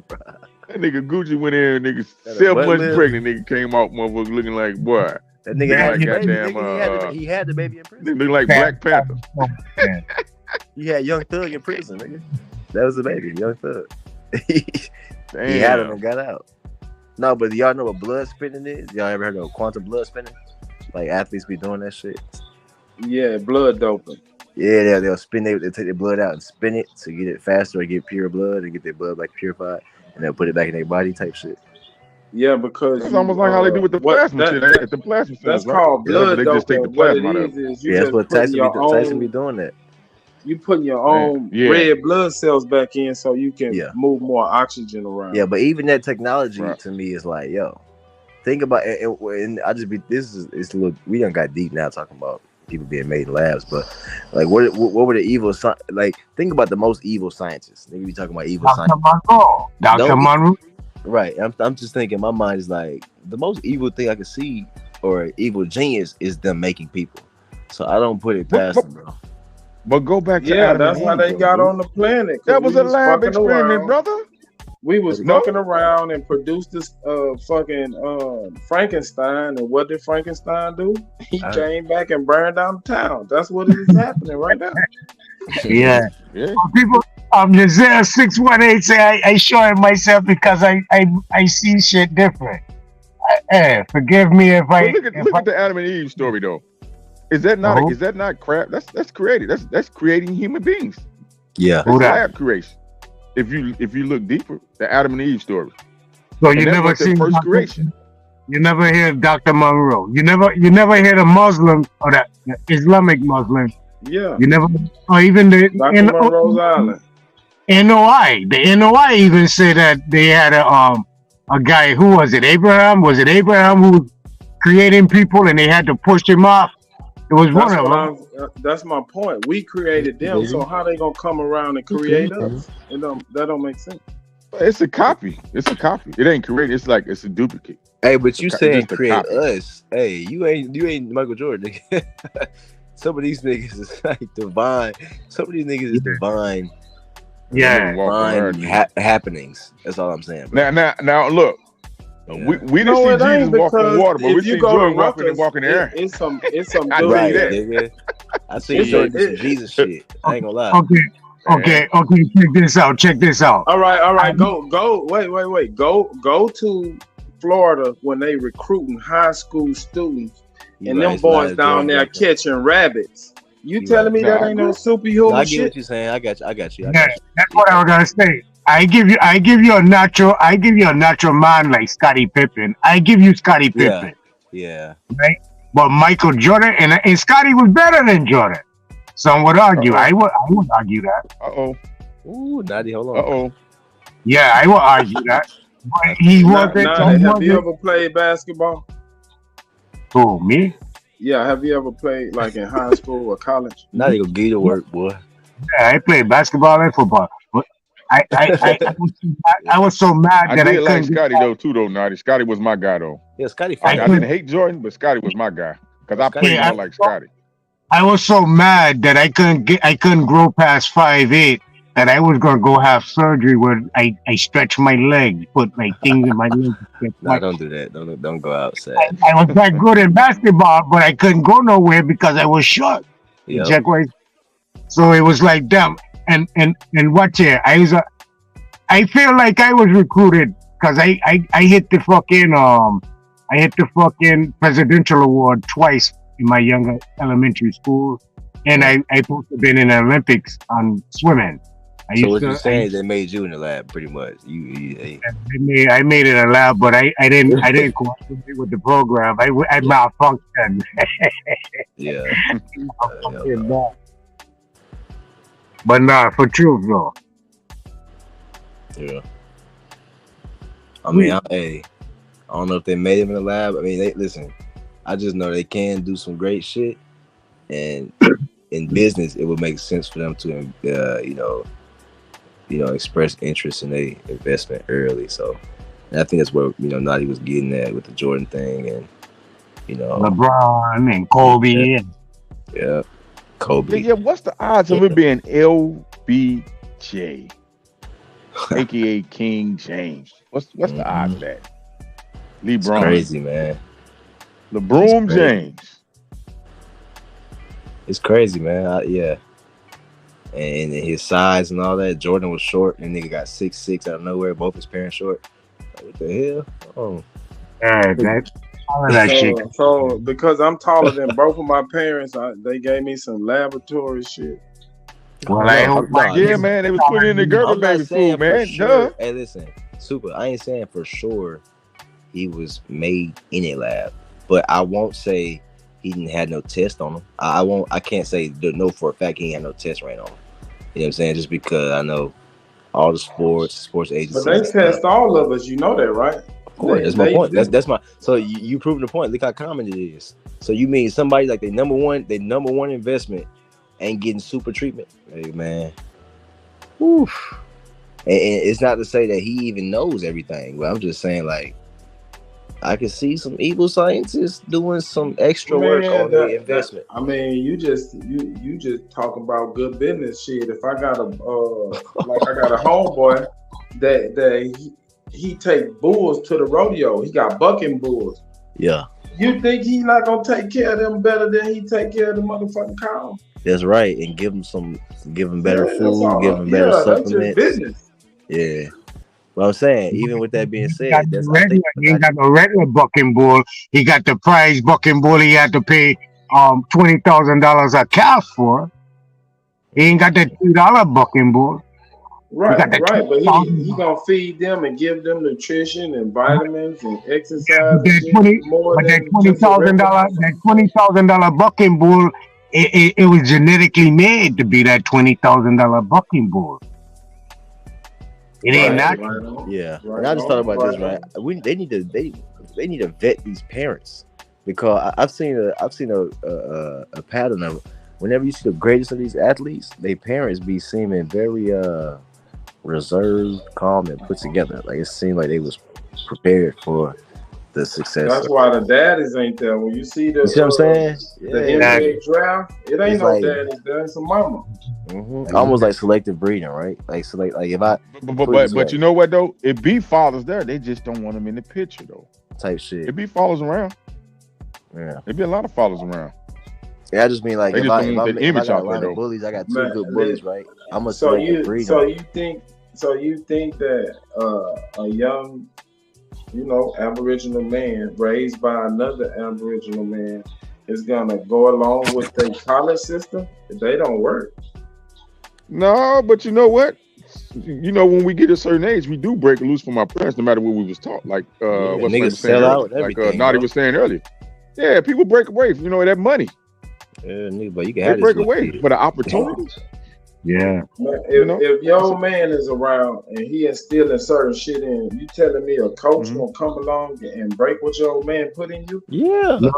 No. Listen. Did you see Tyson? He ain't gonna break, but he gonna tell you go get that bag though. He gonna tell you get that bag. A lot of these niggas was raised by their coach, bro. Not only that. Okay, so as me being a good father, as much as I can be in my child life every day, my child still look at that rap video like that's the truth, and I'm not the truth, bro. That bag and them chains and that Maserati, that's the truth. What I saying and what I doing is simple. It's like bummy shit. Yeah. So when they got an opportunity to break off and be a man, they're gonna do it, bro.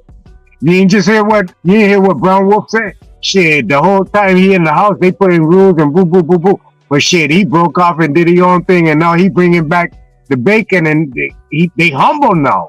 They like, oh shit, yeah. But he ain't Tracy McGrady, right? He got to do his own shit. Yeah. Well, yeah. Tracy McGrady, for example, right? He came out of high school, right? Straight out of high school. He got a deal. He got a deal with Adidas straight out of high school. Yeah. And his father was in his life. So yeah, I mean, it depends on the circle. Yeah. And he ain't become Michael Jordan. You see that? Nah, he ain't become Michael Jordan, but He he was bad. Better than Michael Jordan. Bad motherfucker though. Better than Michael Jordan. Damn, Naughty Tracy was better than Mike. Man, they made a movie behind T. Grady, remember? Yeah, T-Mac that nigga though. I ain't gonna lie, he crazy. Listen, it was the next one that was good too. Nah, I don't think nobody in the planet better than Michael Jordan at basketball. Shit. The only reason you see I don't know about that. They hyped him up, bro. They hyped him up. Hell no, that nigga was a freak, bro. I don't even think he was human. And Mike got hyped up. Now we ain't gonna take away his talent. But he was hyped up though. Doing shit no basketball player can do. I don't care. Man, Michael Jordan got bumped by a lot of dudes in high school at these pickup games that he used to go around. Michael Jordan has done stuff on the court I ain't never seen no other being do. So I understand what you're everything saying, that they've done, he's done on the street that bumped that man. Yeah, it's some brothers on the street ride circles around here. I don't know. Theoretically, yeah. Theoretically, for sure. No, not theoretically. I ain't seen it. I'm saying, y'all seen it. I agree to you to a certain extent, but Julius Erving, Dr. J, did what Michael Jordan did before he did. You right. I mean, he didn't do it in the same fashion and style. That's who Mike looked up did. to. Yeah. All right. Yeah, so, you know. Yeah, I'm just still saying though. I still think Mike the greatest. Yeah, that boy, Ja Morant. Ja Morant, what? That boy fired him on. Ain't no one touching. He is fired. He's fired. But I don't know, man. Jordan still. What? Ain't no one touching. I mean, Jordan that deal, man. We ain't Jordan's that deal, man. He did his damn thing, but 6 championships out of 7, and he led those teams himself. I'm sorry, man. He got 6 out of 7 championships. No, I'm sorry. 6 out of 6. No, he got 6-0. Yeah, okay. He didn't lose. And my bad. He never saw game 7. All right. He get a prop. He get a prop. But still, he never saw game 7. My man's won every championship in the 6th game. Never went to a game 7. And that's all right. Allen Iverson was better than Jordan. Whoa, shit. Listen, AI wanted to be Jordan, man. Hold on, dog. No, if we going pound for pound, he did. We going pound for pound. I gotta go with him. I gotta go with him. He cooked that boy. He cooked that boy, man. He shook him, yeah. But y'all tell me y'all taking AI over? No, I'm talking about he cooked that boy the whole game. Yeah, he did. Yeah, he did. Okay, let's put it like this, Wolf. Because if we give Allen Iverson the tools he needs, just like Michael Jordan had certain tools to fit around him, you don't think Allen Iverson would have had a couple chips on him?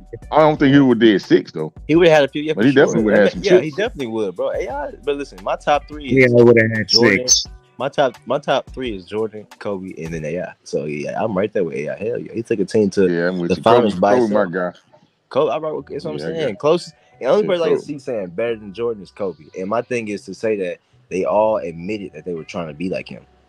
Ain't nobody, you ain't better than this nigga if you admit you trying to be close to him. Like well, AI said, I just wanted to be Michael Jordan. That's what he said. He said, I just wanted to be Michael Jordan. So who said that? AI. He said that a few times. Oh, AI, yeah. Yeah, he said I wanted to be Michael Jordan. Yeah, He said at this point I am the Michael Jordan, and he started laughing. But who don't want to be the man in the commercial, the man in a shoe I name want to after? be like my. Yeah, who But I don't will want say, in us? not to cut you, Naughty, but I will say, yeah. Let me see. The classes came out of Allen Iverson, maybe the 2000 classes. They all wanted to be like Ivo. That's right. I gotta say it. That's right. From top to bottom. Yeah, everybody knows some Iverson though. He changed the game. That's right. And he was real about it. He was real, man. With that crossover, he did change the game. And he was short. He wasn't that tall as stigma that they had on him. That's the crazy part. But it really was his swag, man. The tattoos and cornrows. Yeah, they changed the lead. They made him start wearing suits after AI. Baggy pants. Yeah. In prison for 5 years. If he wasn't killing on the court, none of that shit would matter. He had to produce. That's right. Yeah. But I think Mike was made out to be the number one guy, man. I feel like they just put everything into him, and that was a number one guy for their corporation. Same way LeBron is now. You know what I'm saying? Same way for football, it's like Tom Brady right now. I don't know. I don't know what that's about, but it definitely was a great mark too. I agree with you, man. Because you listen to some of the real players that really talked and played against him, like Isaiah Thomas and stuff. They tell you, man, Mike was. They could contain Mike. They will let him get 50, but y'all ain't finna win. Listen, everybody was dunking. Everybody ain't dunking on Mutombo and Hakeem Olajuwon. Jordan was dunking on all these niggas. I don't know. Y'all gotta go back and watch. Jordan was dunking on everybody. See these niggas. He got one dunk on Olajuwon, bro. One dunk. Bro, hold on. Nah, stop. I think he got one on Olajuwon swatted like 6 of them. He dunked on everybody. He dunked on everybody. Patrick Ewing. Man, Olajuwon swatted like 6 of them. He dunked on everybody. He's 6'6". He only got one dunk on the Dreams. He only got one dunk on the Dreams. Bro, he got dunked on all the big men though. One dunk on the Dreams, only one. Hey man, I love Olajuwon, but hey man, you can't beat that American spirit, man. Man, look, Jordan, yeah, man. I feel like he was just bred to be that. I feel like, I shout out to Olajuwon. I rock with Olajuwon too, man. Even Ewing, you know what I'm saying? Patrick Ewing. But I think that man was just made to be the one, you know what I'm saying? Just for the corporation. Whether he was made, like, you know what I mean, from the beginning or something, I don't know. But I do know they put that battery in his back and they put their funds into his development, you know what I'm saying? And he went to college. He didn't skip college. He went to North Carolina. Yeah, I think he definitely was a special talent, man. A rare special talent at his skill level, where it advanced. You know, because even James Worthy said that, hey, shit, we knew he was something. He said, was it Dean? What was the coach name? Phil Jackson. North Carolina coach Dean Smith. Oh, Dean Smith. He held him back. Yeah, he was like, but even James Worthy said, yeah, that young boy was that thing. Yeah. You know what I'm saying? Yeah. He just went and leached in college. So look at Kobe. Kobe, he practiced to get that skill. He what? Say it again. He practiced. Yeah, he practiced. Study. Jordan Study. didn't Practice. practice like that. Jordan didn't practice like that. Nah, Jordan practiced. What you mean? But he didn't practice like that. Listen, Jordan not like Kobe, but still, he still practiced. Jordan come out the box at a high school looking like a 12-year veteran. Yeah, his style, his swag, yeah. That's why he's saying that technical just don't. I don't know. Is one in a million. Yeah, he was in college doing NBA shit type shit. Yeah, that's impossible, bro. He said impossible. Yeah, ain't nobody got that kind of skill level. LeBron, hey, that nigga LeBron though. LeBron, you think LeBron made in the lab? You think LeBron natural? I think he made in the lab. Yeah, he lab. LeBron, I say LeBron have a better chance Impossible of being burger made in the lab than we get Pops a burger. He said LeBron, old man, was in the NBA. Jelly Bean. Jelly Bean Bryant, yeah. Yeah, David Bean. NBA, so they could have Lakers. bred that motherfucker. What's the name? David Bean or something? Jelly bean. Man, all them people is the same people, children, and I think them what's them boys' name? Them three brothers. I think they was made in the lab. Balls. The ball. The ball. His daddy said the shit. He like, I picked my wife so I can produce these boys. yeah. And that's why she fucked up today. She couldn't take it, bro. The shit they put in there fucked her up. Wow. No, check this out. I have a nephew that won a bowl game this year. Started safety. Starting safety. He saved the game. He brought this team all the way back. 12-0, 13-0, something like that. All the way for 4 years. This man's still contesting to be on the NFL draft. He done gone cut. See, a natural or regular man, they're not gonna give it to you like that, bro. You have to be picked. So they didn't. They asked him to be a Mason in college, right? He denied them. He didn't get the opportunity to go to the NFL. Now, ever since the man were in high school and junior high, he been winning nothing but football games for when the people coming on giving him interview after interview, newspaper interview, news camera interview, right? Sports interview. All the way in college, interview. The man fucking writing letters to be part of the draft and that fuck. It didn't make sense to me, bro. I could swear this man was gonna be the top dog. But now I see today he applying and asking, begging permission to join the draft. Fuck that. I like, fuck that, bro. Fuck them people. Yeah. You trying to get that check though? Yeah, he trying to get out. If you don't get out, you ain't gonna get no check. He trying to feed his family. Well, nah, he didn't join them. He didn't join the frat. He didn't join the frat and the Masons and all of that. So he didn't really he got to the combine. He just left the combine down in town. Is it too late? Nah. I think he gonna end up being like maybe they end up drafting him like too late for him to join. No, dude, would you go to the NFL if you had the opportunity?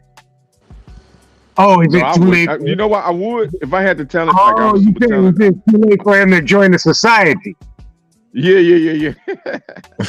Nah, it ain't too late. Once they offer you to come in, they basically, you got an opportunity to come in at any time. It's just on you when you ready. If I did, I would try to go play only for maybe 4 or 5 years, man. I wouldn't do no more than that. I wouldn't be trying to be playing football in my 30s. G. Hell no. So you'll take a lifeblood oath just to play football for 5 years? Nah, I wouldn't do it. I wouldn't do it on them terms. Why you didn't? Plus, I've been kind of educating him as he was coming up, so he kind of knowing it's shit that come behind that. It can possibly one of your parents or siblings or something have to be sacrificed for shit. You know what I'm saying? That shit is true, bro. Well, and particularly when you at a certain level, you see what I'm saying? When you trying to get through certain gates, you know what I mean? It's like it's almost like a frat, like oh, we all had to sacrifice somebody, right? So then you like, oh shit, that's what y'all doing in here? Like, yeah, man, look, old Chuck over there lost his grandmother. Oh, Bert over there fucked the goat yesterday. You know what I'm saying? So he's like, what you gonna do, Mike? Your dad like his dad ended up dying in the woods by 2 Mexicans or some shit like that. Like, what the fuck? Black man Mexican, yeah, like he just got killed in the woods somewhere. Get the fuck out of here. But even a Cadillac, a car. Yeah, Michael Jordan's dad though. You the number one investment of this whole organization, the NBA and Nike. But your dad ended up in the woods somewhere just getting killed. Oh man, Kobe. Look, when Kobe died in the helicopter, I ain't gonna lie, bro, that had me fucked up for like a few weeks. Cause I'm thinking, God damn, you just gonna drop a man and his daughter out of a helicopter? Man. Yeah. What? A man, daughter, him and his daughter, you just gonna cut their helicopter off and just drop That's behind that Black Mamba shit, you know. And then Nike, like I said, he was trying to leave Nike, life contract. Go on out. I don't think it was a life contract, but they put the life contract on Bron. But that Nike contract, you ain't getting out of that, nigga. You finna start your own shit. Yeah, he had some copyright issues right with his brand or something, because he had some type of copyright with he had Black some Mamba type of supplement brand that he was attached to him too. They was supposed to be Right, going to court right. for That like Black they Mamba. were trying to That's what steal I it. think is behind that Black Mamba shit. But that's what they But then told us. That's what they told us, bro. I think it's Nike, man. I think it's Nike. What are supposed to do with Nipsey to do a thing on Dr. Sabi? Oh yeah, Nipsey and Dr. Sabi, yeah. Oh yeah. No, I'm thinking, Kobe was supposed to be in on that. Oh, okay.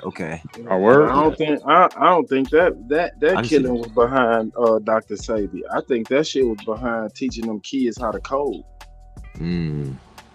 Yeah. And the influence, man. Him just waking up, him being an influence to niggas. You know what I'm saying? Him just being an influence. Purely, like he was starting to listen to Nip, man. My generation, they was starting to listen to this man. When that shit happened to Nipsey, that fucked me up right there. Yeah, bro. Yeah, man. He was waking up. He just hit. Man, listen. How your last album called Victory Lap and you die?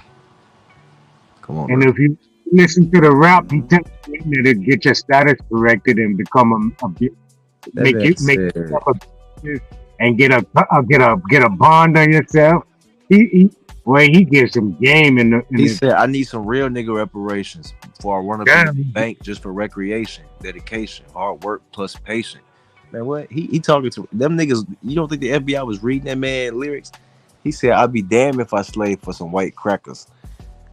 Hopping out of the van, I did the heist backwards, some shit. Listen, man, he was talking. That's all he did again. He came up with an album that was what, $500? Come on, $100 each. $100 each. Jay-Z bought like 100 of them, 10,000 or something like that. Listen, how you think he was able? I don't know. If it was 1,000. I think he bought 1,000, right, Jay-Z? I think he bought 1,000 copies. Yeah, it was $100. He bought 1,000 copies, something like that. But yeah, The man all in the rap, he tell you, yo, do it like this. and he talk, but listen, no, more important, he talking to them folks, bro. He was talking to them. He ain't rapping to kids. He rapping at them folks. He said, "I need some real nigga reparations before I run up in your bank just for recreation." You don't think they wrote that down? Like, oh, he said he's gonna run up in our bank. He needs reparations. Oh, hold on, come on, bro. That nigga said. But then they say the day before he got, he was supposed to be meeting with what? Who was supposed to be meeting with? And police. Oh, what? The police, huh? Who? The police. And who else? And who else was involved with that? The commissioner and the land development office, because they was looking to make that area into a subway station. I think the LAPD was involved because he was trying to do something with them. But who else was involved? Who else name was doing that was supposed to be at that meeting? Farrakhan. Oh shit, who? Farrakhan. Wasn't Farrakhan? Hove did. Oh, Jay-Z. Hove did. Hove did. Hey. Hove did. Hey, the nigga that bought 1,000 of his copies, right? Get the fuck Hove out of here. did. When I seen that shit, I said, "Oh, so Jay-Z just buying all this shit," and then Nipsey ended up Hove dying. did. Yeah, you gotta watch Hove, man. I don't rock with that nigga, man. Hey, yo, man, what the fuck y'all niggas talking about, man? We just did, man. Around, man. I just woke up, man. Went to the bathroom. This shit was still on, man. I heard Naughty talking that crazy shit. I said, man, what the fuck? Let me come through, man. That's right up my alley right there. Naughty say they made them. They made them. Hey, one, what you think? They making these niggas, man. I mean, look, man. LeBron James is LeBron James was a star before he got to the NBA. Just think about that. Like, and they was already promoting him to be the next Jordan. Yeah. And they was already. But he wasn't. He wasn't the best in that class, though, right? Huh? Say that again. He wasn't the best. He wasn't the best in that class. It was a cat. Halen was best. But he was talented though. I mean, LeBron James is flying all up and down the fucking court. But I wanted to say one thing about what he was saying about Magic, though, right? Look, I got a video on my channel, right? And it's an anonymous person who was talking about Magic Johnson. Said Magic Johnson took a contract, right, from the pharmaceutical company. They gave him $100 million. They first went to Sugar Ray Leonard. Sugar Ray Leonard turned it down. Magic Johnson took it for $100 million. It was basically to promote that what's the AIDS drug? The first one that came out, Damn, it was a chemotherapy drug. Damn. What's the shit that was killing everybody? The shit that kill all your cells in your body. Oh my god, Like y'all a niggas. specific drug? I Yeah, don't. no, it's a specific drug. It's a specific AIDS drug. It was a chemotherapy drug that they was given to Nancy Reagan, and Ronald Reagan took it off the market, and the nigga Fauci put it back on them. AZT. Look, AZT. Look, that's the name of it. AZT. Fauci put it back on the market in 80, I think in 86. They knew that chemotherapy drug killed 100% of your cells. That's what was killing people. The AZT was killing people. And then boom, Magic Johnson take that contract. Next thing you know, he come up with AIDS. Next thing you know, you see his face on every bus stop. You know how the bus stops be having little ads and shit. Look, pull up beside you. Promoting the AZT, promoting that drug. That Yeah. drug, that drug is what killed. That they said that drug killed more than 100 million people worldwide, bro. Wait, so he was promoting a drug before he got promoting AIDS? AZT. No, he was from. No. What I'm saying is, So when, bag look, up. So bag up a little bit to add some context to that, because what you just said promoted. What year did he was it 94, 95? What year was that he ended up stepping away from the league when they say he contracted it? That was in 90. That was after Jordan and them beat him. That was So like that was like 92, 93. Okay, No, now follow me. no, it was early. It was early 90. 91. But 91, 92, right? Because he played. Yeah, 91. 91. Okay. 91. Remember- It was 91. Okay. They Let said me ask that- you this question. Go ahead. Who also died off the same so-called AIDS within that same time period? Who? Eazy-E. Oh yeah. So could we safely say that Eazy-E, they probably gave that same deal to Eazy-E and he turned it down, and the reason why he made his demise? Could we say that? Eazy-E. Could we say that? Yeah, they never actually said Easy had AIDS. You know what I'm saying? They never actually confirmed it. They just said he had a illness that killed him. But I'm just saying, could we say that they probably presented that same offer to him and he declined it, and he, when they did what they did? He took the other offer. He took the other. Easy took the other offer. He was at the White House. Yeah, but he turned it down though. Remember, he went to the White House. Who was there? And look, George Bush and all. And they was trying to get him to sell drugs. What? So he declined it. He declined. That's why they brought the nigga to the White House, because they tried to get him to sell drugs. Damn. Remember There you go. Remember who the number one drug dealer is? Yeah. Ooh, Freaky Freeway?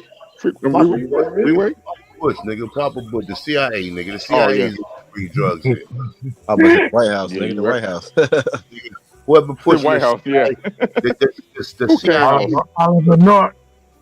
Yeah, the CIA create people like what the fuck is Pablo Escobar and all these. They create these people, nigga. They the Castro? face. What's the other motherfucker name? El Chapo. El Chapo. Castro. So what's the motherfucker name?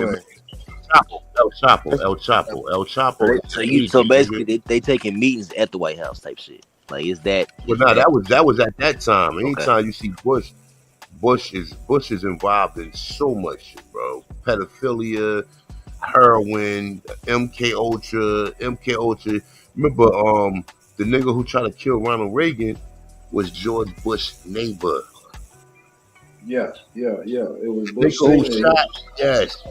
the nigga who shot Ronald. Remember, and George Bush was Ronald Reagan vice president.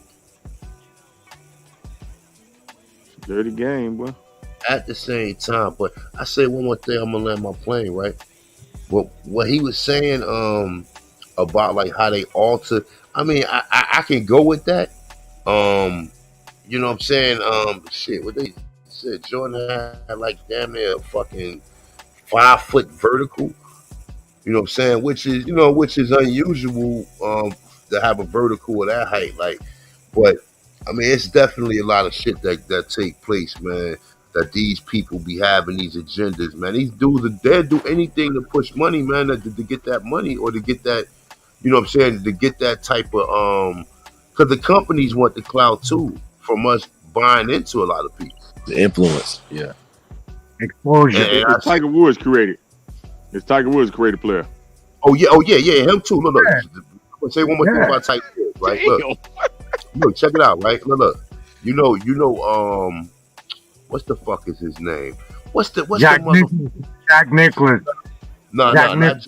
Oh, Bob Hope. Look, Bob Hope was Tiger Woods' handler. Tiger Woods' father, Bob Hope, was a fucking agent, nigga. Bob Hope was a spy. Yeah. They used to send Bob Hope into Jerry Lewis. Yeah, Jerry Lewis too. But Bob Hope in particular, right? They used to send him like with the military, and then he'd be just like a comedian, but he was a fucking spy. You understand what I'm saying? Bob Hope was a wicked dude, bro. Like real talk. They had him out there like he was just a comedian. Nah, Bob Hope was a motherfucking spy, nigga. And he was Tiger Woods' handler. If you go back and look, Tiger Woods was on his show.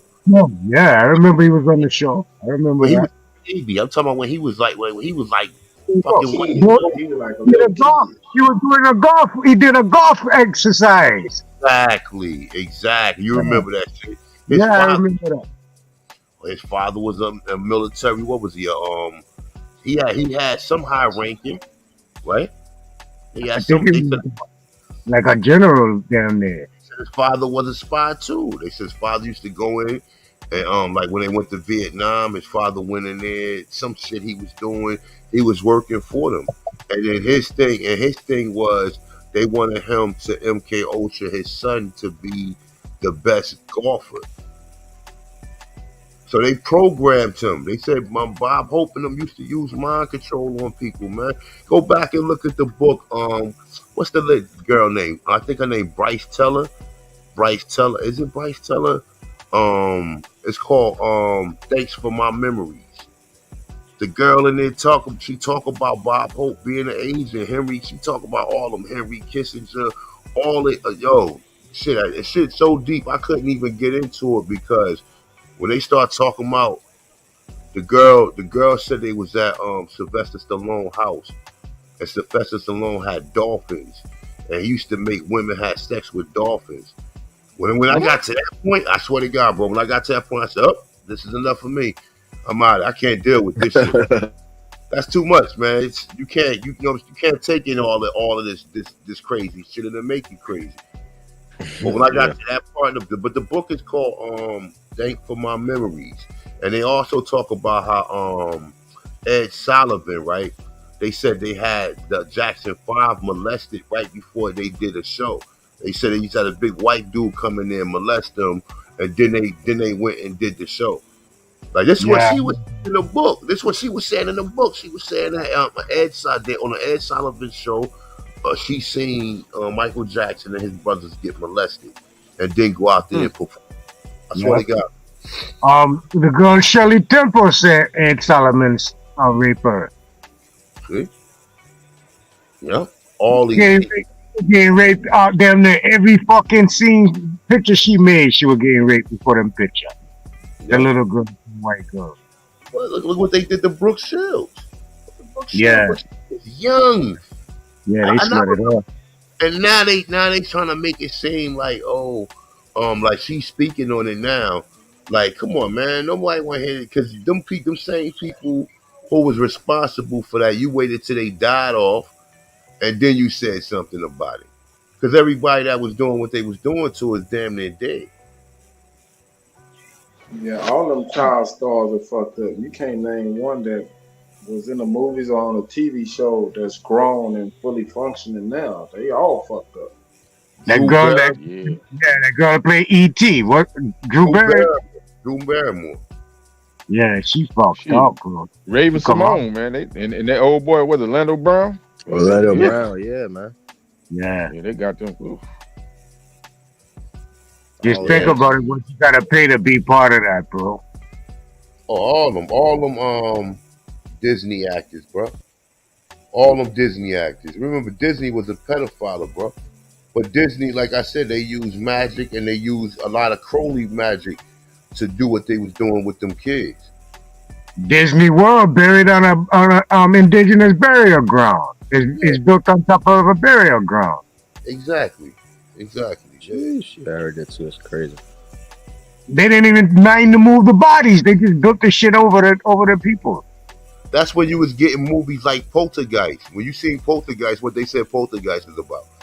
They said they built a house on a burial ground.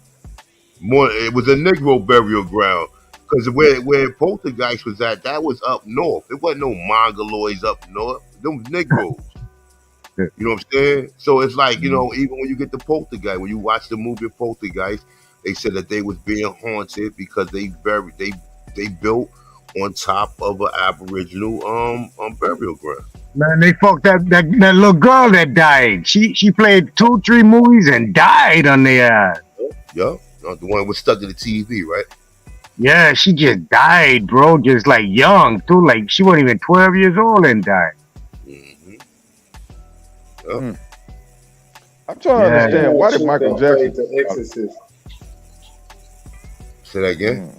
That chick that played The Exorcist, she was all. Oh, you talking about what's the name? Oh my God, what the fuck is her name? Nah, she's still alive. I know, but she all fucked up. Her mind ain't right for doing that movie. Yeah, man, that was a wicked ass movie, nigga. Like, hell, man, that shit scared the fuck out of me when I was a kid. That was the only movie I was Hey, scared that of. bitch turned around and then she went up top to the ceiling there. I was like, holy fuck. What kind of I love Jesus. I love Jesus. I love Jesus. He started saying I love Jesus. Hey, look, hey, Naughty, watch that shit in the house with all the lights out by yourself, nigga. Look, even as an adult, it's funny and shit, man. Your daughter was watching. I can't even watch that shit as an adult. Look, I can't get through it, but some of the scenes, like me and my daughter was watching my daughter clown. She was laughing her ass off and shit, like when she was throwing up and when she was talking. Remember, she was talking through the priest when his mother just died. It's like he was like, why you do this to me or some shit? And he was looking at her like, yeah, that shit is that was one of them, bro. They got a new movie. Go ahead. My bad. No. I listened. They got a new movie out and I was just laughing. I'm like, yo, you can't redo the old shit, man. This shit is funny. Like right now, it look like one of them spoofs. Them spoof movies and shit, scary movie and shit. Like it could be a real serious movie, but the shit is so funny now. Like that shit doesn't work no more. Her name Linda Blair. Linda Blair was the lady that played the Exorcist. Yeah. Yeah, she fucked up. Yeah,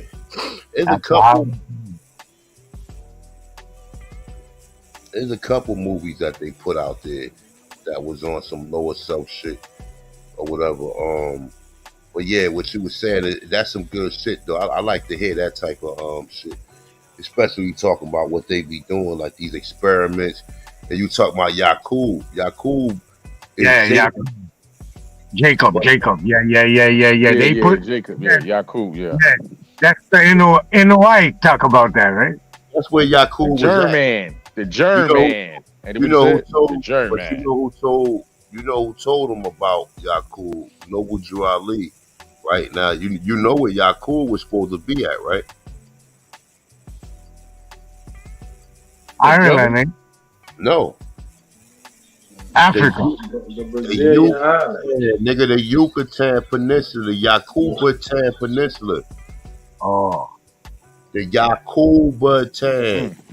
Yucatan. The Yucatan is where they said all them experiments was being done. They try to tell you it was the island of Patmos, but no, it was on the Yucatan Peninsula. Well, they said the island of Patmos is where Matthew wrote the Revelation. The book of Revelation. Yeah. But all that shit, came from America. They ain't do nothing but bastardize it and then just put them as the the so-called special people. They did a remix single on us and took a bunch of for the people who do buy into it 100%. You know what I'm saying? I don't buy into none of that shit. I buy into it enough for I can apply what's applicable, and the stuff that's not applicable, I ain't trying to figure it out. I asked the L for the guidance. You know what I'm saying? But at the end of the day, like, man, what can we trust, bro? All this shit, everything ain't nothing but a what the fuck they call everything ain't nothing but an illusion, man. It's only what you can prove. You know what I'm saying? Up into the, you know what I'm saying? Only what you can prove. Everything is a fucking illusion, man. Let me ask y'all, why y'all think Michael, out of all the faces and images you could choose, why did he choose a European white woman? What are you talking about? They ain't want a nigga face to have all that power. People used to touch his clothes and pass the fuck out. That's too much power to have a black face on. You know why? Because they never want none of that money to be what's the name? It never inherited wealth. Like they always did. Most niggas who got all this money leave all that money to white women. They don't never leave that shit to their family. All these niggas who married all these white women, they had these bitches. Look, they had these bitches at, like I just told you, the chick Bryce Teller. She said Bob Hope and them used to be having like lady spas that used to be going and then tricking off, sucking niggas off, and niggas tell everything. So you think they don't be sending some of these women at some of these niggas? I think they send all of them. They all plant. All right, okay. Mm-hmm. There you go. Yeah. There you but go. You know what? Look how they did Tiger Woods. Soon as he got ready to pass Jack Nichols, they hit his ass with the black, who's King Kong? What was his name? You talking about Jack Johnson? Jack Johnson, yeah, they hit him with the Jack Johnson law. The Mann Act and shit. Look. Yeah, remember now? Remember when he got married? Right, he married to a fucking nanny. That's a plan. Remember now? Listen. The law. You got to remember the law. The law still stands. The Jack Johnson rule is still in stand. If you marry a white woman, a Caucasian woman, and you take her off of the U.S. store, that's against the law, bro. Let me add this with Wesley Snipes, right? Because they did some things with him with now I heard that he was actually going to be, he actually had the original script. He was going to actually be the one to do Black Panther. He had that back then. Yeah, they shut him down. Yeah, they said, yeah. I mean, what you see, I think they killed. I think they killed what's his name? The brother who played that shit. I know they killed him. So because they didn't expect. Yeah, they didn't expect that movie to have influence on it like it did. So they killed the man and then came back with the woman. Because they could have just replaced it T'Challa. They didn't have to kill him in a movie. They don't kill none of these other superheroes. Superman don't die in no movies. Batman right. None of these other motherfuckers die, bro. Come on, my dude. None of them die. None of them die in the movies, my dude. When it comes to black people, yeah, they die. I think they killed King the Conqueror and Ant-Man or whatever. But yeah, you don't see. Come on, Black Panther. Like children was looking up to him. You seen motherfuckers come Halloween. Every child was Black Panther. Like damn, like white people in They killed them off and put a skinny ass ugly sister in there and then had her parade like she was. That shit was so whack, man. I was telling my daughter, I was like, this shit is whack as hell. They show, and then they got Namor as a mestizo, and then you look behind them where he at, where Atlantis at. They got the Bowman Park mirrors in the back with the Negroes in the back of it. I don't know. Yeah, you seen that? Yes, I seen it very clearly, nigga. Yeah, I was showing my daughter because I was like, look, them mestizos right there. I said, them ain't the real Atlanteans. The real Atlanteans look like the people from Wakanda. You know what I'm saying? Like, so it's an oxymoron. You know what I'm saying? But yeah, that shit right there, they killed. I think they killed Chad. You know what? I know they killed him off. They killed him off. He was 42. What movie did he play in? Another movie that he played in. 42. Jackie Yeah, Robinson. yeah, 42, 42. David Robertson. He played in a lot of movies right before he died. No, but With 42. the guys of Egypt, they made him play a flamer in Guys of Egypt though. Damn. Yeah, he was taught. He was taught in the Guys of Egypt. Taught. Yeah, that man had did like 20 movies back to back. He played Thurgood or something too, didn't he? Yeah. Thurgood. What was that one he played with when he was a musician in the basement when they was getting ready and they ended up killing each other and shit. Yeah. Him and Marky Mark. Yeah. Him and Marky Mark. Yeah. Nah, it was a scene, like it was a basement scene, and the whole movie was about these brothers that came together and practiced music. And then he was like the young buck, and he ended up stabbing. Oh, I know what you're talking about. Is that the 5 or something, 6 or 4 or some shit that was called? I know what you're talking about. Nah, what was that famous lady singer? Like he played in the background. Which one? What's he saying? Damn, I can't think, man. I'm drawing a blank. Don't worry about it. Don't think too hard. So you stop thinking about that shit gonna come to you. Not Lena Horne, right? Nah, she was the first one to like go around and do her own shows and shit. And she was Oh, I know you talking about. You talking about what's her name? The one in London. You talking about the black lady? Hold up. I can't think of the movie name, man. I know exactly who you talking about. And the movie like 5 something. Don't they got a 5 in it or something like that? Oh, it was What the fuck is the black lady name? The one went to London. She used to be she used to be having nude. She be taking nude photos. What the fuck is her name? God damn, shit right on the tip of my damn tongue. Yeah, I know. Anyway, the brother did a lot of movies and shit. And it's when they got Betty Boop off too. They copied Betty Boop from her. Yeah. They got Betty Boop up. They copied Betty Boop. Betty Boop was supposed to be black, and then oh my god, what the fuck is this bitch name? It's shit right on the tip of my tongue. I know what you talking about though. But yeah, man, come on, my dude. You already know the CIA and all these people was involved with movies, sports, all this shit, bro. They know who gonna be a star before they be a star now. And they always looking for that Michael Jordan factor. Like that's like a motherfucking crackhead who get high for the first time, keep chasing that high. These people keep going. Y'all real talk. You take like LeBron fucking 40 years old, still running around like he's 17. Even though he don't play as much. But that motherfucker still be running around like he's 17. Yeah. Mike Tyson said something about the shit he be taking, like stem cell hormone treatments and shit. And Costamato was a fucking Yo, it wasn't Lena Horne? Not Lena Horne. Nah, she was way before Lena Horne. What he talking about? It was like the 20s. Right? Yeah. I know who you're talking about. I'm just trying to play some here. Can't think of her name. Soon as we get off, her name gonna come up. But you was right what you said about the Mike Tyson. Billie Holiday? Not Billie Holiday. What the fuck is this bitch? Josephine Baker. Josephine Baker.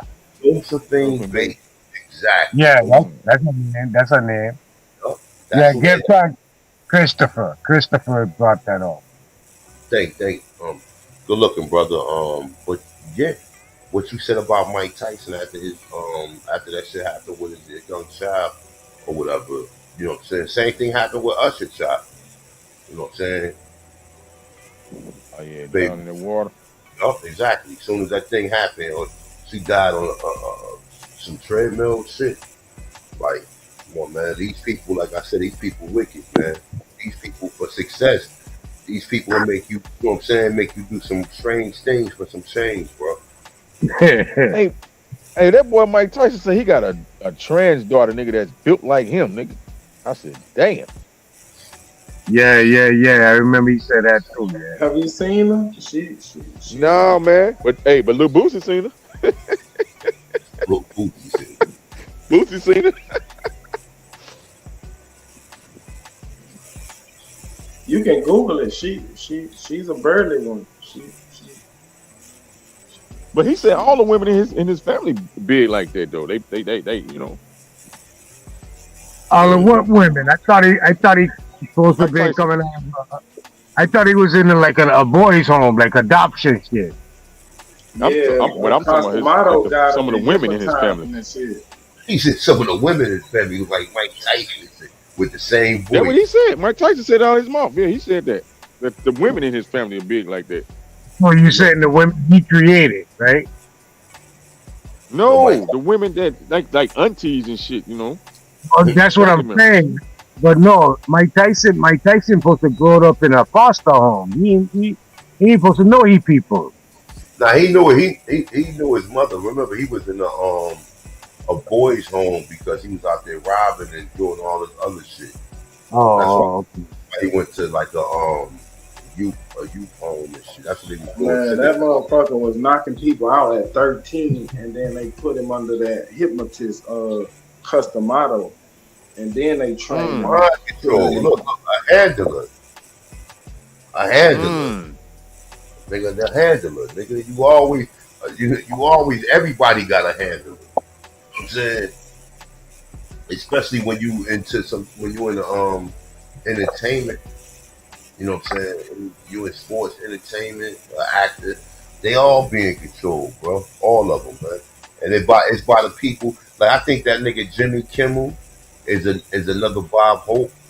And what's the other motherfucker? Not Jimmy Kimmel, it's another motherfucker. The redhead dude, Fallon. Jimmy Fallon. Oh, yeah. Jimmy Kimmel. You must talking about Conan O'Brien. You talking about Conan or some shit. That nigga named Conan. Yeah, that's what he talking about. But Fallon too. Johnny Carson, some Johnny Carson too. They Johnny Carson. That's what Jaguar Wright was saying that that when the nigga Fallon, he was like them niggas, the niggas Roots and the nigga from the Roots was in some homosexual shit. The drummer, the guy that played the drum. And a nigga Black, what's the name? Black Star. Black him. All them niggas, man. Listen, the niggas who you think is masculine, the niggas that they run fucking got a feather tickling their ass and shit, man. You don't never know what these niggas be up to. She said old Talib was on some. Hey, when he came off their tour, she said old Talib was on. You know what I'm saying? He was different. I'm like, damn. Man, that's why I stopped listening to all that shit, bro. It was just too much going on, man. That's why they killed Pimp C, because he wasn't with that gay shit. Girl said your boy had a hand in that too. Hove did. Who had a hand in it? Hove did.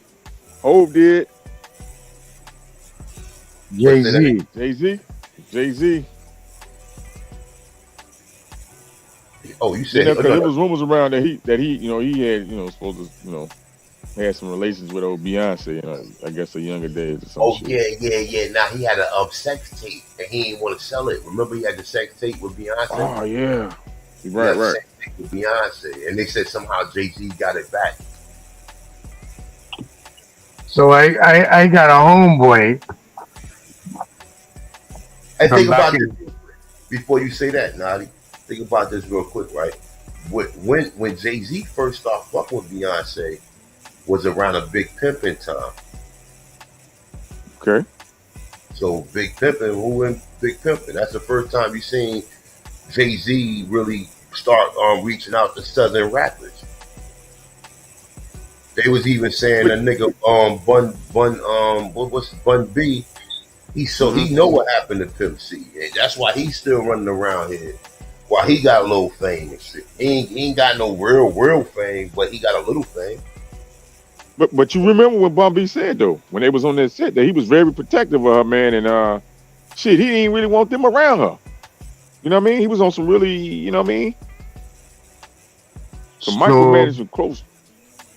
I got a partner from back in the day that gave me some information that a certain individual got 2 body parts. Damn. So she's a motherfucker. Reptilian. Her morphinite. Morphinite. The same person we talking about on this thing right now. Jay-Z better have. Yeah. Mm. Probably be banging Jay-Z and shit like that. Now I don't know if you guys remember a guy named Kiki back in the day that used to rap with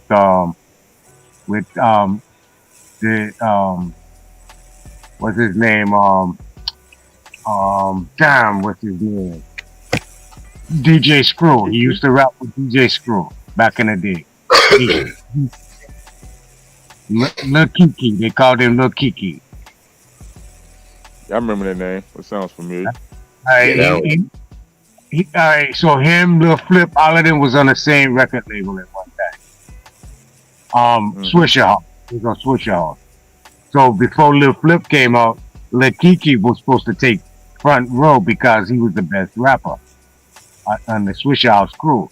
So it was a connection where your girl was coming up in her little styling. She was before she was with the three of them. What was the name of them? That group?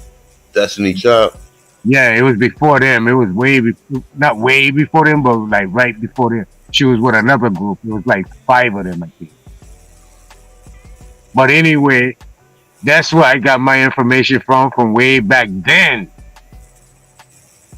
When she was still like 15, 14. And remember, look, they said it was supposed to be a Leah. A lot of people said they killed the Leah off. That's some crazy shit. Because remember, Leah was fucked with Dame Dash at that time, right? And they said that, you know, they put too much shit. They put a lot of luggage to where it was over the capacity, the weight capacity of the plane, right? But they said after Leah died, that's when Beyonce blew up. As a solo artist, yeah, it's a solo career story, and you can start to see how you know the image they tried to portray it. Pretty much, she morphed into Aaliyah. Exactly. That's what I'm saying. I mean, she's a better performer than Aaliyah, but she's not a better singer. Beyonce, to me, can't sing. Like she's not she's not a vocalist. Like we look at like somebody like fucking Whitney Houston, or you know what I'm saying, man, you know, Billie Holiday, fucking all of the women singers could sing. Patti LaBelle, you know, they all can hit a high note. You know, like Beyonce ain't that type of singer to me. She's more like a Mary J. Blige, even though Mary can sing. But you gonna put Mary J. Blige up there with motherfuckers like, you know what I'm saying, people I just mentioned, like Patti LaBelle, and you know what I'm saying, you don't put Mary up there with that. We look at Mary like a hip hop R&B singer. Like she's not like a R&B, or you understand what I'm saying? She's not like a Whitney Houston. No, that's what I was gonna say. No, I do give Whitney Houston her props. She saved Brandy. Brandy didn't get caught up in the game like everyone else, right? Yeah, she got out. She got out, but her brother ended up getting caught up in it though. I bet he did. Chasing that bag. So you got the booty goons. So you got to send the booty goons away. Look, he got a Ray J headphones. It's called Raycon. I don't know if y'all ever heard of his headphones. Yep. Yeah, I heard of him. Yeah, and the Scooty bike. What does that mean? But say that again. Yeah, Recon. What does that mean? Yeah, I mean, Raycon, yeah. Yeah, Raycon. That's he got the Scooty bike too, though. You know, he's making a lot of money off that Scooty bike shit too. Off what? Yeah, he got his little fame and shit from selling this. He has some shit called a Scooty bike. What the fuck is that? A bike? It's Yeah, like it's it's like an electric It's almost scooter, like a like Okay, yeah, yeah. yeah. The lecture, yeah. I be seeing them joints. I know what you talking about. I be seeing them around. I know exactly what you're talking about. But yeah, they said niggas sticking fingers in his ass. Shit, like, you know what I'm saying? That nigga was hitting the high notes and shit. That Like, nigga man, hiding down in Puerto Rico right now. man, all these people, man, these people wicked, man. These people who run these, man, listen, my dude, all the shit that used to be a nigga named what the fuck is his name? Oh my, his name used to be Kara. Yash Kara. He used to be a Josh Corral. Yash Kara, right? He used to be on YouTube. He used to be an Israelite. But he used to always be talking about all of the shit like the blood sacrifices and like all the shit that they used to make people do in Hollywood and all that type of shit. I haven't seen him in years. But he used to be going in heavy with some of this shit, bro. Some shit used to have me out there, like, cause he used to be going in. You know what I'm saying? Like part of understanding this whole shit that we at now, even with the Aboriginals, is studying the world and studying the people of the world and realizing that the people of the world ain't shit. These people, they parade in front of you with these suits on and they speak so eloquently, they able to serenade you or seduce you through words or through spells, right? Like she always spells, right? They're using spelling against you. Spelling is wordplay. You know what I'm saying? So, you know what I'm saying? All these people, man, you know, they're real sinister and diabolical, man, when it comes down to it. All of them, bro. Like they even check it out, right? Check this one. Check this play right here, right? I was just peeping, right? You know the shit that happened between the LSU girl, the little young girl, Angel Reese, and the white girl, right? Like I don't know if y'all seen it, but the little young they was blowing it up. Right? So now look, Jill Biden invited Iowa to the White House. Right now they'll never invite the loser team, but now the loser team is white. But plus, it also what my man was saying was the fact that they were trying to recruit the other girl, Caitlyn, to be like, you know, you could tell what gender she gonna be if she's not a dude already. Ooh, talk about it. If she's not a dude already, because it wouldn't be far fetched for somebody to say, "Oh, she's the first man, or cross transgender to play female sports." You know what I'm saying? Because she looked like a dude, man. Which one? Who is Caitlyn? Huh? Caitlyn, the one that played for Iowa, the white girl, be popping all. She nice, bro. She probably the best woman basketball player I've ever seen. I thought it was the other little white girl, right? The one that played for the Liberty. It's another white girl that played for the Liberty. She like a dude too, the one Kobe used to be endorsing. But this other white girl, she nice. I ain't never seen nobody as good as her, bro. Never. Yeah. You know what I'm saying? But anyway, she looked like motherfucking what the fuck? She looked like a dude, bro. If she was to get a clean cut, nigga, you wouldn't be able to tell, nigga. You know what I'm saying? Yeah. Word up. She looked just like the Nashville shooter, Nashville, Tennessee shooter. You believe So that shit? you say they trying to promote the gay talk through she? Man, they said, look, Joe Biden was sitting up in there with Billy King. What's the woman tennis player? She was the first lesbian. When she was Billie at Jean the game, King. when she was at the game, she was surrounded by lesbians and shit. Like, you know what I'm saying? She was surrounded by lesbians. The little young girl Reeks, like, man, I'm not going to the White House. Like, and I'm surprised because remember they got a black vice president and they Democrats. And she was like, I'm not going. See, a lot of people ain't like they not fault. They know this Biden shit. That's why Biden ain't running again. That's why they trying to do what they doing, everything they can possibly do to get Trump out. And now, like I said, I don't vote for no president. But like I said, I don't know. I've been rocking with Trump. Like, you know what I'm saying? Not his policies and none of that shit, because they ain't none of that shit gonna change my reality or whatever. But just, you know, just to see how they doing him. You know what I'm saying? But Ironic.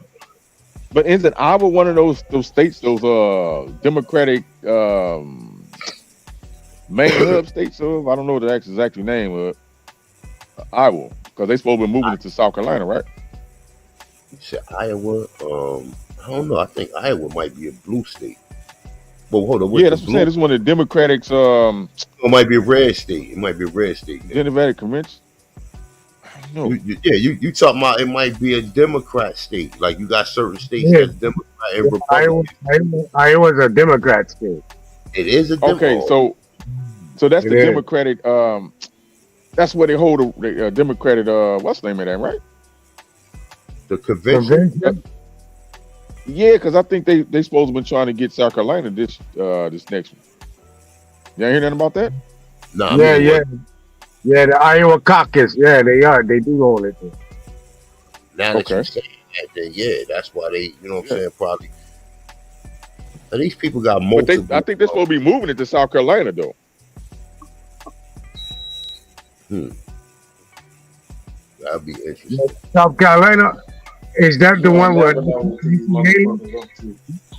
Or is that North Carolina? Nikki Haley is North Carolina, so that's a red state.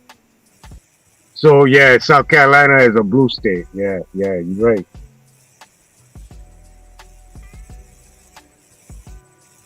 Yeah, man, these people got all types of plans for you, man, and you ain't part of it. I mean, you part of it, but you already acquiesced to it, whether you know it or not.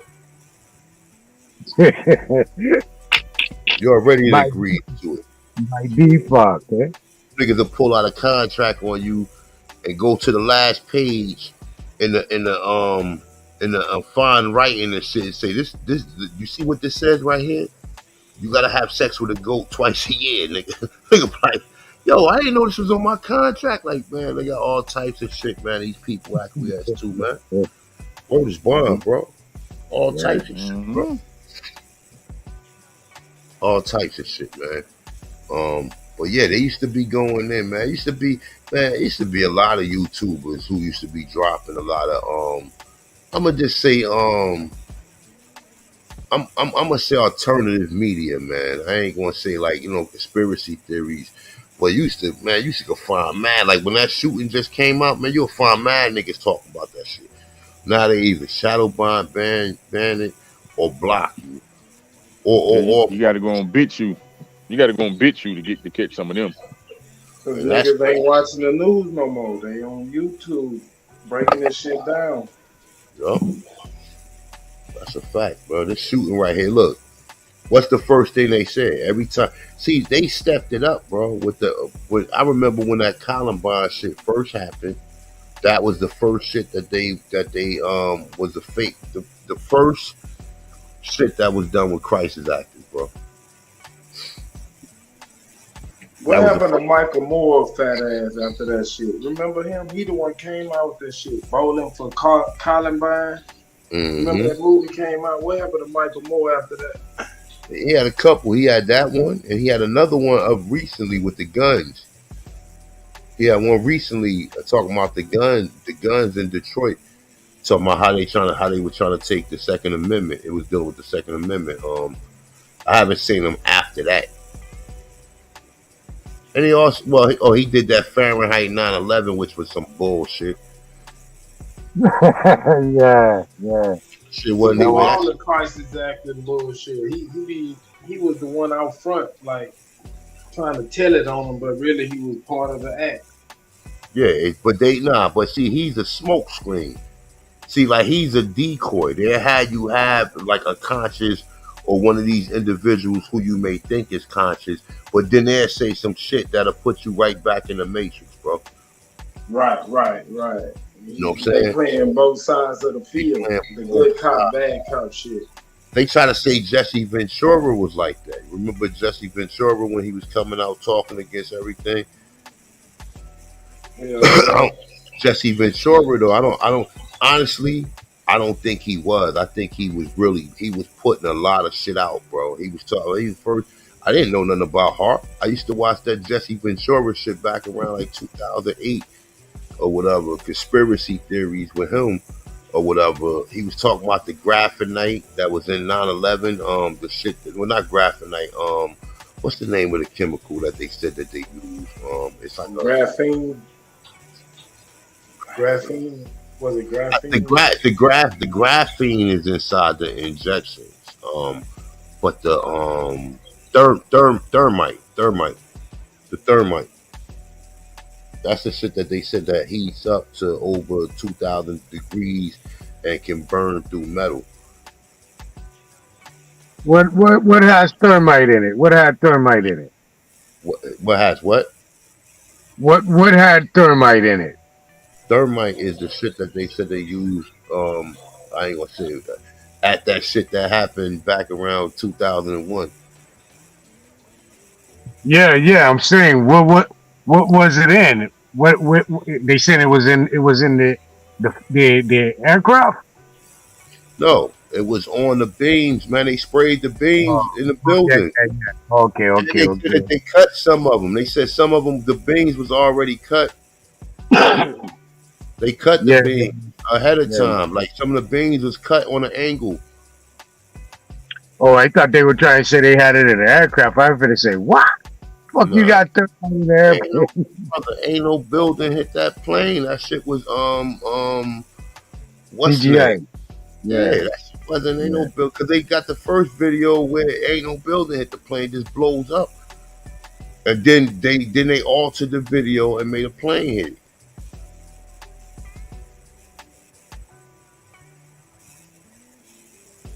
That was the first thing that I was like, kind of like when I found out that shit was shady. I was like, man, oh man, ain't none of these niggas to be trusted. Then these niggas doing it like when they said it, the fucker hit the building and the fuck drop off on the little government complex. I was saying myself, and you telling me them boy only practiced for 30 days and they hit that at bullseye target first time? Hell no, there's no fucking way. And then, the owner put the put option on the building. They're not talking about that. 100 miles an hour. You don't know what the fuck you doing at 100 miles an hour. Bro, that shit was all fake, man. They said that most of them hijackers is alive, bro. They said most of them alive, bro. You know what I'm saying? But you know, the shit for me was this. I used to go through the World Trade Center, like you know what I'm saying? When I used to go to New York and go do what I do, I used to take the World Trade Center. I used to go through that way and come back. I used to take the bus, so I come back through the train or whatever. But I used to take the passage. I used to go, and plus, my first investments was at Charles Schwab. They had a Charles Schwab in the front. World. Huh? Yeah. As soon as you walk in, yeah. Soon you walk in the building, soon you come up them escalators. Yep. Charles Schwab. As soon as you come up them escalators, that was the first place. And I invested in Claritin back in that I think it was like 98 or whatever. But I used to go outside. I used to walk out the building and look up at that shit like, yo, I can't even see the top of this motherfucker. The clouds used to be blocking, and then it's two buildings, right? Boom, boom, boom. And then building number 7 was across, it was on the other side. Because I used to go to, it used to be a Century 21 right across the street from the World Trade Center. Century 21, like a little department store. They be selling everything. You know what I'm saying? They be having Coogee, all that shit in there. They be having all that shit in there on discount prices. But that shit was right across the street from the World Trade Center. Yeah, I remember that. I remember. And I was like, but it was still standing. That shit was still standing. Like when me and my boy went through there, probably like a year after all the windows and shit was blown out. But I thought all the buildings within that vicinity would have been annihilated. Like I'm like, yo, how the fuck this building? Like it's impossible, bro. If that building would have tilted and would have fell, you know how many buildings that shit would have, you think about it. If that shit if the building would have not fell into itself, but if it would have fell over, like in the radius where other buildings was at and all these other stores and shit like that, bro. You can't fathom how tall that building was, bro, until you go outside and look at it, bro. Yeah, it is That's called everything for miles. controlled demolition. Yeah. Bro, yeah, but But nah, you I think know. on it. Think Huh? on it. 8 o'clock in the morning, the stock market bell rings at what, 8? I think 8:30. Cause I know you can't trade until like after 9, like after 9 Yeah. something. Well, you got two bells. You got two bells, bro. You got two. You got one that starts at 9. You got one starts at 8. Okay, I There- know. There's no way. There's no way at 8 o'clock that the fucking building is 110 floors apiece, bro, which hold about 1,000 people on each floor. That's the minimum. That only fucking 2,000 people out of 220,000 occupation availability got caught. That didn't make no sense. At minutes after 8, that didn't make no sense. No white man don't play with their money on a Tuesday. That didn't make no sense, bro. Yeah, but they All said them people people, got phone calls not to come to work. yeah. You know, you heard the stories, man. You know, it was all. I mean, come on, man. The shit was already. You know, certain people was told not to come, and the poor souls that did get caught up in it, man. That shit was crazy, bro. And it's sad because it's people who actually die, so they don't question. They don't question the average, but some people is. There's a lot of white people who questioning that shit or whatever.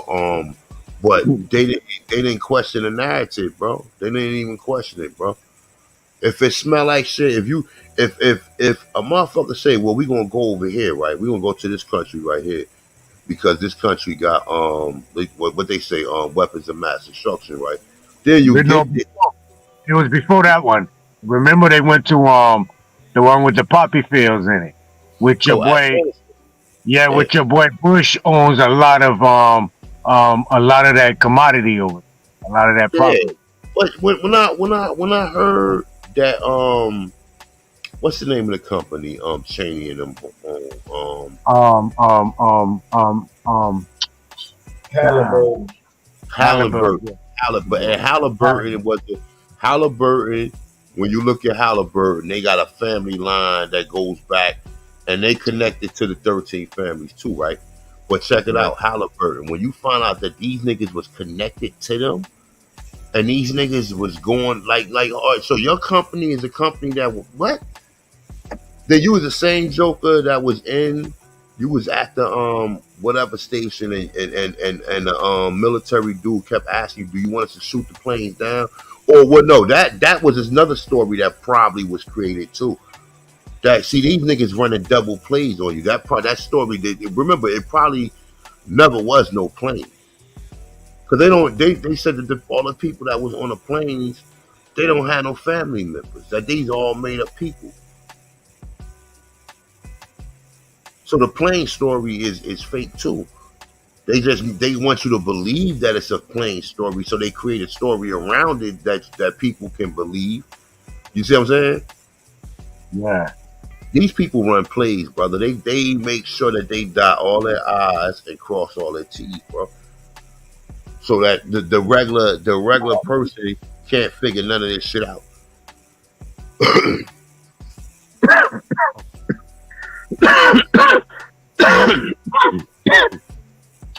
They make sure can't nobody figure this shit out.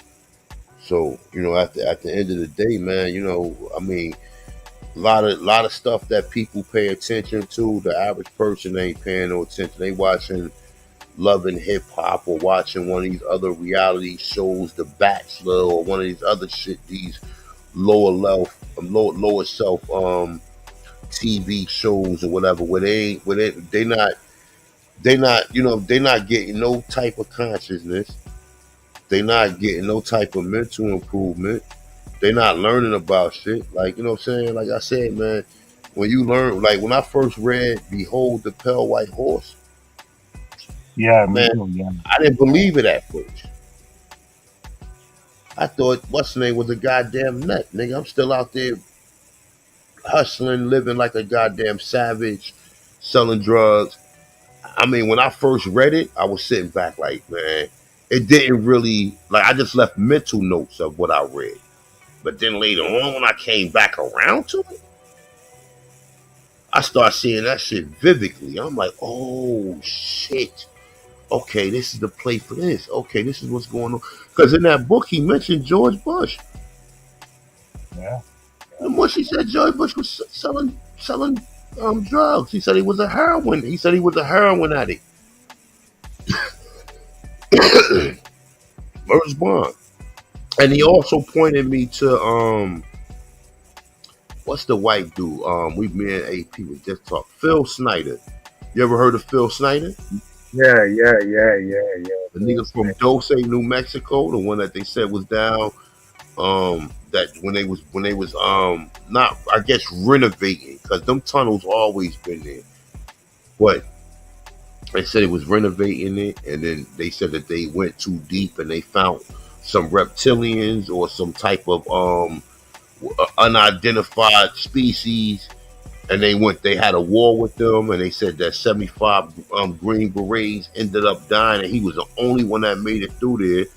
And they said when he made it, he had some injuries from some of the laser technology that the so-called aliens, or I don't want to say aliens, I want to say intergalactic, intercontinental beings, or exactly. So, but he had an interesting story to tell. You know what I'm saying? Like I said, like they don't even got Behold the Pale White Horse online no more, I don't think. Because after they killed Bill Cooper off, you know what I'm saying? Bill Cooper also was the one that went on Channel 4 and said that the nigga who shot Kennedy was his driver. And when you slow it down, you see it. I don't even think that shit's still on YouTube. I think they probably took that shit off too. That's why they put it on old but yeah. Bro, they show the driver turn right around and shoot him, and that's when his wife tried to jump out the car. They show it, bro. I seen that shit, bro. Ain't nothing. I don't want to hear about no nigga was up in no bookstore. Nobody was on a grassy knoll. No, the driver did it, nigga. I mean, you can see it. You can look right at it and see it, nigga. Right. Bro, you can look right at it, bro. The video that William Cooper showed, and then when you look at it, when they slow it down, you see the driver turn around. When he soon he turn around, you see his head. You see him. Yeah. And that's when you see his wife try to jump out the car while the car was moving. Because I always wondered, like it was like if the driver, like if it was a shot beforehand. Because I remember seeing, and I asked myself, why did the driver turn around before anybody else? Like that was the first question I asked myself. But then the one governor that was in the car with him said he got shot too, though. You know what I'm saying? But they waved off the other. Remember, they waved off the other agents. When you see them turn around, they waved the other agents off that was walking on the side of the car. You got to look at that William Cooper joint, bro.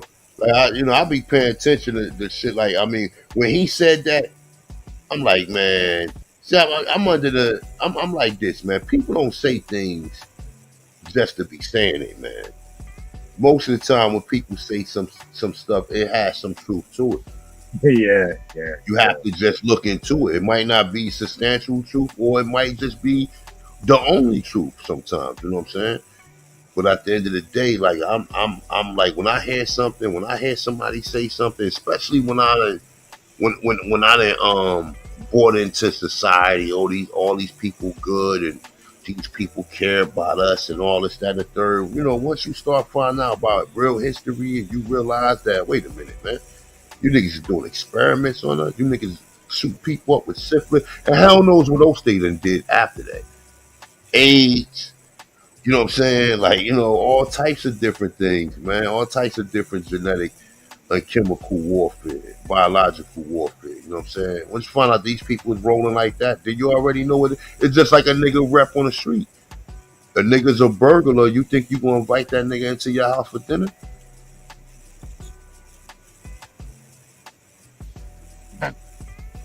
You know? I mean, so it's definitely all that shit is connected, brother. All this shit is like, even when going back into what his title is, the CIA and the Pan American and Pan African. No, the CIA. But I guess he's saying that the CIA controlled the Pan Africans or created Pan Africanism. Of course they did. They was the ones that was paying black actors or black I don't want to say educators or professors to go over to Africa and spy on them. Yeah, artists too. Writers, artists, all of that. That was the first play. They sent them over there. They sent black American like educators or actors and anything to go to Africa and then basically inform on them and they come back and tell them what's going on. And that's how they came up with just the whole Pan-African thing, because they had black people going over there posing like they was interested in African history and all that shit and the culture and shit. And then they sold us that one. They sold it to us. We bought it too.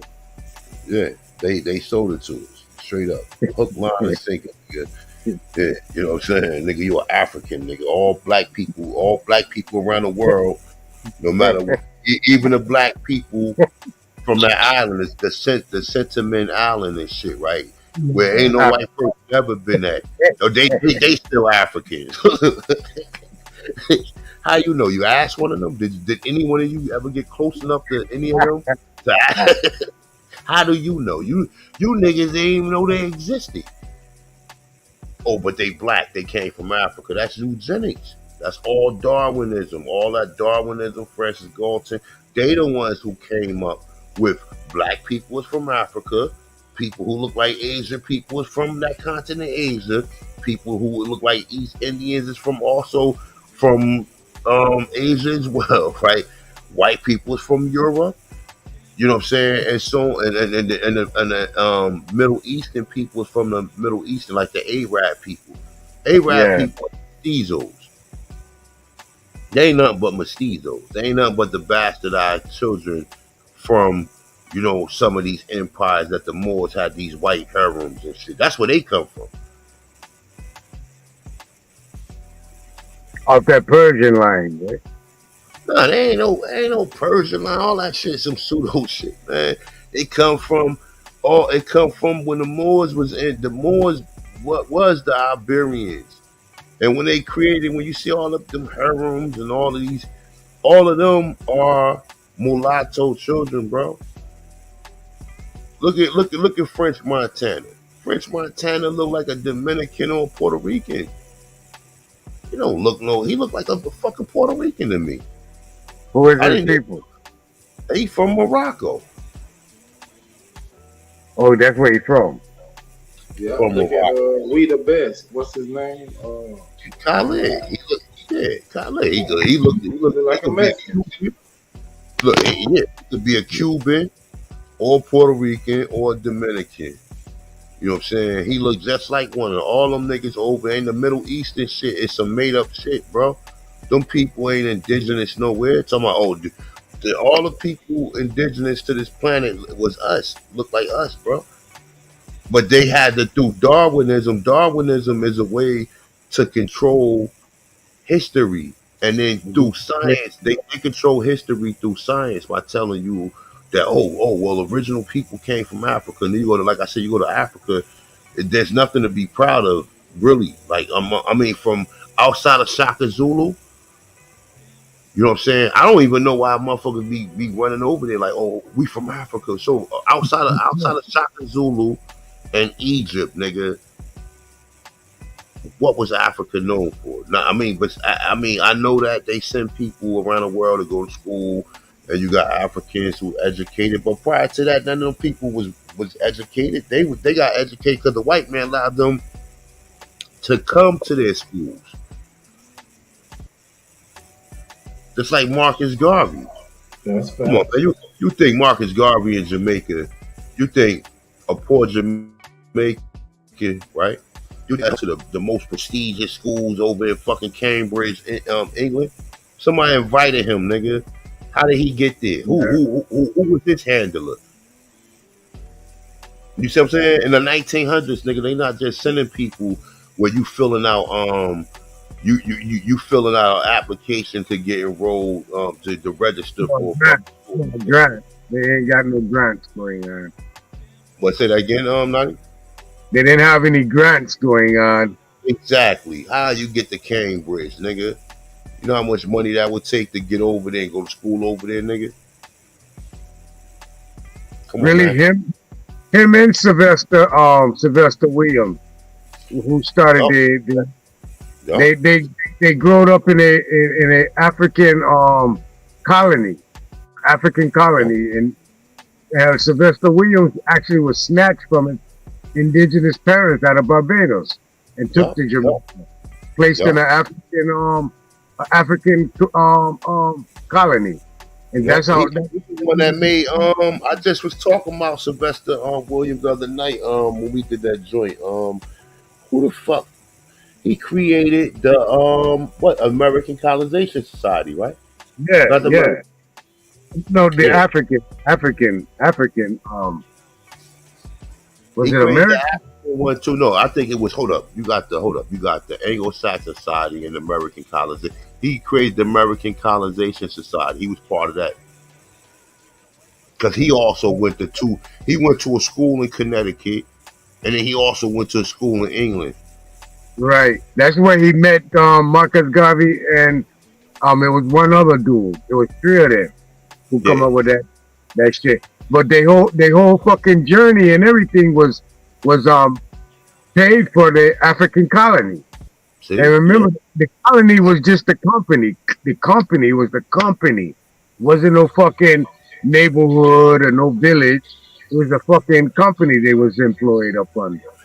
But that was the first thing to recruit Negroes, teach these Negroes, program these Negroes into doing our bidding, to mold their minds, some of the same language that they using when you read the general education system. They want to mold people's minds, nigga. Like, come on, man. I'm a grown ass man. You talking about molding my mind? How can that be beneficial for me, nigga? It's crazy, but they did it though, cause Sylvester Williams' mom was a Kilinago. Yeah. You sure a Kilinago Indian? Mm-hmm. Yeah. So, bro, they brainwashed them, bro, and then they come back to the land teaching their people this bullshit narrative.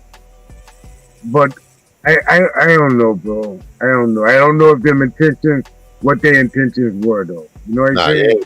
What their intentions was they already knew what the play was, bro. These people, they brief you. They already tell you what's going on because they want to see whether or not you gonna crack or you ain't gonna crack. See, in Marcus Garvey case, Marcus Garvey didn't complete his mission. That's why his ass got deported. Because he did something that he wasn't supposed to do. I don't know exactly what it was. You know what I'm saying? But his mission, whatever his mission was, he didn't carry his mission out to the fullest. That's why they deported him. Yeah, who was what he do? With that little pale-faced girl and married to a nigga, and I think that's why he had fucked up. No, he fucked up because his mission was to get Negroes to go back to Africa, nigga. And Negroes was already saying any nigga who will leave their country is a traitor to their people. This is how niggas was talking back then. So niggas ain't fall for it. You understand what I'm saying? He bought one of them boats, right? The Starliner. We was the ones that had them boats. The Titanic and the other boat was owned by Negroes. White people ain't own the Titanic. That's why I'm saying that's why they deported his ass, because he was married to a nigga, right? And he was working for the niggas, but then he ended up falling in love with the little pale face bitch. But we just said how they just give you a white woman is like a nigga giving you a fucking Mercedes Benz. Oh, Merry Christmas. He go Mercedes Benz and shit. Right, right. But he parading it like around like a wife and holding her up He in go public Halley. and He go shit. Halley. Take Halley with the Mercedes Benz. They don't give for what you do. You can. I mean, listen, bro. They already, like I said, they don't care what you do to their women. You know what I'm saying? Nah, They don't care. They gonna give you their women. So look how Marcus Garvey looked, and he had a not even funny. Hey, look. hey, no offense, but I gotta put it He in. might have been sexy around his time, man. He might have been shit. And they you know give me what? like smoke signal. Hey, look. Maybe he was around this time, but I know 100 years later, niggas look at him like, yo, like, 100 years later, niggas like, yo, man, what you was doing with that white chick right there, nigga? If you was a Negro who looked like him and had a badass white chick, you was an Asian, nigga, at that time. Like, it's obvious, nigga, you was an Asian, nigga. Like, yeah. You know what I'm saying, Nadi? Like, you know the play, bro. Let's be for real, bro. Yeah. Let's be for real, bro. That's one of the devil tricks, nigga, is to give you beauty. And this bitch you'll be having sex with her, nigga. She'll be riding you, and she'll do a 360 while she's still on your shit, nigga. Like the helicopter. She do the helicopter. Yeah. Yo, nigga be turned the fuck out after that. Nigga like, yo, dude. Hey, guys, you know a sister ain't doing all of that. A sister, she ain't going that freaky to a helicopter on top of you. And yeah, helicopter and shit. Look. One time they order one of them white chicks, like, and that's why, like, if you go back, like I just said, the book called Thanks for My Memory. I think her name is Bryce Teller. If it's not Bryce Teller, it's it's gonna come to me. They were saying how, like, Henry Kissinger, right? The same chick, she was sucking Henry Kissinger off, Bob Hope, other like she was a spy too. Like, she'd get secrets while niggas would be pillow talking and take it back to Henry Kissinger or whatever. And she said she had a whole team of women that was doing this. Now, she wasn't the only one doing it. So where you think they ran that play from? That was a play that they first ran on some of these Negroes. Not to say, remember, Negroes already dealing with the Slavic women. We already had the Slavic women. But then they had those. I'm writing this down. You said thanks for my memories. Thanks for my memories. I think her name Bryce Teller.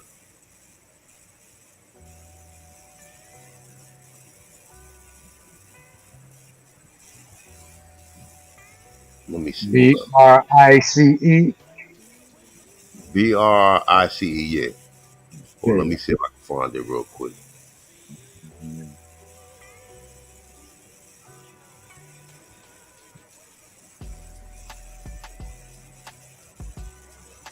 It was Bryce Teller. It was also hold up. It was Kathy O'Brien. Kathy O'Brien was one of them.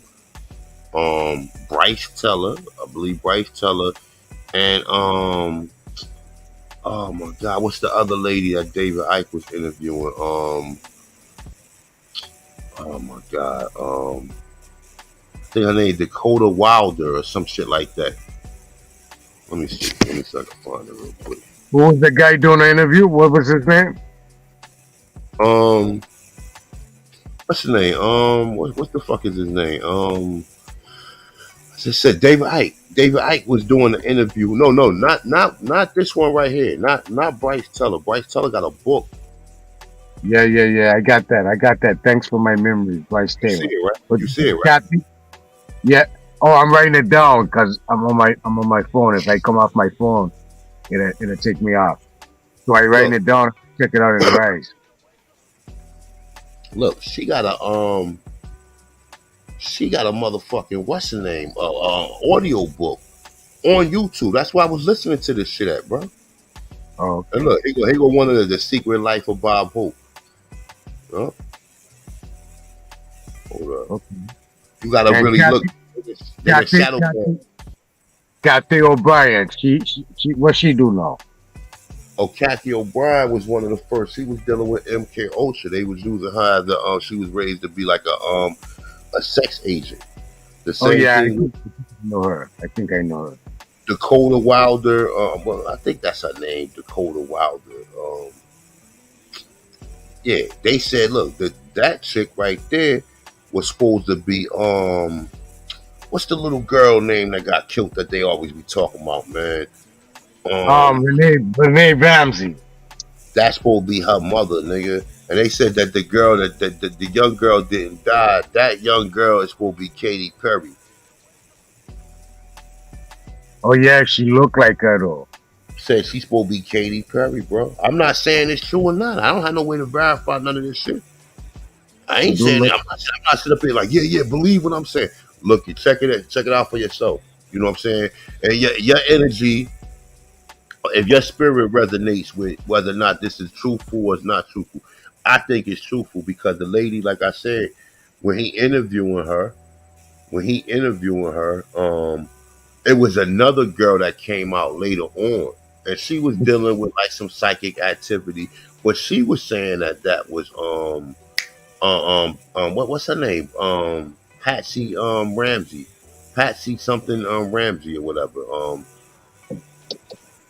But the little girl name was John Benet Ramsey. John Benet Ramsey. Yeah, and So they said your boy Ravenock say Dakota Fanning. Dakota Fanning. No, Dakota Fanning is a young girl, not Dakota Fanning. The chick I'm talking about. Man, I gotta find it, bro. I'm gonna have to send. But look, Kathy O'Brien, Bryce Teller. Now look, they shadow banned this shit, right? Because when I'm looking for it, I see like, all right, like Bob Hope came up, right? You're gonna have to really go through and search through the videos because they didn't change the shit up so much. Or probably you're gonna have to put in because sometimes you put in your Google search any videos that's related to it on YouTube will pop up. Let me see something. I haven't listened to this book in years, bro. I was once she was saying that it was at Sylvester Stallone house and they used to make them have sex with dolphins, yo. I was like, man, I can't get into this, man. Let me get the fuck. Like, but I already knew at that point in time, she already done talked about the Michael Jackson shit where they said that the Jackson 5 was getting molested before they went on the Ed Sullivan show.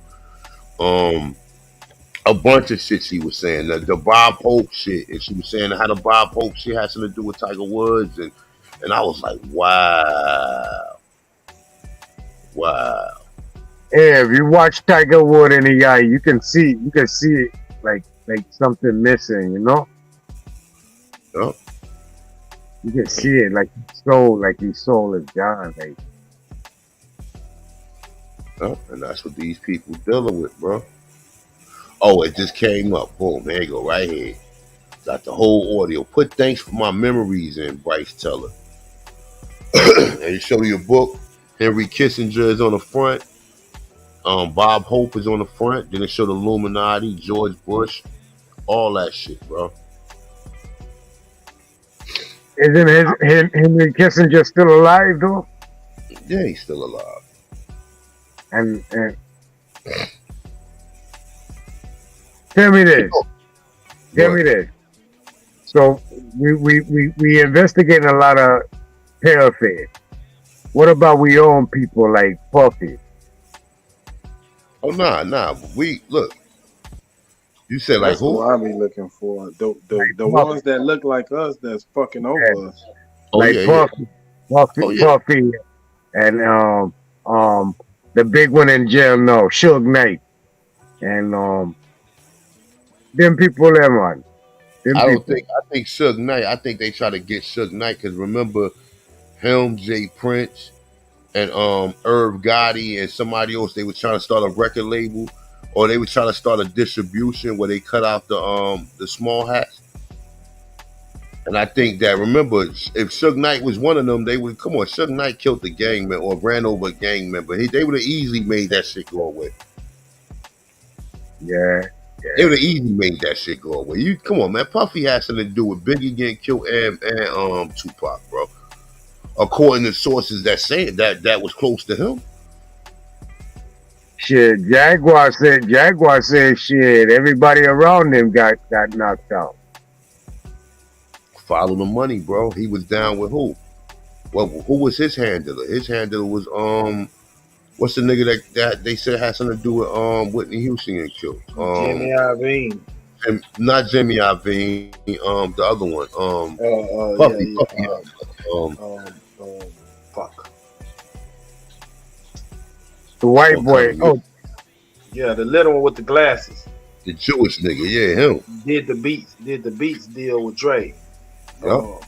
But no, not Jimmy Iovine. Jimmy Iovine is the one that did the beats deal with Dre. We talking about what the fuck is his name? That tall motherfucker. No, hold. He's not. Hold up. What the fuck is this nigga name?